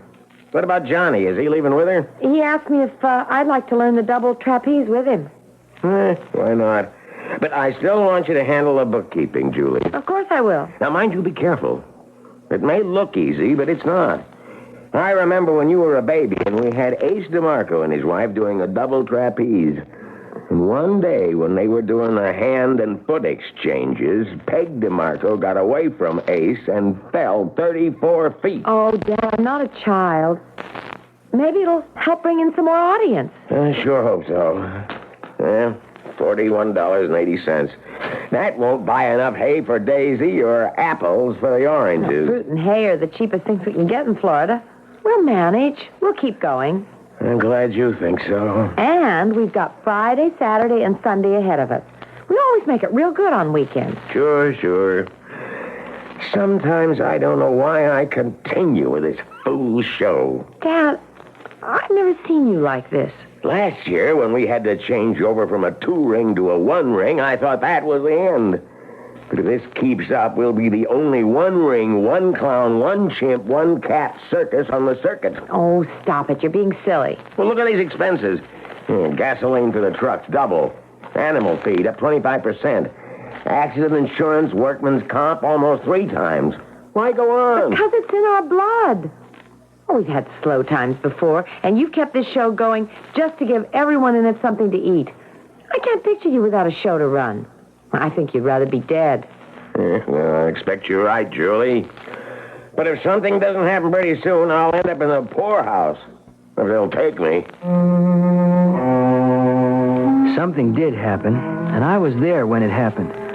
A well-to-do diplomat from India, Sir Zafarullah Muhammad, gave out an interview when he arrived from Washington, saying he was crazy about American circuses and sideshows, and could he have a private look at big bills.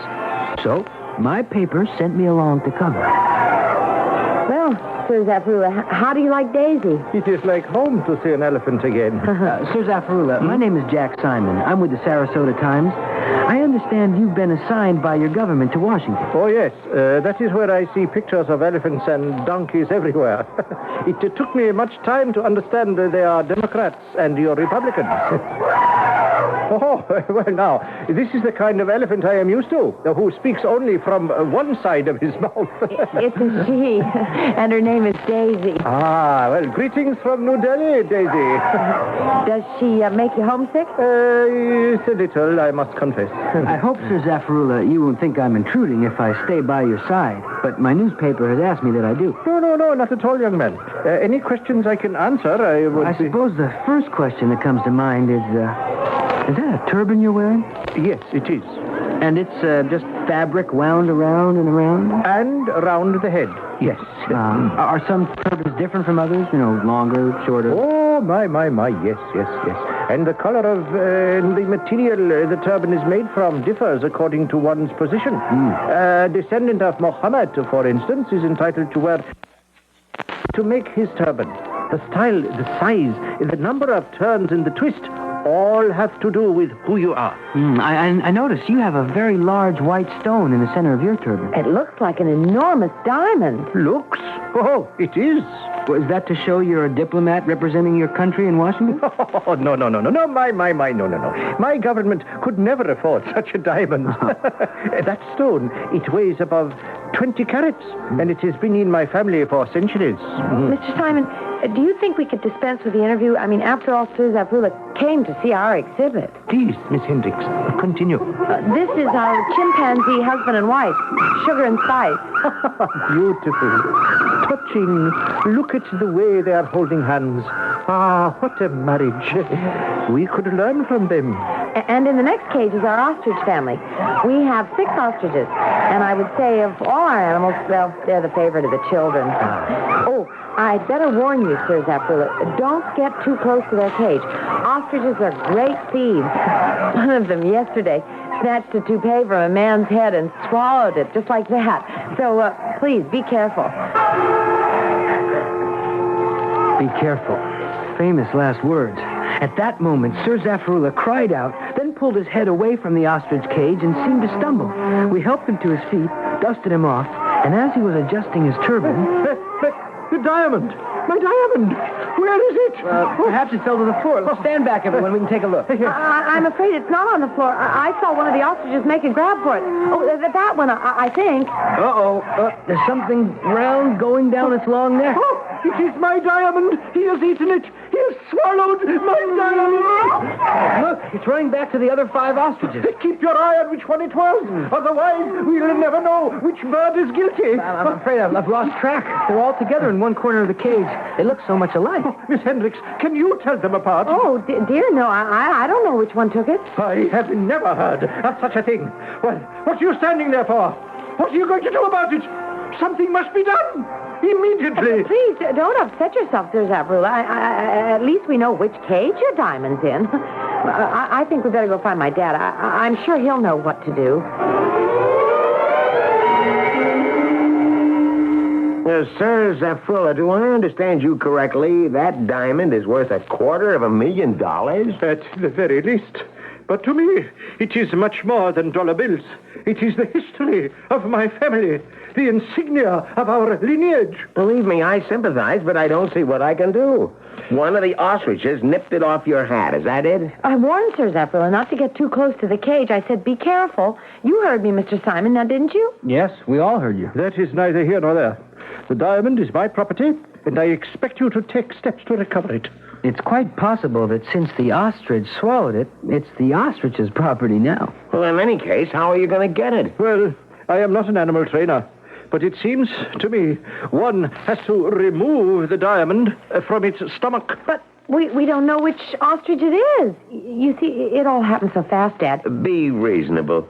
Do you imagine we could pump out the stomachs of the 6 birds for you? Why, it'd kill them. Well, couldn't you sort of wait until they'd all eaten and digested, and they would probably show up?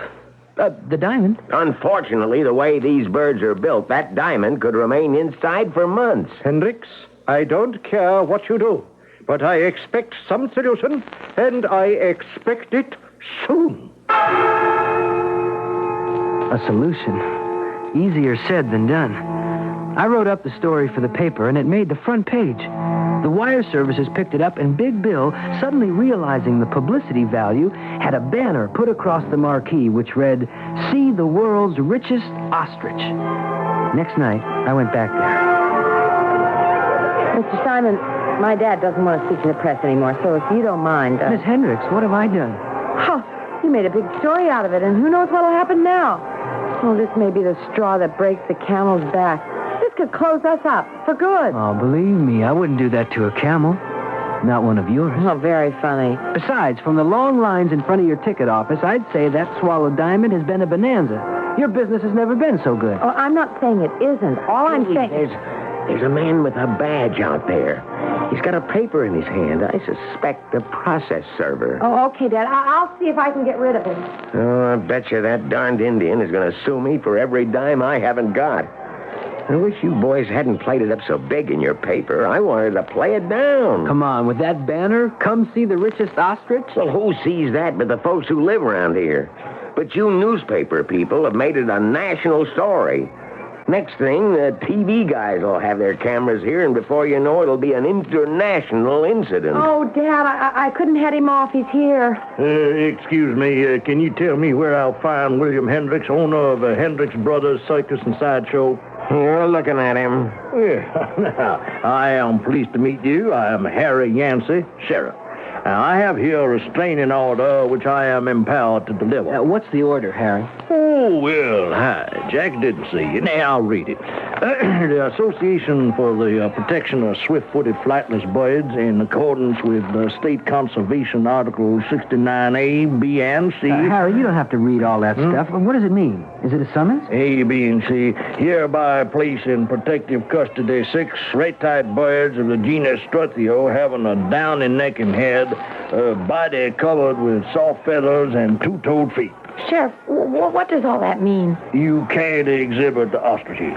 But that's our main sideshow attraction. Furthermore, the association will delegate a representative in order In order to what, Harry? Well, I can't read it. Anyway, they told me they're sending over someone to make sure your ostriches won't eat anything that might disagree with them. Won't disagree with them? Believe me, what that bird has eaten disagrees with me, not him.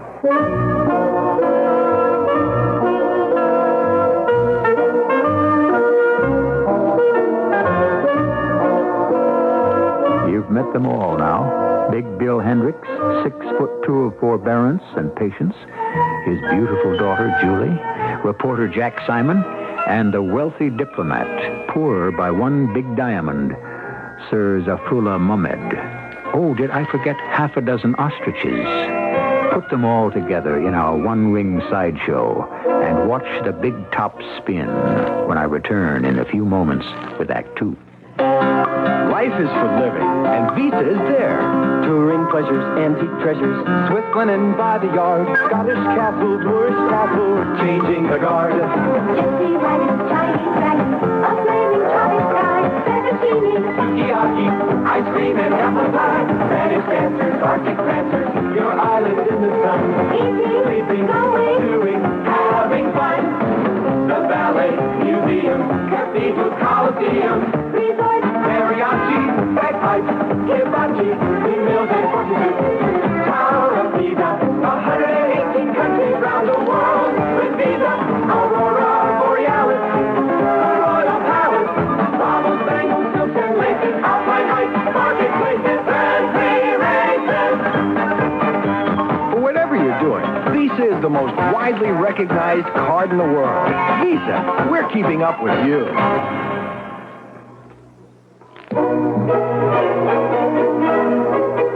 Parents, when you teach your child numbers, he's learning a skill that will be useful when he learns to read later on. Give your child 5 pieces of plain paper. Write one number from 1 to 5 on each one. Then give your child some old magazines and tell him to cut out pictures from the magazines and paste them on the sheets of paper. Tell him to find 1 house, 2 dogs, 3 cats, 4 children, or 5 ladies. Use any objects you desire. When he's finished, clip or staple them together with a cover page that says My Book of Numbers 1 to 5 and put his name on it. He'll be busy with this activity for some time, and he'll love that you're helping him learn.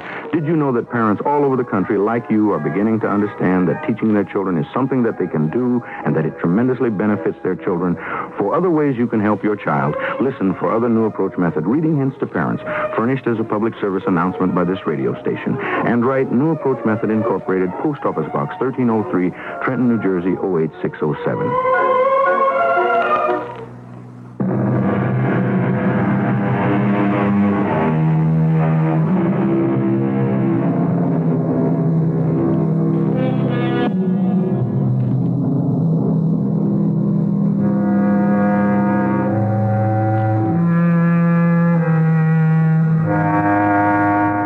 Again, backstage at a one-ring circus and sideshow on its last legs. And standing around on its only legs is an ostrich with a treasure in its tummy.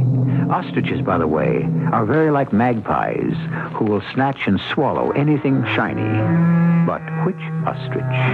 And what can Big Bill do? And what of the Indian who holds a club over his head? And the fate of the show that's been told, it must not go on. Act 2 begins. Good evening, Mr. Hendricks. Hello, Simon. I see it's feeding time. Well, I'm glad you're here. Now, look, kid, I was a little hard on you yesterday. I want you to call me Bill. Everybody does, and I'll call you Jack. Might as well, after all. I've got eyes. Oh, here you go, Luella. Might as well enjoy choice beef while it's still on the menu. What do you mean, Bill? You've got eyes. I see how you've been looking at Julie. I guess I have. But she hasn't been looking back. Well, she hardly knows you. I always keep an eye on her. I got to. I'm both mother and dad to the kid. Oh? Yep. Her mother up and joined another outfit a long time ago. Haven't seen her since. Or the ringmaster she joined up with. Bill, there's something I want to talk to you about. Hold this cage door open, will you, while I drop in some apples for the Ostrich family. That's what I came to talk to you about, Bill. I asked our newspaper's lawyer what your rights are, and he said you ought to get yourself a lawyer to fight this injunction. Yeah. Know anyone who'll take a case for nothing? That's about all we have to spend now. Am I right, Julie? Are you right about what, Dad? You tell her, Jack. Daisy needs water. I'm going to fill these buckets. There's got to be a way. A darn shame. What is it, Julie? Oh, can I call you Julie? Your dad said I should call him Bill. Of course. You know, when I was little, I didn't know he was my father. Everybody called him Bill or Big Bill, even my mother.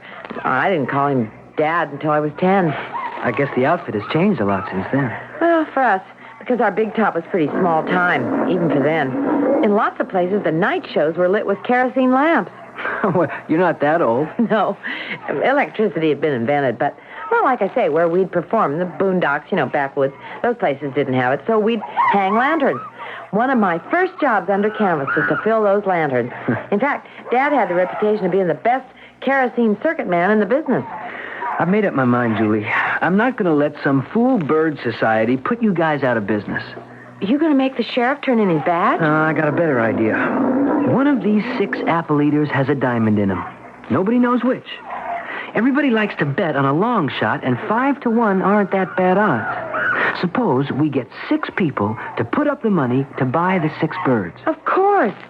Each one of them hopes he's got the ostrich with the diamond. Right. But now, would Big Bill sell? At a profit? Well, sure. We can always get more ostriches. I know. Let's make it an auction. Oh, Jack, you've hit on a wonderful idea. They can stop us from exhibiting, but not from selling. Right, we'll make it countrywide. Anyone, anywhere can bid. Closed, sealed bids. I'll write it up in the paper. We'll get terrific coverage, you'll see. Oh, Jack. Better than a pig in a poke. It's a fortune in an ostrich. Julie, you and your dad could make a bundle. That's fantastic. Oh, I could kiss you. Well, why don't you? Julie didn't kiss me, but I came pretty close. Anyway, it was a good idea. My editor said so, and so did the publisher. The only one who was somewhat less than enthusiastic was Sir Zafrullah Mahmed. He dropped by the office 2 mornings later. I beg your pardon. Aren't you Mr. Jack Simon? Uh-huh. Excuse me for not turning around. I'll be with you in a minute. I'm just polishing up this headline. Diamonds are a bird's best friend. There. I'll be back in a sec. Copy? Copy, boy. Here's the headline, okay? Now, what can I do for you? Oh, it's you, Sir Zafrullah. To what do I owe this honor? Young man, this is an impertinence. This is? What is? Your story about the ostrich auction. My telephone's been ringing all morning. I had a call from New Delhi. My family wants to know what's going on. My superior called from Washington. I'm being made the laughing stock of the diplomatic community. Well, gee, Zap. Sir Zafrullah, I'm sorry. I am not taking this lying down, Mr. Simon. It is up to you to call the auction off. Well, you'd better talk to Big Bill Hendricks. They're his birds. I don't make things happen. I only report it. That's what we shall see. I put it to you. Will your paper print a denial and retraction or not? I hardly think so. If anyone calls it off, it'll have to be Big Bill. I'll have the law on you. You are in collusion with these circus people to make a profit out of my stolen diamond. If I were you, I'd check into the legality of this before going around threatening people. Our legal department tells us everyone is in the clear on this. You took no precautions whatsoever. You flaunted a shiny substance in front of a cage of ostriches everyone knows are susceptible to such attractions. Moreover, what is now in the bird is part of the bird, and that bird belongs to Big Bill Hendricks. I am appalled.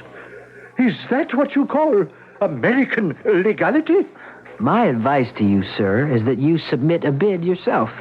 Pick the ostrich you wish to bid on and make them an offer. That's fair enough. There are 6 birds. If you like, bid on all of them. That gives you 6 chances. Incredible.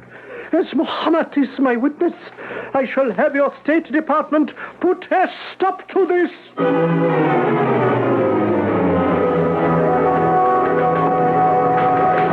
Hello, Jack. May I come in? Julie? Well, you certainly may. Guess who came to see me this morning? Sir Zafrullah? Mm-hmm, in person. I know. He came by to see Dad, too. Oh, that must have been some scene. You should have charged admission. Oh, Jack, it wasn't funny. He was making all kinds of threats if we hold that auction. Dad tried to explain to him that we really down on our luck, and while he understood and was really sorry, we needed the money. Oh, I felt like Little Red Riding Hood begging. You should have seen him in here, huffing and puffing like the big bad wolf. Anyway, the upshot was he's going to get a hold of those animal protection people, the ones who served us the summons, and with them, get us arrested. That's all bluff, and he knows it. They already told the sheriff it was okay to sell the ostriches. I told Sir Zafrullah to make his own bid on the birds. Besides, no self-respecting diplomat is going to do something which would reflect on him. He said he was being made a laughingstock up there in Washington, so my bet is he's going to keep a low profile. That is, if he's really Sir Zafrullah and there really was a diamond. What? Well, what are you talking about, Julie? Jack, that's why I came by to see you. I had this terrible thought. We're auctioning off 6 ostriches, and the come on to the buyer is that one of them has swallowed a $200,000 diamond. Exactly. Which he could return to Sir Zafrullah if he wants and hold out for a reward. Maybe. Jack, you were there the day Sir Zafrullah went on the tour of our sideshow. Yeah, I was right behind him. Did you actually see the diamond in his turban? Sure did. It was there, all right. Did you see one of the ostriches take it? Sure did. Are you sure? Because I didn't. Well, I didn't actually see the ostrich take the diamond, but... Well, I saw its head reach out and then duck back, and then, let me see. Yes, and then Sir Zaffarula put his hand to his turban and he said, "Where's my diamond?" And there wasn't any diamond where there had been one before. Exactly. Nobody saw the bird take the diamond. Nobody. I ask everybody. But I saw the one nearest us swallowing something. There was a big lump going down its neck. That could have been an apple. Besides that, we only have his word for it that the diamond was worth that much. Holy cow. I never thought of that. I mean, how do we know it was a real diamond? It could have been glass. He could have palmed it. And who is this man? We only have his word for it that he's an important Indian who works for his embassy in Washington. But if he's a fake and the diamond's a fake, well, what would he get out of it? His last words to Dad were, if he didn't get at least half of what we made in the auction, he was going to sue us for misappropriating his property. He's got us. Look at it this way. Suppose there's no diamond in any ostrich and word gets out. Our bids are all coming in by letter. We could get held for defrauding through the U.S. mails. Hello? Hello? Hello, operator? Look, you almost cut me off. Charlie, is that you, Charlie? Hi, this is Jack Simon in Sarasota. How are things up there in Washington? Oh, everything's jumping down here. You picked up the story on the wire services, then you know. Yep. Yeah, I understand we've already got 500 sealed bids on the 6 ostriches. It's crazy, huh? Listen, I'll tell you why I called you. Will you nose around and find out all you can about this Sir Zaffarula character? Check the State Department, the Indian Embassy, check everything. Will you, Charlie? Great. Thanks a lot, pal.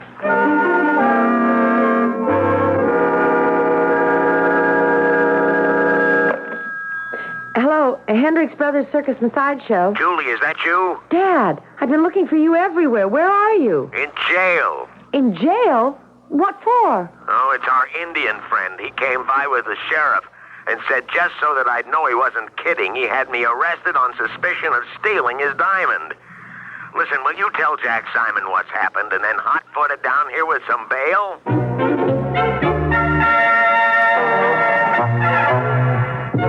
Oh, Julie, am I glad to see you. Where's Jack? He said he'd meet us here. That bail cleaned us out. Say, Sheriff, this bail money is returnable, isn't it? Well, if you don't skip town. If I kill that Indian, I might just have to do that. Take it easy, Dad. Maybe it won't be necessary. You got a better way? I got to thinking, how do we know it was a real diamond? And who is he? Is he really who he says he is? Well, not so fast. It could be the old grift, Dad. Huh? The old shell game. 3-card Monte. Only we're being played for the sucker. Hey, I never thought of that. That guy seemed awfully anxious to have me save that warrant. Oh, I'm glad you waited, Big Bill. I'm sorry about this. Did you call Washington, Jack? I did. My friend just called me back. It's no con, no swindle. You mean Sir Zaffarula is on the level? Well, the Indian Embassy does have a Sir Zaffarula Mahmed on the staff. He's not in Washington right now. They say he went south for the winter. What about the diamond in his turban? Yep. What do you mean, yep, Jack? I mean, that guy does wear a diamond in his hat. Turban. The secretary at the embassy said he was quite sure about that. Everyone in Washington knows it. Well, there's one thing we know they don't know in Washington. What's that? Sir Zaffarula isn't wearing a diamond anymore.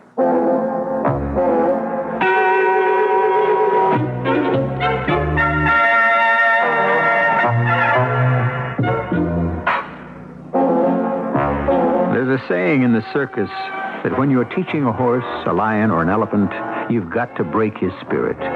If you don't, he'll break yours. Fate seems to be challenging Big Bill at every turn, trying to break his spirit. But every year he comes up with a new trick and won't let go. Can things get any worse than they are now? Let's find out when I return shortly with Act 3. America, and bring it to that red one. Clean up after you. Having a backyard barbecue? Bring out the Wet Ones moist towelettes. They're soft, they're cloth, they pop up to clean up hands after messy charcoal, faces after sticky food. Give it up, America, and bring it to that red one. Clean up after you. When you carry carry master charge. You carry clout. For me, clout is buying a shiny new typewriter and then writing the great American novel, the power of Hemingway, the glamour of Scott Fitzgerald, the raw intensity of Steinbeck. Once upon a time, there was a... You carry master charge. You carry clout. Master Charge. Use its clout.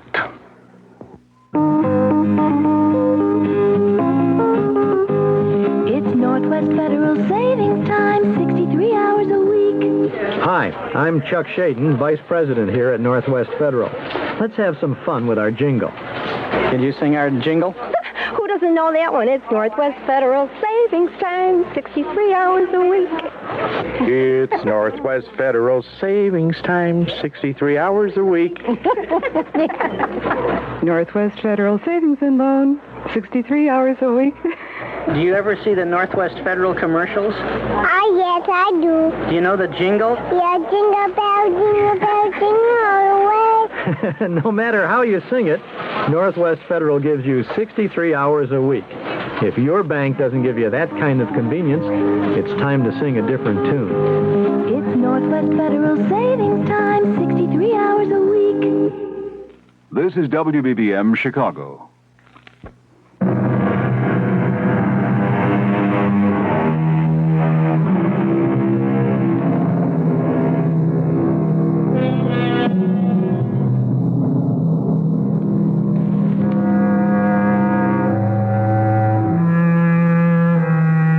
Welcome back to the Big Top.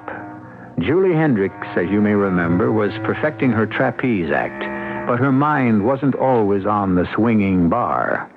It's split-second precision work. And, well, when you're thinking about lawsuits and ostriches and diamonds and auctions and the possible foreclosure on your circus and sideshow... What happened, Big Bill? Who's that? It's me, Jack Simon. Who's hurt? Julie. What? Oh, how'd that happen? That's what I'd like to know. She fell. Oh, that's terrible. Say, you want to come to the hospital with me? I'll drive you there. No, thanks. I got too much to do here. You don't want to go to the hospital to see your own daughter? Oh, she wasn't hurt bad. Okay, Bill, if you say so. Oh, I told her to be careful. She wouldn't listen to me. I don't know why she didn't stick to keeping the books. Who needs another aerialist? All she was thinking of was that darned auction. Now, don't be angry at her. It'll turn out great. This morning, we got over 100 more sealed bids sent to the paper. An awful lot of people want to get their bids in before they're opened Monday at 10. Well, how's your mail? It keeps coming in. You heard anything from the Indian? Not a word. Every day I expect a new trick from him. He's going to hang me if he can. I know. The Indian rope trick. He'd try that if it would get him anywhere. Well, I'll see you, Bill. I'm off to the hospital. Big Bill was right. Julie hadn't been hurt too bad in that fall. Her leg was in a cast. But she insisted on organizing the auction even from her bed at the hospital. So we decided to open the bids right there at her bedside. And to make sure everyone would know it was on the up and up, Julie was given a private room, courtesy of the hospital, and the sheriff himself came over to supervise. Sheriff, have you ever seen so many letters? I'd hate to count them. Well, you're going to be helping me. Now, we can use the foot of my bed for a desk. What time is it? It's almost 10. That's when we start opening the bids, right? Uh-huh. Now, what we do is very simple. The sixth highest bids win the 6 birds. But, of course, that won't be decided until every envelope in this room is opened. Well, that makes sense. Where's Mr. Hendricks? He'll drop by later if he can, but somebody's got to mind the store. Our cook blew last night, so Dad's got to take charge of the cook tent. Now, what's keeping Jack? Is it 10 o'clock yet? Yeah, one more minute. Who is it? It's me, Jack Simon. Oh, hi. Come on in. You're just in time for the main event, Jack. I wouldn't miss it. Here's one more envelope addressed to you, Julie. It was stuck in your door. Well, I think between the 3 of us, it shouldn't take too long. Open the envelopes and write the bid quoted on the envelope. All those under 200, just throw in a corner. 2 to 500 in one pile. 500 and 1 to 750 in a second pile, and anything over $751 into a third pile. Do you think you'll get those kind of bids? I'll tell you, Harry, I'm hoping they get bids of a couple of thousand for each bird. Enough to tide Big Bill and Julie over till the spring.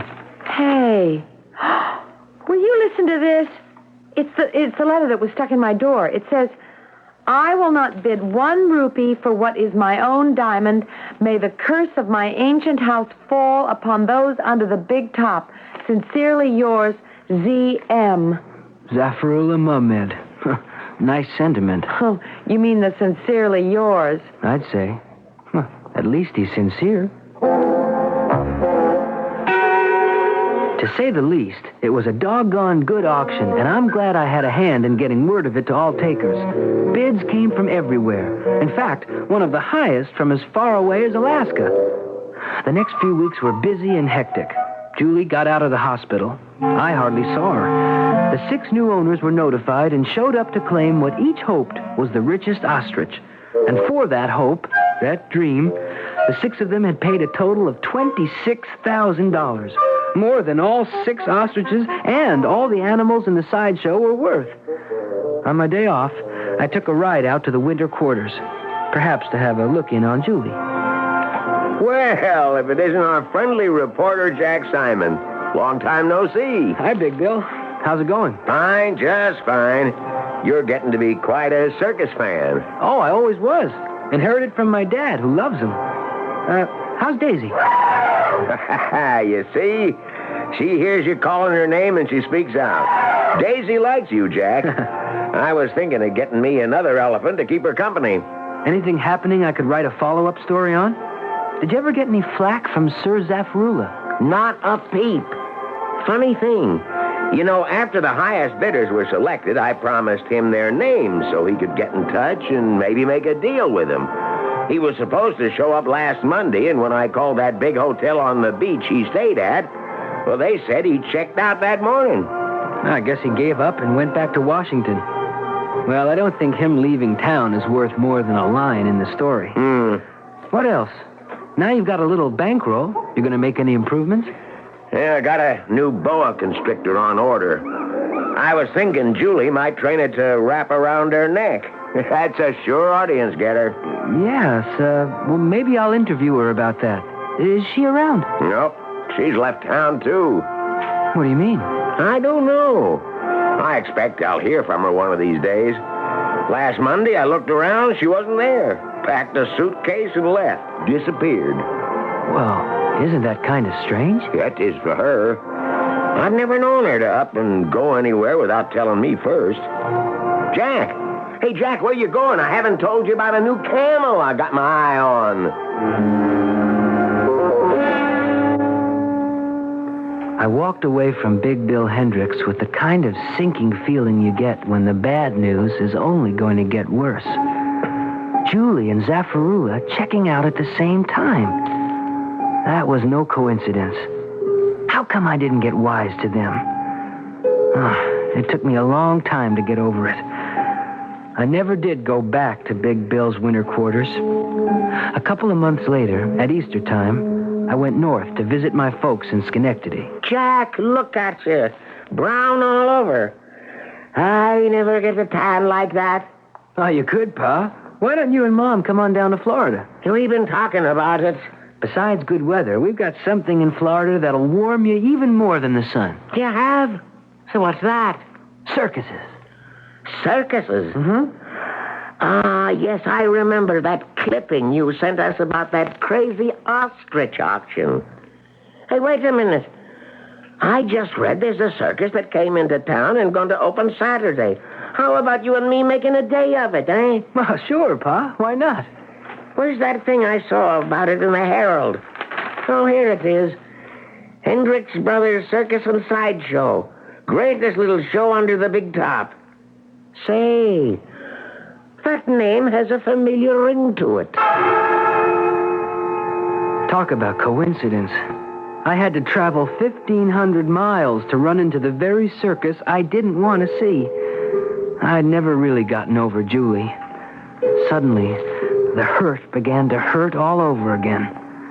I promised myself, no matter how important it was to Pa, I just couldn't. I wouldn't see any of those people ever again.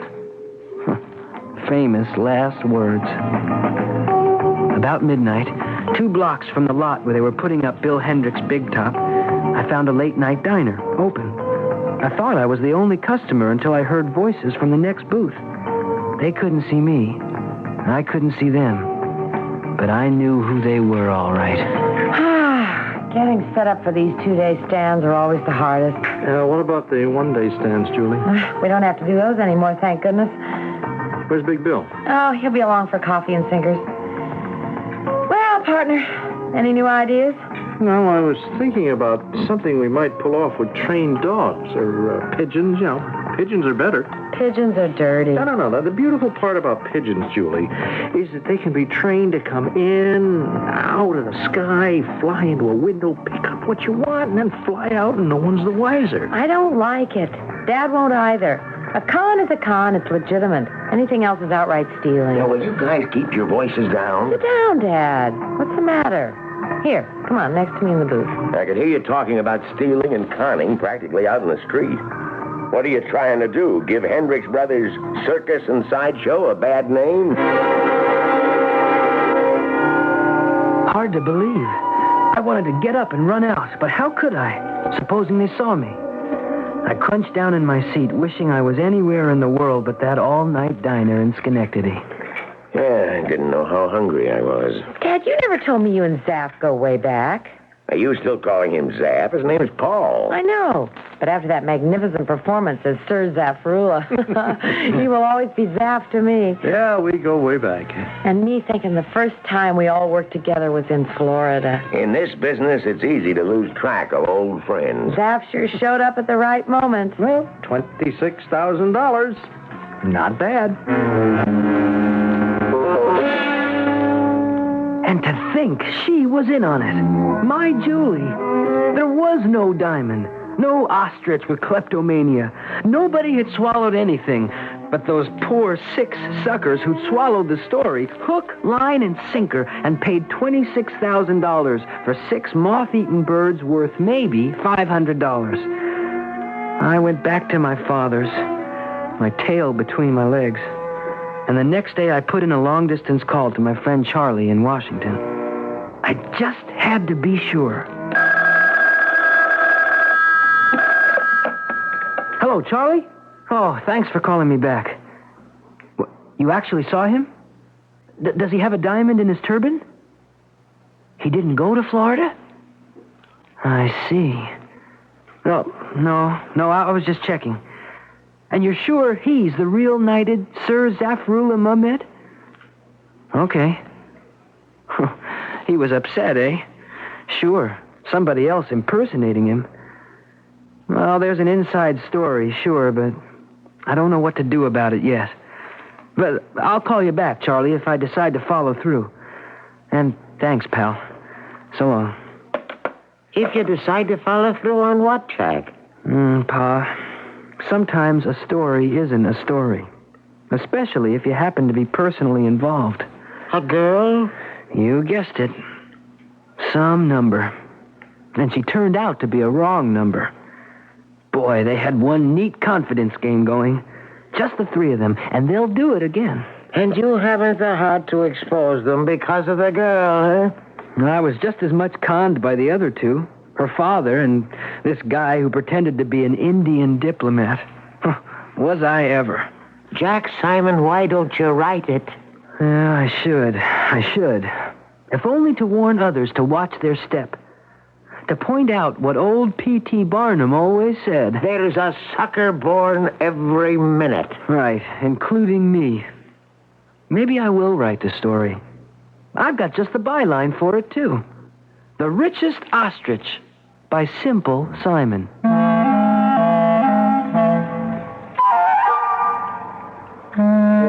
But Jack Simon never did write that story.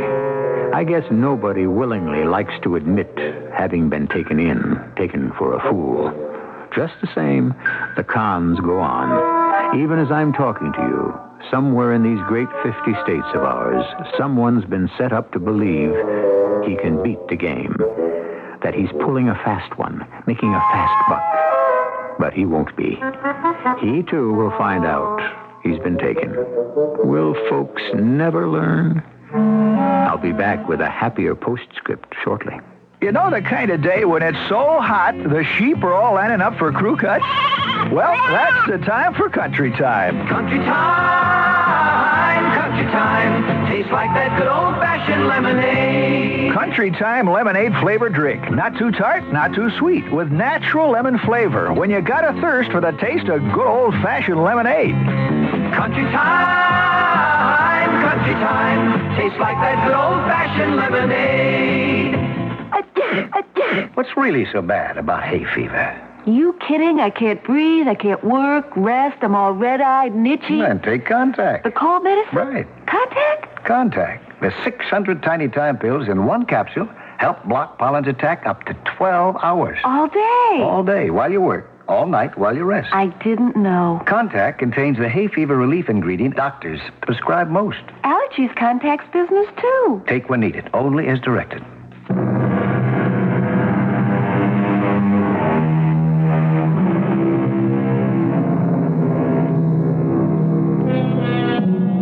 The next time someone sidles up to you and says, "Hey, buddy, want to buy a hot watch? Or a hot fur coat, genuine mink, or a hot television set?" try to remember hot means they're stolen. And these characters will steal from you, too. As you may discover when you get your hot bargain home and the genuine mink is squirrel. The watch won't run, and the brand new TV set is a piece of junk in a brand new sealed carton. Remember, nobody gets something for nothing. You get what you pay for. Our cast included Don Scardino, Patricia Elliott, Leon Janney, and Earl Hammond. The entire production was under the direction of Hyman Brown. And now, a preview of our next tale. Should have left our light on. Who needed it? With the moon. It's just gone behind a cloud. Can't you find the door to our stateroom? Well, if I can't, I know my wife has cat's eyes. Oh, here we are. Ladies first. First, I'll find a light. There we are. Now, I carry you across the threshold. Oh, my darling, it's all such heaven, such rapture. Here we go. Watch the bulkhead. Now, the last thing I'd ever do is drop you like... Are you out of your mind? Who are you? What... Jim! Jim! He acted like he wanted to kill us. Who was that? Jim! Oh, good Lord, you're bleeding. What happened, darling? Radio Mystery Theater was sponsored in part by Contact, the 12-hour allergy capsule, and Buick Motor Division. This is E.G. Marshall inviting you to return to our Mystery Theater for another adventure in the macabre. Until next time, pleasant dreams.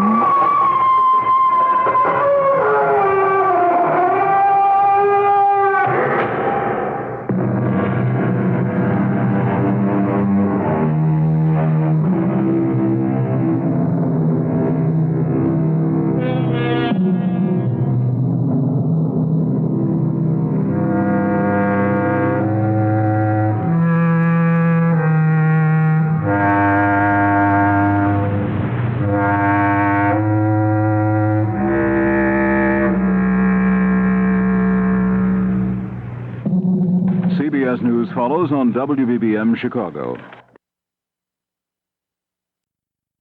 The CBS Radio Mystery Theater presents...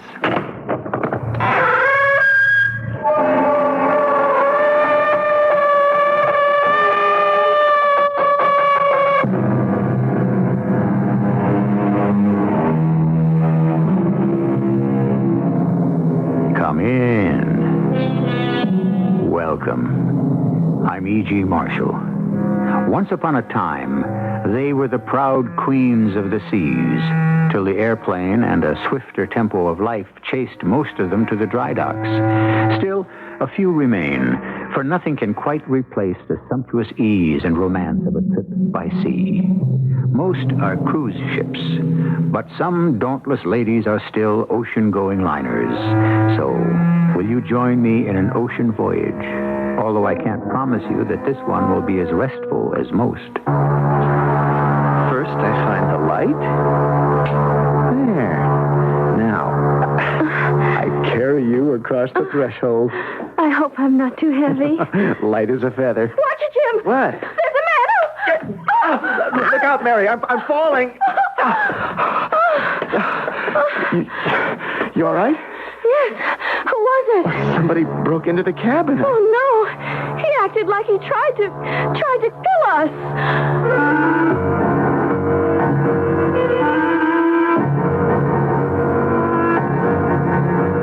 Our mystery drama, The Bittersweet Honeymoon, was written especially for the Mystery Theater by Ian Martin and stars Jada Rowland and Russell Horton. It's sponsored in part by ARM, Allergy Relief Medicine, and Buick Motor Division. I'll be back shortly with Act One.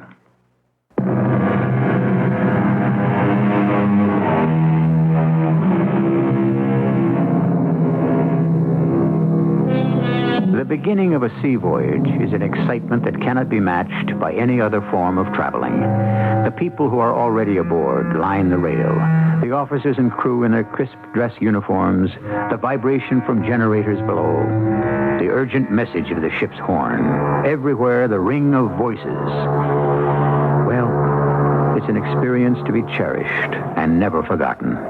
Especially if you're sailing from Naples, Italy, and you have been married less than 3 hours, and you are young. Excuse me, Mr. and Mrs. James Shelton. That's right. I'm Mr. Braithwaite, the chief purser. I wonder if we could have a little chat at my office. Why? Is something wrong? Not wrong. No, nothing wrong. Just something irregular and unfortunate. Oh, Jim, I hope it isn't my passport. They said at the embassy everything was in order. Mr. Braithwaite. Braithwaite, yes. Well, we do have the wedding certificate and all the papers. Oh, there's no question of that. After you, please. We're just about to sail. If we're going along. You don't think... There we are. Now, that's better. Won't you sit down and let me explain? You've got us on pins and needles, sir. Well, Mr. and Mrs. Shelton, you should have no embarrassments. It's the shipping line that has to face up to that. I have an apology to make to you. I don't understand. An unfortunate mistake was made when you booked your cabin. It is not available. It's already occupied. Oh, no. You mean we can't sail with you? Well, there are no other accommodations. But we're on our honeymoon. We just got married. The Mansard line would be most happy to get you a berth on a later ship or some other line. Oh, that's no good. I can't get back home later than next Monday. I'm starting a job. Well, then, the office is ready to help book any plane flight, first class. Well, that isn't the same. Like, the only reason we got married was so we could go by ship. I mean... Well, you see, we got this crazy notion that the best honeymoon we could have would be shipboard, so, You don't know what we went through to cut all the red tape and make the marriage possible. Yeah, and the papers picked up the story. The press services are all wiring it back to the States. We're going to look like a couple of fools.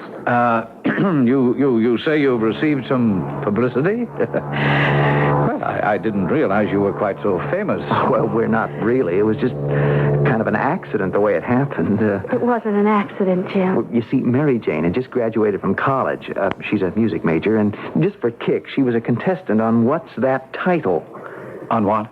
What's That Title? It's a TV game show. Yeah, and she won. A lot of kooky things I didn't exactly want or need. A car and this trip to Italy. That's how we met. At the Villa d'Este, halfway down the hill. Yeah, I was in love with her from the first moment I saw her. Well, I was over on a trip my dad blew me to after I got out of law school and before I went to work. Well, I had more time than Mary. 2 weeks more. So she wired home for some more dough. She decided not to go home till I did. But I still had this return ticket. So we went out to the airport to try to cash it in. But they wouldn't, of course. Only this little nun. This little what? A nun. Oh, a dear little lady. She'd been saving up all these years to take a trip to America to see her sister. Somebody picked her pocket. Or took her pocketbook or whatever nuns have. Yeah, with all her money. So Mary got this swell notion, and she managed to sell the airline on the idea of letting the nun use her ticket. Well, there was this big man with a cigar listening to all this, and everybody was yakking about it. So, Signor Fratelli, that was the big man with the cigar, he went round and took a collection from all the other passengers waiting for planes and got enough for her passage back and some money to spend in New York. So, that's the way it happened. What happened? Well, this publicity representative for the airlines wrote up a story about it. I told him because we were going to get married, so we could have our honeymoon the way both of us had always dreamed. By boat. The SS Queen Victoria. And this was her last transatlantic crossing before she became a cruise ship. It was kind of a drag in some ways. But pretty good publicity for your shipping line. Yes, it was, wasn't it? Well, under the circumstances, I feel it is up to the Mansard lines to make an adjustment. On second thought, I think I can find you accommodations. I thought you said there weren't any. Well, not in tourist class. As a matter of fact, there are very few people in the world who could afford these particular accommodations. What do you mean? Well, now, we had a last-minute cancellation from the Shah. Well, the country is not important since he wished to remain incognito. But I'm sure that you will like the suite. Suite? Oh, yes, it's quite extensive as well as expensive. We call it the Royal Suite.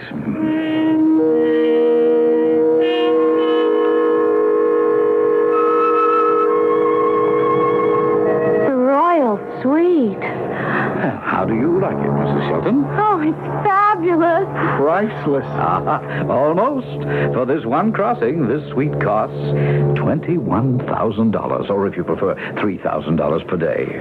Fresh flowers, of course, are included. Well, enjoy your honeymoon. You mean it's all ours? Just like that? It's all yours. Gee, how can we ever thank you, Mr. Braithwaite? Don't thank me. Thank your lucky stars and whoever fouled up in our office when they booked you. And the fact that, well, we happen to be a little bit in the news. Gee, I just can't believe the way we've lucked out. Well, we've cast off, so you must allow me to send up a bottle of champagne with your bags to say bon voyage. And, of course, so you can toast each other and your good luck. Oh, thank you very much, sir. Thank you. Can you believe it? Oh, I must be dreaming. I just hope I don't wake up. Me too. As long as I'm sharing the dream. Oh, that'll take forever. A whole lifetime. Oh, Jim, I love you so. Mary, I love you. What a way to live. And what a way to die. Jim. What? Well, what made you say a thing like that? Oh, honey, it's just a thing to say. Oh. Hey, don't let it get to you. What is it? Somebody walked across my grave. Another thing you say. What's the matter with you, honey? I don't know. I'm scared to be so happy and so lucky. What was it Lord Byron said? Whom the gods love die young.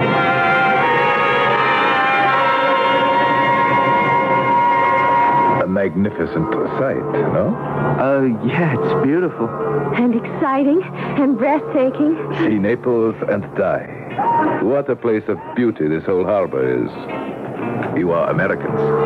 Yes, Jim Shelton. This is my wife, Mrs. Shelton. How do you do? I am Enzio Abruzzi. Allow me to shake your hand. Oh, sure. No, Caesar. Oh, I didn't see your dog. He is always with me. Oh, he's beautiful. I have a German Shepherd just like him at home. I hope he won't be jealous when he finds he has a rival. A rival? Your new husband. Oh, how did you know we were newlyweds? Does it show that much? It was a guess, but not too hard, eh? There is so much youth and so much love in both voices. Surely you cannot have been married long. Less than 4 hours. 3 hours, 42 minutes, and 8 seconds. Mirabile. You must allow me to buy you a drink to celebrate. Perhaps now. Oh, no thanks, sir. We have some champagne back in our cabin. And we haven't even unpacked. See, Caesar, my dog is telling me that the light is going and it is time for his dinner. So, perhaps after dinner tonight or some other time. It's a long voyage. We'll look forward to it, sir. Fine. Scusate. Arrivederci. Arrivederla. Ah, you speak Italian. Così. We shall try next time we meet. Basta, Caesar. Mangiare. You lead the way. He's blind. But he kept talking about seeing things. Only in his mind's eye. Or he remembers. You can see, he can't see. I was wondering how he could have a dog on board, but... Well, that's why he's blind.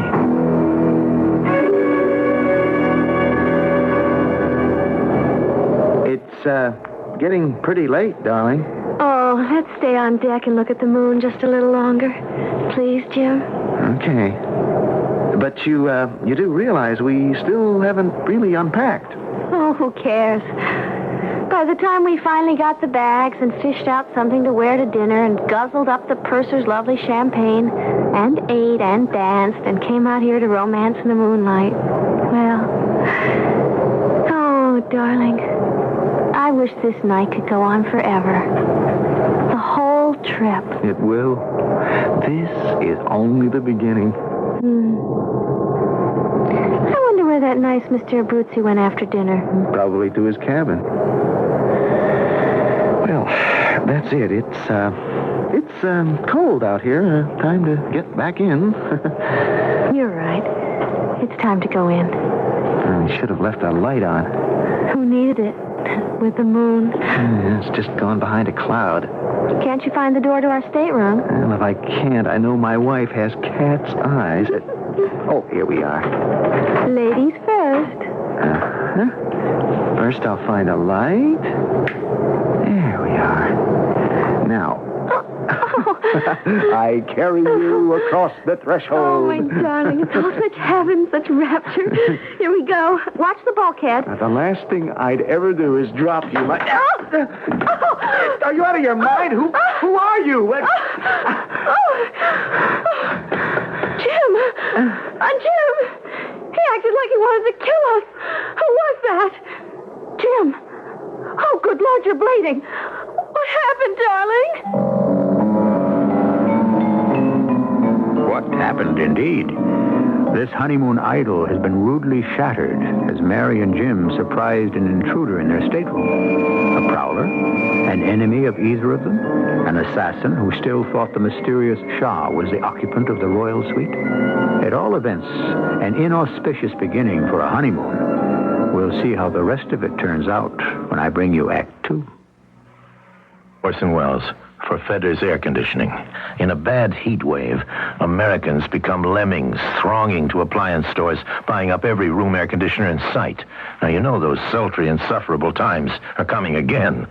So be prepared with the new Fedder's pickup air conditioner, the ingenious rotary-powered portable with a handle, so you can take it where you're going or leave it where you're staying. Pick up a pickup at your Fedder's dealer while you still have a wide choice. My old stain. It was one of those gravy boats sunk right here on my dining room carpet. Introducing Blue Luster Plus, the liquid carpet shampoo with degreasers that get to the bottom of your old oily soil and stains, plus brighteners to revive colors. Rent a Blue Luster shampoo at your hardware store. Use it with Blue Luster Plus, and you'll be minus those old stains. And nothing remains of my old stains. Mysteries are fun, but not when you're buying a new car. Bell Auto Imports at 25th and Michigan takes the mystery out of car prices. Bell comes flat out with an offer of just $200 over cost on brand new 77 Fiats. That means you can get a great new Fiat 131 station wagon with full top hinge tailgate for easy access for only $47.17. You can get a new Fiat 131 four-door sedan with automatic for only $42.61. Nothing drives like a Fiat, and Bell Auto delivers them all. The 128 sedans, the 131s, the 124 Spider, and the bold, sporty new X19. With 4 giant floors devoted to service and parts, Bell can give you same-day service on your new Fiat. Remember, $200 over cost on brand new Fiats now, only at Bell Auto Imports. Easy to reach just off the Stevenson Expressway and the Outer Drive at 2500 South Michigan Avenue. Free parking inside. Open daily until 7, Saturday until 5, closed Sunday.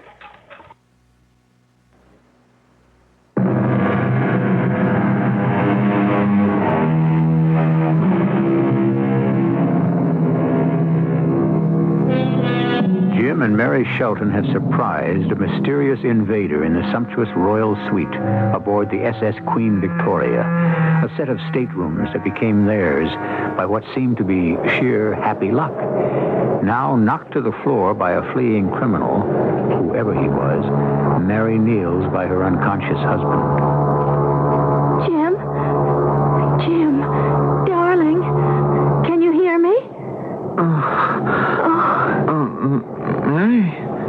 Well, what happened? I don't know. There was someone here in the cabin. Oh, darling, you're bleeding. I must have hit my head on the corner of the table. Hey, he knocked me over. Don't try to get up. Where'd he go? Out, on deck. He may be armed. Let me close the door. I'll get it. Please, honey, just stay there a moment. Okay. I am a bit woozy. But get the door. I will. Boy, that was a whack. Mary, what are you waiting for? Shh. Honey, will you get the door closed and locked? Yes, Jim. Honey, what were you waiting for before you closed the door? I heard something. What? It sounded like Mr. Abruzzi's cane tapping. Now, let me have a good look at you. Oh, thank heaven. It's just a scratch. I'll get some water and... No, never mind that. Now, did you get a look at the guy? No, not really. How about you? I had you in my arms, and he came from behind the door and knocked me over before I could even turn my head. What do you suppose he was looking for? The crown jewels, I guess. The what? Face it, baby, we've got nothing could interest a thief, so it must be someone who didn't know the Shaw wasn't here. Of course. And I thought we were so lucky. Hey, cheer up, Mary. Once the whole ship knows the Shaw isn't aboard, no one's going to bother us again. How can we be sure they do? Simple. Just call Mr. Braithwaite and make sure the word gets around. What do you suppose Mr. Abruzzi was doing up on our deck? It's a free ship. He has a right to promenade anywhere he wants. But so late at night, in the dark? Hello? Yeah, I want to speak to the purser, please.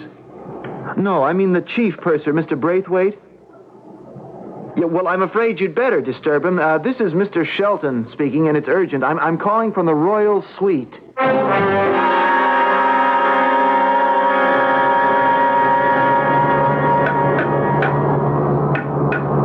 Ain't you? Gino. See? Where? Behind the ventilator funnel. Good. I can stand with my back to you in case anyone comes by. So, what happened?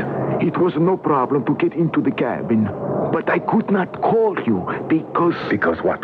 It was occupied. What? Yes.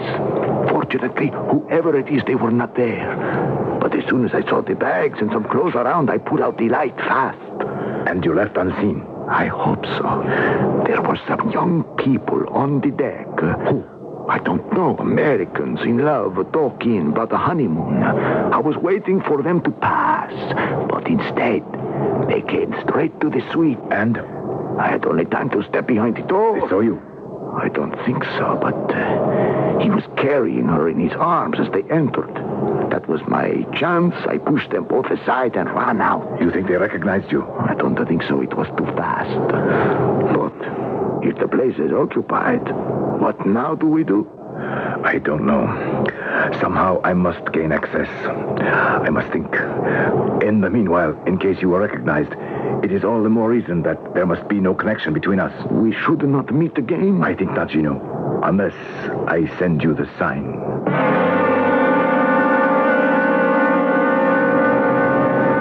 You're, sure that you could not recognize this man? Well, I didn't see him at all.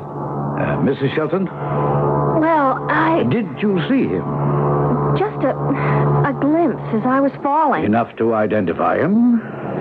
I don't think so. Or did you see what he was wearing? Well, yes, I have an impression that he had on a white coat. A tuxedo or a steward's coat, perhaps? Oh, it's so hard to say. A ship's uniform or a waiter's jacket. I honestly don't know. Well, I'm only trying to narrow it down whether it was a passenger or a member of the crew. I realize. But I didn't see clearly enough to tell you. Well, never mind that. The important thing is, what was this guy after? Well, I can only assume that it was something that belonged to the Shah. Well, as I said, he wished to remain incognito. So let us say the man who originally booked the royal suite. Jewelry or something? Probably. You know, it could be a heck of a lot worse than that. Maybe he wanted to assassinate him. Oh, Jim. Take it easy, Mary. Look, Mr. Braithwaite, I'm afraid these honeymoon accommodations have turned kind of sour. We want out, or I mean off this boat. Oh, dear me, that would be most difficult. We don't stop at any other port. Well, we're not out of the Mediterranean yet. You could call ship to shore for a boat to pick us up. Well, of course I could, but I really don't think that is necessary. The little incident of tonight will never happen again. How can you be sure? Because once everyone on board knows that you are in the suite, there will be no cause for any more incidents. But how are they going to know? Because I'm going to give a party for you, a honeymoon party. By tomorrow morning, the ship will be blanketed with notices and announcements on the closed-circuit radio and the public address system. I don't want a party. We just want to be alone. Well, in these palatial apartments, you can always be alone. But think how nice to have 1,000 guests and the entire crew celebrating your marriage. Well, I don't care for myself. And then think of the other side. What other side? Well, now, if I let you leave the ship, I would be party to a crime. There is a thief aboard, someone guilty of at least breaking and entering, and I want to find that thief.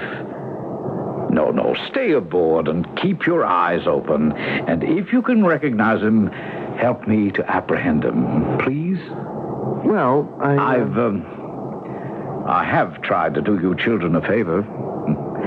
Do me one in return. Mary?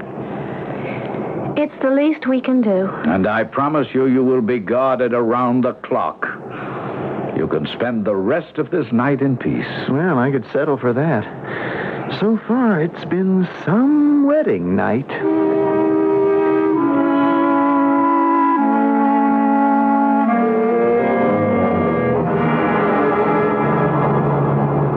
Good morning, Mr. Sheldon.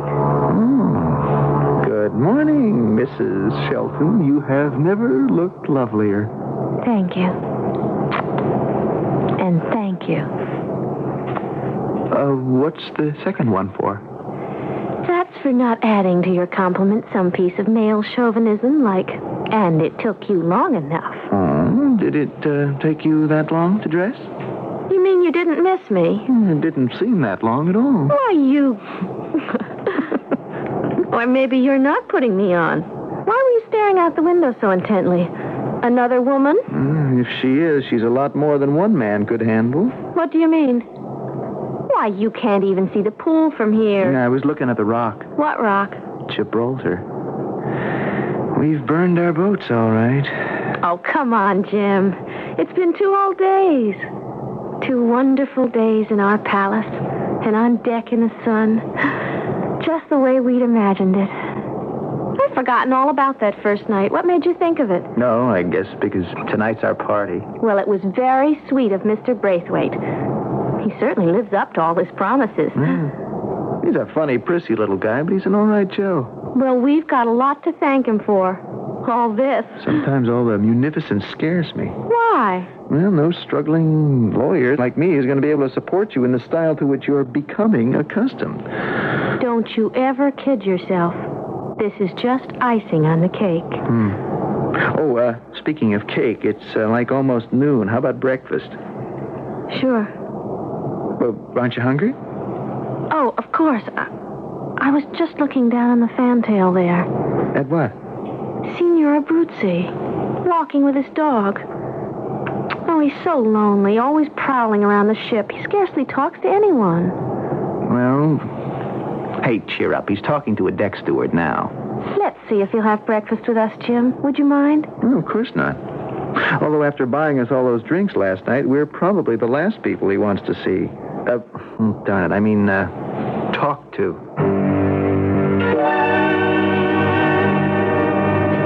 He's a beautiful dog, senor. Yes, steward.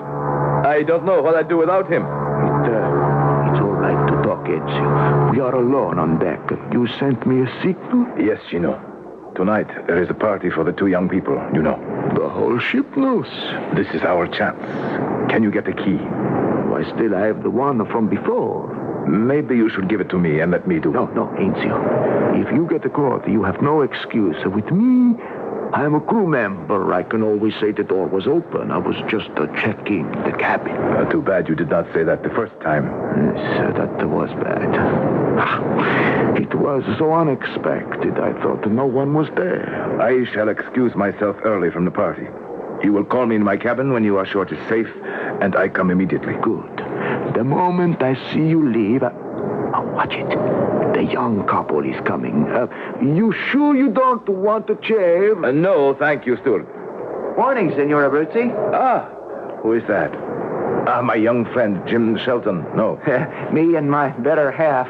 Mary and I were thinking if you hadn't had breakfast... It is so late. I have already eaten. Maybe it's just as well, Jim. Well, what is it, honey? I'm feeling a little sick. Could you take me back to the stateroom? Oh, sure, darling, but... I am so sorry. But the sea is a little rough today. I hope you will be all right for the party, Mary. Oh, sure. This is nothing. Just, will you excuse us? Of course. I hope you feel better soon. All right. Honey, you want to lean on me? Yes, please. Well, how did you get sick all of a sudden? I'm not sick, Jim. Not like that. No, keep going. Don't stop. What is it? The deckhand who was patting the dog. Did you see his hand? What about it? What hand? The right hand. He has no little finger. Why, I didn't notice, but so what? The first night, the man who broke into our cabin, his hand on my arm as he shoved us off balance. I didn't remember till now. It was missing the little finger. Jim Shelton is staring at his wife in a kind of dismay. Is her memory accurate? Will the rest of their trip be a nightmare of sworn statements, being involved in investigation instead of relaxation and enjoyment? But for their decision and the surprising results, we'll have to wait till I return shortly with Act 3. Why are so many people buying Buick's new Century? Well, it depends on who you ask. Mrs. Marcia Resnick? It holds the road, and it drives really smooth. It's nice. And Mrs. Phil Jackson? I like it because it's roomy. And Mr. Jackson, he can't even begin to tell you all the reasons why he likes their new Buick Century. I really wouldn't know where to start. But then that says a lot about Buick's new Century and why it's drawing a crowd at your Buick dealers. You know, the Lazy Boy Chair Company is dedicated to seating comfort. And I'm Jim Backus to tell you about the Lazy Boy Sofette, the reclining sofa. Both sides recline independently, even when placed 1 inch from the wall. The Sofette has Lazy Boy's extra margin of built-in quality, wear-tested fabrics, and a lifetime warranty on the mechanism. Lazy Boy Sofette, the reclining sofa, has hidden beauty, the part you can't see, the construction that gives Lazy Boy its superior quality. There is a difference, and the difference is Lazy Boy. It takes a lot more today to test products for safety than it did when we began way back in 1894. It takes researchers to determine safety requirements by questioning how and by whom the product will be used and perhaps misused. It also takes engineers to evaluate product designs to determine if they present a potential hazard. And it takes inspectors to monitor manufacturing of products that our engineering departments investigated and accepted as reasonably safe in design. Yes, today we serve America by diminishing the risk of probable hazards arising from the use of electrical products, fire and burglary protection equipment, building materials, and marine products. We're Underwriters Laboratories, and our UL and a circle label on a product means the product design complies with a nationally recognized safety standard. This is WBBM Chicago.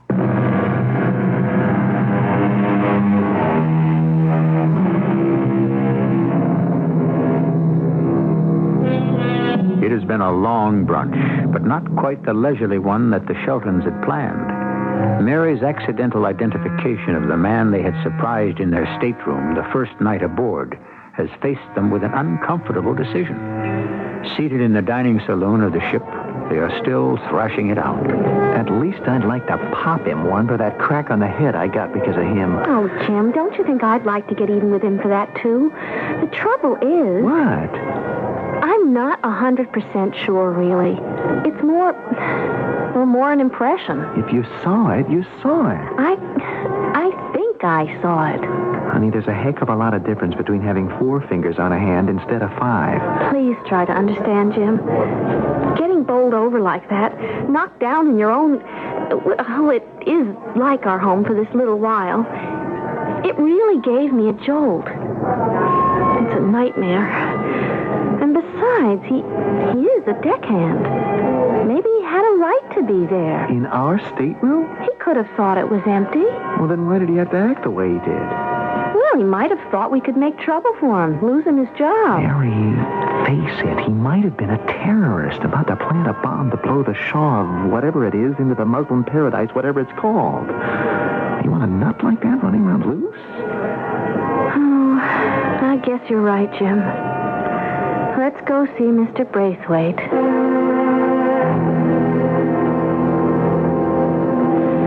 But, as you say, you are not absolutely certain that a finger was missing from the hand that pushed you. Well, I'm pretty sure I'm right. It doesn't leave us too much to go on, does it? Well, I guess it doesn't. Well, it would just be my word against his. Oh, now, come on. Don't look so glum. If I locate him, you don't think for a moment I won't shake him up all I can. And that he's not going to be watched like a hawk every moment of this voyage. I can promise you personally that this man is not going to get away with anything. Oh, I feel terrible dumping all our problems in your lap, Mr. Braithwaite. I guess we both do. Oh, now, don't give it a thought, Mr. Shelton. I don't want one solitary thing to interfere with you both enjoying your party tonight. Well, that's another kind thing we have to thank you for. Well, as it turns out, it may be the high point of the crossing. And I wish by now you would call me Cyril. I'm sure I think of you as Mary and Jim. It'd be nice to be on a first-name basis. Oh, yes. Cyril. So, there we are. That's all solved. Now, all we have to do is look ahead to tonight and your party.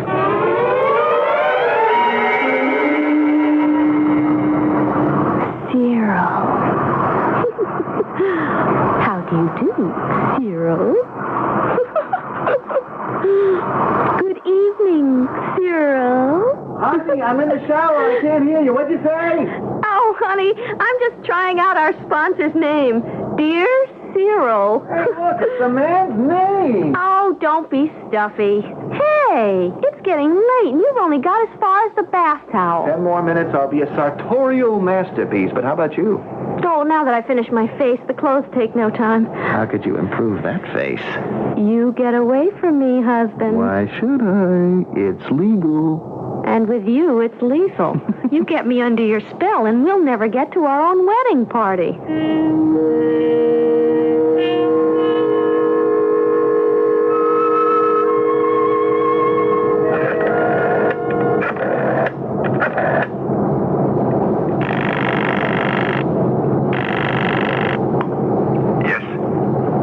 Left, Enzio. Coast is clear. I will be right up, Gino. Better I don't wait. I'll be lookout. Caesar and I will take care of the rest. Hold it. Right there. Don't move. Put your hands up. Senor Braithwaite, I can't see you with the flashlight in my eyes. So If you can't see, you'd better be sure I have a gun in my hands. What are you doing here? I was passing the door. I thought I heard a noise inside. I know the senor and the senora were at the party. All right, you can save the lies. Tell the truth or else. Or else what? I can have you put in the brig for breaking and entering. Or just shoot you out of hand for the same reason. I don't think you'd risk that. Why not? This isn't the first time you've broken into this cabin. I will only be protecting the passengers against a common thief. You would be making a mistake. I am not a thief. I am Sergeant Gino Mascara of the Naples Police. Turn around. Why? Don't ask questions. Turn. Unless you want me to shoot.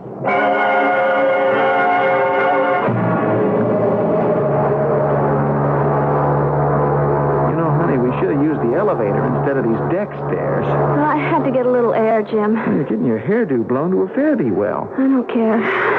Let's just stay here, outside for a moment. It's your party if you want to keep them waiting. I don't want to. It's just...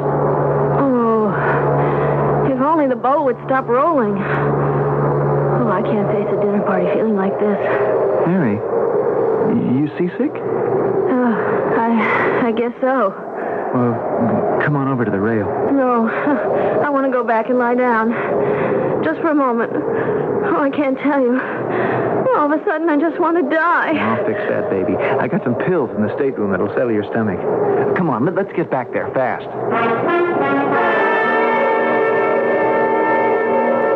I was a fool to turn my back on you. You can't get away with it. Why not?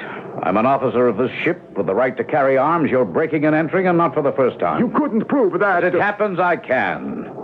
Because you're missing one finger, you're easy to identify, as Mrs. Shelton already has done. And if I turn my back, you think you can knock me out and dump me over the side? Even the weather is cooperating with you, but it won't work. What do you mean? We really know too much, Braithwaite.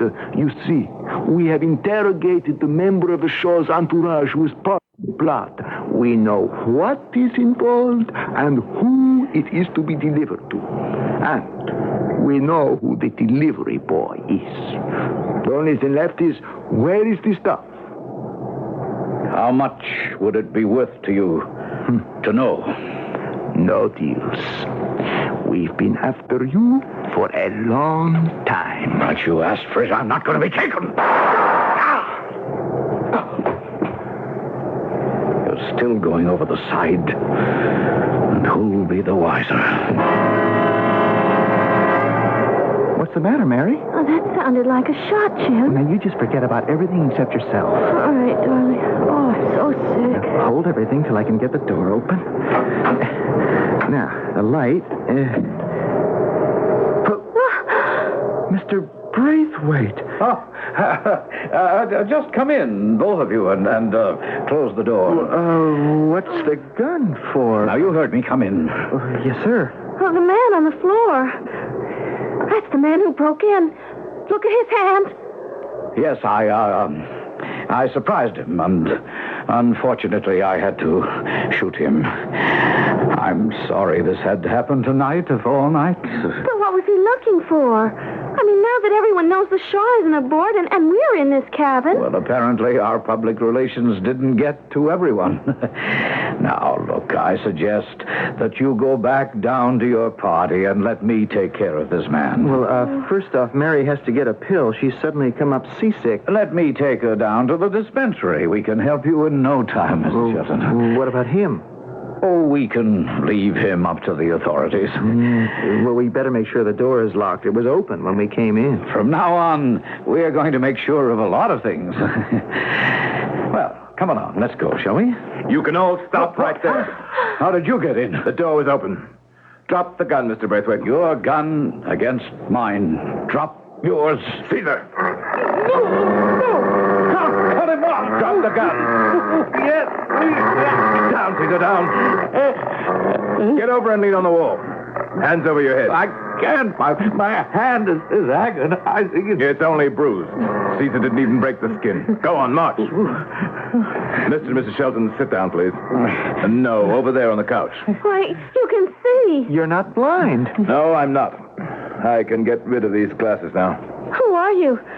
What do you want? Now, look, you make one move against Mary. Relax, Mr. Shelton. I have nothing against you two. Only against that blubbering little crumb against the wall. Just let me check and make sure it's clean. I'm not armed anymore. Please, can I take my hands down? The one your dog grabbed is killing me. I only wish it were. What is going on here? Mr. Braithwaite? Why don't you ask the man with a gun? Mr. Brutzi, can I help? No. No one can now. He's dead. He killed him. Well, I caught him breaking into your cabin. He threatened me. I had to defend myself. You slimy little worm. He wasn't armed. Well, I had no way of knowing that. I'd still like to know what this all is about. Let me reintroduce myself. My name is Henry Bruce, Drug Enforcement FBI. The man this miserable creature shot was Sergeant Gino Masciera, Naples Police. We've been working together trying to trap Mr. Braithwaite for smuggling drugs into the U.S. We suspect they are hidden in this suite of rooms. Why would he hide drugs here? Oh, he's a slippery little character with more ingenious ways to get around the law. This caper was a Lulu. The Shaw, who was supposed to travel in these staterooms, was, of course, above suspicion and had diplomatic immunity. The stuff would have gone ashore in his luggage. You mean a head of state would smuggle? No. One of his servants was the go-between, the one we got our information from. Once through customs, he'd have recovered it and made the delivery. Only the Shaw canceled out. And the drugs were already aboard. The break we got is that Braithwaite reneged on payment to the servant, so the guy blew the whistle on our purser. We wanted to make absolutely sure the drugs were on board, and of course we didn't know the suite had new occupants. But if he was hiding heroin or whatever it is in here, why would he have given us the suite? No, you were a gift from heaven, almost as good as the Shaw. No matter how well you packed, somehow the stuff would have found its way into your luggage and sailed through customs. But how would he have gotten it back? This little toad deals with some rough customers. They'd have turned up and taken it away. And probably you, too. Oh, you mean... He would have just thrown us to the wolves like that? He had no second thoughts about shooting Gino in the back. Now, just a minute. I don't know who this man is, but I wouldn't listen to this ridiculous nonsense, Mary and Jim.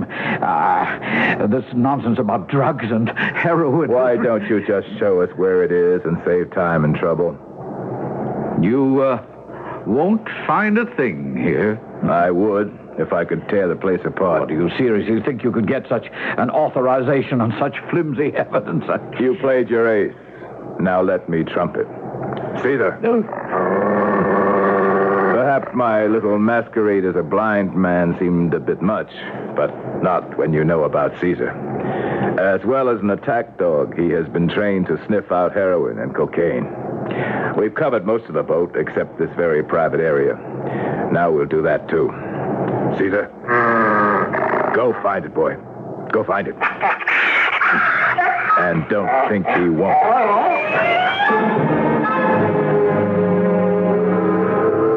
Well, Jim, Mary, at least the last few days turned out to be a honeymoon. Thanks to you, Mr. Bruce. And Caesar. I still can't believe it. How much heroin was behind that panel? 2.5 kilos. About $10 million worth. Wow. And Braithwaite? A first-degree murder will put him away for the rest of his life.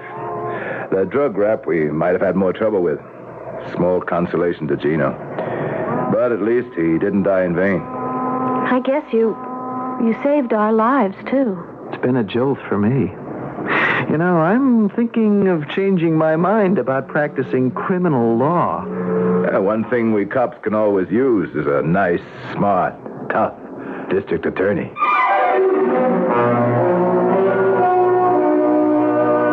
Few of us will run up against anything like Mary and Jim encountered. Yet, maybe there is a sort of message underneath all this. It is human nature to try to go through life leaving everything up to George. But sooner or later, the opportunity or the necessity develops. And if and when it does, shouldn't we be ready to put our shoulder to the wheel? I'll be back shortly.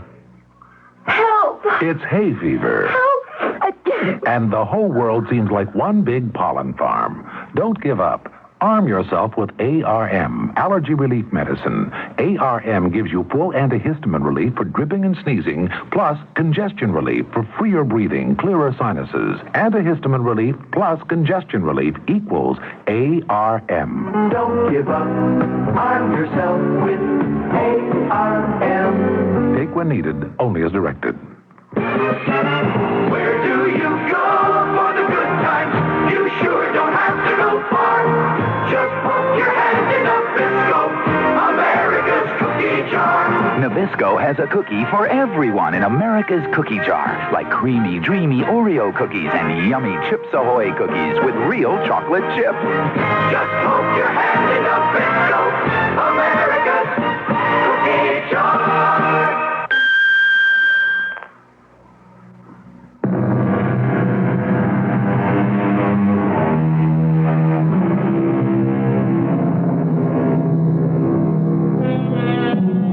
Postscript before we leave. Cyril Braithwaite was indicted and convicted for first-degree murder. Henry Bruce was promoted for his work on this case. And Mary and Jim Shelton very shortly found themselves involved in another case history, just as crazy as the one they started married life with. The twins were easily named Henry for the boy and Gene after Gino. Our cast included Jada Rowland, Russell Horton, Ian Martin, and Gordon Heath. The entire production was under the direction of Hyman Brown. And now, a preview of our next tale. Someone get the fire department. Looks like the bank's on fire. Well, do something, somebody. The Union Bank's just been blown up.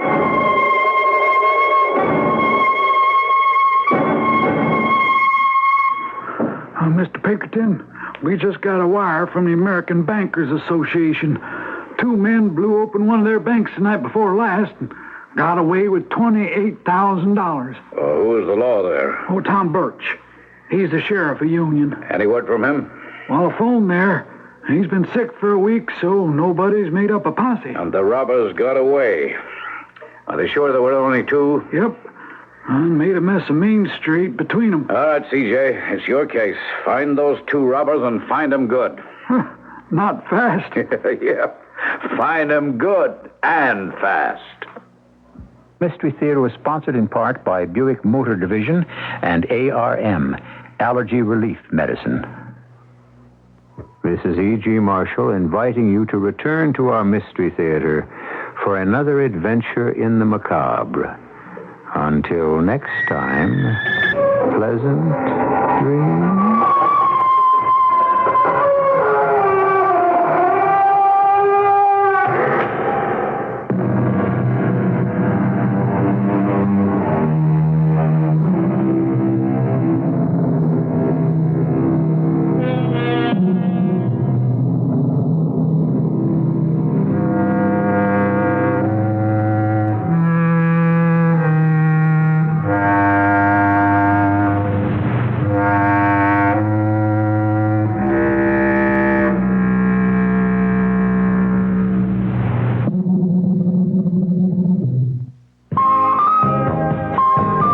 It's about time, Chicago. About 12 times a day to New Orleans, to Houston 9 times a day, and to St. Louis 12 times a day. I'm talking about the number of times a day Delta jets take off to these cities. You know, Delta has the most nonstops to New Orleans, 5 a day, including a 9 p.m. night coach. To Houston, Delta has 4 daily nonstops, with the only wide-ride TriStar going. And when it comes to St. Louis, let's see someone top Delta's 9 nonstops from O'Hare and 3 from Midway. What's more, you can save on Delta Super Saver fares with some restrictions. Night coach as low as $96 round trip to New Orleans, $103 round trip to Houston, $45 round trip to St. Louis. So Chicago, it's about time. About time you call Delta or your travel agent. Delta is ready when you are.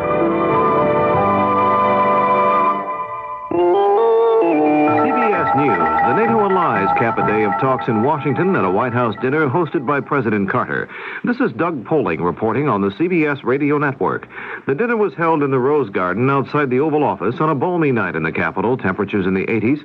It was the first day of the NATO summit, called to take a close look at the increasing military muscle of the Soviet bloc in Europe. Mr. Carter told his dinner guests the Western allies must maintain their preparedness. We want a strong defense. We've assured that.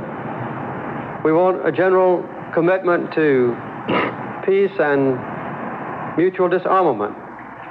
And both those elements of our desires can be guaranteed only through the accurate image of a capable and deep commitment to mutual strength. The president described NATO as one of the finest human endeavors. A few hours before, Mr. Carter assailed what he called Cuba's massive placement of troops in Africa. Secretary of State Vance said the United States will consider some kind of economic aid to a Pan-African military force. The administration continues to maintain an invasion force from Angola, which carried out a bloody raid into Zaire, was trained and otherwise aided by Cuba. More news in a moment. Sport is booming. Sport is booming. Booming. On the field and on the court. America loves sport. Americans love sports. Sports to play and sports to watch. Next to watching and playing, sports lovers enjoy reading about sports. And where do they turn? To Sports Illustrated. It is sports in print, the authority. Just ask Sports Illustrated's 16 million readers. Because sports is so important to these readers, Sports Illustrated is an ideal showcase for advertising. For everything from fine cars to travel to liquor to corporate messages. Get to your best prospects when they're feeling positive, open-minded, receptive, when they're in the Sports Illustrated mood. Sport is blooming, blooming. Sport is Sports Illustrated. We are sports in print. booming, yeah. Two strong earth tremors hit the capital city of Managua in Nicaragua Tuesday night. There are reports the tremors were also felt in Guatemala and Costa Rica. Police say there are no reports of major property damage so far and no immediate word of any casualties. A Marine guard at the U.S. Embassy in Managua felt the tremors. It was different. It was a weird feeling. I was sitting here at my desk and it knocked me out of my chair, but that's about it. You know, a lot of windows were shaking. The roof looked like it was going to fall in, but luckily it's still holding up. In 1972, a major earthquake devastated Managua, killing 5,000 people. President Leonid Brezhnev of the Soviet Union arrived in Prague Tuesday, starting a four-day visit to Czechoslovakia.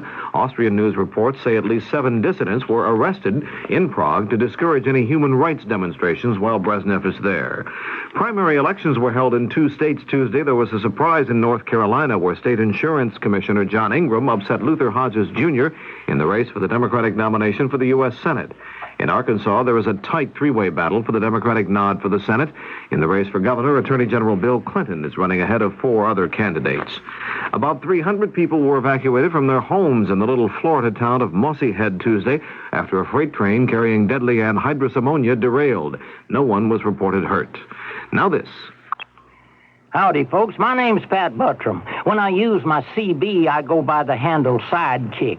I got that name because I used to kick around with Gene Autry, the old singing cowboy.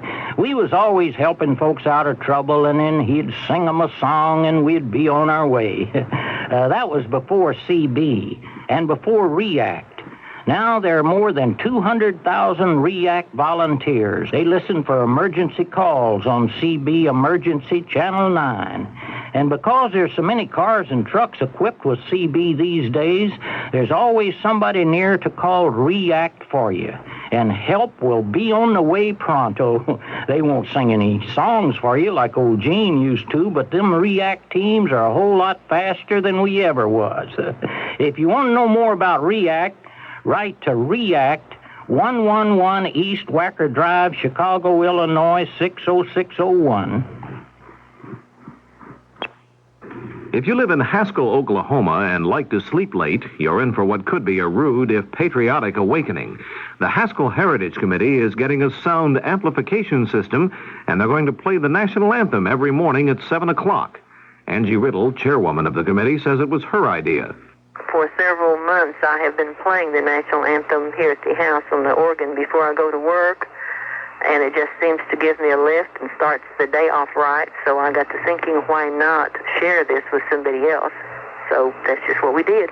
We just went to work and bought an amplifier cassette player, and have 4 10-inch speakers on top of the building, and one of them would be in north, south, and east, and west, where all the people could hear within the radius of probably 5 or 6 blocks. In case you live in Haskell and happen to miss the strains of the national anthem in the morning, take heart.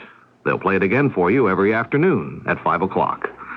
This is Doug Poling, CBS News. Here's 78 on 78. News Radio 78, WBBM, Chicago. Good evening, everyone. This is Alan Bickley on WBBM News Radio 78 in Chicago. Here's 78 on 78. News Radio 78, WBBM, Chicago. The CBS Radio Mystery Theater presents...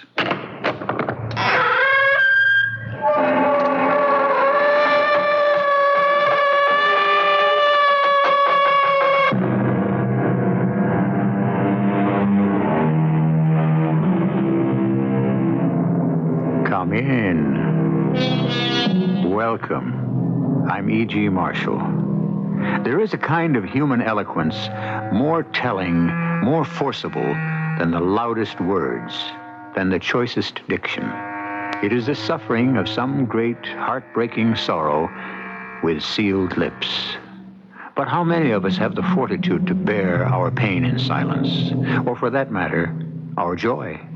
So natural is the urge to speak. What could possibly keep anyone from doing so? Look, my dear. How long has it been since we have seen so many happy faces? Oh, we couldn't have asked for a finer wedding celebration for our daughter. And yet, just now, I thought I saw something in her expression. As she spun around just now amidst the dancers, I saw a strange look in her eyes. A look? What kind of look? A look almost of terror.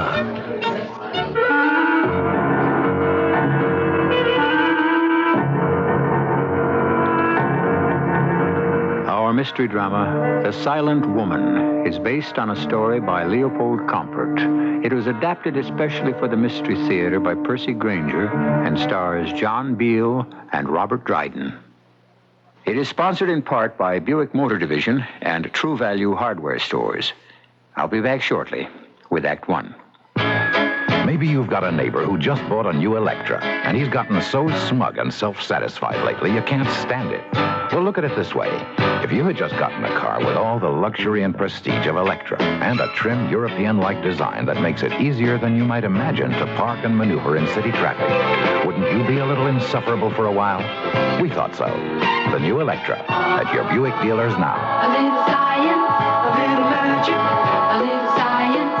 Hi, I'm Jim Backus, and I want to tell you about Lazy Boy recliner rockers. You know, Lazy Boy still makes chairs like they used to. And in recliner rockers, there is a difference. When people buy a chair, they want it to last a long time. And it will, if it's a Lazy Boy. The superior construction is one of the reasons Lazy Boy can provide a lifetime warranty on the mechanism. Yes, Lazy Boy builds chairs the best way they know how.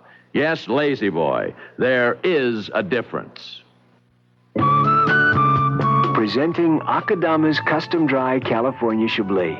It's so light and dry, not everyone is going to like it. Here's a random sample of opinions from people who have tasted Akadama Custom Dry Chablis. This is a very dry wine.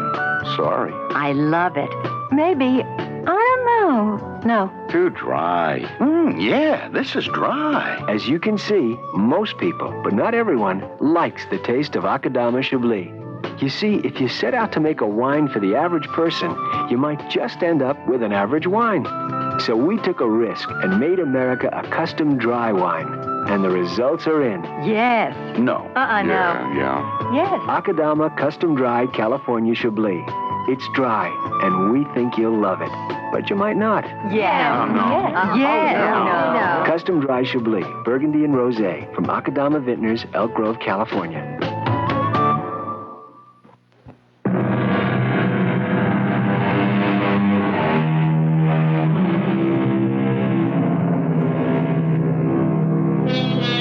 Laughing at fools is one of the oldest diversions of mankind. We are pleased to consider ourselves superior to such people. But there is another tradition regarding the fool, that he is really the wisest of men whose only failing is that he cannot dissemble. I personally prefer this tradition, for the following story is told us by a fool, and it would be a shame to think it weren't true. The time is the last century. We're in a small town in Central Europe, in a cemetery. She was a woman of exceeding virtue, the most loyal of wives, and the best of mothers. She was. Come, sister, be silent. Please relent. Now that my wife is gone, can't you soften your heart? One mustn't speak unkindly of the dead. Then I cannot speak at all.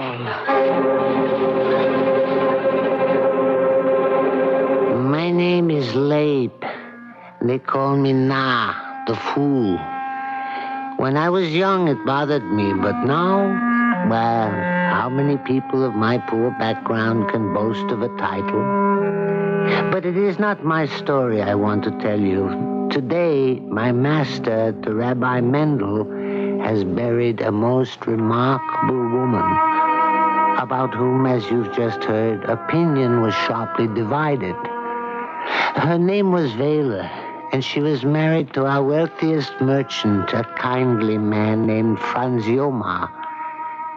Vela was very beautiful, but somewhat silly and frivolous, and many people predicted much trouble in her marriage.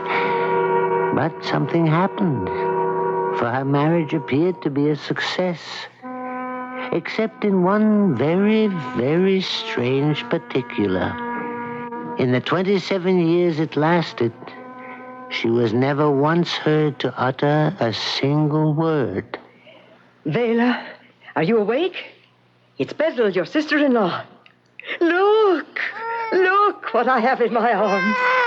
Your child. It's a girl. The doctor says she is healthy and strong. Look how active she is already and barely 2 hours old. Look. She's holding out her arms for you. She recognizes you.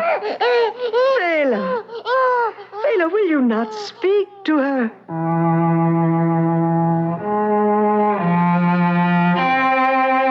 But though tears of joy came to Vela's eyes as she cradled the child to her breast, she did not speak. Nor was her silence broken at the birth of her son some years later. But the most severe time in all her marriage came on the eve of her daughter's wedding. A great plague was sweeping the countryside. Bring out your dead. Bring out your dead. Vela, it's Franz. I'm home. Oh, brother, I'm so glad you're back. Yes, not a moment too soon. I was terrified that my business in Prague would have forced a delay, and my daughter due to be married this very evening. Where's Vela? Oh. Beth, what's the matter? You're crying. Oh, it's too awful. Where is everyone? Where are the guests, the musicians? They should be arriving. There's not to be any wedding. Has something happened to the groom? Has the plague taken hold of him? No. Well, then what is it? Your daughter. Oh, no. The plague has got her in its grip. She's not expected to live. Is she in her room? Yes. Vela is with her. Vela, tell me. Our child. Look at me, Vela. Our child is dead.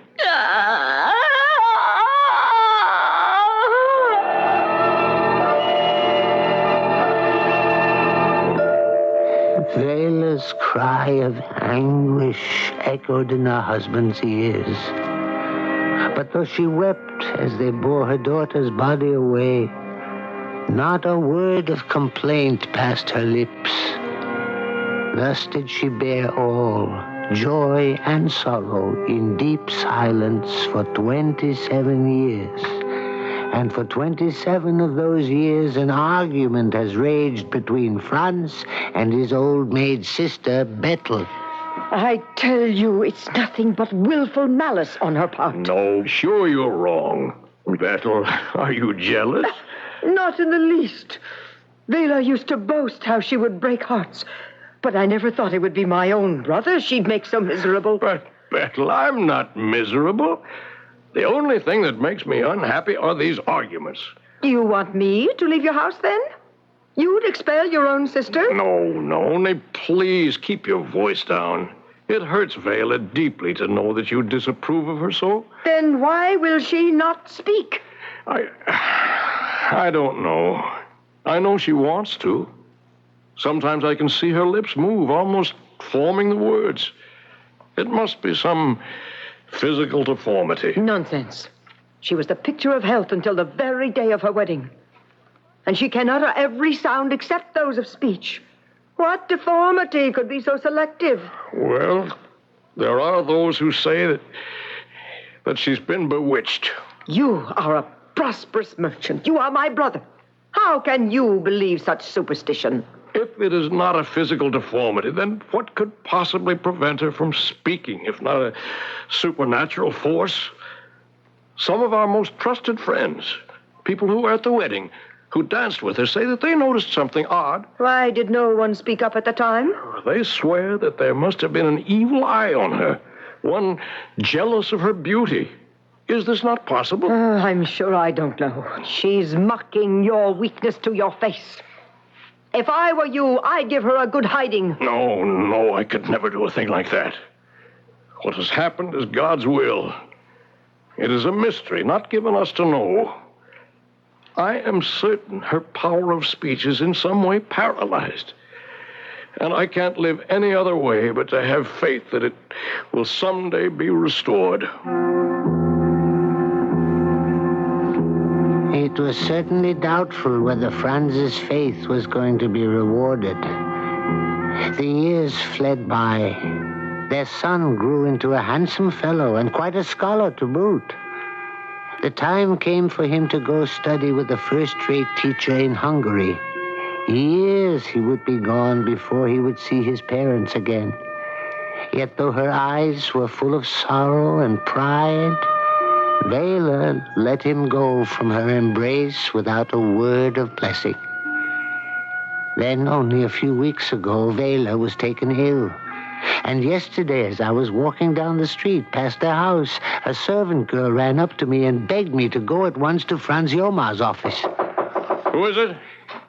It is I, your worship. Lebnar, what are you doing here? You must come with me at once. Your wife's illness has taken a turn for the worse. How bad is it? The doctor has left, and the rabbi has been sent for.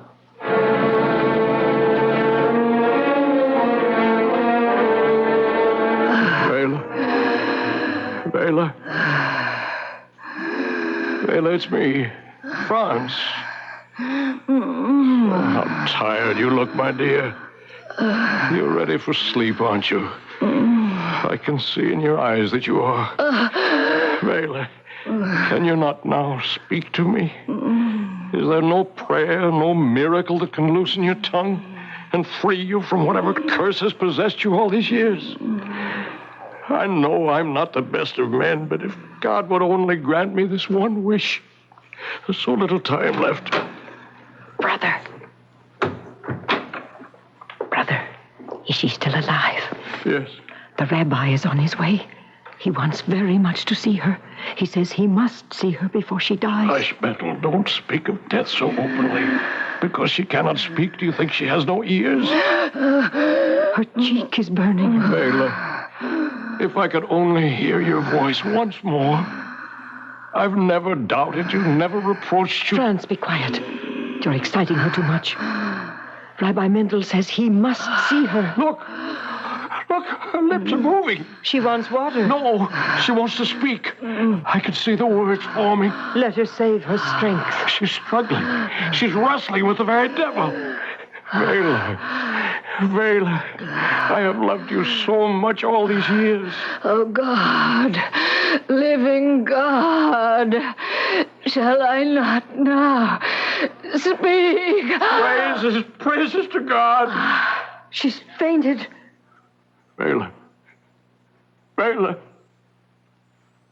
It's no use. She's dead. She spoke. It was a miracle. I'm sure it was no miracle. This only proves she could have spoken any time she wished.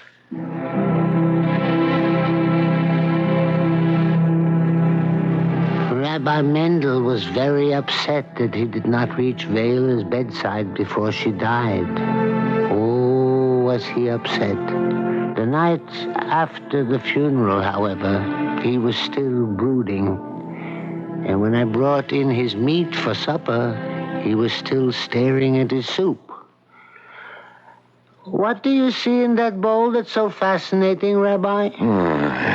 I see a fool, Labe.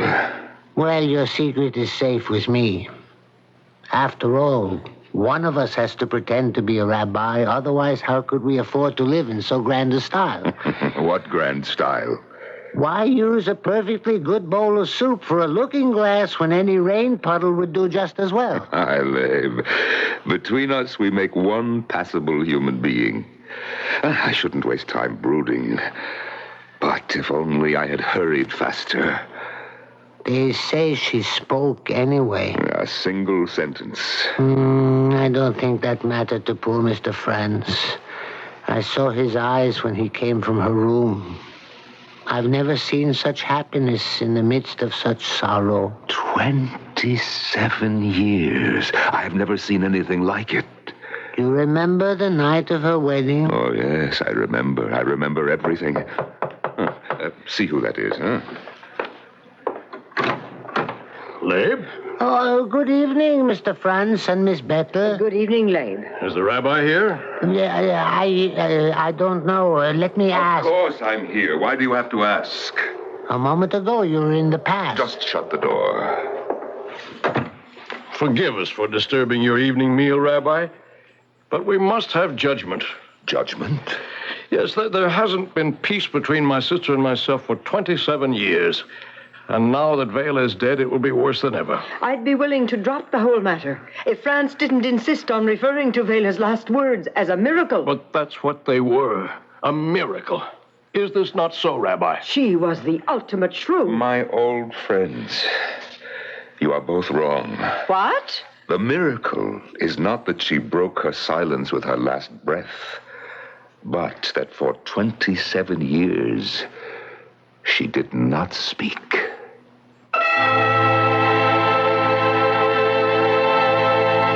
We know things are often not as they seem. How dull life would be if they were, and how little we would know of human nature. For so much of what most deeply motivates us is hidden far beneath the surface world of appearances. We shall begin to see beneath the surface of Vela's world when I return with Act 2. It takes more than good paint to get a good-looking paint job. Hi, Pat Summerall to suggest you go to your True Value hardware store and see their selection of paint accessories that can help you get a professional-looking result for a fraction of professional cost. One of their handiest painting accessories is the True Test 8-piece roller painting kit for just $3.99. It includes almost everything you need for your next painting job. You get a 9-inch roller cover, frame, roller extension, paint tray, 1.5-inch trim brush, and more, all for just $3.99. True Value hardware stores also offer a complete selection of quality True Test Orel paint brushes. Choose from their selection of varnish enamel brushes, wall brushes, angular sash brushes in a variety of sizes from just $1.98. Get the True Test 8-piece roller painting kit and quality True Test Orel paint brushes exclusively at participating True Value hardware stores and home centers. And remember, True Value, much more than just a name, our way of doing business. Look, look, look to the rainbow. Canfield's rainbow of flavor and fun. Reach, reach, reach for the flavor. Bubbly, fresh flavor that's your number one. What could be more exciting about a cola than Super Cola flavor? Even more flavor. Because only Canfield's Cola has a touch of real citrus to bring out more taste. And pure, natural cinnamon to give more snap. Come, come, come, taste the rainbow. Canfield's rainbow of flavor and fun. Cola with soda fountain freshness. Because only Canfield's uses the purest water possible and carbonation that lasts as long as your thirst. So why reach for number one? Come taste Canfield's. It's a lot more fun. Reach, reach, reach for the flavor. Bubbly, fresh flavor that's your number one. Come, come, come, taste the rainbow. Canfield's rainbow of flavor and fun.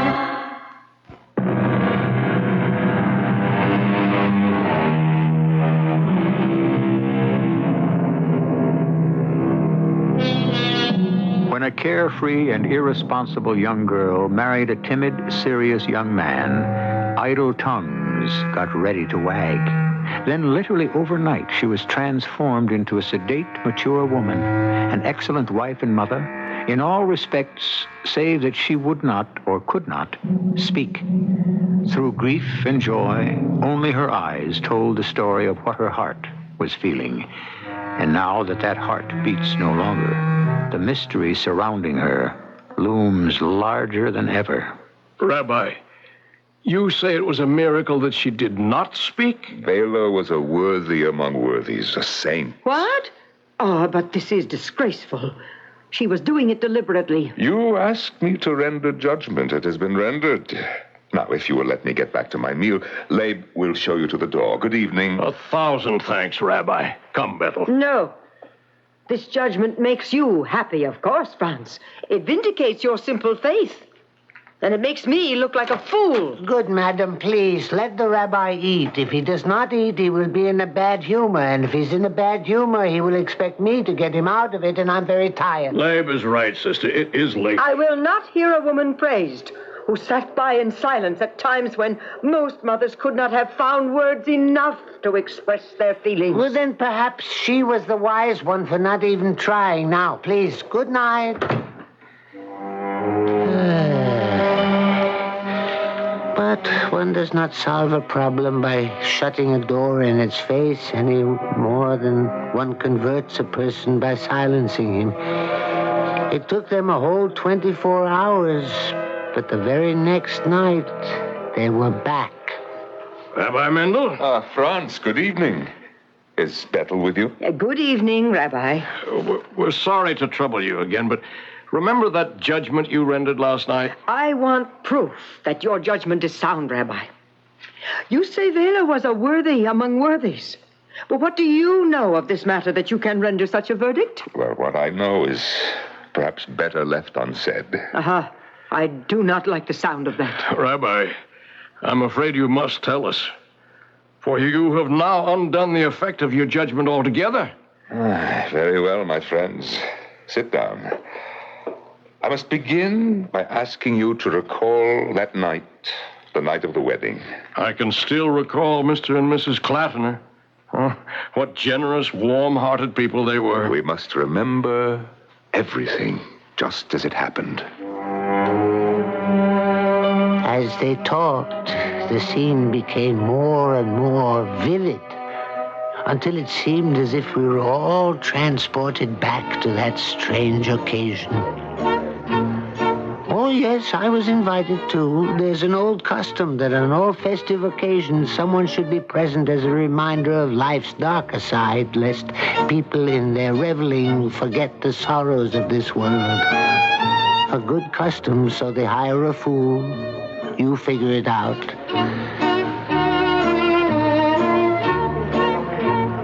Zelda, this is a splendid occasion, is it not? It is a wonderful party for our daughter's wedding. Still, it does seem odd to me. What? Her decision to get married. To have settled on Franz Jomar, of all people. What's wrong with Franz? He's a fine boy. Yes, Yes, but I thought Vela always found him rather dull. Aren't you pleased with the match? Oh, yes, of course. He comes from a good family and will go far. Franz is coming this way. Franz, stop dancing so soon. Well, I'm not used to such exercise, and I think I've had a little too much to drink. Well, then you shall have some more. Oh, no, really. Franz, Vela is a lively girl. You're going to have to learn to enjoy yourself more. I'll fetch another bottle if you two will excuse me. Mrs. Clatton, could I speak to you in confidence? Yes, Franz. What is it? I think it's time that Vela was, well... Oh, taken downstairs to the bridal chambers? Yes, but not for the reasons you think. I mean, not only that, but... What's the matter? When we danced a moment ago, her hand was burning, and her cheek was very hot. Oh, surely you understand that, Franz. No, this was different. She seemed, well, agitated. Well, it is getting late. Perhaps her girlfriend should be prodded. Well, there's something else, too. Yes? Forgive me, but why did Vela marry me? Well, you'll have to ask her. I couldn't. I'd feel like a complete idiot. Is something the matter? Oh, no, I love Vela more than... There, you see, that's it. I can't even find the right words to express what I feel. I guess what I'm trying to ask, Mrs. Clatton, is... Did you influence Vela? What? Did you persuade her to accept me because my family is wealthy? No. Her choice settled on you of her own free will. And believe me, Vela has never in her life done anything contrary to the dictates of her heart. Franz, here we go, a fresh bottle. If you'll excuse me, I must see if the bridal chamber is ready. It's high time Vela was smuggled off.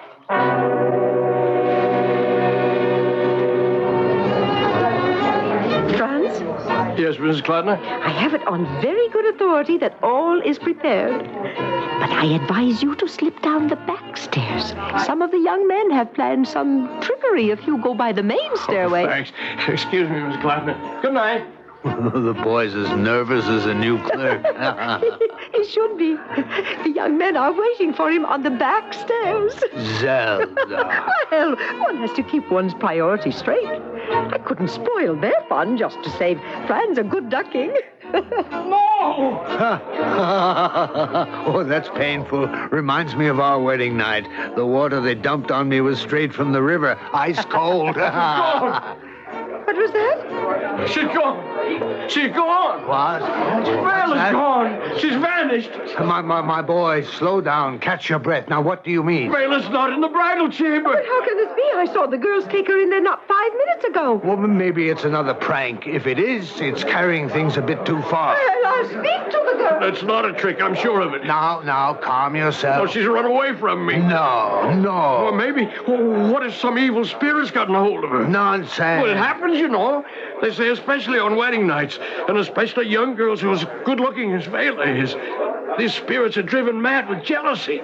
They carry their victims off, sometimes never to be seen again, or if they do return them, it's with some horrible curse laid upon them. My boy, stop this talk. All the girls swear they are innocent. If this is a prank, it's Vela's alone. Did they notice anything strange in her behavior when they took her into the bridal chamber? Well, she was nervous, of course, but that's to be expected, is it not? Oh, Reuben, we must find Vela at once. Word has spread of her disappearance. The guests are becoming frightened. They know the legends. Nothing but stories. Oh. Now, come. We'll search the house at once, and the garden. And if she's not here, we'll go with torches and search the whole city. Oh, what shall I do? Question the servants. Find out if they saw or heard anything amiss. Come, Franz. Mrs. Zelda? Oh, Leibniz, I didn't hear you approach. Your daughter has gone. Yes. I was watching her. Oh, where did she go? Yeah, I meant earlier, during the dancing. Oh, you really are a fool. Everyone was watching her then. But I watched differently than others. Her movements were not those of one who is enjoying herself. They were desperate, frenzied, and she looked no one in the eye. Not even Franz? Least of all him. Do you think she may have done herself harm? Do you think she's gone to the river? I didn't know where Vela had gone or why, or whether she would ever come back for that matter. I left the house as puzzled as anyone, but unlike the others, I was not frightened. Whatever was going to happen was going to happen. In this world of uncertainty, I have always been certain of that. Yes, Rabbi. I remember. We searched the entire house and the garden, and there was no trace of her. Then we took torches and scoured the city. And when you returned to Reuben Clotimer's house... She was there, sitting with her mother in the kitchen, as calm as could be. How remarkable. What is? You asked us to remember everything, and I remember something now that I'd forgotten. When we came into the kitchen, our burnt-out torches in our hands, Vela looked up, and she looked directly at me, into my eyes. Labe was right. She had avoided everyone's gaze, and most of all, mine. But now she looked at me, and I at her. And I remember a chill ran through my body. I thought, surely this woman is bewitched. But now I think we were laying eyes on each other for the first time. Yes, my son. And what it was that happened that night, I am now free to tell you. Franz and Bettel came to the rabbi's house with an argument they wished him to settle. It was a question they thought had only two sides, and one of them, they assumed, had to be right. But is this always the case? I'm reminded of a riddle. Two girls walked into the classroom on the first day of school. They were identical in appearance. They had the same last name and the same parents. Yet when the teacher asked them the obvious, were they twins, they said no. How is this possible? I'll give you the answer and the rest of our story when I return with Act 3. Why are so many people buying Buick's New Century? Well, it depends on who you ask. Mrs. Marcia Resnick? It holds the road, and it drives really smooth. It's nice. And Mrs. Phil Jackson? I like it because it's roomy. And Mr. Jackson, he can't even begin to tell you all the reasons why he likes their new Buick Century. I really wouldn't know where to start. But then that says a lot about Buick's New Century and why it's drawing a crowd at your Buick dealers. A little magic, a little science, a little... I'm chewing gum again. Big deal? It is to me. I had to give up gum because it stuck to my dental work. But with Freedent gum from Wrigley's, I can enjoy chewing gum again. It doesn't stick. Fact is, until I found Freedent, I'd forgotten how fresh and clean my mouth and breath could feel anytime. Freedent in peppermint and spearmint. You'll like it. Feel free to chew Freedent. It won't stick to most dental work. Freedent gum. Mysteries are fun, but not when you're buying a new car. Bell Auto Imports at 25th and Michigan takes the mystery out of car prices.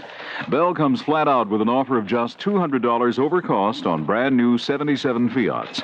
That means you can get a great new Fiat 131 station wagon with full top hinge tailgate for easy access for only $47.17. You can get a new Fiat 131 four-door sedan with automatic for only $42.61. Nothing drives like a Fiat, and Bell Auto delivers them all. The 128 sedans, the 131s, the 124 Spider, and bold, sporty new X19. With 4 giant floors devoted to service and parts, Bell can give you same-day service on your new Fiat. Remember, $200 over cost on brand new Fiats now, only at Bell Auto Imports. Easy to reach just off the Stevenson Expressway and the Outer Drive at 2500 South Michigan Avenue. Free parking inside. Open daily until 7, Saturday until 5, closed on Sunday. This is WBBM Chicago.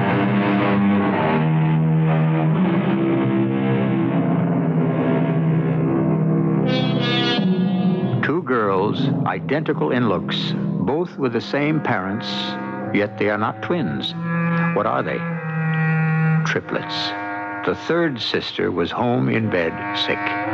This riddle should serve as a reminder that there are often three sides to every issue. Your side, my side, and the truth. And it is the truth we shall soon learn as we rejoin our story.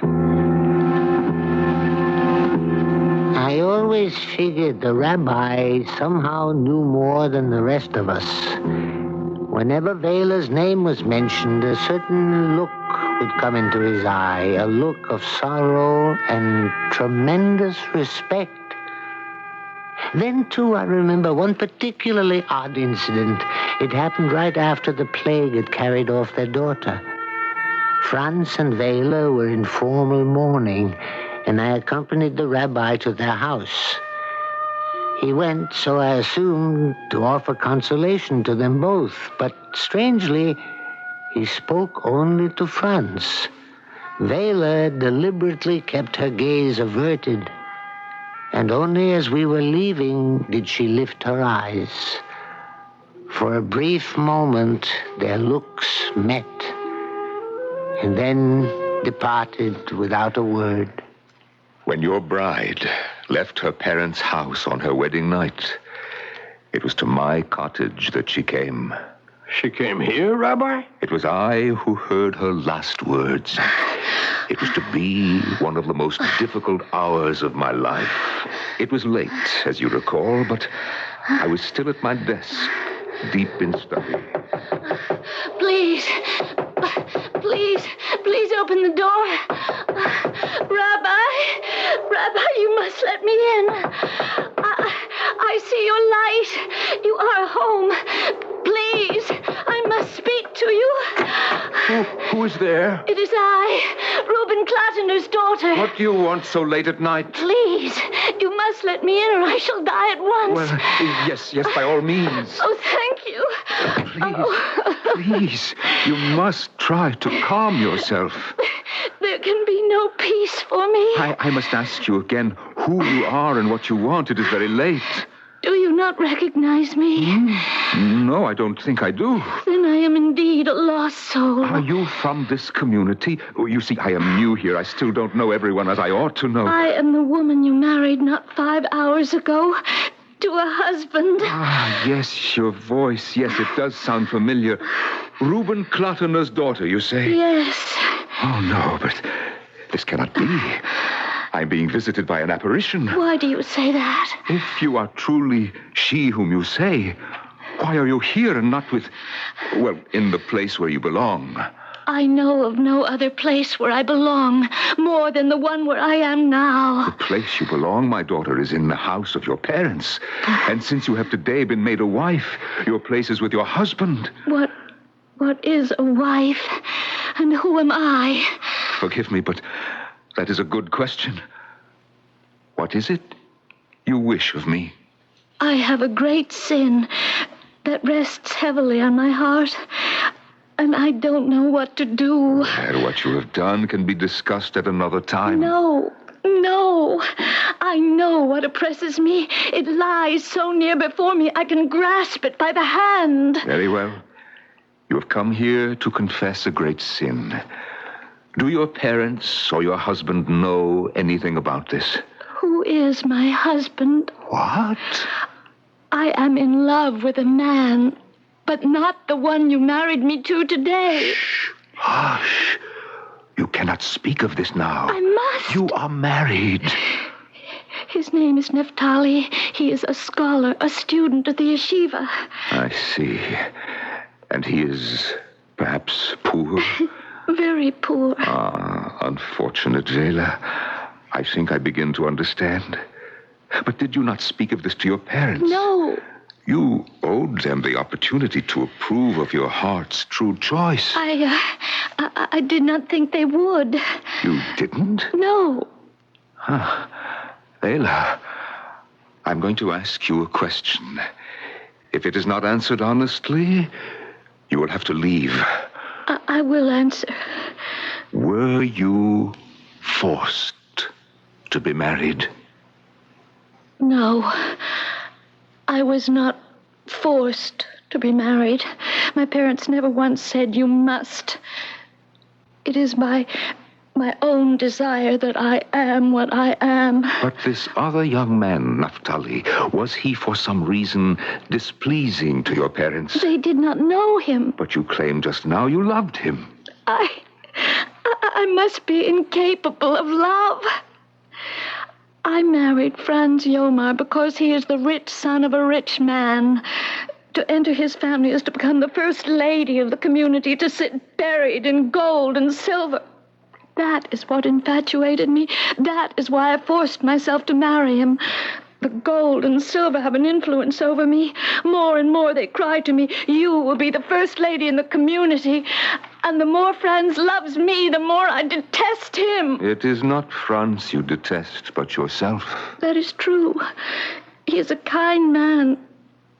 I have deceived him. I was never a liar before now.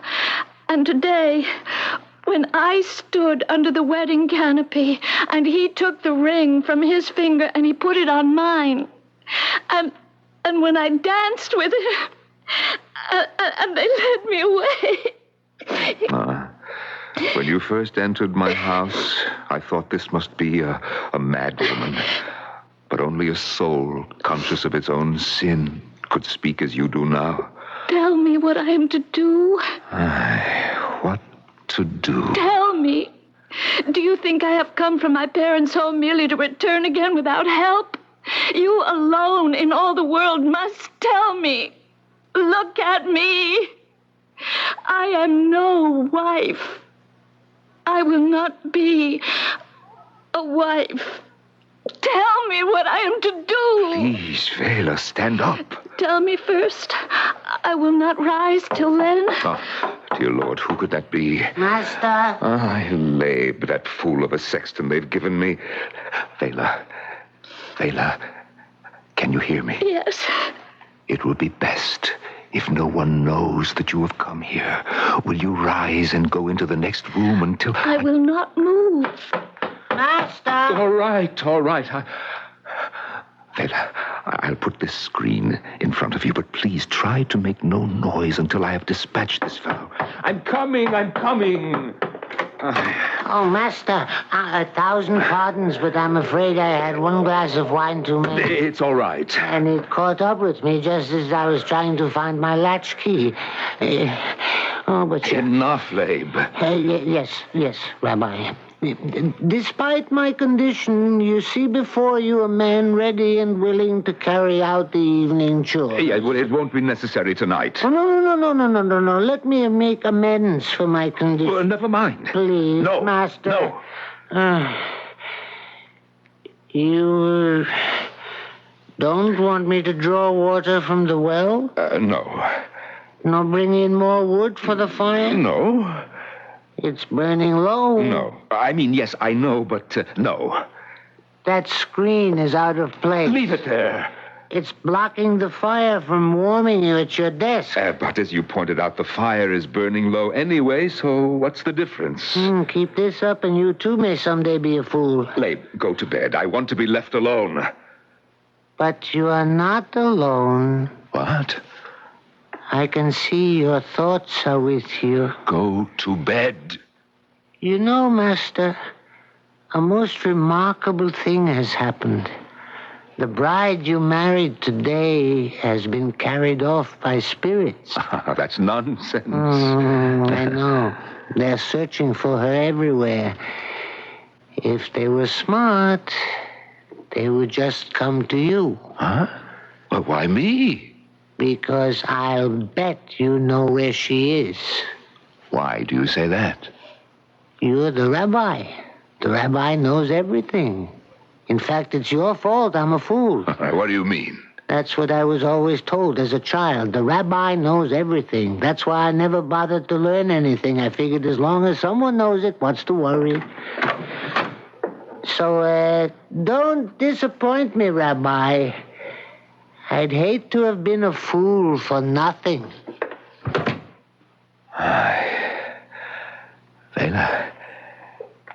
Vela, he's gone. Yes. Now listen to me now. I will talk with you.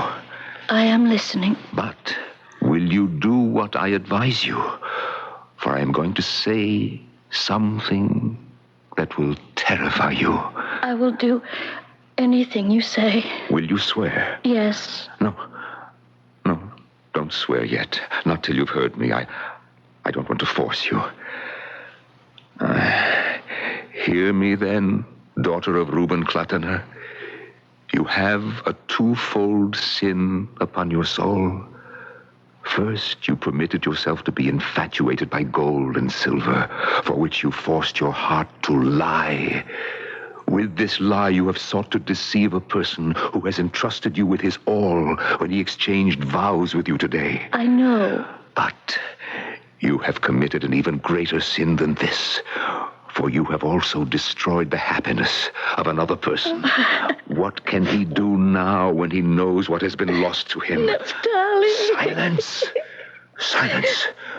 You must never let his name pass your lips again.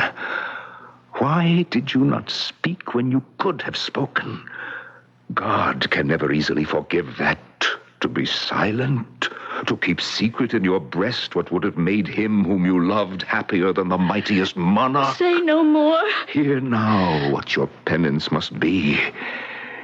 You were silent when you should have spoken. Be silent now forever to all people and to yourself.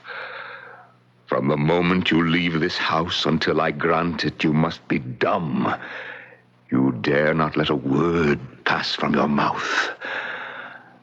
Now, will you undergo this penance? I will. Do you have the strength to do it? I shall be silent as death. And now, you must go. May I say one last word? Yes. Yes, Vela. Speak.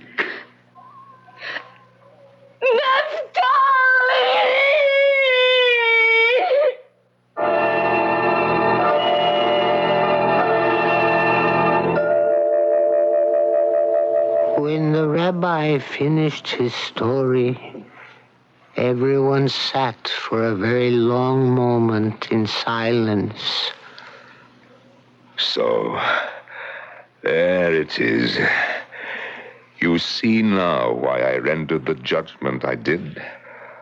Under the duress of her penance, I watched Vela blossom into a woman who was not only beautiful, but of wonderful character as well. So she was in love with another man. Come, Bethel, that was a long time ago.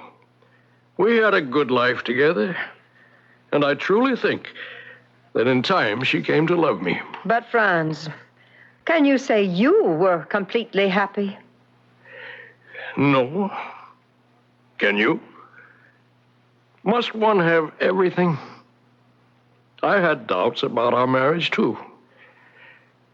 But at least I can say it turned out better than I expected. And if we could only say that much about everything, what nice lives we should all have.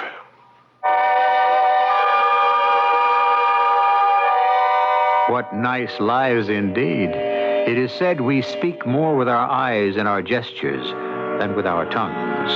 Often we speak too quickly and without thought, or we say what is expected and not what is true. How much wiser we might all be if every time before we spoke, we had to chew a piece of toffee. But what about Vela's life? Wasn't her punishment too severe? A final word on that in a moment. I like pickles, but they don't like me. Send your stomach some Digel. I like pizza, but it doesn't like me. Send your stomach some Digel. Digel's special combination of antacid and anti-gas ingredients gives you fast, gentle relief from acid indigestion, heartburn, and gas in just minutes. I like hot dogs, but they don't like me. Send your stomach some Digel. For occasional use only as directed. Orson Welles, for Fedder's Air Conditioning. As an actor, I used to perform in smelly, roasting, airless little rooms where no applause could compensate for my dripping, wet discomfort. So thank heaven for those big Feathers room air conditioners we have now, with many thousands of BTUs to cool room areas up to 1,400 square feet, with proper circulation, of course. Feathers, powered by our famous rotary compressor.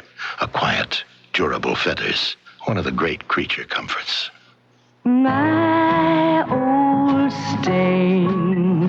For months, I lived with that plate of spaghetti on my carpet. Introducing Blue Luster Plus, the liquid carpet shampoo with degreasers that get to the bottom of your old oily soil and stains, plus brighteners to revive colors.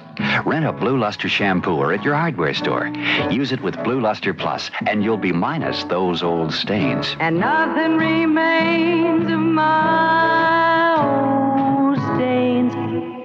In our country, there is still a lack of understanding about mental illness. The stigma, the shame some people feel, holds back progress in the mental health field. Someone you know probably needs help right now. Let's open the closet doors to mental illness. Let's help each other. This is Rosalind Carter. Won't you join me in creating a new national philosophy about mental illness? I'm a member of the Mental Health Association. Join your local mental health association, too.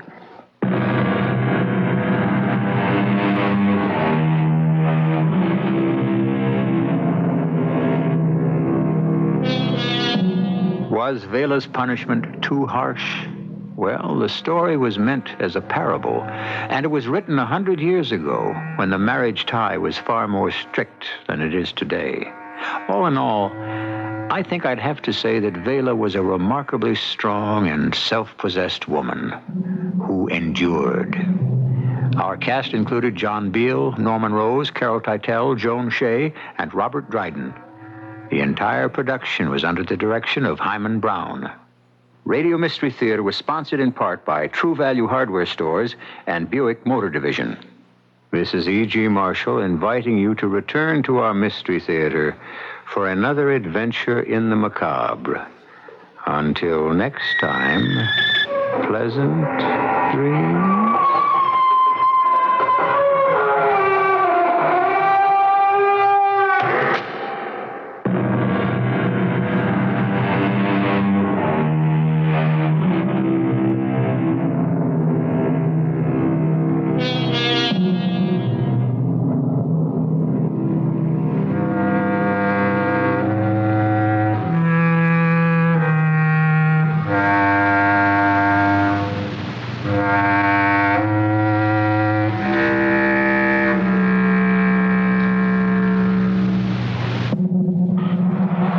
It's another key hit, and a baseball hero leads his team to victory.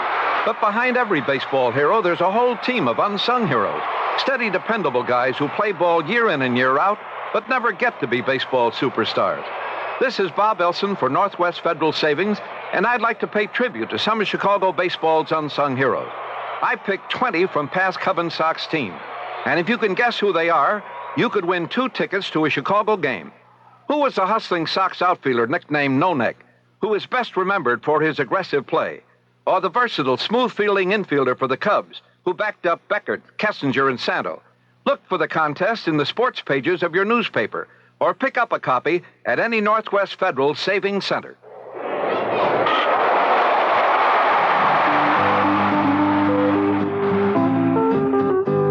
It's Northwest Federal Savings Time, 63 hours a week. CBS News. China has launched a sharp attack on Cuba, charging the Russians have too much influence on the Castro government. This is Doug Poling reporting on the CBS radio network. The remarks were similar in tone to those of President Carter last week, the president saying the Cubans were surrogates of the Russians. China got into the act via an article in the Peking People's Daily. Barry Kell reports from Hong Kong. The Chinese commentary asserted that Cuba is too closely tied to Moscow economically, militarily, and ideologically to remain a member of the non-aligned movement. In fact, said the Peking People's Daily, there is not an iota of non-alignment left in Cuba. Indirectly attacking Peking's favorite target, the Soviet Union, the commentary said Cuba's economy and military both depend on Moscow. It alleged that Cuba's military institutions are under Soviet control and said that acting as a Soviet agent, Cuba is guilty of undisguised subversion and aggression in Africa. This attack could turn out to be more than just a harsh editorial. Chinese officials and diplomats are undoubtedly taking the same line in their numerous contacts with third world countries. And given Peking's influence in the third world, Cuba's standing among the non-aligned nations could conceivably be affected. Barry Kalb, CBS News, Hong Kong. The Russians have been spying on the American embassy in Moscow again. That, according to the State Department. U.S. officials say electronic devices of an intelligence-gathering nature were found in the embassy last week. A protest was filed with the Soviet Foreign Ministry. One U.S. official who refused to be named said this represents a fairly serious penetration of our embassy.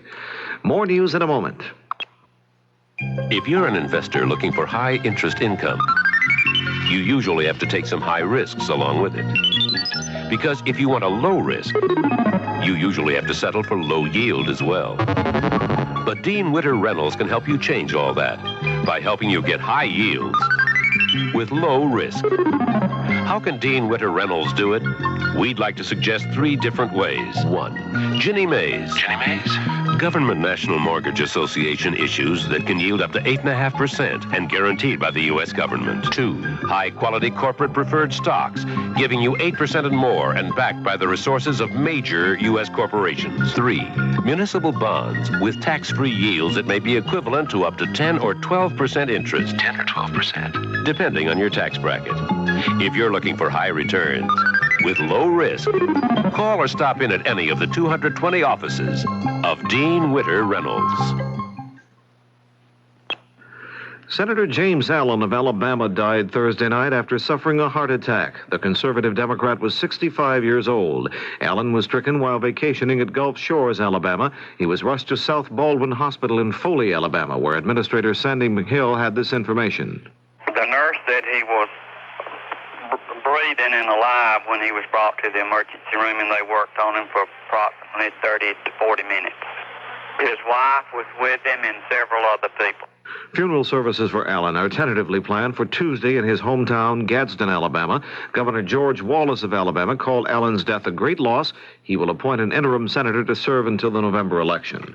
The House has approved and sent to the Senate a controversial bill for educational tax breaks. College tuition tax credits up to $250 a year would be granted, a move supporters say would provide overdue relief to middle-income families trying to cope with rising college costs. The House also voted to allow a $100 tax credit for private and church school pupils. HEW Secretary Califano said the move is unconstitutional, and he predicted the courts would overturn such a provision if it is enacted into law. Ranking House Republicans held a joint news conference Thursday to criticize Carter administration economic policies. House GOP leader John Rhodes of Arizona said the anti-inflation program is either misguided or a hoax, saying government spending has been going up about 11% a year. The congressman released a paper saying Democratic efforts to reduce the deficit are not based on spending cuts, but rather on tax increases. Now this. Sport is booming. Sport is booming. Booming. On the fields and on the courts. America loves sport. More and more people are watching and playing sports in every season, indoors and outdoors, men and women and youngsters. Sports are bringing families together to watch and to participate. And the magazine that naturally attracts these sports-loving people is Sports Illustrated. It's the nation's #1 sports magazine, and it puts its readers where they want to be, in the world of sports, every issue, week after week. In Sports Illustrated, they get the people, the sports, and the teams they're pulling for. All the excitement and color from the nation's best writers and photographers.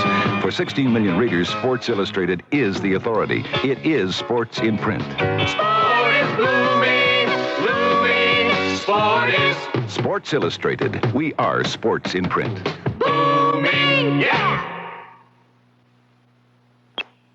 Mrs. Mary Ann Hoffman tried hard to make her point, which she did, but not to as many people as could have heard the message. Mrs. Hoffman is a grandmother who spent $6,000 out of her own pocket to rent the Felt Forum at New York's Madison Square Garden for a rally against crime. The arena was set up to seat 4,500 people. Only 500 showed up. Mrs. Hoffman said she was not disappointed by the turnout. She said her rally was for victimized people, regular citizens, people tired of living in fear. This is Doug Poling, CBS News. Here's 78 on 78. News Radio 78, WBBM, Chicago. Good evening, everyone. It's 11:33, and this is Alan Bickley on WBBM News Radio 78 in Chicago.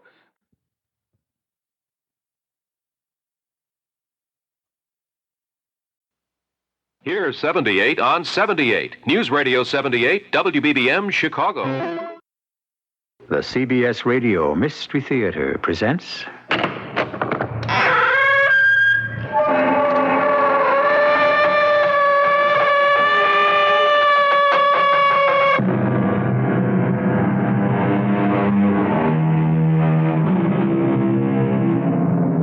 Come in.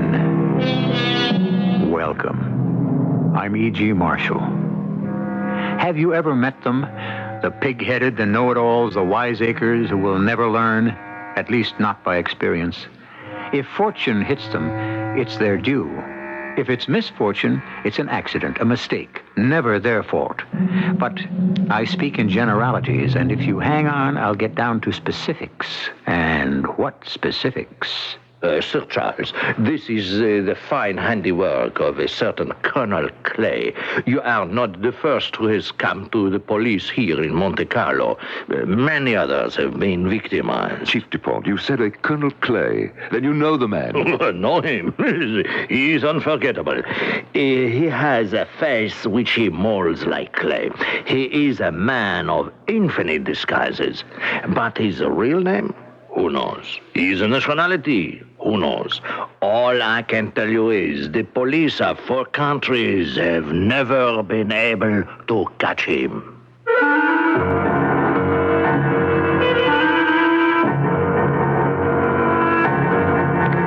Our mystery drama, Diamond Cut Diamond, was adapted especially for the Mystery Theater by G. Frederick Lewis and stars Fred Gwynne and Norman Rose. It is sponsored in part by True Value Hardware Stores and Buick Motor Division. I'll be back shortly with Act One. It takes more than good paint to get a good-looking paint job. Hi, Pat Summerall to suggest you go to your True Value Hardware store and see their selection of paint accessories that can help you get a professional-looking result for a fraction of professional cost. One of their handiest painting accessories is the True Test 8-piece roller painting kit for just $3.99. It includes almost everything you need for your next painting job. You get a 9-inch roller cover, frame, roller extension, paint tray, 1.5-inch trim brush, and more, all for just $3.99. True Value Hardware stores also offer a complete selection of quality True Test Orel paint brushes. Choose from their selection of varnish enamel brushes, wall brushes, angular sash brushes, in a variety of sizes from just $1.98. Get the True Test 8-piece roller painting kit and quality True Test Orel paint brushes exclusively at participating True Value Hardware stores and home centers. And remember, True Value, much more than just a name, our way of doing business. Heroic acts often go unnoticed. There's no real glory, no medal pinned on your chest beyond knowing that maybe you helped save a little piece of the world. Peace is so difficult to hold on to, and yet, what is peace? Just time between wars? No, it's more. It's the time to plant the seeds, to plow the fields, to reach out and touch a child, to battle hunger and give hope. That's the Peace Corps. Every day, thousands of people just like you bring nourishment to the hungry and water to the parched. And what do they get, these Peace Corps volunteers? Hours that are too long and pay that's too short. But the rewards are plenty. They learn a new language, a new way of life. They learn that they're everything they hoped they'd be, and more. Join the Peace Corps volunteers who asked me to relay this message. Having a peaceful time, wish you were here. Call the Peace Corps toll-free, 800-424-8580, a public service of this station and the Advertising Council.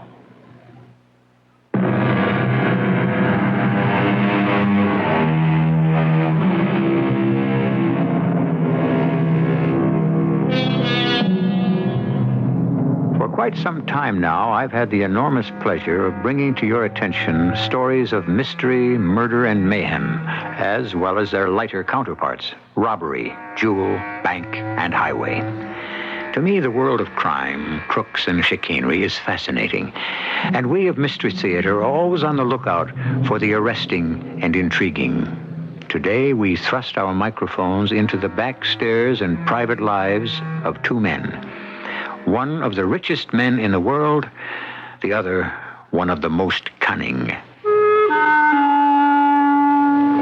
You're hitting the nail on the head when you say this man was cunning.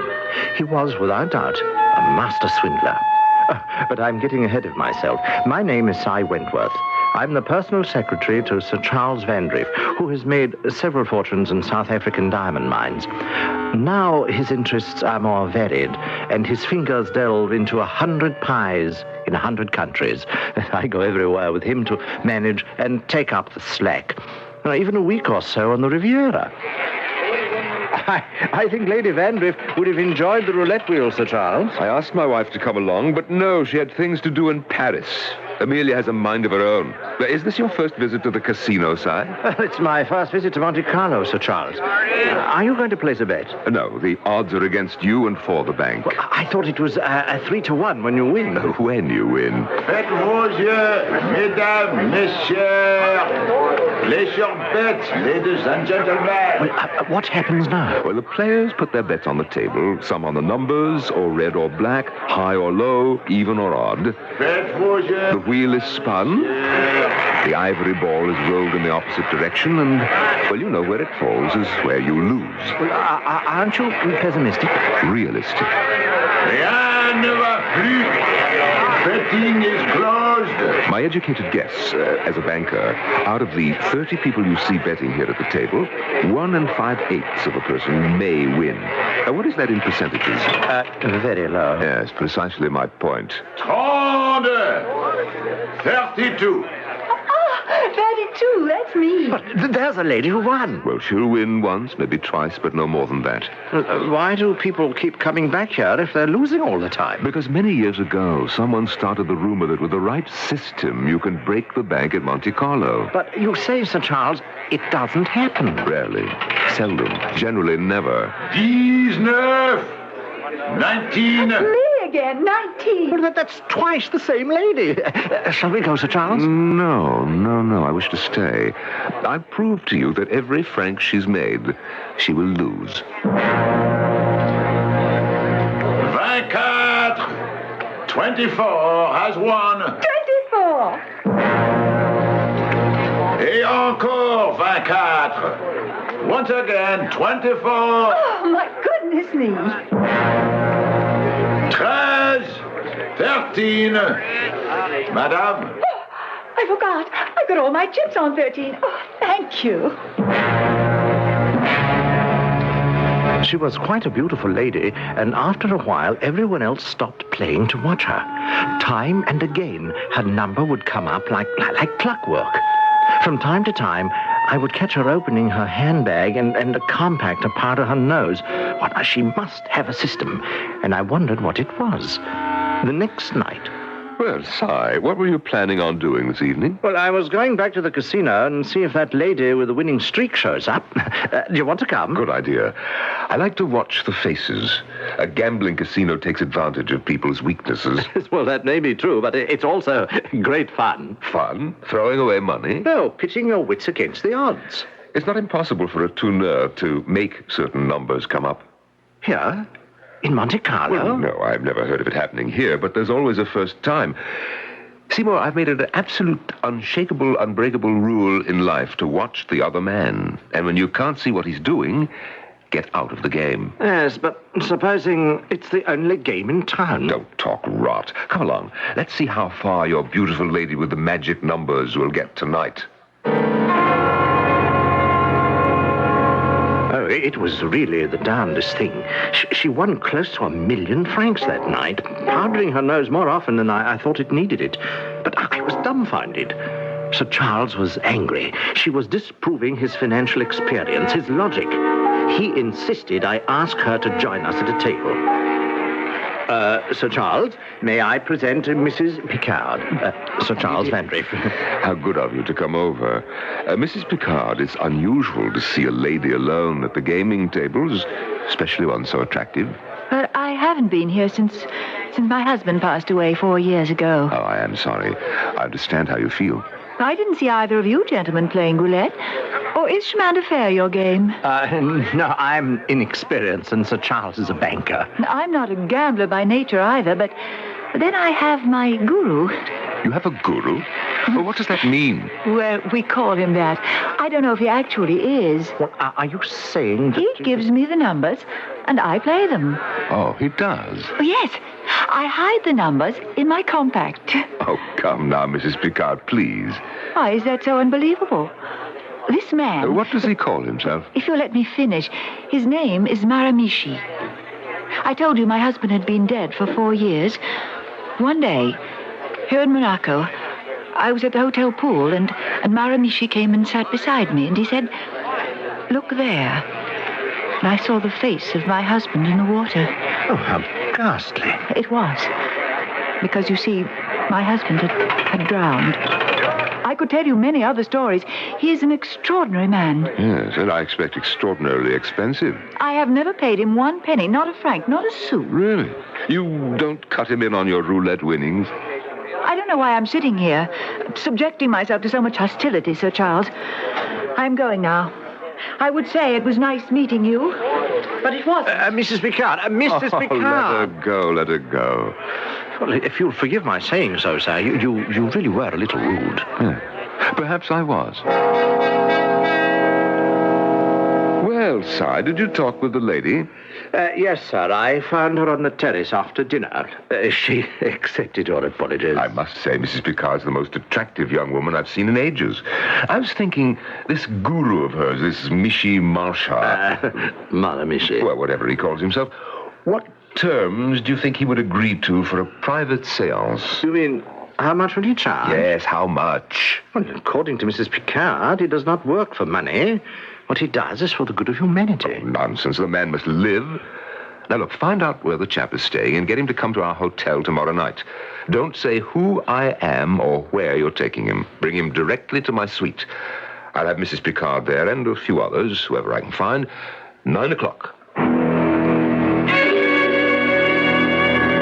Esteemed sir, you have explained it very well to me. I understand and I accept the fact that the gentleman who would like to meet me tomorrow night prefers to remain anonymous. And yourself also. Well, you are free then tomorrow, Maramichi. You will come? Oh, I do not sell my gifts, Sahib. I bestow them freely. If your friend, your anonymous friend, desires to behold the cosmic wonders that are wrought through my hands, I am happy to show them to him. You will come for me tomorrow, then. Oh, I shall be here at 8:30. Which hotel is he staying at, the gentleman? Well, he has asked me not to divulge that either. Oh, excellent.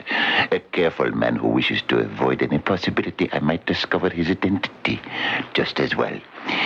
I prefer to work with skeptics. It is more gratifying to convince a scoffer and a scorner than a trustful simpleton.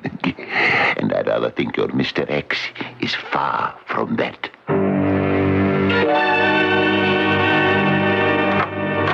Maramichi, please come in. I must apologize to you. Those here in this suite are somewhat skeptical, and I've been told, except for our host and the gentleman who brought you here tonight, they don't know one another. Mrs. Picard, delightful to see you again. No need to apologize. Sahib, you are the host, are you not? My soul's sight tells me. Yes, I am. Have we ever met before? No, we haven't. Do you know anyone else in this room? Only the gentleman who brought me here. His name begins with an S, I think. Seymour. But I believe you call him Sai. Not so, Sahib. Did you tell him your name, Sai? Well, I certainly did not. Can you tell me any more about myself, Maramichi? Seymour Wilbraham, Earl of Strafford. No, not quite. Seymour Wilbraham Wentworth. There seems to be some connection in someone's mind now present between Wentworth and Stratford. I don't know what it means, but they are somehow the same name. What's he talking about, Seymour? Well, it so happens that my surname, Wentworth, was also the surname of the late great Earl of Strafford. It did flash across my mind as you spoke. I mean, could I possibly be a descendant? Yes, you are. Well, this is very curious. Do you know, my father always said that we were related, and I never told anyone that. Really? No one knows about that? Oh, only my father, and he's dead. Even my employer sitting beside you, even he doesn't know that. Maramishi, I don't know what to say. I'm frankly amazed. And I'll have to tell you, a little frightened.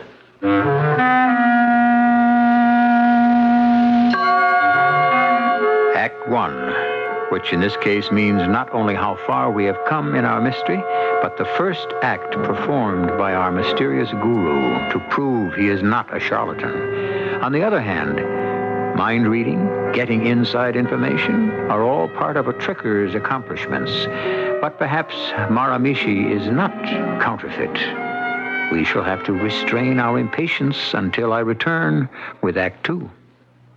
You know the kind of day when it's so hot the fish are fried before you catch them? Well, that's the time for country time. Country time, tastes like that good old-fashioned lemonade. Country Time lemonade flavored drink. Not too tart, not too sweet, with natural lemon flavor. When you got a thirst for the taste of good old-fashioned lemonade. Country time, tastes like that good old-fashioned lemonade.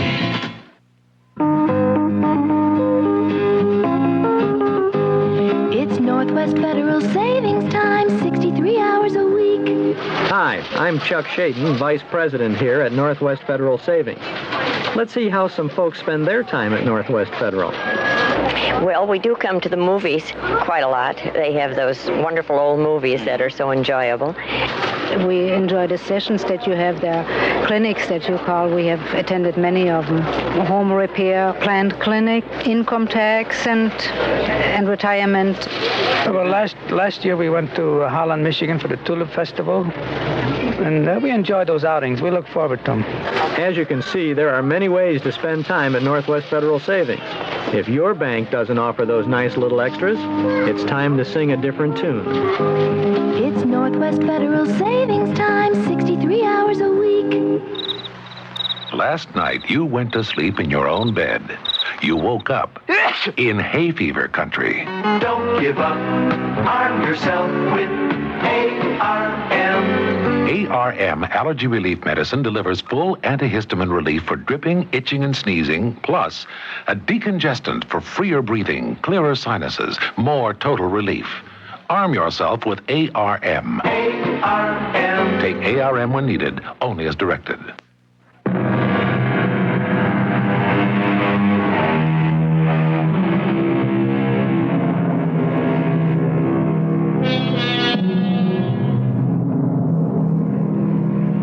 Welcome again as the curtain rises on that luxurious suite in the Hotel des Anglais. A fire in the fireplace, champagne in the glasses, and Sir Charles Vandrift and a few acquaintances test the powers of a mysterious man from the East. Maramishi, I ask you, can you answer this? Where was I born? I've got him there. Shh, please, Sir Charles.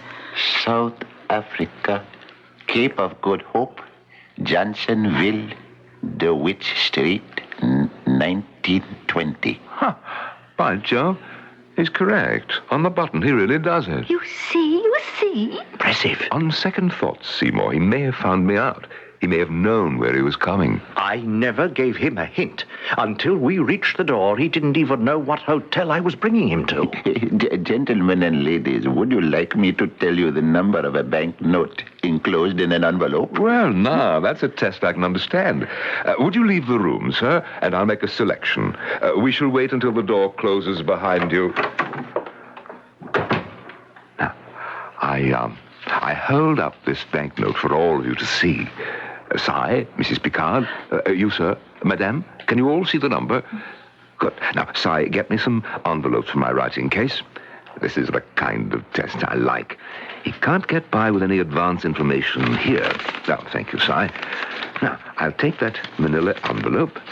Now, I place the banknote inside and seal it up. Maramishi, we're ready. You may come in now. Good. The banknote is inside this envelope. May I have the envelope? Now, turning it over won't do you any good. It's a heavy envelope, and it's sealed. AF 73549. A Bank of England note for £50. Bravo! One of the 4 banknotes exchanged for larger notes at the cashier yesterday in the lobby of this hotel. I must say, I changed those notes. There must be a trick to it. It's not a trick. He can see through matter. He can see through a box. Oh, that's hard to believe. Whether I have been able to convince all of you of the occult power with which I have been gifted, I cannot say. I do sense that I am desired to leave. However, before I go, I will show you a different and more interesting embodiment of my powers, for which we shall need a more subdued light. I may enjoy this. Si, turn the lights down. All of them, Maramishi? Yes, please. We shall be able to see well enough by the light of the fire. Good. Thank you, Mr. Wentworth. That will do. Be good enough now to pay strict attention. From my pocket, I take a small packet. Out of it, I pour a few grains of powder into this ashtray. Next, a match, if you please. Si, a match for the guru. Yes, sir. Thank you. What a beautiful light. Such a brilliant green color. Now I take from my pocket a small envelope. Notice it is empty. Now I take out a small card and a bottle of ink. Have you got a pen? The real kind with a nib. But I never use any other kind. Si, my writing case. Thank you. Now, Sahib Host, would you oblige me by writing your name in the center of the card? Hold it. I'm not so sure that's a good idea. Your signature might be a rather valuable commodity, sir. Yes, I was just thinking that, Si. You have every right to be suspicious. When you have signed the card, place it in the envelope and then take it to the fireplace and burn it. When that's done, I shall show you your own name, written in letters of blood on my arm, in your own handwriting. Now, that I should like to see. But, sir, your signature? But it's going to be burned. What's the difference? All right, give me the card. I put the pen in your ink bottle, sign my name. There. Sahib, will you now stare very hard at your signature? Good. Keep staring. Now, place the card in the envelope. Now, seal the envelope. Done. Now, give me the envelope. I am carrying it in the full view of everyone in this room. Now, putting it into the fire. See? It is burning. All gone. Crumbled to ashes. And now, I stand here in front of the green flames coming from the ashtray. You all can see me. Yes. Now I roll up my sleeve. Sahib, I am now holding my bare arm in front of you. Oh, what name do you see written there in blood or red letters? Charles Van Drift. Would you say that is your handwriting? Yes, it is, but I know how it's done. It's a darn clever illusion. I'll tell you, the powder burning in that ashtray gives off a distinct green color.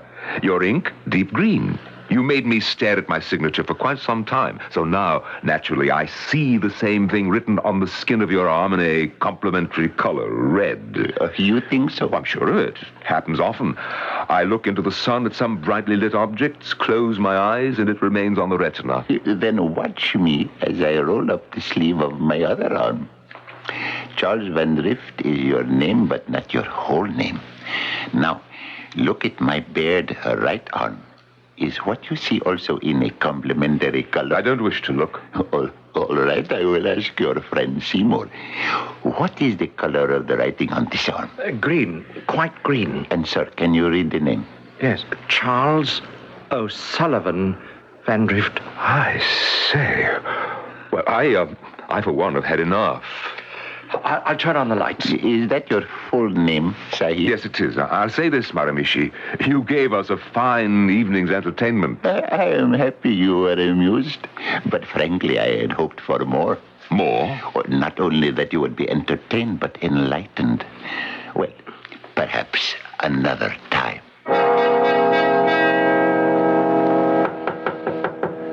All dressed and ready, Si. Come in, dear boy. Well, it is a beautiful morning, Sir Charles. I've been up for hours, and I had to walk along the promenade. Just now in the lobby, said my goodbyes to Mrs. Picard. Goodbye? Where is she going? Well, she was a bit vague about that. Florence or Rome or somewhere. Where in Florence or Rome? Oh, I neglected to ask her. I'm sorry. Oh, well, just as well. If I formed any attachment for the lady, how could I ever hope to keep it a secret from Amelia? Our guru friend was quite a trickster. A lot more to it than sleight of hand, I think, sir. How could he have come up with your middle name, O'Sullivan? Now, I have been your secretary for 15 years, and you've never used it. Oh, I suppose it exists somewhere on a birth certificate, Of course, he found it out. I don't know how, but these chaps make a business of finding out things. So, you have no faith in it at all? Certainly not. All packed and ready to go? Yes, I think I've managed everything, Sir Charles. I'll be sorry to leave Monte Carlo. Well, glad we stayed the extra week. Yes, it's been a splendid change. Now, if only we didn't have to meet Amelia in St. Moritz and could fly on to Italy.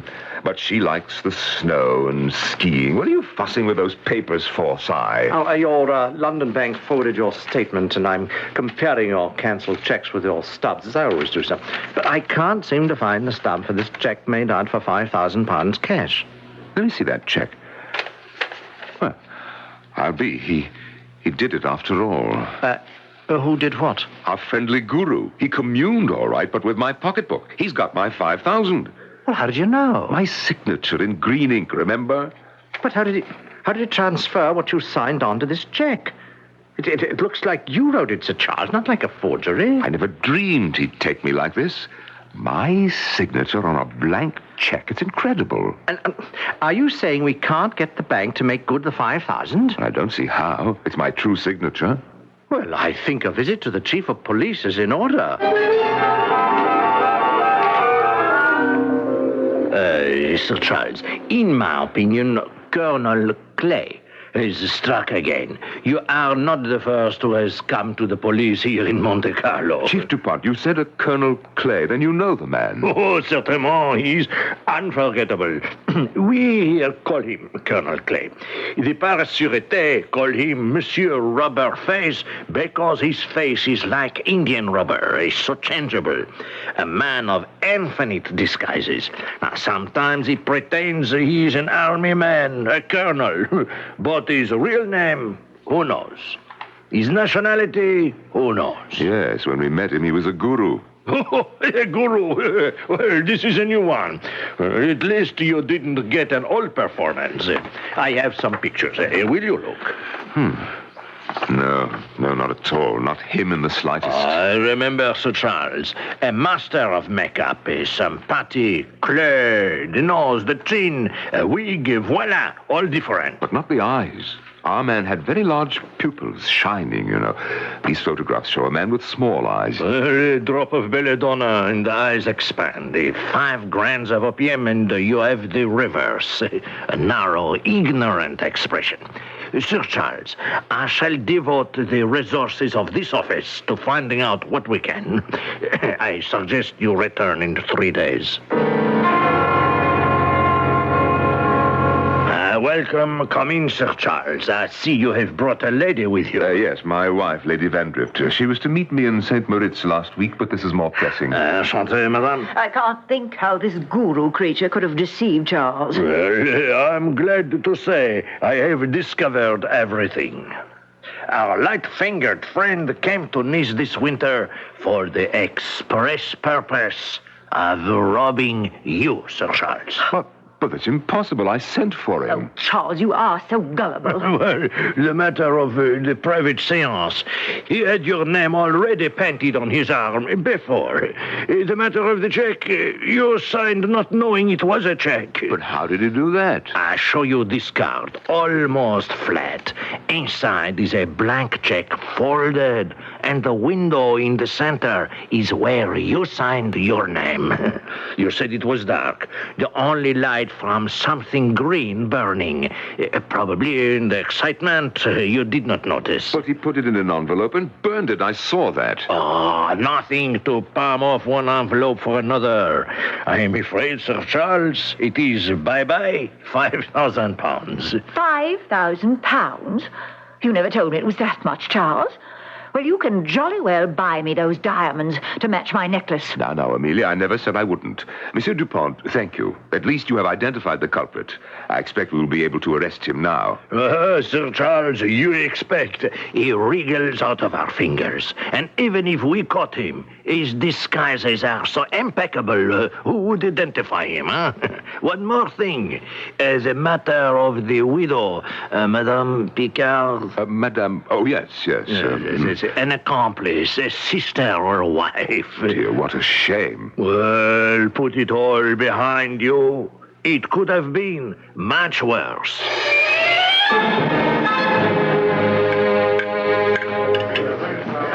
That's the trouble with these resorts. One gets too fat. Well, surely, Lady Vandriff, you work it off on the ski slopes.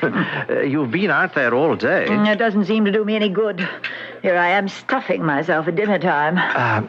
Sir Charles, that man sitting at the next table, do you see who I mean?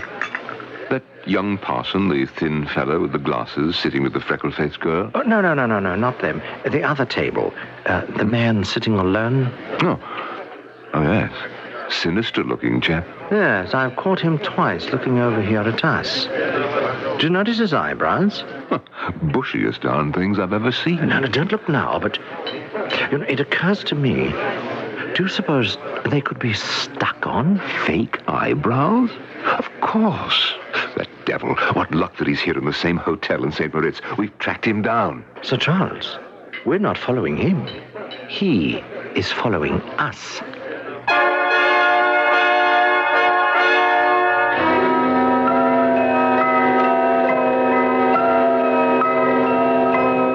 From the Riviera to the Swiss Alps, could indeed the man with the bushy eyebrows have the nerve to try again?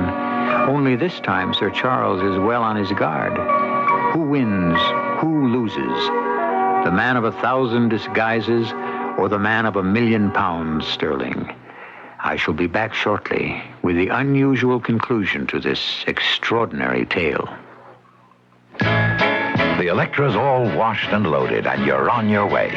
You figured 300 miles the first day, but with all of Electra's luxury and room, you're out 400 miles before you know it. Not only that, but the EPA mileage estimates are 22 highway, 15 city, and 18 combined. That's with the standard 5.7-liter engine and automatic transmission. Of course, your mileage will vary depending on how and where you drive, your car's condition, and how it's equipped. And EPA estimates are lower in California. But it's nice to know that a car with as much prestige and elegance as Electra can also be efficient. Buick Electra, a car that can actually make you look forward to a long trip. They surely will astound you, the amazing things you see. The cars they've built, the wonders worked, how can such things be? A little science, a little magic, a little science. Electra models are equipped with GM-built engines supplied by various divisions. See your dealer for details. It's about time, Chicago. About 12 times a day to New Orleans, to Houston 9 times a day, and to St. Louis 12 times a day. I'm talking about the number of times a day Delta jets take off to these cities. You know, Delta has the most nonstops to New Orleans, 5 a day, including a 9 p.m. night coach. To Houston, Delta has 4 daily nonstops, with the only wide-ride TriStar going. And when it comes to St. Louis, let's see someone top Delta's 9 nonstops from O'Hare and 3 from Midway. What's more, you can save on Delta Super Saver fares with some restrictions. Night coach as low as $96 round trip to New Orleans, $103 round trip to Houston, $45 round trip to St. Louis. So Chicago, it's about time. About time you call Delta or your travel agent. Delta is ready when you are.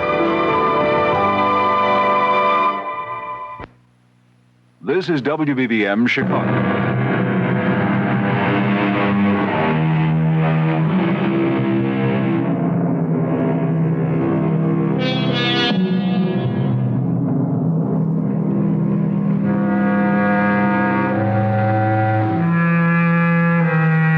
In some quarters, a man capable of the sleight of hand swindle is regarded as a true artist, for he is the one who lives by his wits, takes the least chances for the most gain.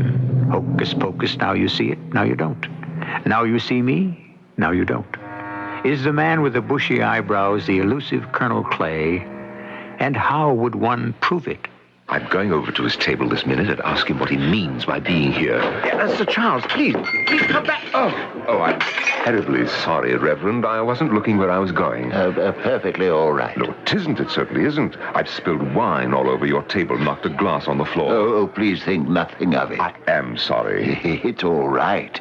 It missed my wife's dress. Now, look, you can't finish your meal with the tablecloth in this condition. Would you and your wife please join us at our table and let me order another bottle of wine for you? Well, if you insist. What do you say, Jesse? Blast it all. Oh, excuse me, Reverend. What is it? That man with the bushy eyebrows, he's gotten up from his table and left the dining room. A friend of yours? No, decidedly not. Someone who was at Monte Carlo when we were there. Please, just leave everything here, will you? Certainly. Amelia, darling, allow me to introduce, this is the Reverend, Brabazon. Yes. And this is my wife, Jessie. Oh, Charles, you ought to be ashamed. I saw you charging into their table like a bull in a china shop. This is Mr. Wentworth, Sir Charles's secretary. How'd you do? I'll get you more chairs. I suddenly realized I hadn't introduced myself. Charles Vandrift. You're here to do the winter sports. My wife does the skiing, I do the paying. But here we are, 2 chairs. You know, we don't usually impose on people. My wife and I, well, we haven't been married that long, and when we take a vacation, I'm afraid we're not very sociable. Now, what kind of wine were you drinking? Oh, I'm afraid it was the cheapest kind of plonk on the wine card. My wife and I, as you might guess, are not very knowledgeable in tastes. What is a country parson and his wife doing at the Grand Hotel in St. Moritz? Well, to be honest with you, I'm a little ashamed to be spending so much money, but my wife came into a bit of an inheritance, and since it was our first anniversary, and we've always wanted to go to Switzerland, well, here we are. Well, I think that's just too sweet. Have you ever skied, Reverend? Don't answer that. I am going to take your wife in tow and see to it that while you're here, she will learn. Oh, Jessie, do you hear that? Too kind of you. I'm not much of an outdoorsman myself, and I rather had my eye on the billiard table in the lounge, but I didn't know anyone to play with. Reverend, I am your man, also a decidedly indoor sportsman. You can imagine, Sir Charles, in our little village, the parson does not play pool. Well, I shouldn't think so. Well, shall we have coffee and dessert? The waiter, a bottle of Lafitte Rothschild. The 4 in the side pocket. The 5 in the corner. I see.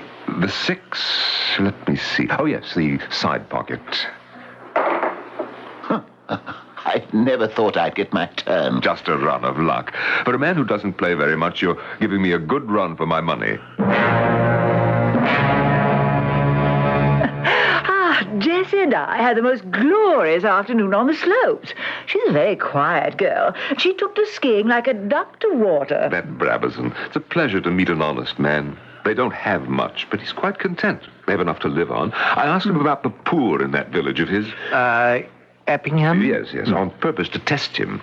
I know from experience these country parsons are always trying to screw something out of you for their poor. Would you believe it? He's got no poor. They're all well-to-do farmers. He said to me, If somebody gave me £50 to use in my village, I wouldn't know what to do with it. Well, he certainly doesn't want anything out of you.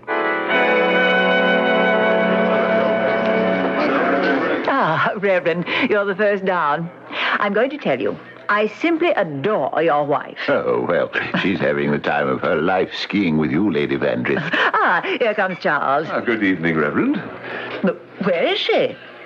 Isn't your Jessie a little late for dinner? Jessie said she felt a bit indisposed and I was to come down without her. That's a coincidence. Si said he didn't feel too well either. He's not having dinner. Heavens, those cufflinks of yours, Reverend, I never noticed you wearing them before. No, I certainly have. Every night I dress for dinner. What extraordinary fine diamonds they are. And so large, my goodness. No, they are good stones, very good stones, considering. But they're not diamonds, Lady Vandrift. They're the best old-fashioned Oriental paste.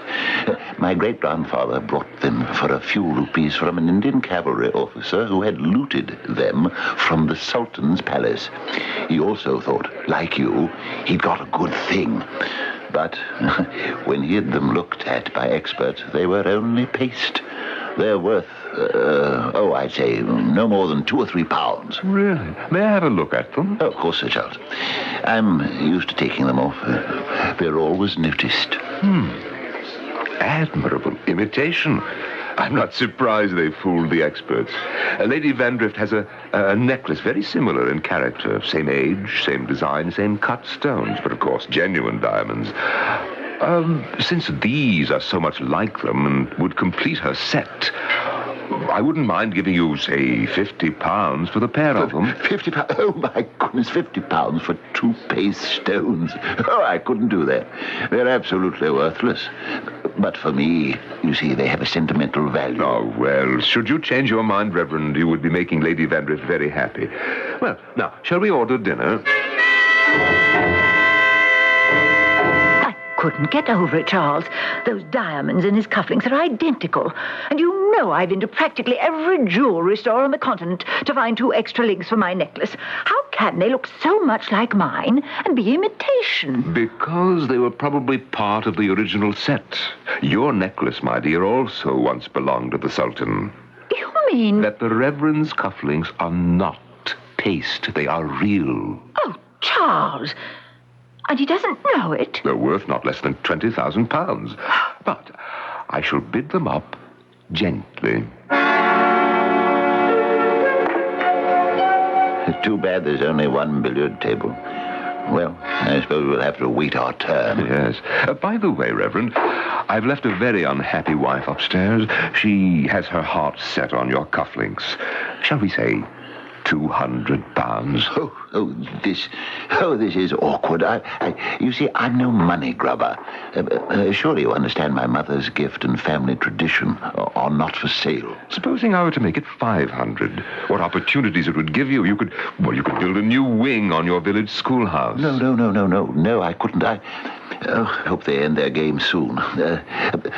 Really, Sir Charles, I couldn't part with them. Well, the money matters little to me. Amelia has her heart set on them. Isn't it every man's duty to please his wife? I offer you £1,000. Oh, my goodness. Well, look, let me talk it over with Jessie. 1,000. Gracious.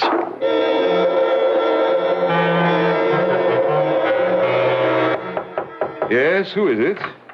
Well, good morning, Sir Charles. Time to go down to breakfast. Is Lady Vandrift up and about? Yes, and she's been making my morning a horror. Oh, why is that? This note pushed under our door. The Reverend and his wife had to leave suddenly for Paris. His favorite sister suddenly taken ill. Oh, Seymour, have you heard? That stupid little country curate and his dowdy, clumsy little wife have left St. Moritz, and he's taken the cufflinks with him. Charles has let the chance slip away. I'll never be happy now. I don't even know where in Paris they are. Well, I could find out. You could? Well, why not? They probably left a forwarding address at the desk. Then you must strike while the iron's hot. Seymour, I want you to locate those 2. Take the night train and offer them... What did you say they were really worth, Charles? Conservatively, £20,000. Then offer them 5. Charles, write out a bank draft. I make it for 10,000 just to be on the safe side. Try to get them for less, of course. But even at 10,000, they're an extraordinary bargain.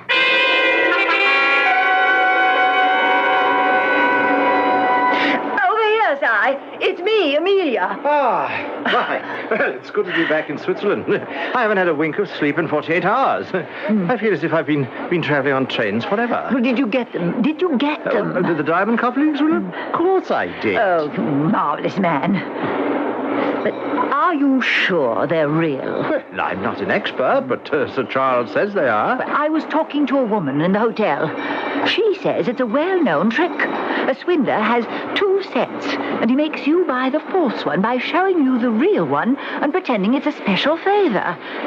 I'm sure we've been cheated. How much did you pay for them? Fortunately, his sister was extremely ill. Had to have all kinds of expensive operations. That helped. How much? The full £10,000. 10,000? I shan't rest easy until Charles sees them. He'll kill me if they're really paste after all. Sigh, I know what I'm doing. They are real. Magnificent. Amelia's gone down to the hotel safe to fetch her necklace, and we'll see how well they match. She's happy now, isn't she? Oh, you've done a wonderful thing for her, Sir Charles. Do you know, it just occurred to me, where, oh, where is that poor little clergyman going to cash a cheque for £10,000? He wouldn't take the cheque. No? Exactly for that reason. So I went to your Paris bank, cashed it, and brought him the money. And I must say, the Reverend Brabazon is a trusting soul. As before I'd gone to the bank, he'd handed me the cufflinks. I had them in my pocket. Now, I could have walked out of his hotel and never come back. Well, there's nothing like an honest man, I always say. Charles! Yes? Charles, you know what's happened. Look, in the jewel case. 2 of my own diamonds from the necklace are gone. He's stolen 2 diamonds from my necklace and sold them back to us. Oh, my Lord in heaven, the little curate was Colonel Clay. And Jessie, his freckle-faced little wife, she is Mrs. Picard. Ah, what a consummate rogue.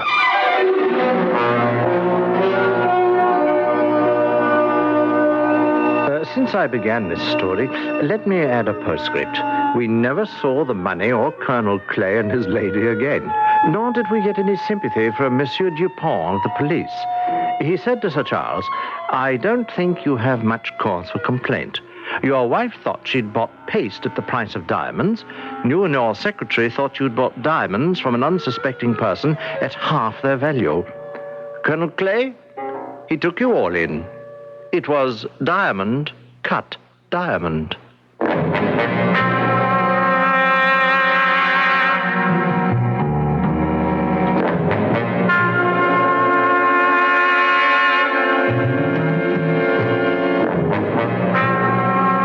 The man of 1,000 disguises, in his own way, unmasked a man of wealth who could not disguise his own greed.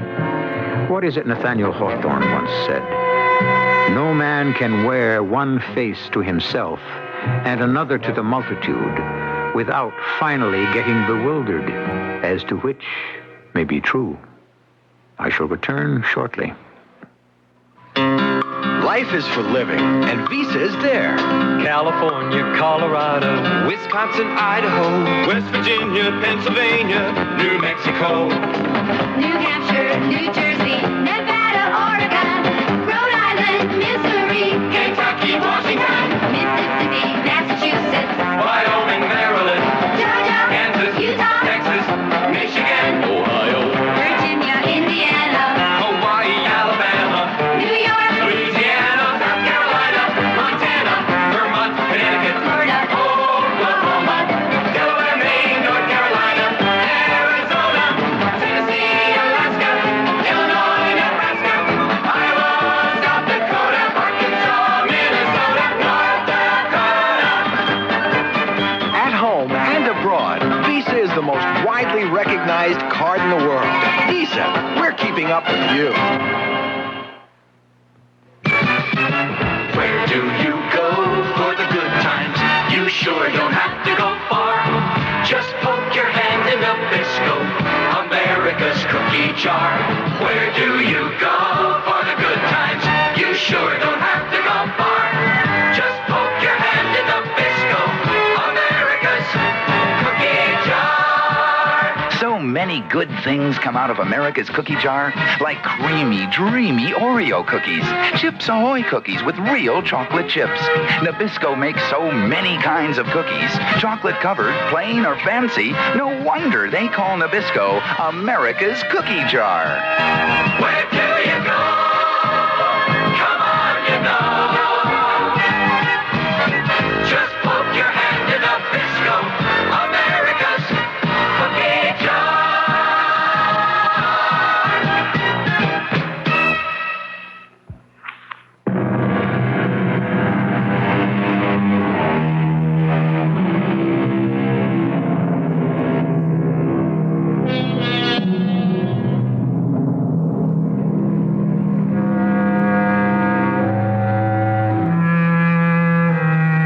What we really want to know is, did our millionaire learn a lesson? Don't try to cheat the cheaters. Don't try to con a con. To be quite honest, we doubt it.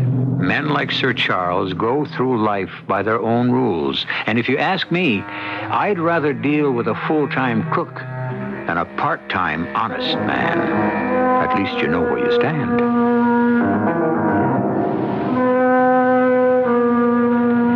Our cast included Norman Rose, Fred Gwynne, Earl Hammond, and Barbara Somers. The entire production was under the direction of Hyman Brown. Radio Mystery Theater was sponsored in part by ARM, Allergy Relief Medicine.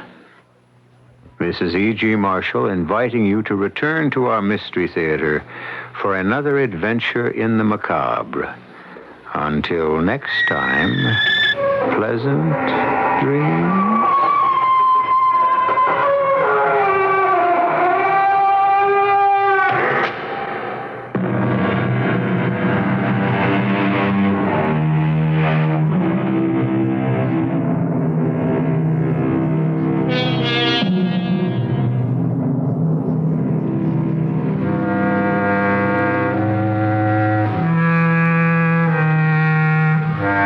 CBS News follows on WBBM Chicago. Brava! Bell Auto Imports proudly announces the arrival of the newest Fiat models, Brava and Super Brava sedans and station wagons. The rally version of the Fiat Brava won the World 1977 Rally Championship over Volvo, Porsche, Triumph, Toyota, Datsun, Saab, Mazda, Renault, and American entries. When you consider one day of rally driving in the most grueling, torturous terrain and weather equals a year of normal driving, Brava wins every test for reliability and durability. Bell Auto Imports offers the new Fiat Brava from only $45,848 to $49.95 for sedans, and only $5,400 for the Super Brava station wagon. All prices POE, free parking inside at Bell, where giant floors are devoted to the finest in service and parts.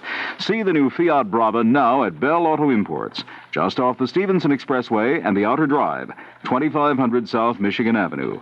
Open daily until 7, Saturday until 5, closed on Sunday. CBS News, Soviet Foreign Minister Gromyko says the Carter administration should be tougher on SALT critics in the U.S. I'm David Jackson reporting on the CBS radio network. Interviewed on Soviet television, Gromyko claims the Carter administration lacks Moscow's eagerness for a quick conclusion of arms limitation negotiations. And he says the president answers domestic critics of a new SALT treaty in too feeble a voice. It was a strong presidential voice at the White House Friday morning, categorically denying a Washington Post report that the U.S. has frozen SALT talks for domestic political reasons. Mr. Carter called reporters in for an unusual Oval Office meeting to say the U.S. policy is to proceed aggressively with the negotiations. In Temple, Texas, Friday, former President Ford said he just assumed Mr. Carter didn't. I would certainly hope that the Carter administration would back off a bit from the negotiations for a SALT II agreement.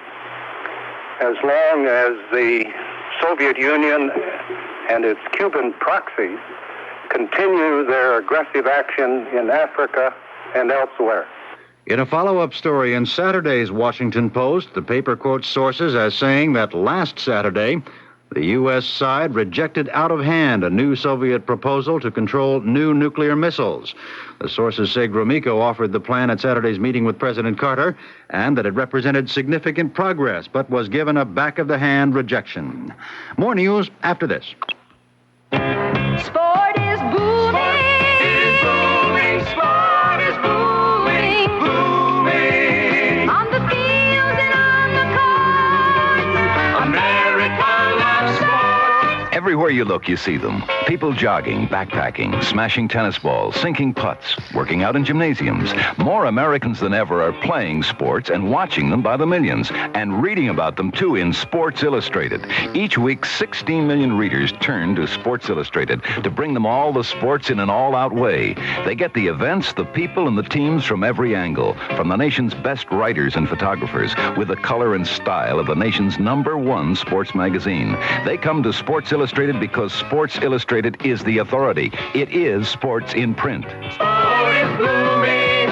Blooming. Sport is Sports Illustrated. We are sports in print. booming. Yeah. China's Foreign Minister Wang Hua Friday boarded a Concorde SST in New York to begin a flight to Zaire. He'll be meeting with President Mobutu for talks on the recent Katangese invasion of Shaba province. Wang held private talks with Secretary of State Vance just before he left.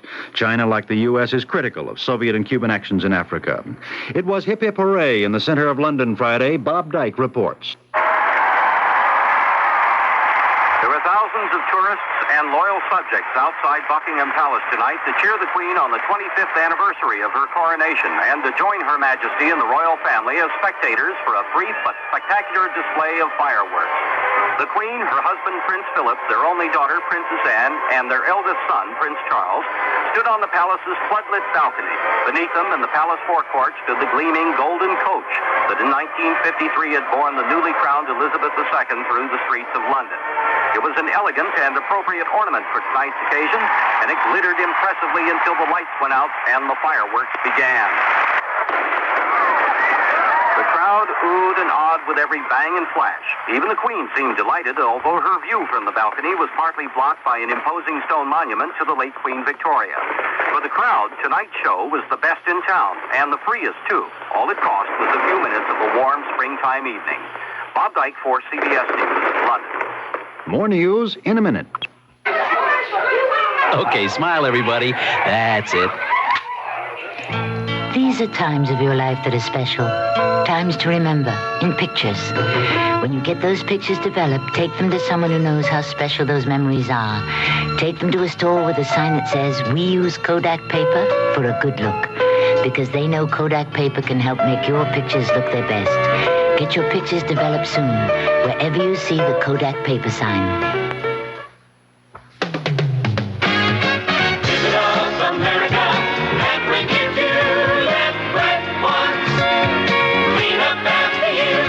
On the tennis court, on the softball field, on the beach. Take along Wet Ones moist towelettes. They're soft, they're cloth, they pop up to clean you up, freshen you up. Give it up, America, and when you do, let Wet Ones clean up after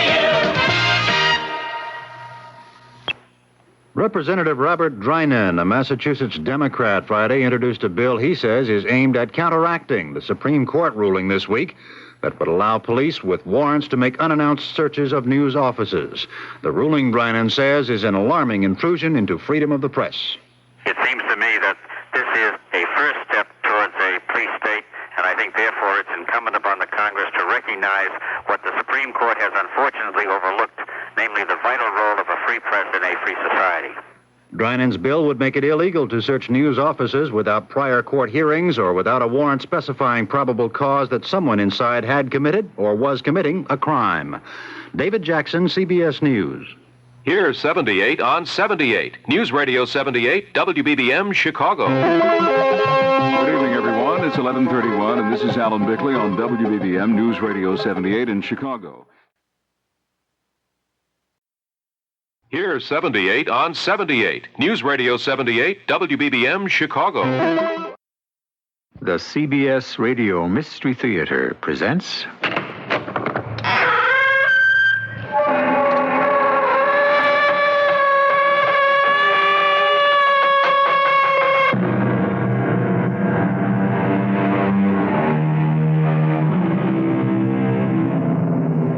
in.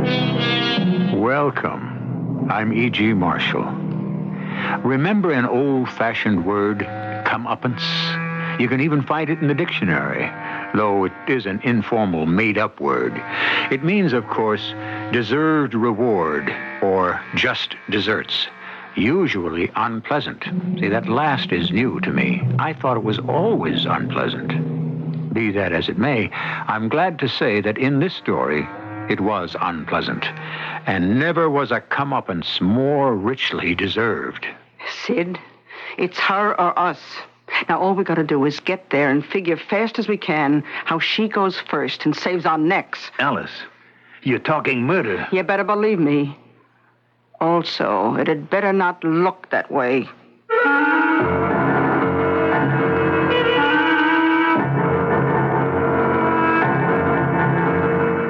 Our mystery drama, The Undying Heart, was written especially for the Mystery Theater by Ian Martin and stars Mandel Kramer and Bryna Rayburn.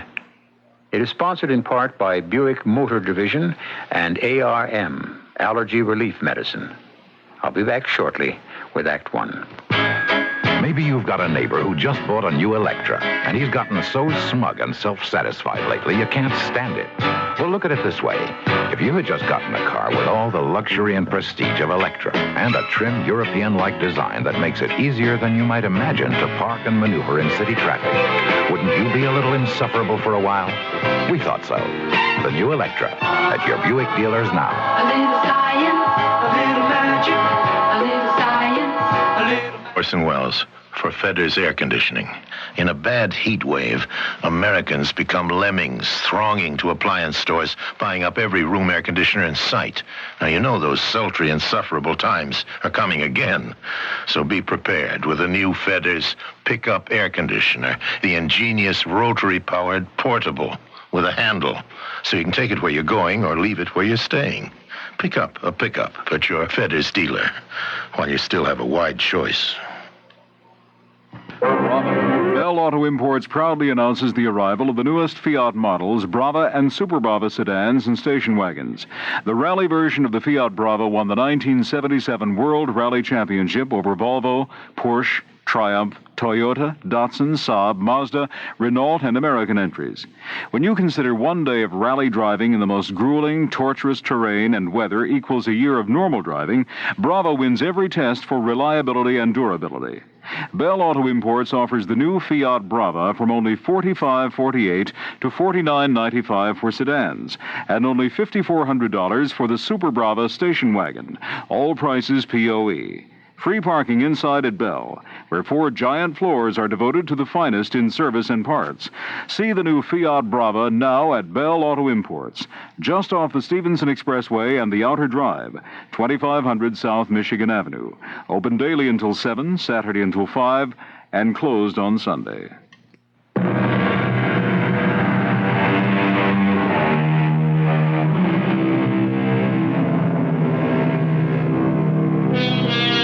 2,000 years ago, the Roman lyric poet and satirist Horace had this to say: "Cursed is the wretch enslaved to such a vice, who ventures life and soul upon the dice."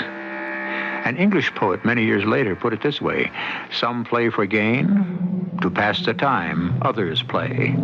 Both play the fool. Who gets by play is loser in the end."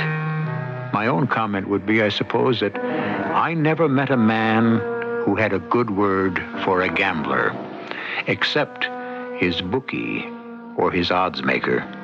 A man, for example, like Sid Parks.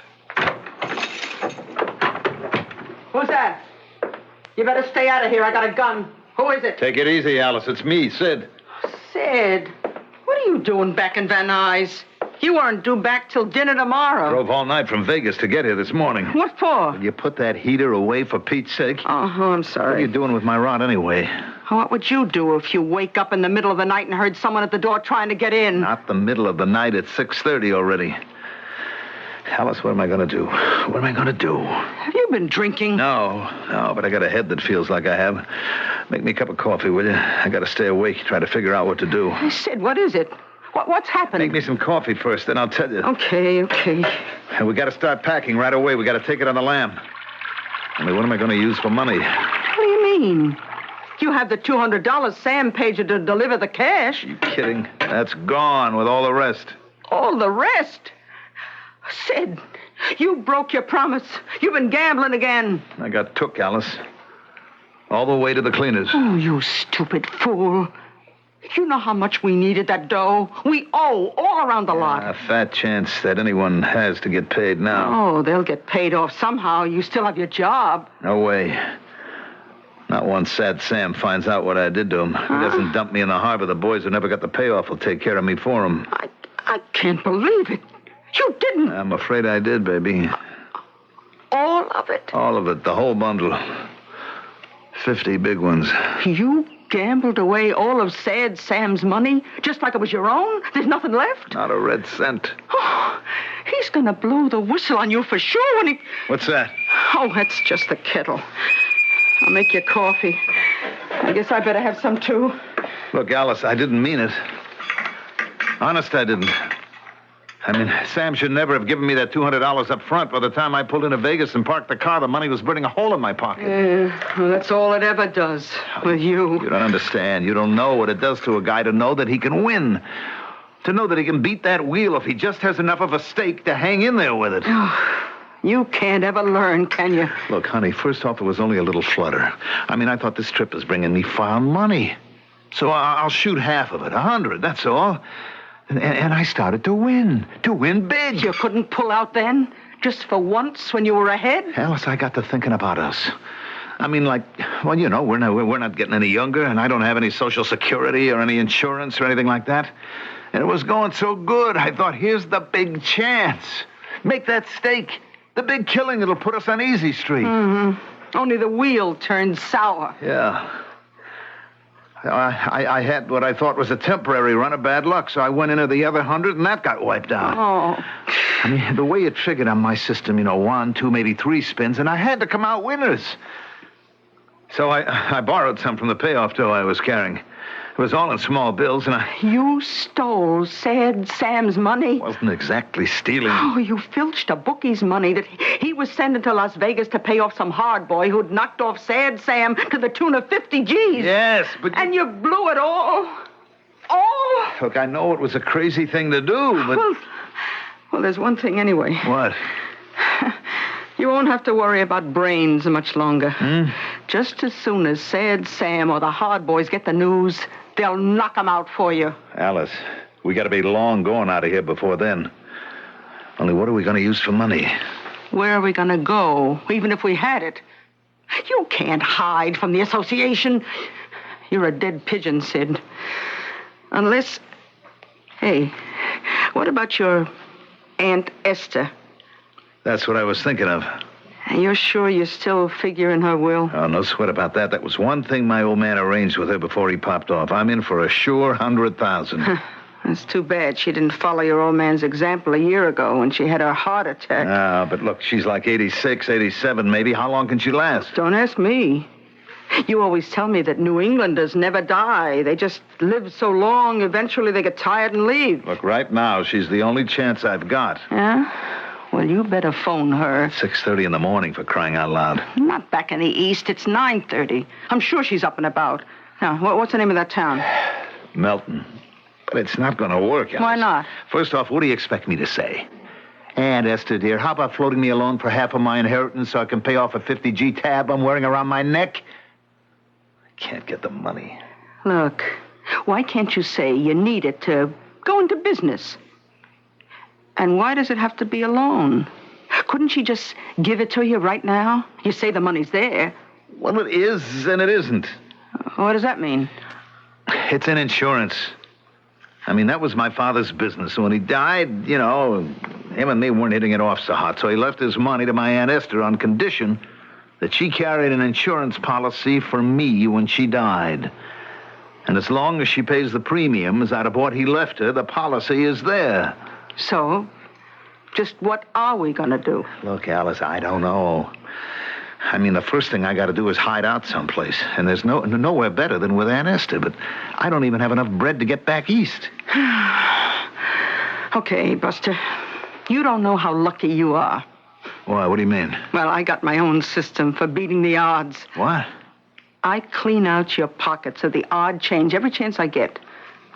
I built us a little nest egg. What? Enough to take us back east to your aunt and hide, if she'll take us in. Now, you better pick up the phone while it's still connected and find out if we're going to be welcome there.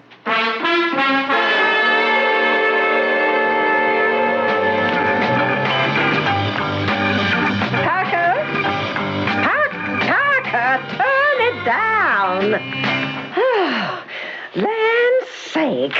Enough to give a person an acute attack of deafness. Well, I'm sorry, Emmy, but there's nothing better than rock and roll for testing a speaker. If it can handle that, it can handle anything. What do you want? Well, I got some bad news for you. What? Guess who's on the phone? Why, I didn't hear it ring. Well, how could you with all that caterwauling coming out of your loudspeakers? Who is it, the bank again? No, worse than that. Yes, I'd better go answer. Maybe I'll find out quicker. It's not for you. It's for Aunt Esther. She's talking to him right now. Oh, your cousin Sidney. Yeah? That's bad news, all right. What's that no good want this time? I don't know. Well, if it's money, he sure came to the wrong place. Ain't none of us got a dime since the heart attack. Well, come on. We'd better go up front and find out just what he's up to. It's just so wonderful to hear from you, Sid, and to know you're coming to visit. Well, I can't tell you how wonderful it is to hear you sounding just like yourself again, Aunt Esther. I mean, after your, Oh, my little heart spell. Why, that was nothing. I'm as good as new now. Well, that's good to hear. Now, tell me, you sure you have room for Alice and me? Oh, of course. You know the house. Well, sure, but I mean, Emma and Parker are with you now. Oh, I'm glad you're coming back, Sid. I'm a pretty old lady now, and it might be my last chance to see you. Oh, not you. You're going to outlive all of us. Well, I have to admit I was a mite peaked for a while. But now I feel as if I could live forever. Well, I'm sure you will. Look, we'll fly into Boston today, so you can expect to see us tonight. Well, you just come a-running. You don't know how much we're looking forward to being with you. Goodbye now. So, you still her favorite nephew? Oh, we could count on that. Oh, thank the Lord for small favors. Well, I guess I better start to pack while you make the plane reservations. Yeah. What's the matter now? Well, I don't know. I mean, what am I going to do about the house here, the furniture, the car, everything? What do you think we're going to do? We're going to walk out on them fast. Yeah, I guess we're lucky we got somewhere to head for where we can hold up. Oh, that's for sure. But that won't last long. How much of a lead do you think we'll have on the hard boys you've tangled with?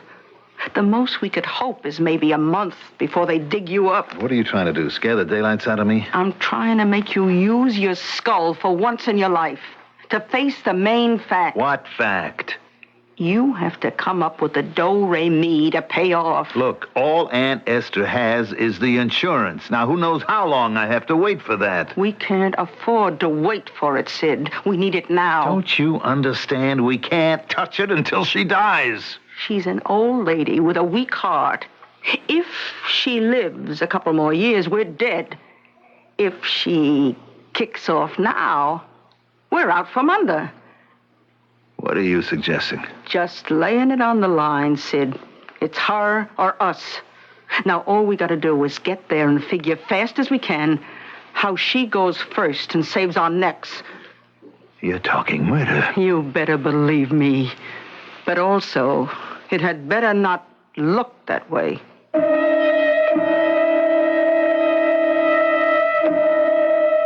Thomas de Quincey, the English author, once wrote an essay on this subject. It was titled, Murder as One of the Fine Arts. A quote from that article is, "If once a man indulges himself in murder, very soon he comes to think very little of robbing." We have the opposite side of the coin. The robbing has been done. But will murder be something that Sid or Alice can consider worth so little thinking? I shall return shortly with Act Two. Life is for living, and Visa is there. Touring pleasures, antique treasures, Swiss linen by the yard, Scottish castles, Moorish tassels, changing the guard. Gypsy wagons, Chinese dragons, a flaming tropic sky, fettuccine, Sukiyaki, ice cream and apple pie, Spanish dancers, Arctic prancers, your island in the sun, eating, sleeping, going, doing, having fun. The ballet, museums, cathedrals, coliseums, resorts, mariachis, bagpipes, hibachis, windmills and fortresses, Tower of Pisa, 118 countries round the world with Visa, Aurora Borealis, the Royal Palace, baubles, bangles, silks and laces, Alpine Heights, marketplaces, Grand Prix races. For whatever you're doing, Visa is the most widely recognized card in the world. Visa, we're keeping up with you.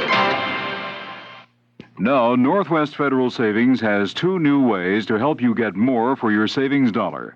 There's their high-interest 8% 8-year savings certificate and their T-Market certificate.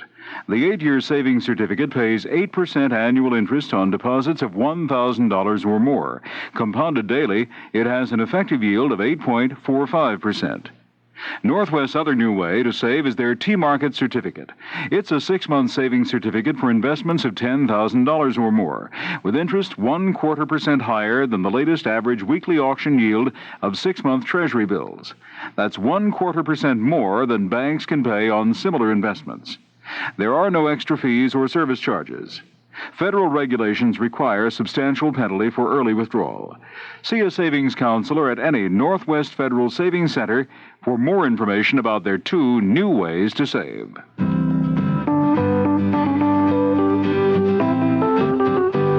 It's Northwest Federal Savings Time, 63 hours a week.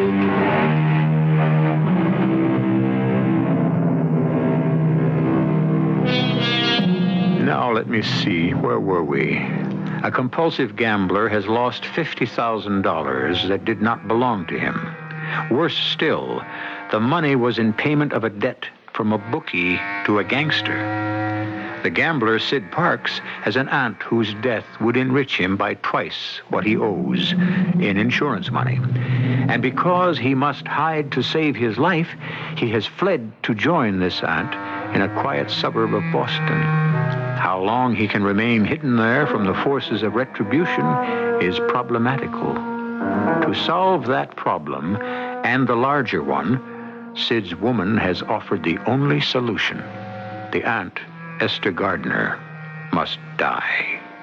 The only question left now is how. Oh, that's the phone, Parker. I'll get it, Aunt Esther. Don't you get up. But it must be Sid. I want to talk to him. You will, if that's who it is. Hello? Hello? Who's that, Parker? That's right. Sid here. Yeah? We just got in. The plane was late. So I see. I just wanted to make sure if we should still come on out tonight. Well, it's pretty late. Especially for Aunt Esther to be up given her condition. Oh, stuff and nonsense, Parker. It does me good to have some kind of fling now and then. Give me that phone. Now, Aunt Esther, don't you think... I think you've got to stop treating me like an invalid and go on about your business, Parker. Sid? Sid, that you? And Esther, I can't wait to see you. Where are you? Oh, right here at Logan Airport. Oh. Look, why don't we just put up at the airport motel tonight and not bother you? Now, you listen to me, Sid Parks. You're coming right on out here immediately. Why, we're practically around the corner from the airport. And you're talking to family. All right, Aunt Esther, I give in. Don't you scold me now. Oh, I'm not scolding. I've just missed you. And now you get a bus or a taxi and you... Well, I'll do better than that, darling. I'll rent me a nice big car and I'll be there in no time. Well, you hurry along now. I'm looking forward to meeting your wife. Oh, are they coming here? Of course. The woman, too? You mean his wife? I mean Alice. Now, you keep a civil tongue in your head, Parker. Who is to say they're not married? Emma's getting the spare room ready for them, isn't she? I reckon. Now, you don't have to mooch around so about it. That's the way I feel. But I'm thinking of Emmy, mainly. Emmy? Oh, she's not still jealous of Sid. How could she be now? She just don't like him much. With reason. What reason? The same one I can't about him. Or any man who figures the world owes him a living. He's the one as a mooch. What do you suppose is bringing him back this time? Why, he told me he has business here in the East. Monkey business, I'll be sworn. Oh, don't be silly. Sid is doing very well indeed. He's even leasing a car to drive out here. He can afford it with free room and board. Now, that's not a nice thing to say, Parker. The way I feel, Esther. Maybe because I don't find my cousin-in-law all that nice either.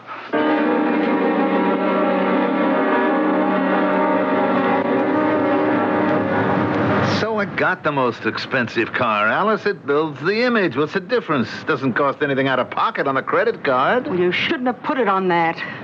From now on, stick to cash. Which we don't happen to have much of. What's the big excitement that I use a credit card? Oh, brother. It's a good thing up to now you stuck to petty larceny. Because, bolthead, a credit card can be traced. Well, I never thought of that. Oh, it's too late to have any fits over it now. Just keep our fingers crossed and get on with what we have to do before any of the boys back there catch up to you. And how did the old dame sound?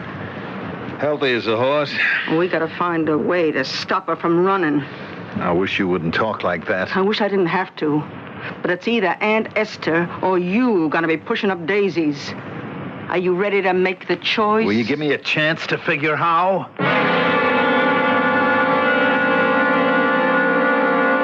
Fight, man! You die! You die!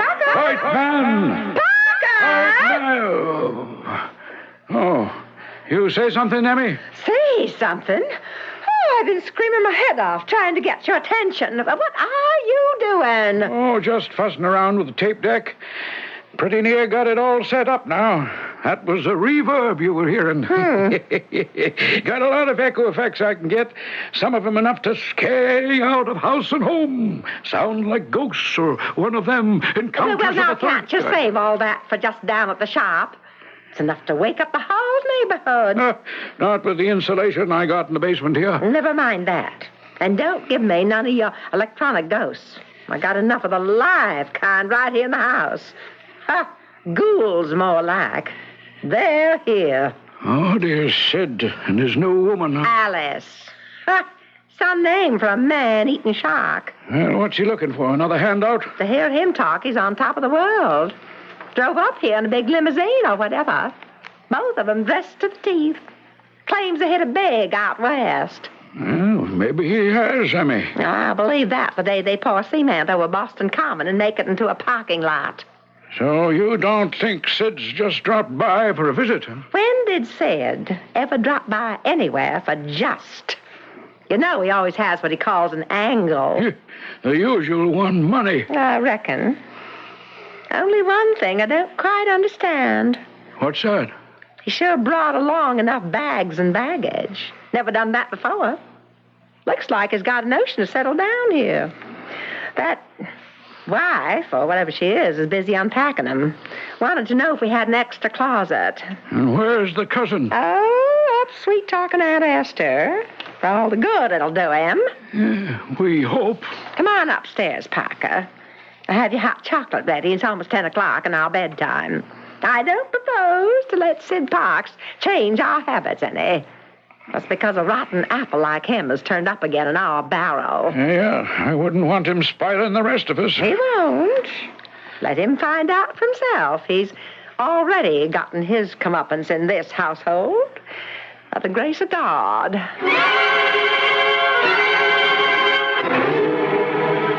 You sure there isn't anything I can bring you, Aunt Esther? No, Sid. Just bringing yourself back to visit is more than enough. Oh, since Emma has already turned in, if you want, like a good boy, you could hand me my pills there on the bureau. Oh, sure. These right here? No, those are only sleeping pills. Land sakes, I never need those. Still sleep like a baby. That other bottle there. Oh, this one. What is it? Oh, I never can remember those fancy names. Something for my heart. It's written there on the label. Digitalis. Oh, yes. What's it supposed to do? Yeah, if you can believe it, slow my old heart down a little. Uh-huh. Now, there's a contradiction for you. Though seeing you again has stepped it up a piece. Well, I didn't guess that I'd mean all that to you still. Sid, your father was my favorite brother. And I have to admit, his son reminds me so much of him. You've got to be a favorite, too. Well, that goes both ways, Auntie. You want to take this Digitalis now? I suppose. Just one. I have to be careful on the dosage. Well, how come such a big bottle? Well, I have to take one 3 times a day. Oh, thanks. Need some more water in the glass?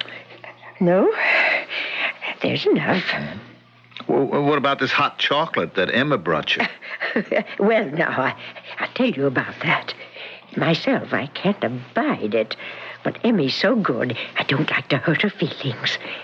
So, do you know what I do?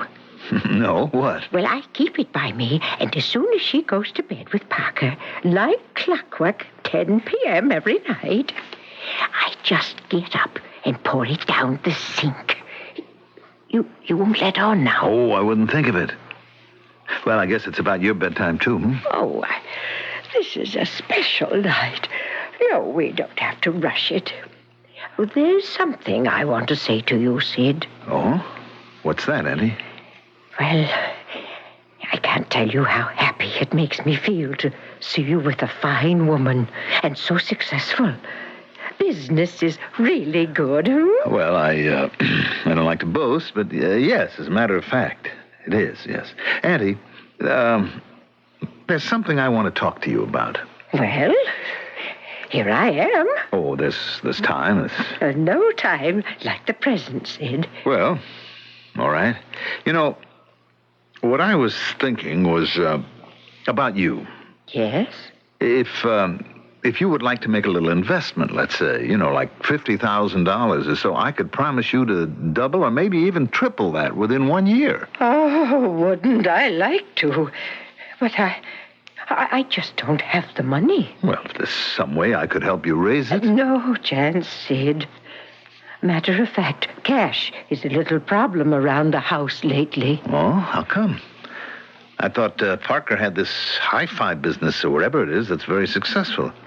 I mean, I even thought if maybe he had some extra cash lying around, I could build it up for him. Oh, no. I'm afraid this is a family that's strapped for daily cash and just has to live on expectations. Oh, you know how your father set everything up. Oh, sure, Auntie, I know. And look, my first night home, this is no time for this kind of talk. Oh, Sid, you make me feel so warm and safe. The only thing I worried about was your father's way of thinking. Always the future, never the present. You didn't let the insurance go. Oh, no, never. Last thing I would ever do. I promised him. I try to keep my promise.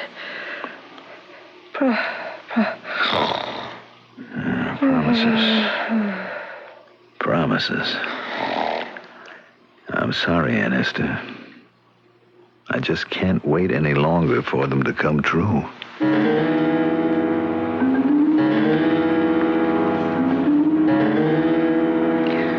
What are you waiting for, Sid? Have a heart, Alice. We got the opportunity of a lifetime. We got to grab it. Not so fast. Give it time. We haven't got time.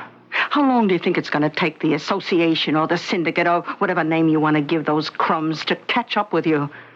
And when they do, you better be ready. Okay. But I got to work things out. What's to work out? A lady with a weak heart, a giant-sized bottle of Digitalis. All it needs is an overdose, and she goes to sleep for good. It's not that simple. How do I give her an overdose with those two watchdogs, Emma and Parker, around? You put the watchdogs to sleep. How? You said she has phenobarbital she never uses. Well, your ever-loving cousins live by the clock. 1 chocolate drink every night and off to Betty by. So, spike the chocolate. What they don't know may hurt them, but it sure won't bother us. I don't know. How can we be sure that we'll be in the clear? Well, that's the one thing we gotta figure out. What we need is an alibi. What I need is $50,000 free and clear, and forget about this. There's no other way you can get the money free and clear.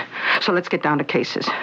Now, what we have to worry about from now on is how do we keep our skirts clean? I offer a quote from Alfred Lord Tennyson. Men at most differ as heaven and earth, but women, worst and best, as heaven and hell.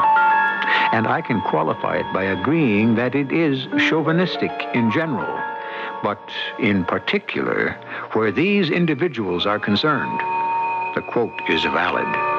Without his own Lady Macbeth to spur him on, Sid Parks would not have done what he did. I shall return shortly with Act 3. Why are so many people buying Buick's New Century? Well, it depends on who you ask. Mrs. Marcia Resnick? It holds the road, and it drives really smooth. It's nice.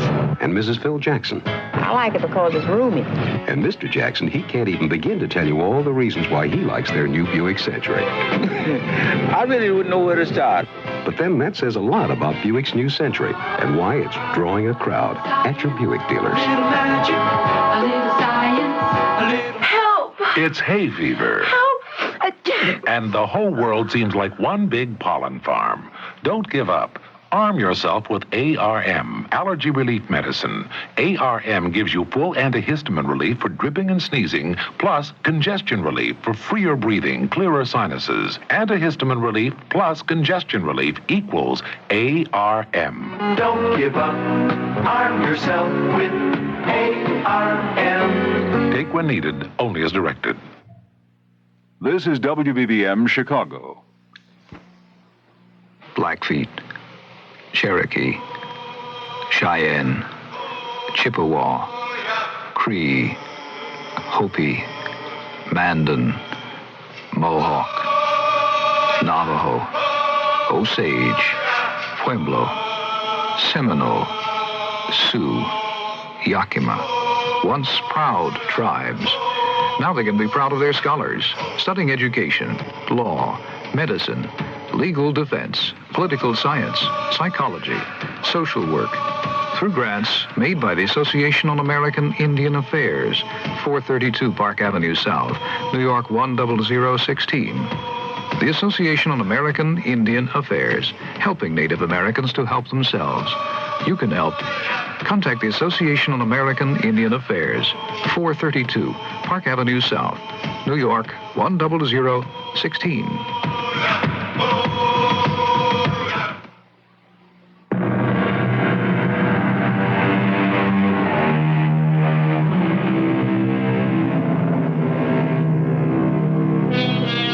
It has taken 3 days for Sid and Alice Parks to perfect their plan to murder Sid's Aunt Esther. Now all that remains is to put it into practice. The only difficulty is that planning is one thing, action another. In fact, it's questionable if it ever would have gone into action if it hadn't been for a phone call that Sid received on the 4th day. The man on the phone asked for Sid Parks. That's you, isn't it? Well, yes, Emma, but how did he know that... did he say what he wanted? I didn't ask him. Unlike some other people, I can mind my own business. I wouldn't keep him waiting. It's long distance. Oh, excuse me, Alice. Oh, pardon me if I'm in your way. Who is it, Sid? I don't know. Close the door. Yeah, sure. Who'd be calling you long distance? That's just the trouble. Who else? I told you they'd find you. What am I going to do? First off, you'd better answer the phone. Yeah. Hello, this is Sid Parks talking. You wanted to talk to me? Look, I wasn't running out. I was just trying to get the dough together to make good, that's all. Well, yeah. Look, I promise. I just got to go to New York overnight, then I'll be back here from then on. Sure, by Monday. I know I can't lose you. I ain't gonna try. Who? One of the mob.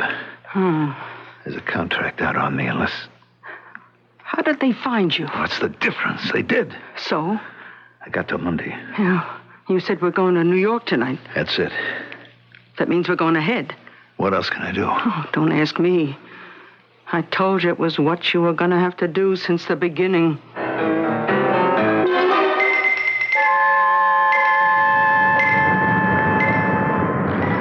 How long will it take us to get to New York? 4 or 5 hours. We won't go into the city. Got a reservation in a motel right near LaGuardia. I assure you set up everything? Best I can. Some of it we'll just have to play by ear. Well, I did my part. The chocolate is spiked with enough phenobarbital to put Parker and Emma fast asleep and out of your way. Oh, you got the tape? I got it. And the recorder? Got that, too. Are you sure I can handle that all right? I'll show you once we get to the motel. What plane do you plan to get? I got to make that 8 o'clock shuttle. That'll put me back at the house by 9:30. Then I'll get the 11 o'clock or the midnight back to New York out of Boston, depending on how soon the dope knocks them out. Oh, I just wish it was over with. Just wish I didn't have to do what I have to do. You know what I really wish? What? I wish I could be sure you really have the guts to go through with it. Okay. I pick up the phone, and as soon as the desk clerk answers, I hit the button on the tape machine and hold the receiver to the speaker. That's right. This is Mr. Sid Parks in room 219. I want to make a call to Boston, area code 617-555-4495. I'll talk to anyone who answers. Okay. But supposing they ask a question about the number or something. I've covered that. Now, if they do, you come right on the phone saying something like, I'll make the call for you, Sid. You better finish that presentation. At the same time, you hit the button again, and they'll hear, okay, Alice, I better get it finished. I just want Ed to make sure Aunt Esther's all right. Then you answer something and hold on. It's just enough to establish that I'm here in New York and couldn't be in Boston. The whole alibi hangs on that. But what if Aunt Esther answers? Oh, she should be asleep. And the phone's not in her room anyway. Just don't let it ring too long. Yeah, well, let's figure the worst. What if Parker or Emma answer? Say that you're calling to see how she was. Make out like you're in a hurry, you see, and get off. And how do I warn you? Well, that's when you slip outside of the payphone and call me at the phone booth number that I gave you. It's right on the corner, about a half a block from the house. That's one call we don't want traced. Okay. Now, what time do I call? From here at the motel, 10:30 on the nose. Then you can try again at 10:40. And if I don't hear from you before 11, then I'll know that the coast is clear. You really are gonna go through with it? It's my neck or hers. What can I do?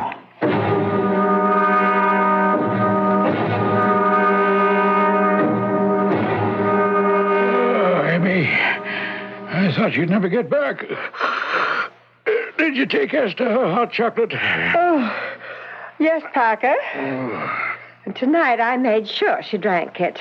Oh, she's been that fidgety ever since Sid turned up again. I reckon we all have. Well, I'm not tonight. I can hardly keep my eyes open. Oh, I thought I'd fall asleep before I could get out of Auntie's room. Yeah, I feel that way myself. What time is it? Oh, 10:15. Well, bed early for a change. Now, I can tell you, I don't mind. With Sid and that woman out of the house, we'll all sleep the sounder.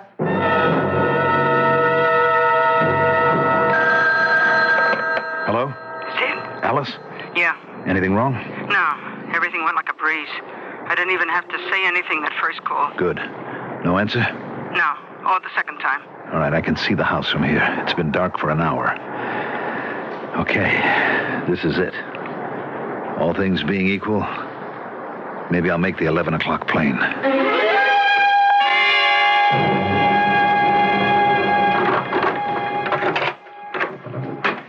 Sid? Yeah, it's me. Oh, How come you're so late? Wouldn't you know that she must have drunk the chocolate, too, tonight? Oh. She was fast asleep like the others. I had one heck of a time getting her awake enough to take the digitalis. But she did. Half a bottle, enough to kill either of us.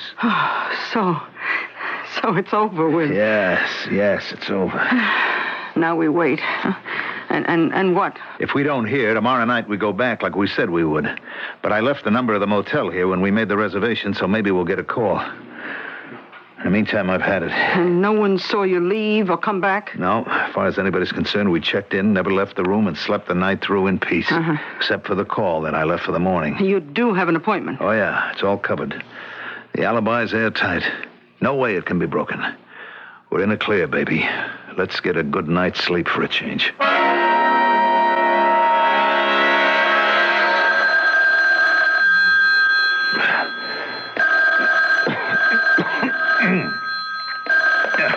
Yeah? Mr. Sidney Parks? Yeah, that's right. Who's this? This is Lieutenant Thomas O'Brien, Milton City Police. I'm afraid I have a bad shock for you, Mr. Parks. A shock? It's about your aunt, Miss Esther Gardner. Oh, don't tell me she passed away. We were called here on emergency by a Mr. and Mrs. Wilson. Yeah, well, Mrs. Wilson is my cousin. It seems that somehow your aunt took an overdose of digitalis, medicine she was taking for her heart condition. Where is my aunt now? Well, they've rushed her to the hospital. She's still alive? I'm sorry to have to say it, that's just routine. The amount your aunt took was more than enough to stop a healthy person's heart, let alone a woman with a bad one to begin with. Well, you want us to drive back immediately? Well, now, I don't see there's all that need. Mrs. Wilson tells me you plan to be back by tonight. That's right. Well, why don't you leave it at that, sir? There's nothing you can do here to help us before then. I'll tell Mr. and Mrs. Wilson you'll be back as planned. And I'm sorry to wake you with such news. Well, that's all right. That's all right. I was due to get up in half an hour anyway. Thank you, Lieutenant. Well? We did it, baby. We pulled it off. From now on, we're on easy street. All we have to do now is play it cool.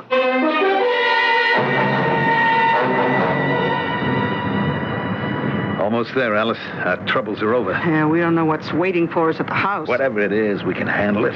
It's all downhill from here on in. Well, I'm not looking forward to facing Emma and Parker. Don't worry, we can handle him. Or the lieutenant. No worries about him. Okay, here we are. Yeah, I'm kind of late. What time is it? Oh, nearly midnight. All right, forget the bags, huh? Let's get in and see what's happening. Yeah, maybe we better get the bags. Looks like rain. All right. I got mine. You handle yours. Yeah. Hey, you got your key? Mm-hmm. Funny, the house is so dark. Ah, you know Emma and Parker. I guess they turned in. So, go ahead, open the door. What's keeping you? I don't know. I just got this kind of creepy feeling. Oh, grow up. Open the door. Okay. Just can't blame me for being a little, you know. Well, it's a little late to develop a conscience. Hey, she's dead, Sid. And that's just what you wanted. Now, open the door. Sure. Get in, you fool. Close the door. Scared the devil out of me. Okay, now let's get upstairs. Turn on the light. Come on, turn it on. I did. It don't work. What do you think's wrong? What's that? I don't know. Come on, let's find some light before we get in. Welcome home, murderers. I've been waiting for you. That's her voice. You didn't expect to see me, did you? Why should you, knowing that I was dead? I can't see you. What? Don't fall for this, Sid. Some kind of trick. Parker and his hi-fi junk. No trick, Alice. Look toward the stairs. Here I am, at the head of the stairs. Shall I come down to you? You can't. You're dead. Why should I be dead? Because I gave you the medicine, and you swallowed it, and you lay there just like I wanted it, dead. Why would you want me to be dead? Do you hate me so much? I don't hate you. I was desperate. I'd gambled away all my money, the only way I could get enough to pay off. Shut up. No, I wanted to know that I didn't want to hurt her. You fool, this is some kind of trick. How can it be a trick? You see her, don't you? If we see her, then somehow she's not dead. Your only chance is to kill her again. You got a gun? What are you waiting for? Don't reach for the gun, Mr. Parks. We have you covered. Okay, Mills. Travis, put the handcuffs on them. They're both under arrest.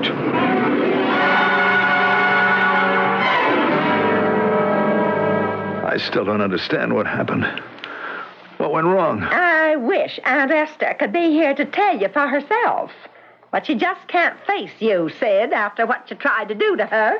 And Esther is still alive? Can't be. I mean, she took it. I saw her swallow all that medicine and go limp. I saw her die, I tell you. I saw her. Will you keep your mouth shut? Aunt Esther is alive. Oh, yes, very much so. Then that wasn't her ghost. When we... No, that was an elaborate little hoax that Parker Wilson and his electronic equipment were able to arrange. Unfortunately, when you forced Mrs. Gardner to take the digitalis, she was also half-drugged and her recollection was a little fuzzy. But hearing you convict yourself out of your own mouth cleared everything up. And how could she not be dead? Nobody, especially somebody with a weak heart, could possibly have lived after a dose of digitalis like that. It all looked so neat, Mr. Parks, didn't it? The perfect murder. But there was one little thing you overlooked. Something no gambler should have missed. Oh, don't look so shocked. I've spent the day checking up on you. What did I miss? The element of chance. I don't understand. I'd like to be the one to tell him this. When Aunt Esther went to the hospital last year with her heart trouble, the time you couldn't have cared less about her, didn't even waste a phone call to see how she was, they put a pacemaker in to control her heart. And that was enough to keep her heart going in spite of the digitalis? There wasn't any digitalis in that bottle. But I saw the pills. She took them regularly. They were only for her peace of mind, because she'd grown accustomed to taking them before she went to the hospital.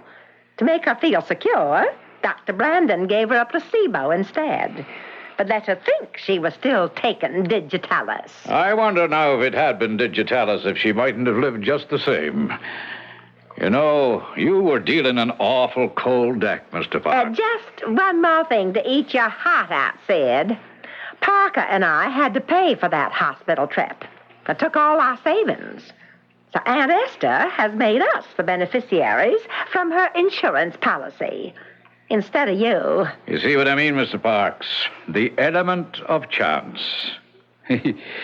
That's one thing you didn't stand from the very beginning.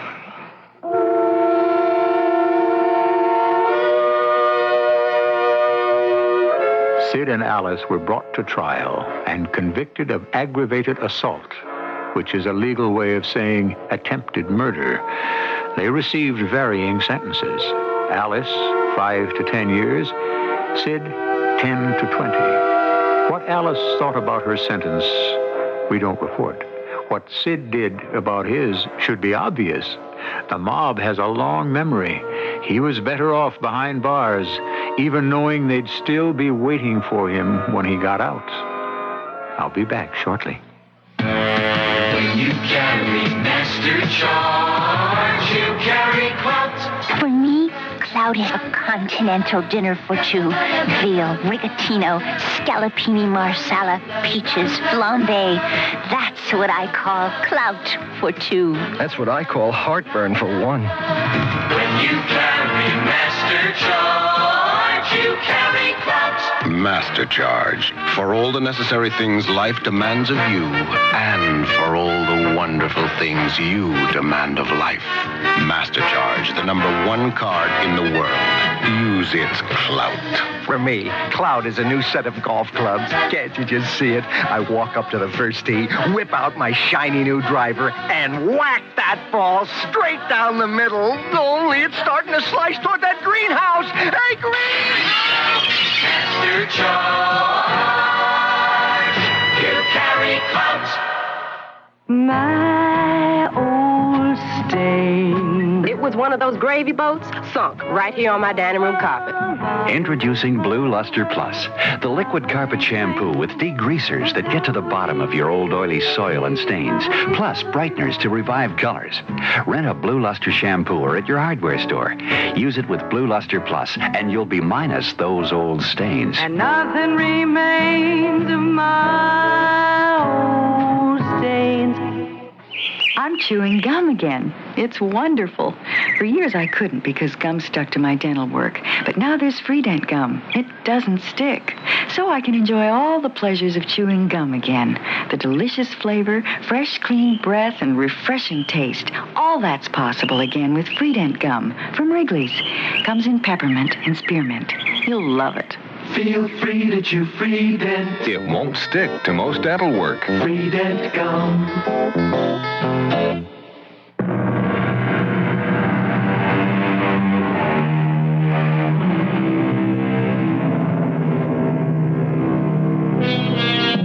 Another footnote to our story.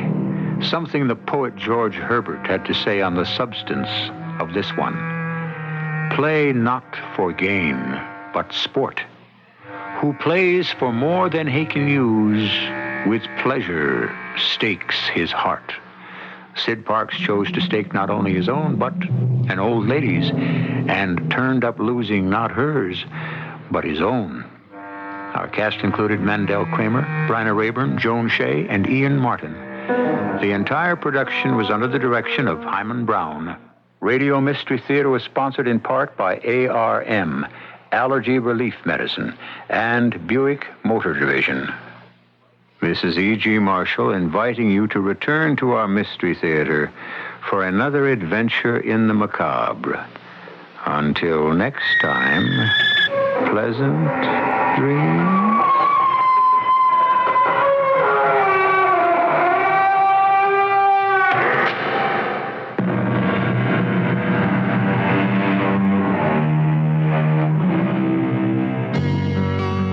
Surround yourself with comfortable feelings for those beautiful moments in life. At Wix Furniture.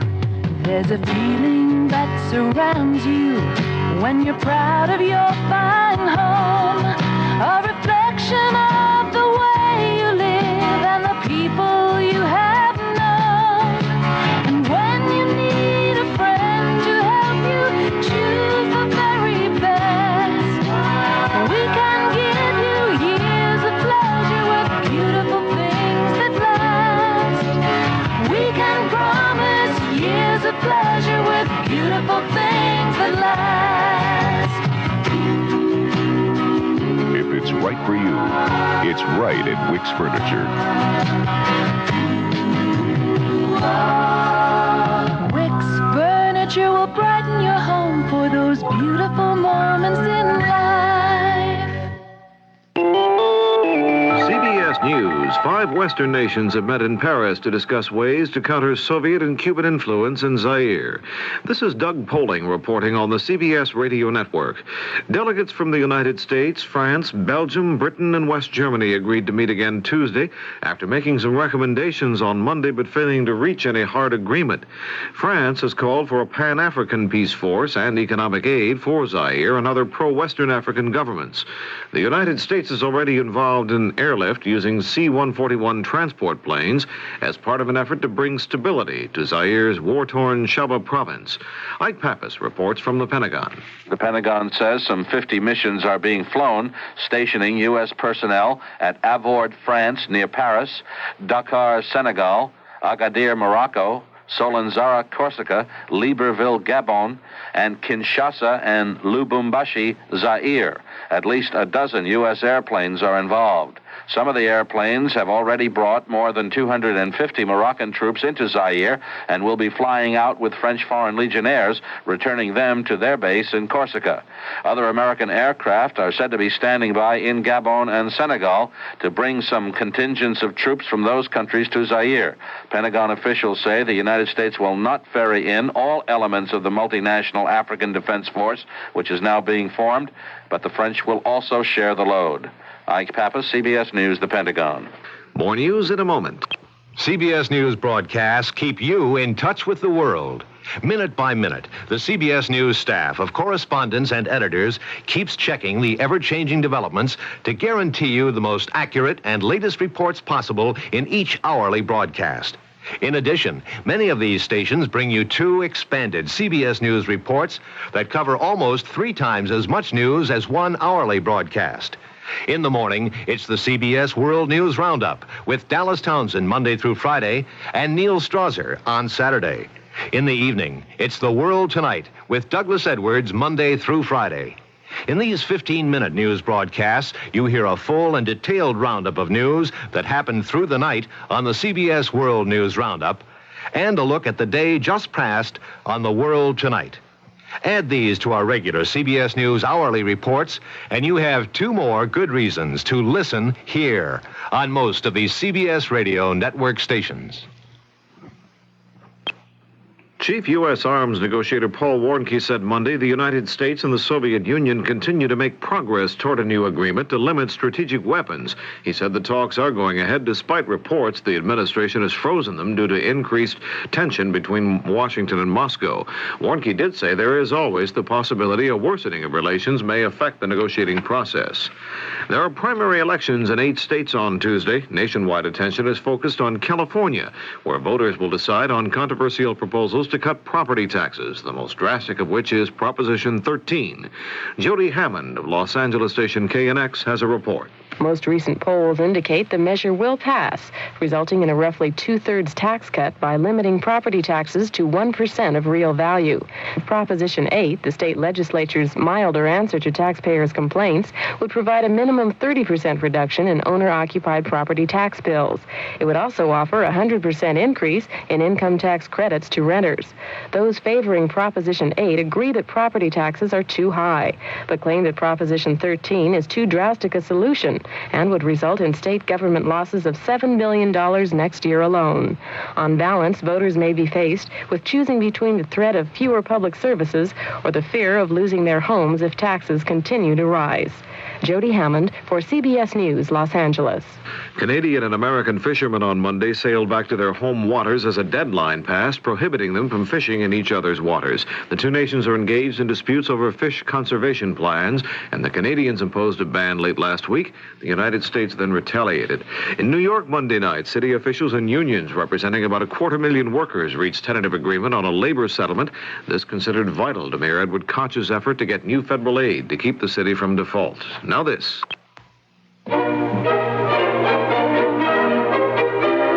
When you teach your child numbers, he's learning a skill that will be useful when he learns to read later on. Give your child 5 pieces of plain paper. Write 1 number from 1 to 5 on each one. Then give your child some old magazines and tell him to cut out pictures from the magazines and paste them on the sheets of paper. Tell him to find 1 house, 2 dogs, 3 cats, 4 children, or 5 ladies. Use any objects you desire. When he's finished, clip or staple them together with a cover page that says My Book of Numbers 1 to 5 and put his name on it. He'll be busy with this activity for some time, and he'll love that you're helping him learn. Did you know that parents all over the country, like you, are beginning to understand that teaching their children is something that they can do and that it tremendously benefits their children? For other ways you can help your child, listen for other New Approach Method reading hints to parents, furnished as a public service announcement by this radio station. And write New Approach Method Incorporated, Post Office Box 1303, Trenton, New Jersey, 08607.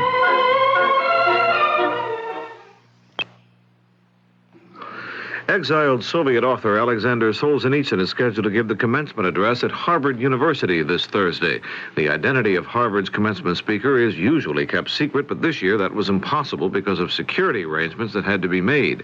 Solzhenitsyn has been living quietly on an estate in Vermont and makes public appearances only rarely. This is Doug Poling, CBS News. Here's 78 on 78. News Radio 78, WBBM, Chicago. Good evening, everyone. This is Alan Bickley on WBBM News Radio 78 in Chicago. It's 11:35 now.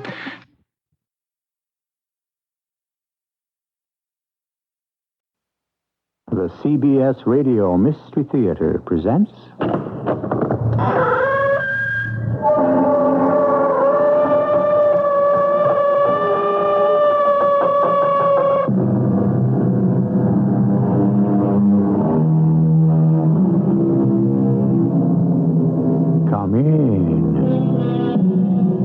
Welcome. I'm E.G. Marshall. The best prophet of the future is the past. The past is the root. The present is the stem. The future is the leaf and the blossom, which may be another way of saying, as ye sow, so shall ye reap. Of course, the problem is, so many seeds look so much alike. Maria, why? What did you just say? I said, why? Why would you want to kill me? Kill you? I know you want to kill me. What are you saying? Well, you pretend you don't know. Please, Frank. But you won't kill me. I'll kill you first.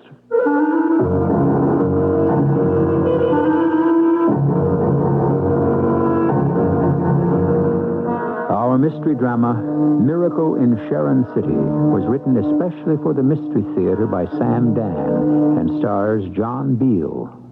It is sponsored in part by Buick Motor Division and Contact, the 12-hour allergy capsule. I'll be back shortly with Act One. The Electra's all washed and loaded, and you're on your way. You figured 300 miles the first day, but with all of Electra's luxury and room, you're out 400 miles before you know it. Not only that, but the EPA mileage estimates are 22 highway, 15 city, and 18 combined. That's with the standard 5.7-liter engine and automatic transmission. Of course, your mileage will vary depending on how and where you drive, your car's condition, and how it's equipped. And EPA estimates are lower in California. But it's nice to know that a car with as much prestige and elegance as Electra can also be efficient. Buick Electra, a car that can actually make you look forward to a long trip. They surely will have found you. The amazing things you see. The cars they built so wonderful. How can such things be? A little science, a little magic, a little science. Electra models are equipped with GM-built engines supplied by various divisions. See your dealer for details. Now, Northwest Federal Savings has two new ways to help you get more for your savings dollar. There's their high-interest 8% 8-year savings certificate and their T-Market certificate. The 8-year savings certificate pays 8% annual interest on deposits of $1,000 or more. Compounded daily, it has an effective yield of 8.45%. Northwest's other new way to save is their T-Market certificate.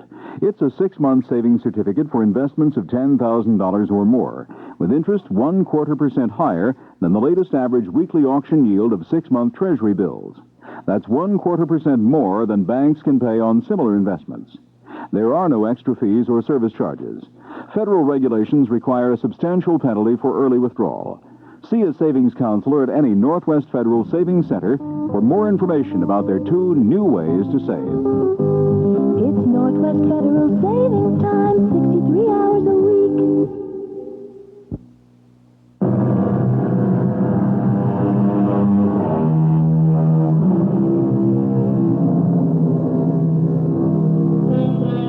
Beware, says the book, of false prophets, which come to you in sheep's clothing, but inwardly they are ravening wolves. Yes, and we should also be aware of the converse, the prophet who comes to us in wolf's clothing, but inwardly is only a bleating sheep. Friends, let us begin this happy occasion by asking the Reverend Herbert for the blessing. Please rise.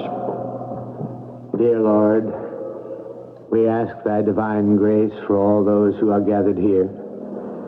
We offer our profound thanks for the blessings thou hast bestowed upon us. Surely we have gained favor in thy sight, and we shall strive to become a great city in thine hallowed kingdom. Amen. Amen. Thank you, Reverend. Friends, what an occasion. Has there ever been one like it in our entire history? And who do we have to thank for it? One man. We shall become a great city, a mighty city, and all because of the vision of Frank Spencer. Frank, I know you hate to make speeches, but you have to stand up here and take your bow. Thank you, Will. My friends, I know what this means to all of us, and I'm happy that I was able to play a part in making it happen. A part? Oh, Frank, you did it all. Well, that was my job. That's why you elected me mayor. Friends, let me just say this. Driving back from Chicago this morning, I said to myself, we're going to become a new town. But I hope not too new. I hope we'll still be a place where everybody knows each other and likes each other. I guess you know what I mean. And now, since I have to open up the store at 7 o'clock tomorrow morning, I'm going to go home and get to bed.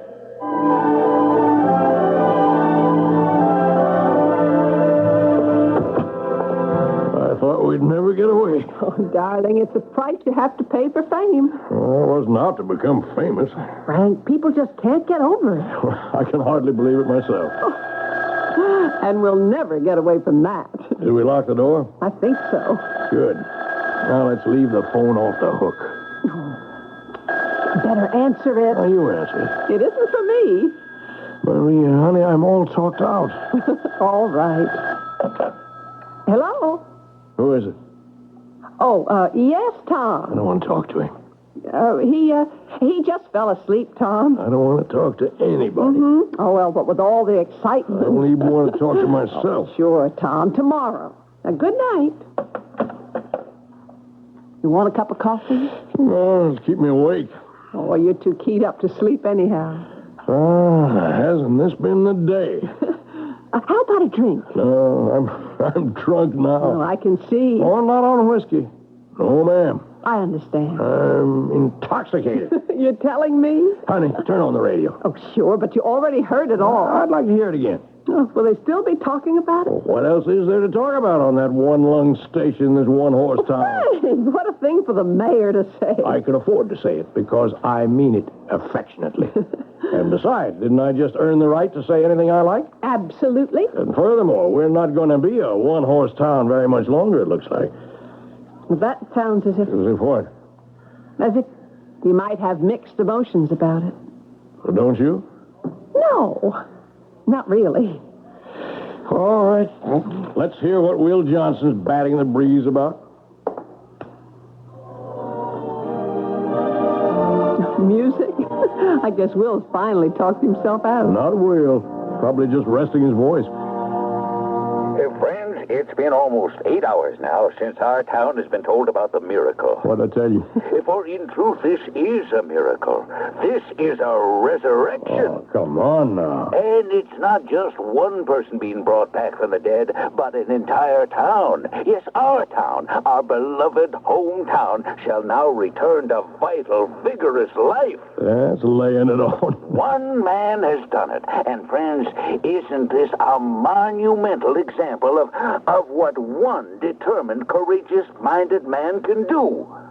One man, and one man alone. Turn it off, Maria. Well, by now, you all know the story. But for any of you who may have tuned in late, I'll give you the full details of Frank Spencer's heroic exploit right after this word from Boozer's Shoe Store. It's all a part of what you're going to be exposed to from now on, Frank. I hope not. Oh, come on. Don't tell me you're not enjoying it. Yeah, up to a point. It's just Just what? Well, tell me, ridiculous, that's all. You take a guy, I don't care what he did, and you make such an out-and-out fuss about him. Well, nobody's that great. But what you did, Frank, was a miracle. Don't talk like Will Johnson. Well, in this case, Will Johnson's right. You, all by yourself, you saved this town. Well, there was nothing to it. You know, you never even told me how you did it. Well, I was sitting in the store, wondering how I could get some action in the town, bring in some industry. And I just happened to read in the paper that Miller Bassford was thinking of relocating one of their plants. And it made me think. Well, that's what I mean, Frank. It was in the papers for all to see, but only you... Anyhow, I decided to go to Chicago and just ask him to come here. Now, that's exactly it. You did something about it. You didn't ask anybody, you didn't tell anybody, not even me. You just went. I didn't want to raise any false hopes. But it was such a magnificent idea. It was nothing, really. I just drove into Chicago, parked in the Miller Bassford building garage. Cost you $4 to park there, too. I'd like to own that concession, believe me. Frank, what you did... I walked into the lobby. It said, Executive Offices, 35th floor. Took the elevator, said to a red-headed receptionist, pretty little girl she was, too. I said, I'd like to see Mr. Basford. And she said, do you have an appointment? Because nobody sees Mr. Basford without an appointment. And I said, be that as it may, but why don't you just tell Mr. Basford that Mayor Frank Spencer of Sharon City is here?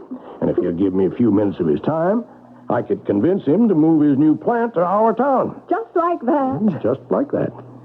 And do you know, Mr. Basford said, send him in. And in I went. Mr. Basford? Mr. Harlow K. Basford himself? Why, he advises the President of the United States. He's one of the richest men in the world. He puts his pants on one leg at a time, just same as everybody else. Mr. Harlow K. Basford? Isn't that what I've been telling you? And you spoke to him? Well, why not? We both talk English, don't we? And he said to me, Mr. Mayor, here I am. Convince me. And I did. Just like that? Just like that. But what did you say? Oh, I just gave him the facts. We were near good roads. We had an abandoned factory building that they could take over. We had all kinds of skilled labor. Things that mean something. And? He said he'd investigate. He did. And today, he made the announcement. Oh, the announcement. Thanks to the brilliant missionary effort of Mayor Frank Spencer, we have become aware of the desirability of Sharon City as the site for our new reduction plant. We plan to begin operation there. All right. Oh, but it's history, Frank. History. What's that? Music. Frank, look out the window. Oh, for crying out loud. A parade, a torchlight parade. Well, what does everybody want? Well, you'll have to show yourself. Oh, I don't want to. Oh, come on, now stay out there all night. Okay. All right. Listen, everybody. Listen. I want to tell you, this has been the greatest day of my life. And I know how happy all of you are. But if you really want to thank me, you give me something I want more than anything else in this whole wide world. And that's a good night's sleep. Good night. Come on inside, Maria. Oh, well, now, how was that for a token of esteem? Things will settle down to normal soon, I hope. Oh, Frank, it's just that everyone's so happy. When the textile mill went bankrupt, it looked like the end of the world for this place. And it would have been, if not for you. Okay. And now let's get some sleep. Oh, well, the town will never forget. Honey, you want to remember that old saying, this too shall pass away. Me for some shut-eye. You go upstairs while I lock up and put out the cat. Just like we do on any ordinary evening. Well, no matter what's happened, you still have to do all the same old ordinary things, don't you?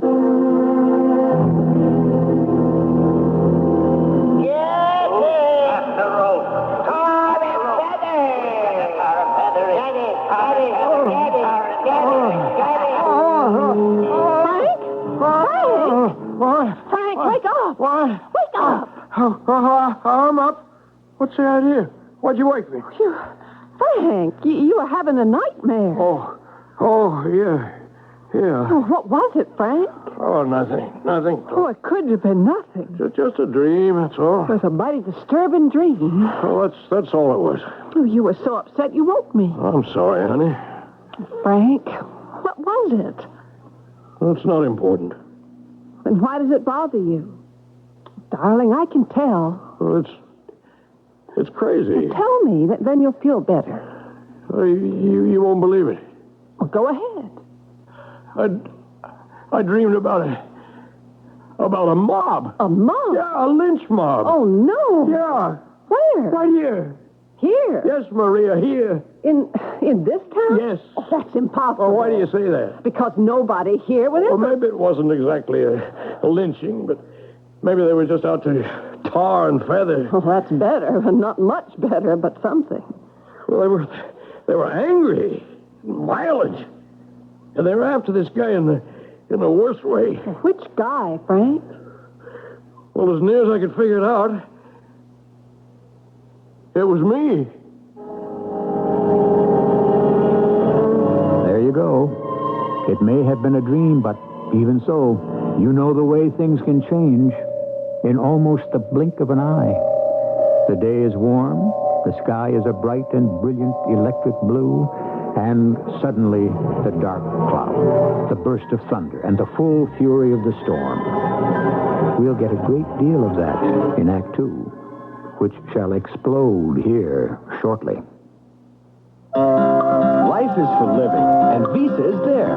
Tokyo, Paris, Yugoslavia, the coast of Monaco, Copenhagen, Barcelona, Mexico, Alaska, Geneva, Montego Bay, Scotland, Ireland, London, Buffalo, USA, Florida, Athens, Nicaragua, Hong Kong, Damascus, Osaka, Grenada, Old San Juan, Gibraltar, Milano, Jamaica, Lugano, Jerusalem, Toronto, Sao Paulo, Bermuda, Zurich, Tower of Pisa, 118 countries round the world with Visa. Norway, Tahiti, Marseille, Helsinki, Trinidad, Bora Bora, Luxembourg, Andorra, Plaza, Laura. At home and abroad, Visa is the most widely recognized card in the world. Visa, we're keeping up with you.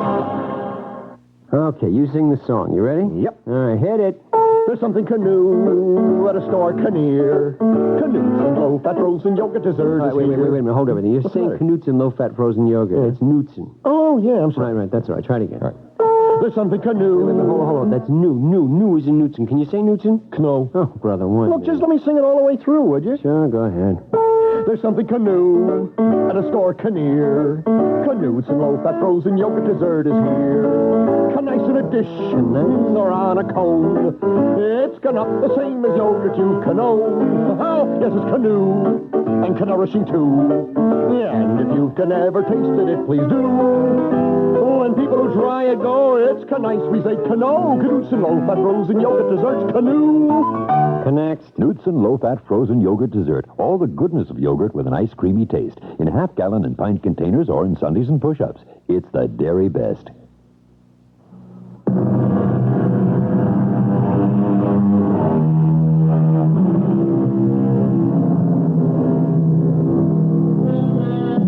In the midst of life, we are in the midst of death.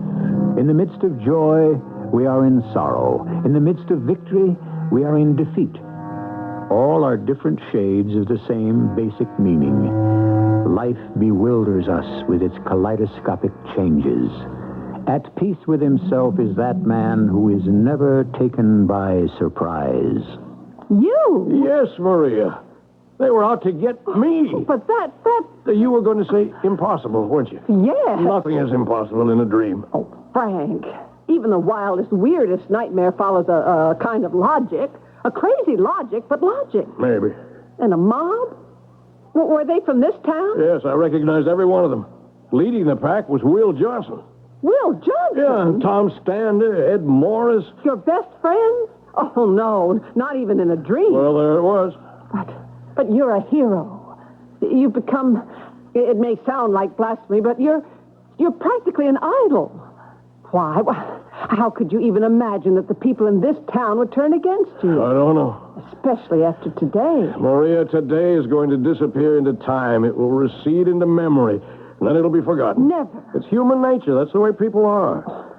I cannot conceive of any set of circumstances which would make anyone in this town want to hurt you in any way whatsoever. I hope not. I hope not. Well, now I better get some sleep. I still have to go to work in the morning.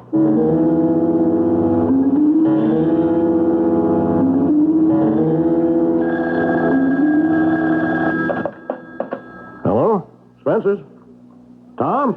I was going to get to you. We have a meeting of the town council tomorrow night. Executives from Miller Bassford will be there. All we have to do is cross the T's and dot the I's. Dinner? Look, have Sue Ellen arrange that with Maria, huh? Sure. Oh, when am I ever going to catch up with... Hey, Frank. Oh, morning, Will. You want us to run your same ad in the station this week? Well, I guess so. Well, it ought to be freshened up a bit. You do it for me, will you, Will? I'm just so busy. You want to get used to being busy, Frank. We won't be a sleepy little village anymore. I wonder, is that good? Well, it isn't good. It isn't bad. It's progress. Oh, I guess so. I don't really think you appreciate the implications of this coup you pulled. Oh, I think I do. 800 new jobs. Now, you realize what that'll do to our economy and to our business? Real estate. New families will have to move in. You'll have to expand your operations here, Frank. So will all the other merchants. Oh, I guess so. Listen, I want to interview you on the station today. Can't you make it tomorrow? I got a whole stack of prescriptions I have to get at. Well, you might think of hiring another pharmacist to help you out. I don't know. I like to give all my customers the personal touch. I know what you mean. But you'll have to move with the times. I'll see you tomorrow night at the council meeting.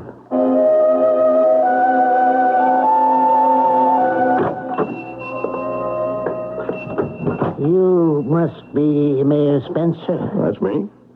They said I'd find you in your drugstore. You found me. Mayor, I must talk with you.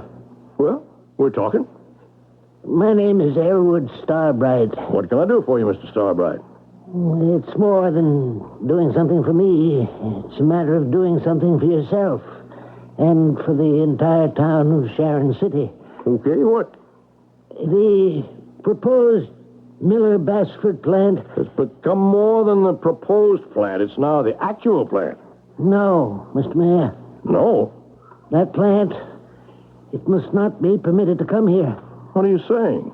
You must prevent it from coming. What? You must do everything in your power.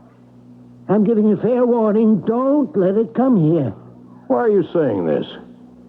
It'll poison the town. Poison? Believe me. How will it poison the town? Oh, Mr. Mayor. Give me some facts. Facts? Yes, facts. I didn't go looking for a dirty factory. I was careful to choose an operation that was absolutely clean from an environmental point of view. After all, I have to live in this town. Well, that's why I'm talking to you. But you're not saying anything. Nothing from that plant will poison the air or pollute the water. But it will do worse. It'll degrade the people. Degrade? Morality will deteriorate. Oh, what you're saying is that we'll lose the small-town virtues. I'm aware of that myself. Ah, you're a fool. Well, probably. But you'll have to excuse me. I'm not talking in the sense of pure ethics. This is chemistry. I still don't know. In the reduction process of this particular Miller-Basford product, you get a chemical called amphoran. Never heard of it. Of course, I'm not an expert. It's an odorless, colorless vapor. It's released into the air. Prolonged exposure brings out... Well, it brings out, if I can state it simply, the worst in people. I still don't understand. People lose inhibitions. They become violent, even homicidal. This entire town, after a while, 10, maybe even 5 years, could suddenly lose control of itself. Oh, aren't you just... You could have an orgy of violence, murder, unbridled destruction. People on the streets in their homes turning on each other for no reason, no motive. How do you know that? I worked for Miller-Basford. I was chief of research. I tested amphoran on laboratory animals. Well, that doesn't... That doesn't what? Prove anything? I introduced amphoran into a hutch of rabbits. Rabbits, mind you.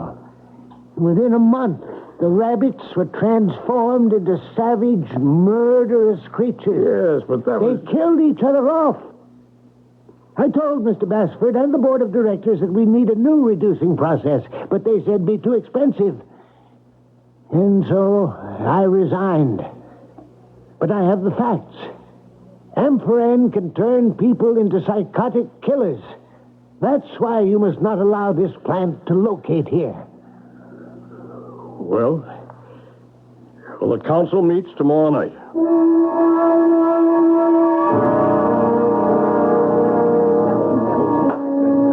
Meeting's called to order. As mayor of Sharon City, I call this special meeting to act on a request for a permit from the Miller-Basford Corporation of Chicago, Illinois, to conduct a manufacturing plant in Zone B. Now, have all members of the council been furnished with a copy of said request? Yes, we have. Anybody who hasn't? All members read the request? Oh, yes. Anybody hasn't? Is the representative of Miller Basford present? Yes, Mr. Mayor. My name is Robert Pauley. I'm general counsel to the corporation.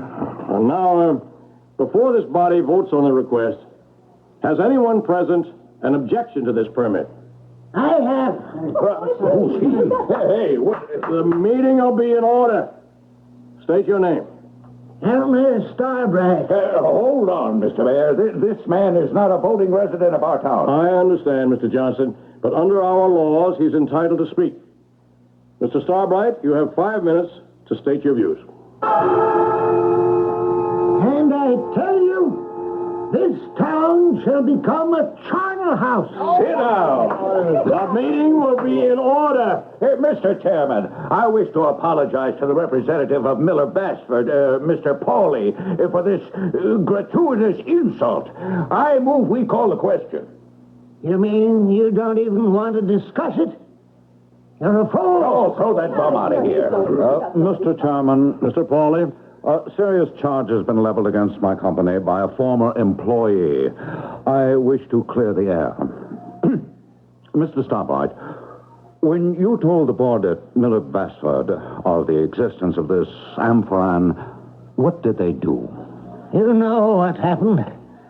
They disregarded my request to remove it from the reduction process. Aren't you disregarding an important step? No, Mr. Pauley. I asked. They refused. Now, but what happened in between? Isn't it a fact that extensive lab tests were performed which showed that amphoran is harmless to humans? Those tests were bought and paid for by Miller Basford. Mr. Starbright, isn't it true that you had a serious argument with Mr. Basford about money and position? Didn't you demand that you be made a vice president? Yes, I did. And didn't you resign because you were turned down? No. I felt that Mr. Basford did not give research the respect or the importance it deserves. I felt it was because it didn't cost him enough. That's why I demanded more money. The fact is, you didn't get it, and you quit. I quit because of amphoran. Mr. Mayor, I move we call the question. No, listen to me. Oh, get Listen, that all nut of you. out of here. Hold it. Whatever you want to think of me, don't anyone call me a nut. I have honorary degrees from universities in 6 countries. I have patents on more than 300 chemical processes. I have written for all the leading journals. I'm a member of all the important professional societies. Mr. Mayor, he's out of order. I'm the only person in this room who knows anything about order. I move we call the question. Let's vote. Come on. The meeting will be in order. Mr. Mayor, can we vote on the permit? Yes. That's the issue. Yes, I understand that. Well, then what's the problem? Our problem, Will, is the matter of the record. Record? What record? The record will show that an objection to the permit was raised by a... Raised by a nut. It was raised by a man who happens to be, whatever you want to think of him, he happens to be an important and distinguished chemist. Oh, come on, Frank. What if there should be something to what he says? Well, Frank, are you crazy? Will, and the rest of you, can we afford to take a chance? Even if it's 1 in a million. Frank, we'll get you off the hook. Just call the question. We'll vote. Oh, Will, I won't do that. In that case, right, we can just vote you down. Yes, you can, but not now. Town charter rules call for a 30-day delay before you can override the mayor on granting a permit. Well, then we'll vote to suspend the rule. You can't do that without a town-wide referendum. We'll go out right now and knock on every registered voter's door and have it within 2 hours. You could. But you can't conduct a referendum unless you publish a notice to that effect 45 days in advance. Frank, what do you want? Will, and everybody, all I want is to get some independent laboratory to test this amphoran thing and just give us an opinion. How long can that take? A couple of days? Is that too much to ask? No, Frank. Mr. Pauley here has come down representing Miller Basford. He was told that the granting of a permit would just be a formality. He expected to take that permit back with him to Chicago. Well, I'm the mayor, and I have the responsibility. Do you want to risk antagonizing Miller Bassford to the point where they'll wash their hands of us and locate elsewhere? Is that a consideration, Mr. Pauly? Mr. Mayor, I understand and appreciate your position, but we have our production schedules. Therefore, if this matter is not settled shortly, we may be forced to reassess our thinking.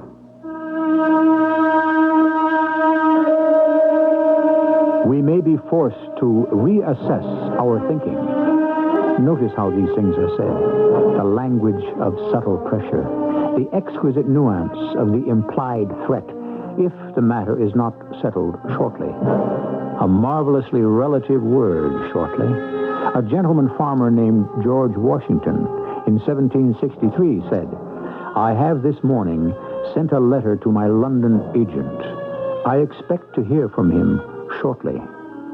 The letter would need 3 months to cross the ocean, and it would be another 3 months before the answer could arrive. Shortly. It all depends on when you lived. We're going to stick our neck out and tell you something. It's hard to mix with Arrow shirts. And the reason is so simple. America's shirt maker is Arrow shirts. America's shirt maker has done it again with what is probably the best shirt collar ever made. Arrow's patented custom collar, and only Arrow's got it. It's a whole inch wider at the bottom than the top, just like your neck is. It's adjustable by a full half inch, and it's got a special notch so the neckband doesn't show over your top. America's shirt maker is Arrow shirts. See why we're sticking our neck out. Stick your neck into an Arrow custom collar. America's shirt maker is Arrow shirts. If we're not already your shirt maker, we ought to be. I bought an economy car. Nice little car. Of course, I had to give up big car rides. I just bought a smaller car, too. I gave up a lot of passenger room. But with prices going up and up, I figure you got to give up enough. Well, I didn't give up. I bought a new Plymouth Volare 4-door, and I didn't give up the things I want. I got the big car ride Frank gave up, the room for 6 Harry gave up, plus the compact economy they didn't give up. So why didn't they buy a Volare? I give up. Don't compromise when you economize. Although your mileage may vary, the EPA rates a 1-barrel, 6-cylinder Volare 4-door with manual transmission at 28 miles per gallon highway and 20 city. Don't give up. Get a Plymouth Volare. Don't give up.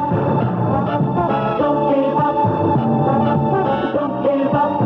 Get a Volare. See the 1978 Volare at Marbury Chrysler Plymouth, 16900 South Halstead Street in Harvey. This is WBBM Chicago.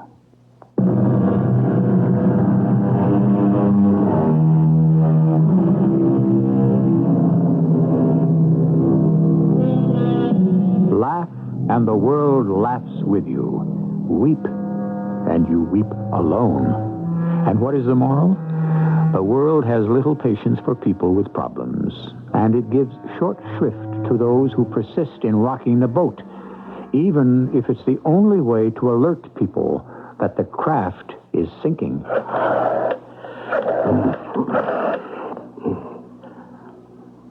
Miss Jorgensen? Frank Spencer at the drugstore. Just wanted to let you know your prescription's ready. Oh. Are you sure? Well, if you want to cancel it. Miss Jorgensen? Miss Jorgensen? Yeah. Frank? Oh, hi there, honey. Busy? No, I wouldn't say I was busy. I thought you had a whole backlog of prescriptions. They kind of disappeared on me. I've been getting a lot of calls. I would imagine. People ask me, what's wrong with Frank? Do you think anything's wrong with me, Maria? Frank, I'm your wife. That really doesn't answer the question. What do you want? I just want you to know that I'm doing what I see as my duty to this town and the people in it. We should get that lab report in a day or two. I've been listening to Will Johnson deliver the news every hour on the hour. What's he saying? Oh, it's just about noon. Turn on the radio and listen for yourself. Never mind. I can just imagine. I don't think you can. Listen. And here he is. 12 o'clock and all the local news. The only important news is still this absolutely mysterious intransigence on the part of Mayor Frank Spencer to okay the Miller-Bassford plant. The town is absolutely up in arms, as Spencer is obviously using a flimsy technicality to delay approval. Flimsy Is Frank Spencer out to destroy this town? This town that's been so good to him? Turn him off. Let Frank Spencer know that this town will not tolerate his insufferable arrogance. If you won't, I will. Tell him in no uncertain...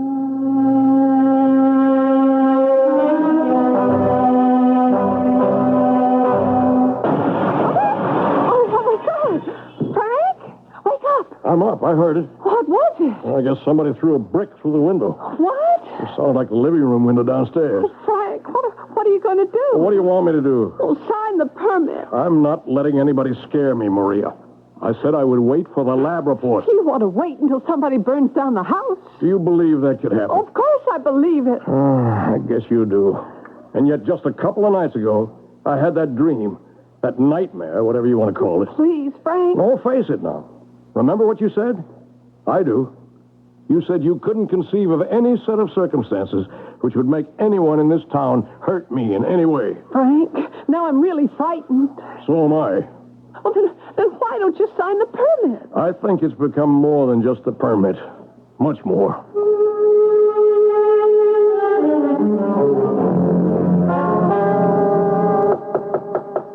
Come in. Oh, Frank. I've got something for you. Yeah, what's that? What does it look like, Will?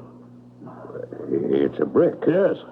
Someone tossed it through my window last night. Oh, now, look, Frank, I don't know... Someone who was inspired by your rabble-rousing newscasts. Well, feelings are running pretty high in this town. And they're being kept pretty high, too. Frank, level with me.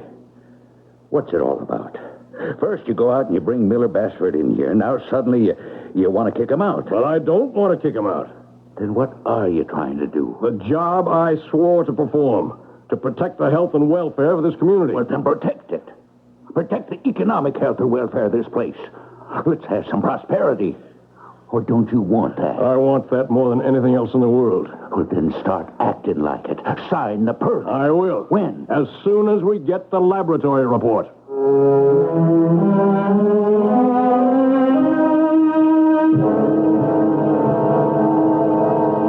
Frank, Maria asked me to come by. Well, hello, Reverend. You didn't come to see me, so I came to see you. Well, I'm glad you're here. About the Miller-Bassford permit. Well, don't tell me you want me to sign it, too. No, I want you to tell me, if you can, why you feel the way you do about it. Well, I thought I made that absolutely clear at the town meeting. Are you telling yourself the truth? What truth? Is this the truth? You tried to help the town by bringing in a factory. It was a bold and brilliant stroke. When it was done, you were suddenly assailed by a feeling of despair. I don't know why you say that, Reverend. Well, it's normal. It's natural. Many people who perform an heroic deed experience a feeling of depression afterward. Well, why would I... Because it's easy to believe that this has been the peak, the climax of life. It can never be duplicated. There are no worlds left to conquer. Well, I don't think that's what... So they become vulnerable to all kinds of depressing thoughts. Reverend, I think... You begin to think of the implication of the factory, of the sweeping changes it would bring to the town, and perhaps you don't like them. Well, I admit that. Not all of them. Hundreds of new jobs, new people, strangers. Spencer's drugstore would no longer be an intimate little pharmacy, but a large, gleaming emporium of chrome and plastic. Reverend, I think... We cannot prevent change, Frank. It has to come. Our task is to try to make it as conducive as possible to a life of decency. Reverend, you know what I've been subjected to. Yes, I know. And I've spoken out against it. But people are human. You've hit everyone in the most vulnerable spot of all. the pocketbook. Yeah, no. Well, as soon as the report from the lab arrives... It has already arrived. It what? The independent lab report. And the findings are inconclusive. How do you know that? It's all over town. But no one had the right to examine that report until I It was addressed to the municipality of Sharon City. The town clerk had the right to open it. Inconclusive? What does that mean? It means there is no evidence that amphoran is harmful to human beings. But it also means that it might be. Frank, all of life is a risk of one sort or another. Miller Bassford is a reputable concern. They wouldn't knowingly use a dangerous substance. But inconclusive. I am asking you to examine your heart and search your soul and determine your motive. What do you think my motive is? That's not for me to say. But if you seek to deny Miller Bassford the permit on safety grounds, your scientific anchor is somewhat flimsy. I think you've cleared the air. All these years, in a way, it's been my town. Maybe I'm afraid to lose it. Why should you lose it? Because if it gets bigger and more complicated, it might become the kind of town I couldn't understand. Maybe I wouldn't want to live in it. Pray for guidance, Frank. I haven't stopped praying since this thing began. Reverend, you may as well tell everybody. I intend to sign that permit tomorrow.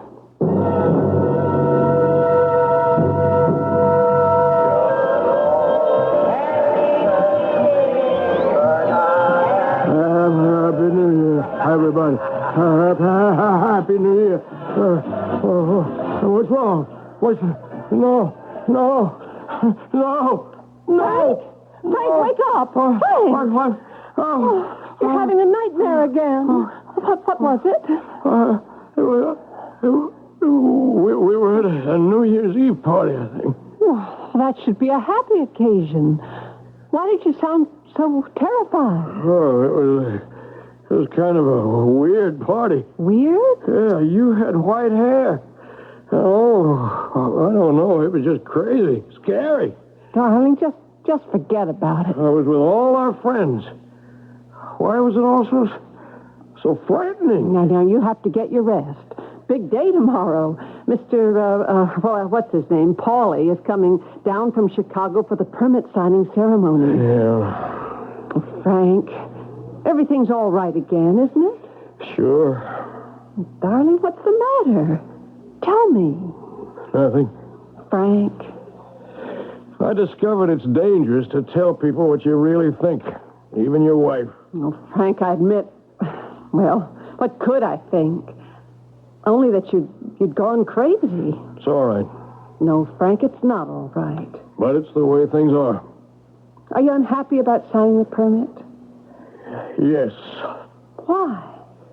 Well, I'm not exactly convinced, not entirely convinced, that this amphoran thing is safe. Frank, Elwood Starbright, he's obviously a nut. We're betting our lives on that premise, aren't we? Don't put it that way. Well, suppose he isn't a nut. The man has excellent credentials. But he also has a grievance against the company, which could influence his judgment. 10 years, he said. Or even 5. Yes, 5. 5 years from now, we could all turn into raving, bloodthirsty killers. Frank! It couldn't happen? It's far-fetched. Far-fetched? But that word is obsolete. It belongs to an earlier day, a more simple, rational time. The way things are now, so mixed up, out of control, drugs, poisons, chemicals, just seem to run riot. Anything can happen. Darling, try and get some sleep. No. What? I don't want to go to sleep. I'm afraid. Of what? Of that dream. A dream? Maybe it isn't a dream. Maybe it's a vision. Do you know what you're saying? I know what I'm saying. Maybe I'm seeing something. Frank, listen. So what? I've listened to you. I've listened to all of you. But nobody listens to me. Well, I'm trying to listen, Frank. Forget it. Go to sleep. No, I don't want to sleep. I never want to sleep. I don't want to see what I know that that I'm going to see.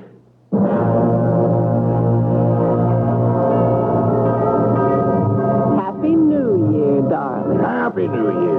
Oh, 1984 is going to be the best year yet.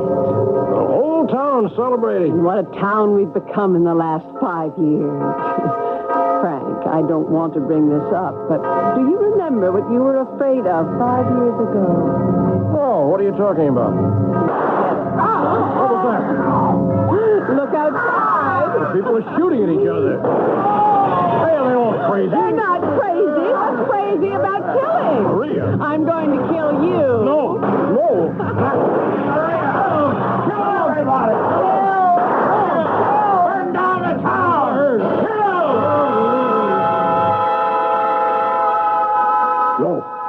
No. Frank? Frank, what is it? It's the amphetamine. What? The killer chemical. I saw it happen. I saw the future. I saw 1984, New Year's Eve. It all exploded in fire and blood and murder. Oh, dear, you just be calm. I won't sign that permit. Never. No, of course not. Of course, dearest, just relax. Doctor? Oh, it's Frank. He's very sick.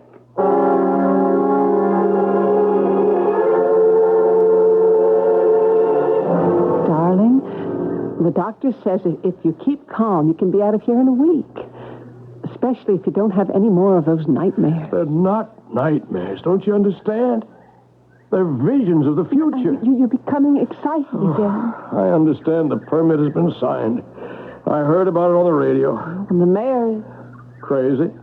incapacitated. The charter calls for the chairman of the council. Will Johnson signed. Oh, Frank, everybody's rooting for you to get better and come back. Take your place again in the town. My place. Will you come back? Yes. I'll come back. Frank, that's wonderful. In about 5 years. Make it 6. Provided there's a town to come back to.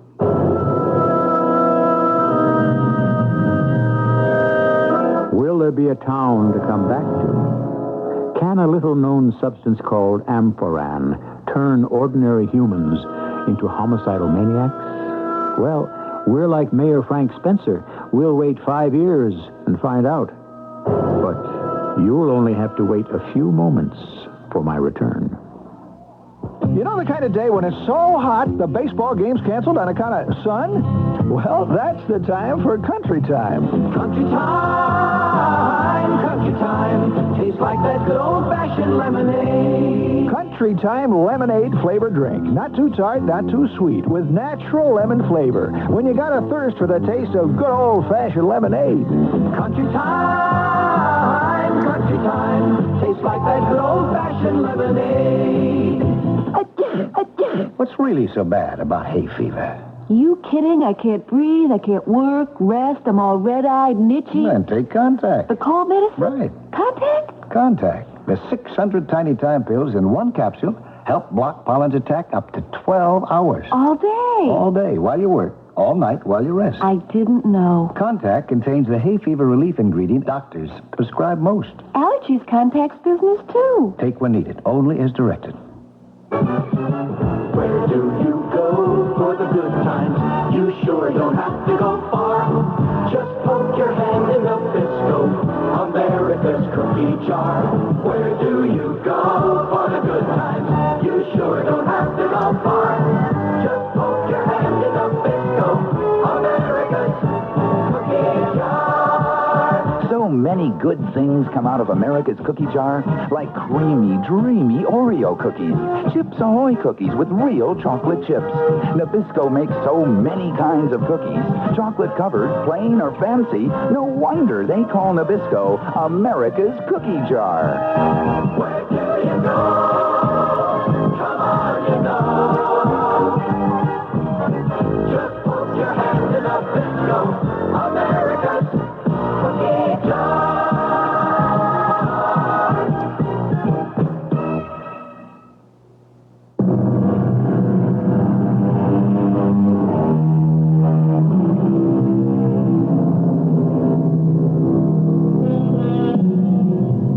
prophecy, a risky, tricky, even dangerous business.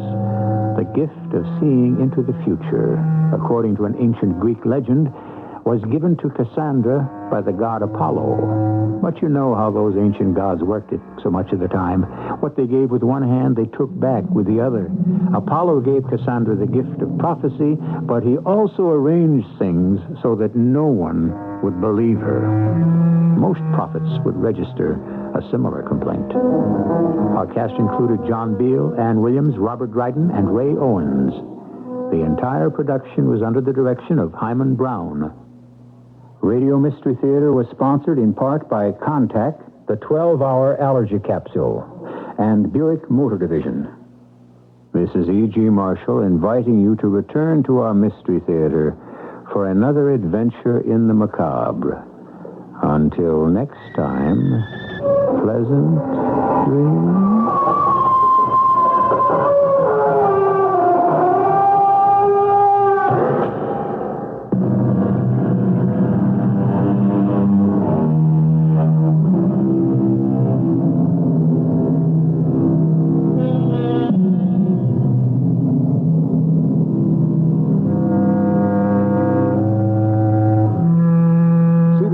Follows on WBBM Chicago. Bell Auto Imports proudly announces the arrival of the newest Fiat models, Brava and Super Brava sedans and station wagons. The rally version of the Fiat Brava won the 1977 World Rally Championship over Volvo, Porsche, Triumph, Toyota, Datsun, Saab, Mazda, Renault, and American entries. When you consider one day of rally driving in the most grueling, tortuous terrain and weather equals a year of normal driving, Brava wins every test for reliability and durability. Bell Auto Imports offers the new Fiat Brava from only $45.48 to $49.95 for sedans, and only $5,400 for the Super Brava station wagon. All prices POE. Free parking inside at Bell, where 4 giant floors are devoted to the finest in service and parts. See the new Fiat Brava now at Bell Auto Imports, just off the Stevenson Expressway and the Outer Drive, 2500 South Michigan Avenue. Open daily until 7, Saturday until 5, closed on Sunday. CBS News. Californians apparently have said enough to rising property taxes. This is Doug Poling reporting on the CBS radio network. Taxes on homes in California have soared in recent years. An initiative known as Proposition 13 was placed on Tuesday's ballot to cut them back sharply. A report on how it's doing from Bernard Goldberg in Los Angeles. It appears as if the voters of California have passed Proposition 13, the measure that would cut property taxes by as much as 60%. According to a CBS News Los Angeles Times poll, it looks like Proposition 13 will win with 60% of the vote. The biggest share of that vote came from people who describe themselves to our pollsters as conservative. Conservatives voted 4-1 in favor of Proposition 13. Voters who said they were moderates voted nearly 2-1 for the tax relief measure, and about 40% of those who said they were liberal voted for Proposition 13. Critics of the proposed constitutional amendment charged if 13 is passed, schools and libraries and other public services will be sharply curtailed. That because property taxes finance those services. And that apparently is why only 33% of public officials and their immediate families voted for Proposition 13. That according to our poll. Bernard Goldberg, CBS News, Los Angeles. Californians also renominated Governor Edmund Brown, and Republicans are choosing among 4 candidates to oppose him. More primary results and other news in a moment. I'm Charles Osgood, CBS News. Join me on Newsbreak, mornings on most of these CBS radio network stations, as we explore this curious world of ours. Some days, I'll pick a major news story to explore in further detail. Other days, it may be a person who did not exactly make the headlines, but whose story is noteworthy in the course of human events.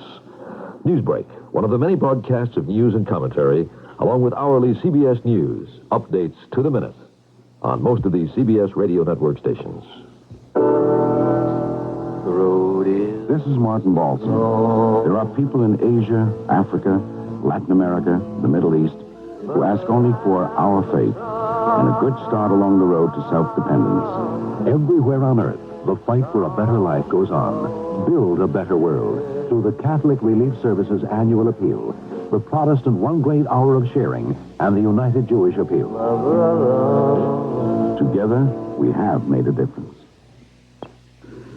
In New Jersey, former pro basketball star Bill Bradley won the Democratic nomination for the U.S. Senate. In Clark, New Jersey, Bradley issued a victory statement. All of us want our children to feel that they have a stake in the future and that future is in New Jersey. I want to be an advocate for the state. I would like to focus national attention on what is good about New Jersey. A major upset could be in the making in New Jersey's Republican Senate race. Veteran incumbent Clifford Case is trailing with 89% of the vote counted. Case is nearly 4,000 votes behind Jeffrey Bell, a conservative. In Ohio, Republican Governor James Rhodes won renomination. Lieutenant Governor Richard Celeste won the Democratic primary. Former Congressman Wayne Hayes, driven from Washington by a sex scandal, made a political comeback. Hayes bested 4 other candidates, winning nomination on the Democratic side for a seat in the Ohio legislature. In Cleveland, voters rejected a school tax increase for the second time in 3 months. The situation could spell big trouble for the city's financially ailing school system. School Board Chairman Arnold Pinckney had this reaction. It's unfortunate that in a city the size of Cleveland, with as much as this city has to offer, that the children in this city were going to have to suffer. Obviously, we like to think optimistically about the future. And, of course, the board is going to meet, analyze the results of the day's election, and try to find out if there's any strategy at all that can be put into implementation to change the results. The House has approved a measure to fund the CIA and 8 other intelligence agencies. Some members complained the measure, providing an undisclosed sum of money, amounts to a blank check for the CIA. The Agriculture Department says beef prices may rise even more sharply this year than previously thought. Officials say they could rise 20% for the entire year. Now this.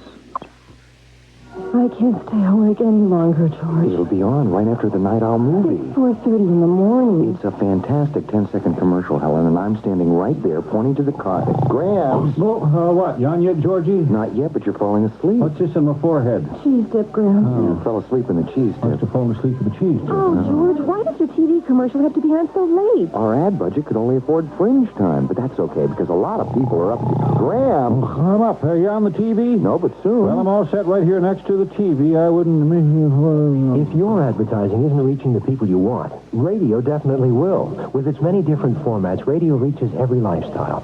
So you can target more messages to exactly who you want, when you want, at a price you can still afford.